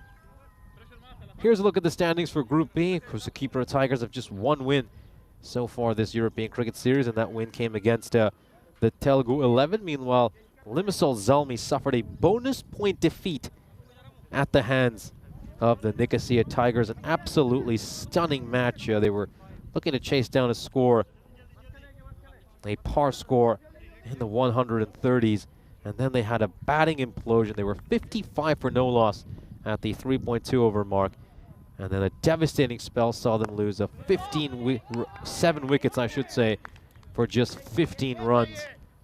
And in the end, they would end up with just 91 for 9, falling 1 run short of the target they needed to at least get a single point. So tough, really tough start to a Limassol Zalmi's tournament, and they'll be keen to make amends in this match against the Kipro Tigers.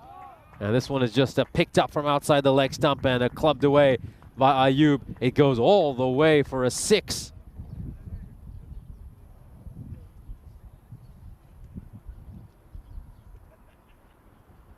Yeah, superbly played by a truly outstanding player. He struck that one behind square leg, and it's gone the distance. Oh, is there something there? Was there an edge or something along the way? The umpire doesn't think so. Not the most animated appeal by the bowler either.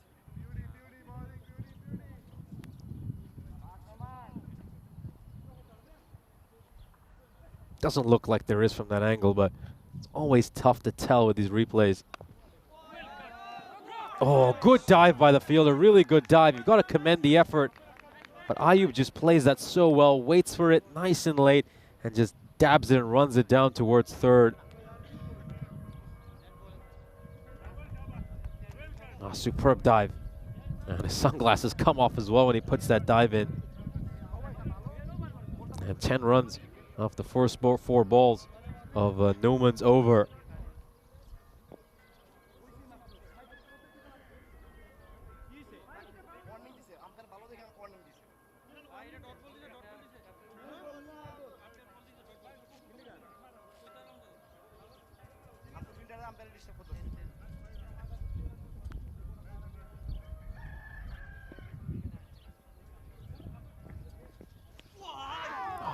he's copped another blow here. It's been really painful for these Limassol Zalmi batters.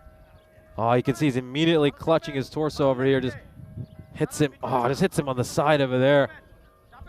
Well, I have to say they're certainly not able to get any wickets here, the Kypros Tigers, but they're dishing out plenty of physical punishment to these Limassol Zalmi batters. Full toss, edge goes away for 4 between the keeper and the fielder, a short third man. And he's just looking at him saying, what do you expect me to do? Should I dive like that? Would that have helped it? And this might be worth looking at as well. I think it shouldn't be a no ball. I think it should be a legal ball. You can see it's probably dipping down below the waist. But if only we could just capture what the fielder said to the wicketkeeper. I think I could see his reaction where he was just like, well, how do you expect me to dive at that? And he actually went on and he mimed it. Last ball of the power play coming up.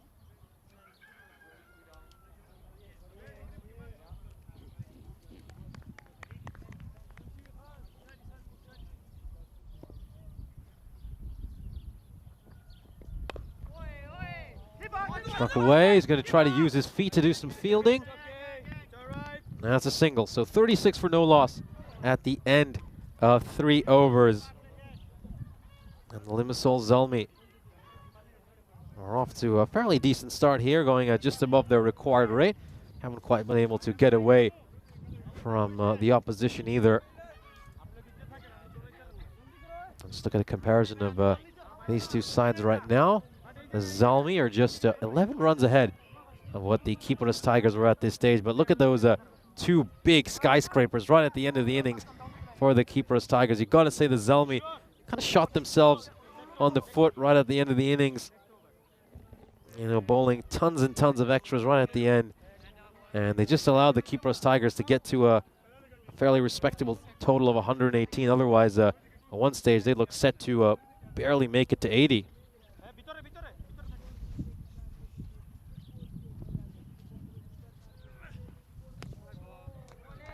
Another wide here. Both these sides have had tons and tons of issues with extras. That's a 4th wide that's been bowled already. And keep in mind, there have been a few that have been spoiled as well. Oh, this could be close, but it's always tough to get it when you're bowling around the wicket like that.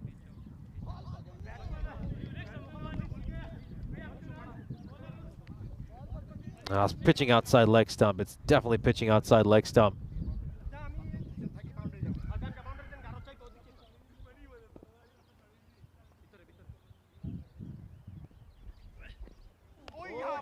Oh, well. Oh, it could be a mix-up here. Could be a mix-up. And in the end, Salman Khan just makes it back in time.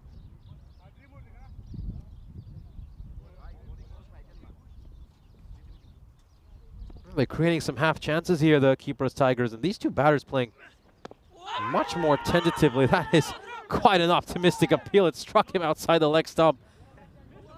That was certainly never going to be an LBW, but it's a very tentative start for these two. I think they were batting really freely against the Nicosia Tigers, and I just wonder if that collapse that was triggered after the two of them were dismissed has just affected them a little bit here, and maybe they're just putting a bit more value on their wicket. They're not playing as freely as they should. As we mentioned, they were 55 for no loss, 3.2 overs into their second innings against the Nicosia Tigers. But after that, we saw an almighty collapse, a true batting implosion. Maybe that's just still playing on their minds here, and both Ayub and Salman Khan are maybe thinking, you know what, let's just look to bat out the innings. And maybe that way our side will have a chance to take this one away, although the required is at 13, not out of control by any means. Well, they're certainly going below the required, and the umpire raises his finger, and Salman Khan is a little bit surprised by that decision. I'm a bit curious and want to see where this ball strikes him. Is it outside the line of the leg stump? Let's have a look at this. It's going to be a tight one. Oh, dear. Oh, dear. I think Salman Khan has a case. I think he has a case there, and To me, it looks like that's outside the leg stump. Look at where it strikes him. Look at where it pitches. The impact as well. Oh, that's a rough call. I think that's what Salman Khan is saying. How can you give that? Oh, it's a tough job for the umpires out there. You got to keep in mind, they're out in the heat for hours on end. And they're only human after all. What do you all make of the decision? And the chat would love to hear your takes.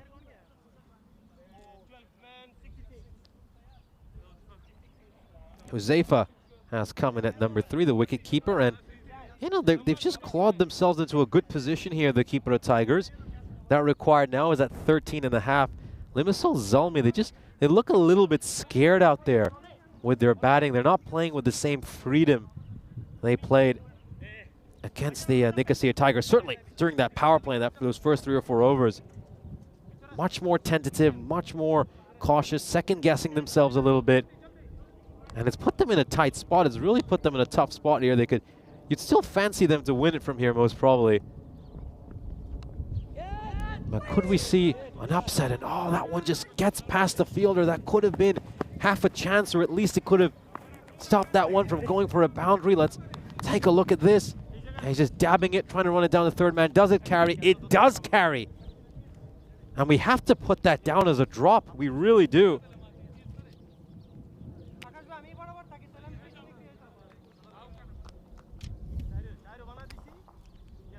Ayub dropped on 19.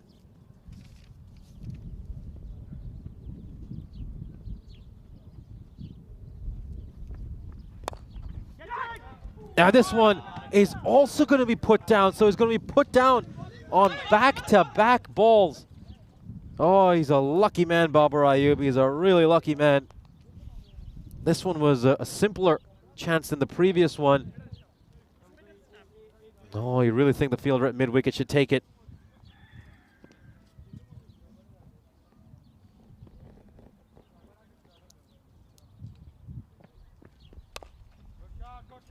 Has beaten the fielder at point, and it goes away for 4. Nice shot there by Huzaifa. And he gets off the mark in style.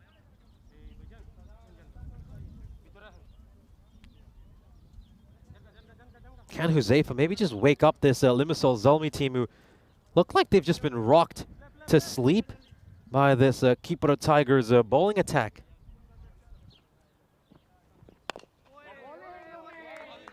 Good ball there, good comeback by Noman.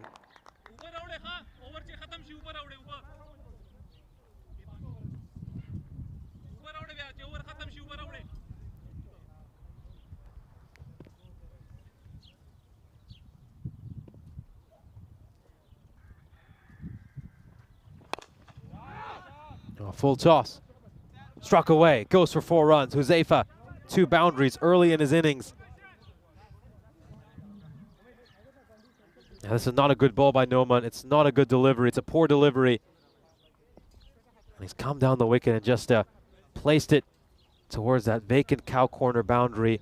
Last ball of the 5th over coming up.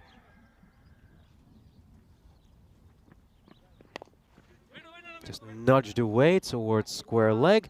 It's going to be a dot ball. And we could be in for a very interesting second half of the innings. Limassol Zalmi are 51 for 1.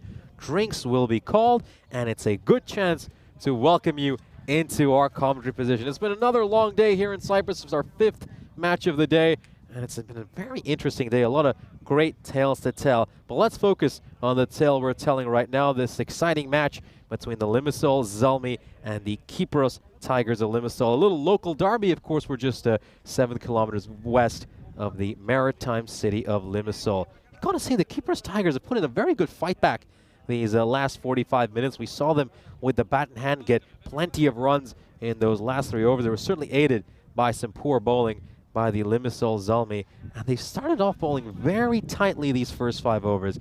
You just have to think, have the Limassol Zalmi gotten into their own heads after that incredible collapse we witnessed against the Nicosia Tigers? They're batting much more tentatively, much more cautiously. They're second-guessing themselves, and they're just not batting with the freedom we're typically accustomed to seeing from them. Let's head back out to the middle, where it looks like the players are set to resume with live action.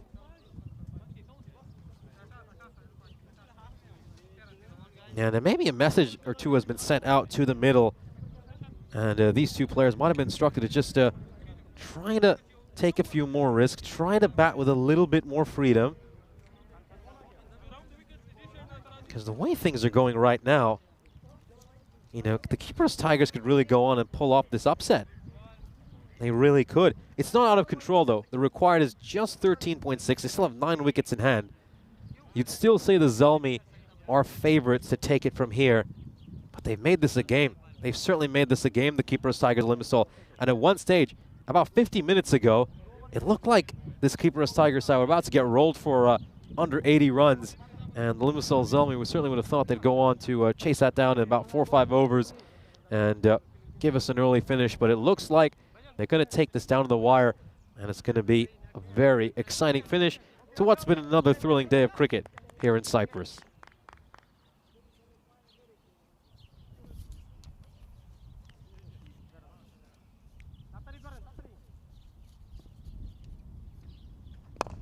Straight down the ground. There's a fielder there to cover, and he's done a good job. Tremendous bit of fielding there by Baljinder Singh to stop that boundary. And he got to credit the Cyprus Tigers of Limassol for really improving their ground fielding. We saw some of the issues they had with it earlier. Oh no, he's copped a blow as well, just around his right knee. Oh, and he's just gone off the playing field. I think he's just nursing that knee right now. So painful to be struck by a cricket ball over there. He's limping, but he gives the thumbs up. He says he'll continue. He'll play on. Such a tough player, isn't he? Such a tough guy. And he's saying, nope, I'll stay here out at long off. Don't move me, captain. No, and he misses out on one there, Huzaifa. Misses out on one he really will feel he should have struck away.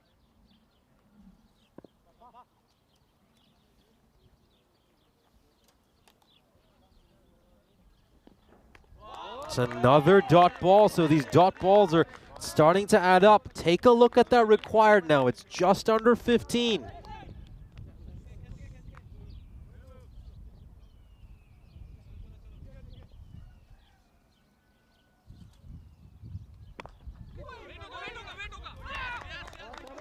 Wow, incredible, incredible. We are witnessing something we really didn't expect over here.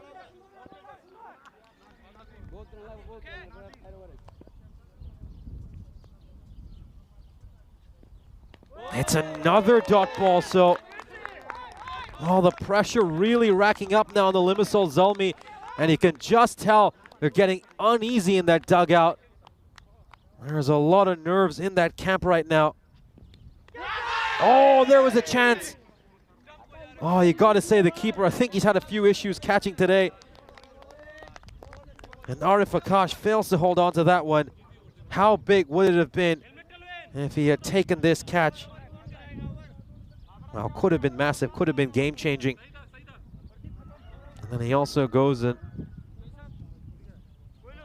tries to maybe attempt the stumping, but incredible.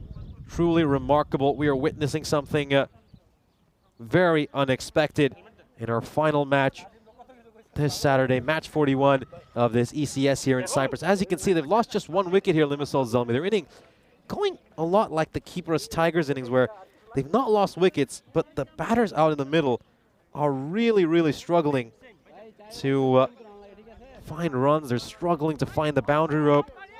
And it just means that this required continues to go up. Oh, full toss. No worries about this one. This one should be deposited away. No, it isn't. He's found a fielder in the deep. And Ayub will be absolutely shocked that he has departed here. But wait a second, what's going on? Let's just take a look at this. Is this a no ball? Oh my word. He could be in trouble here, the bowler. Is that dipping down in time? That's going to be a decision for the third umpire to make. This is going to be one of the most important decisions he is going to take in this match. Is it dipping down below the waist? No, it's been given a no ball. It's been given a no ball for height. And what a lucky break here for Babar Ayub. He was rooted to the spot. He was refusing to leave. He said, nope, go have a look at that. And oh, well, you gotta feel for Islam. He's dropped a lot of catches today. He finally takes one, and it's on a no ball. Massive, massive break for the Limassol Zalmi and Babar Ayub. Because if Ayub had departed there, that could have potentially been catastrophic for the batting team, the Zalmi.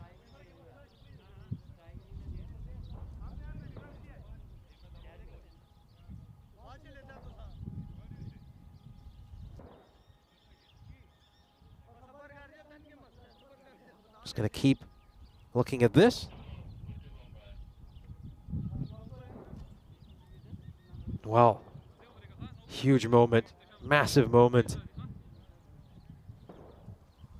And it looks like they've settled for the fact that's a no ball. Free hit coming up. And it's going to be sent straight down the ground. And what a turning point in this match. What an enormous turning point. Ayub could have been dismissed, but instead it's a no ball and it's a free hit. And the free hit goes for 6. Well, the finest of margins so often decide these games. And that no ball could prove to be an absolutely catastrophic mistake. It was a tough call to make for the umpire. Here we go.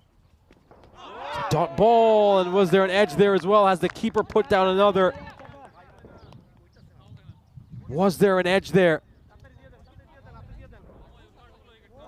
Oh, he's not been able. At the moment, Arif Akash couldn't catch a cold.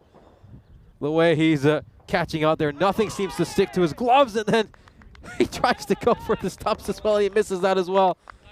Oh dear, Arif Akash. You can't fault his enthusiasm. And even if he knocks the stumps over there, I don't think it would have mattered. That's up in the air.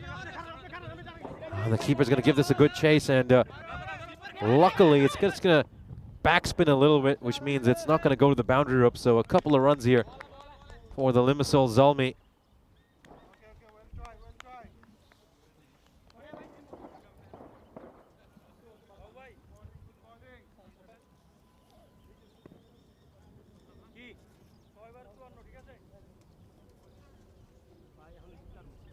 .57, needed of 20 now.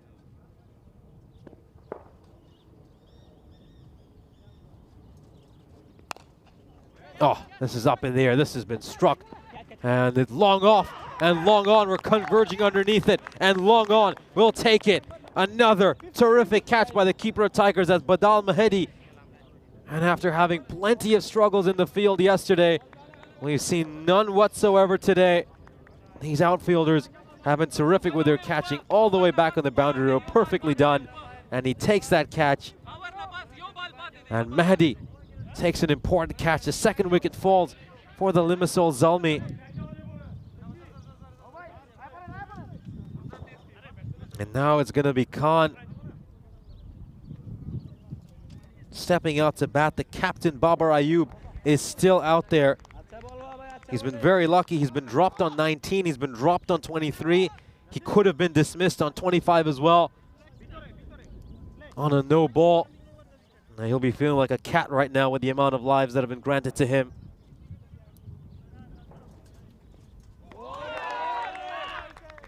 The keeper finally holds on to one, so he goes for the appeal.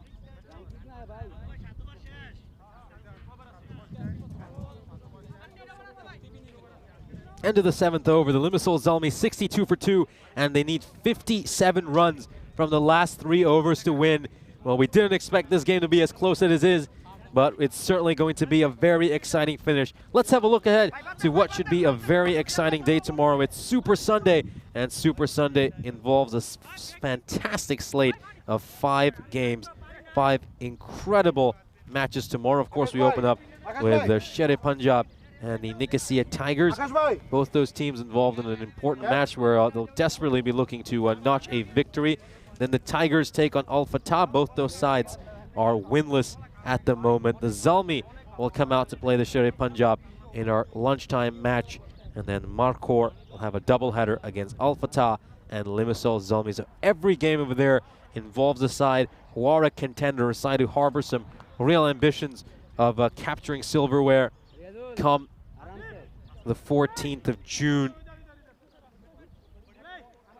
So I'm really looking forward to tomorrow's matches. I think every game is going to be a very exciting one. 57 runs needed of the last 3 overs right now. That win predictor says it's an 89% chance for the Kypros Tigers of Limassol. But can Babar Ayub just awaken himself here? And it's just a single. Once again, well, this is not the Ayub we saw earlier today. Just not able to hit with the same power he usually does.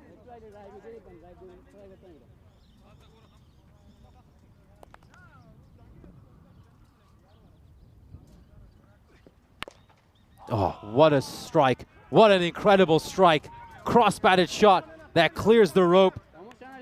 Murtaza Khan smacks a 6 of his second ball. Well clear of the boundary rope, a much needed 6 for the Limassol Zalmi. Just keeps them in this game. 50 needed of 16 now. Oh, it's popped up in the air. This one's going to evade the fielders, but it's going to find the fielder on the rope who puts down the chance. He puts down a really important chance.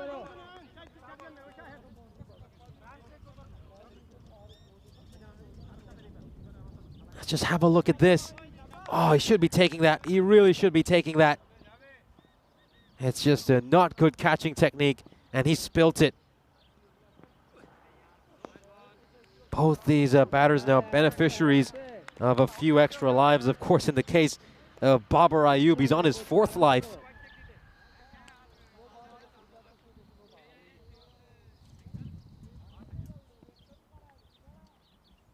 .48 needed of 15 now.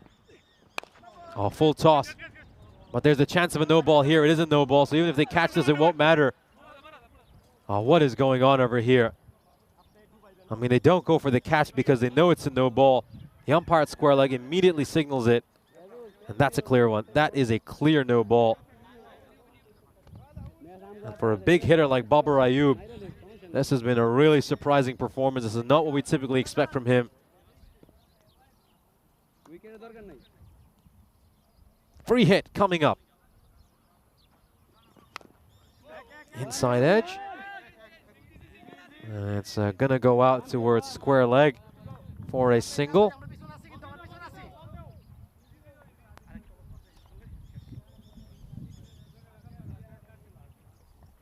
Yeah, really surprising here. When do you ever see Babar Ayub on 28 of 21? He's been given tons of chances.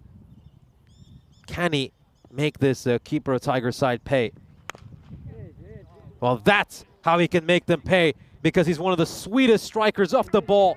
6, a huge 6. Good luck locating that one. What a connection. What a sweet connection. It's too short. It sits up nicely for him. And the last ball of the 8th over is coming up.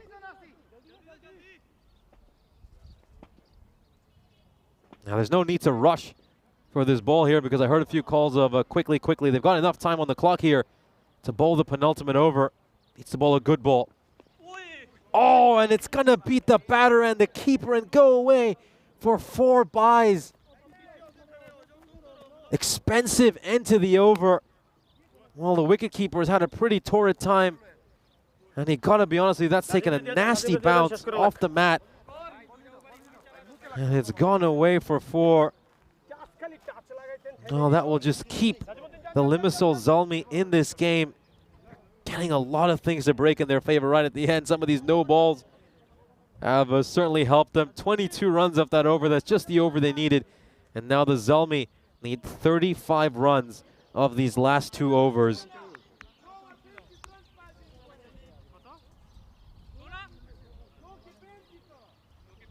Now then, who's going to bowl this penultimate over? They're going to Najim Ahmed, who gave up just 1 run in his first over. A superb over in which he contained the opposition so well. 32 runs, mind you, of these last couple of overs since he last bowled. And it's gone up in the air. Islam's underneath it. And he spilt it. He has spilt it. Another catch has been put down. And Khan dropped on 6 and now on 8. Oh, you got to feel for this young man. That's at least the 4th catch I've seen him put down today. He's only taken 1, and that was on a no ball. And Babar Ayub will find the fielder at mid-wicket. And he just never got going in this innings. We'll just have a look at whether he stepped on the rope or not over here. I think that's what Babar Ayub is questioning, but yeah, I don't see any problem with that. And Babar Ayub will be given his marching orders.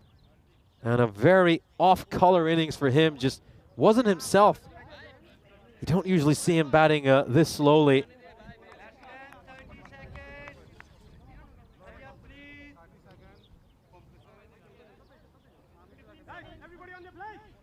Now look at his strike rate, under 140. When do you ever see that for Babar Ayub? And now the Zalmi are in serious, serious trouble. The upset could be on here for the Kipro Tigers of Limassol. 34 runs needed of the last 10 balls now for the Zalmi. Even aside of their quality, will surely find this a really, really tough task.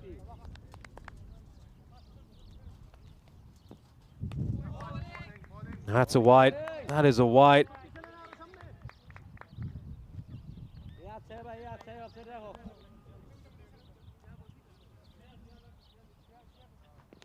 Edged, and the keeper spilt that one again. They're certainly being given a lot of opportunities here as the Limassol Zalmi. That was a tough chance, though, to be fair, to Arif Akash. That's one of the tougher chances he's had to snaffle, and oh, he just... Well, he needed lightning quick reactions to try to get to that. But no boundaries for Zalmi. They're not giving them any boundaries. This is a boundary, though. This is going to go well clear of the camera tower, deposited into those grapevines. And now it's 26, needed of 8. Overpitched that one to Najim. And you've got to credit Murtaza for that. Overpitched delivery. And he has smacked it straight down the ground. It's down to 26, needed of 8. It's still on here for the Limassol Zalmi. It's still on. They get a couple of boundaries to end this over. We're going to be heading into a really, really dramatic final over finish. Oh, the keeper, he can't hold on to anything today. He really can't hold on to anything. But it's not going to matter over there. 26, needed of 7 now. They desperately, desperately need a boundary of this final ball. And they'll get it. They'll get it. It's been launched into those grapevines again. Look how far he has sent that 6. That would be a 6 on a few major international cricket grounds. Wow, what a strike. And now 20 runs needed of this final over. Murtaza Khan batting superbly. It's clearly going to be Hardeep Singh who's going to bowl this final over. I don't think anyone else is going to get the ball for this final over unless the captain has a surprise planned. It's not going to be Hardeep Singh. No, beg your pardon. It's going to be Hardeep Singh. For a second, it just looked like they were giving the ball to someone else. But no, they're going to go for Hardeep. And it's incredible. We've had a long day of cricket here, and it looks like we're going to round it off with an incredible, incredible finish. 20 runs needed off the final over for Limassol Zalmi to avoid a bit of embarrassment. Here we go. Dot ball to start off. And now they need a boundary of every ball. 5 4s or 3 6s and 2 runs.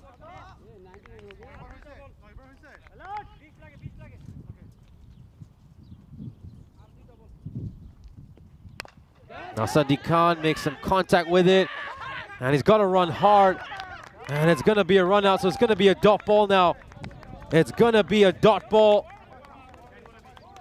But the main man, Murtaza Khan, gets back on strike. And Murtaza, he's going to have a big task because he's going to need to hit 3 sixes and then also get 2 more runs. So you'd expect 3 sixes in the 4 really is what he needs to do. Or 2 sixes and 2 4s. So yeah, he's just going to have to hit a lot of boundaries. He's going to have to hit a boundary of pretty much every ball. So win it from here for the Limassol Zalmi. Can Murtaza Khan help his side avoid a shock defeat at the hands of the Kipro Tigers? It's a dot ball! And they look how much it means to them. Look how much it means to this Kipro Tigers side. They've done this. They're mathematically, all they need to do is bowl 3 legal deliveries and they will take this one. Just don't overstep, don't bowl a no ball. Oh, and it's a juggling act and he's taken the catch.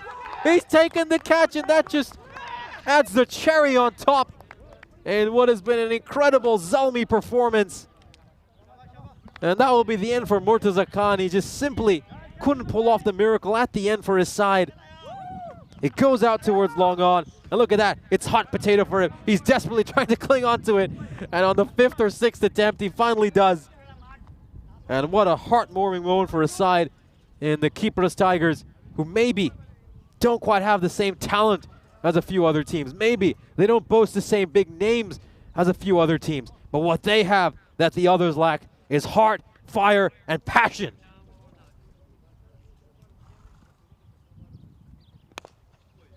What a slog. Incredible slog there by Ahmed. That's a terrific shot. But at this point, the Kipro Tigers are beaming so much, they don't care if these are disappearing for 6. They're just ready to celebrate.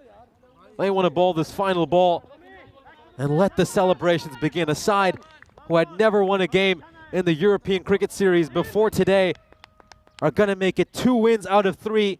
They pick up their first one against the Telugu 11, but this one is going to be even sweeter. They have beaten the Limassol Zalmi, and look at the celebrations. Look at the elation. The Kypros Tigers have knocked off one of the big boys here in Cyprus. They win the Limassol Derby, and they'll be leaving this day with 6 points in their possession. And the Zalmi have been absolutely stunned. They could never have imagined this in their wildest dreams. 2 shocking defeats, crushed by bonus points against the Nicosia Tigers, and then they go up against the side who they were massive favorites again, and they are defeated. But the day belongs to the Kipro Tigers, who have pulled off one of the most memorable victories we have seen on the European Cricket Network. Elation all round. They won't forget this day for a long, long time to come. Let's have a look at the highlights of this innings. The Zalmi were just really slow to start off, and you just wonder if they were still in their heads after that shocking collapse against the Nicosia Tigers. Salman Khan, who's normally so quick, was just a little bit more tentative than he usually is, but Babar Ayub played a puzzling innings. Usually, if this man faces 24 balls in an innings, he's probably on 80 or he's already made his 100. But he was just 34 of 24. Salman Khan was not a fan of this decision, and I think he had a point. Got a little bit lucky there, Baljinder Singh. And Babar Ayub, he presented so many chances to the Kipro Tigers. They were simply not able to take them. He was also very lucky that a lot of no balls were bowled to him. This catch wouldn't count to be given a no ball. He was dropped 3 times, and he had a couple of dismissals that were no balls. He just wasn't able to take advantage of it, Babar Ayub. He was really off color today. That, of course, was a dismissal of Mohammad Huzaifa. Good catch out in the deep by Badal Mehdi. He would take 2 very important catches today, take one in the final over to get rid of Murtaza Khan. That was another one of the drop catches of Babar Ayub. And then eventually, on the 6th time of asking, he was taken by Hardeep Singh out in the deep. And Murtaza Khan, he came out and he just wondered whether he could help his side pull off the miracle. He hit some nice 6s, 3 6s to be exact. And this was the run out to get rid of Sadiq Khan in that final over. And then we were just wondering if he could pull off the miracle, Murtaza Khan. He couldn't. That ball sealed it, and it meant that there was no chance for the Limassol Zalmi to win it. And then what an incredible juggling act right at the end there by Badal Mehdi to punctuate what was a sensational win for the Kipro Tigers of Limassol. incredible. Smiles all around. A historic day for their cricket club. They'd never won a game before today, and they leave this day with 2 wins in their possession. One against the Telugu 11, and then this one even sweeter against the Limassol Zalmi. Here's a look at the scorecard for the Limassol Zalmi. As we can see, a lot of starts over there, but nobody was able to go on and play that really big innings which was needed. Babar Ayub was far too slow, a strike rate of 140. That's simply not something we're used to seeing from him. We'll then move on to the bowling card.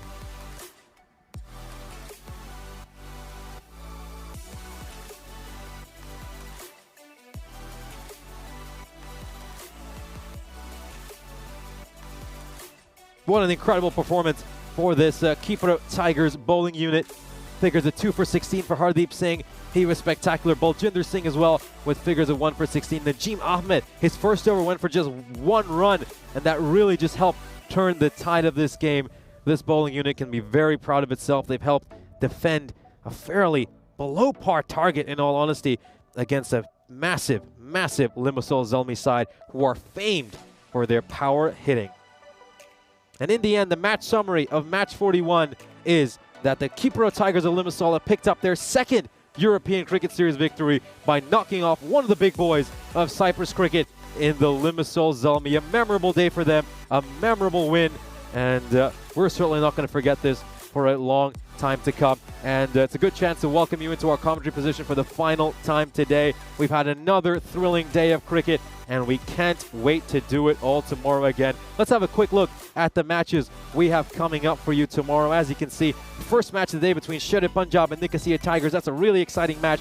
Sher Punjab desperately need a win, but they're going to have to get it against a quality Nicosia Tigers side. Both the Tigers and Al Fatah are undefeated throughout this series, so match 43 is going to be very exciting. 2 real heavyweights will be battling out to get one of those top 2 spots. Meanwhile, for the Limassol Zalmi, they are winless. What an enormous shock. They lose to the Nicosia Tigers. They failed to get it done against the Kipro Tigers of Limassol, and they're going to have to find a way to pull it off tomorrow against Sher Punjab during our lunchtime match. Then Encore, they have a doubleheader against Al Fatah and the Limassol Zalmi. Huge matches for them, huge matches for everyone involved. It's a super Sunday, and it's going to be really exciting. Well, before we leave, I'd like to thank a few people here. A big shout out to the Cyprus Cricket Association. We'd like to thank them for all their support throughout this series. A huge shout out to the Blue Crew as well for being fantastic, and then to our match officials who have coped so well in this difficult, sweltering heat. A shout out to Spring Productions as well for making it happen for another terrific production today.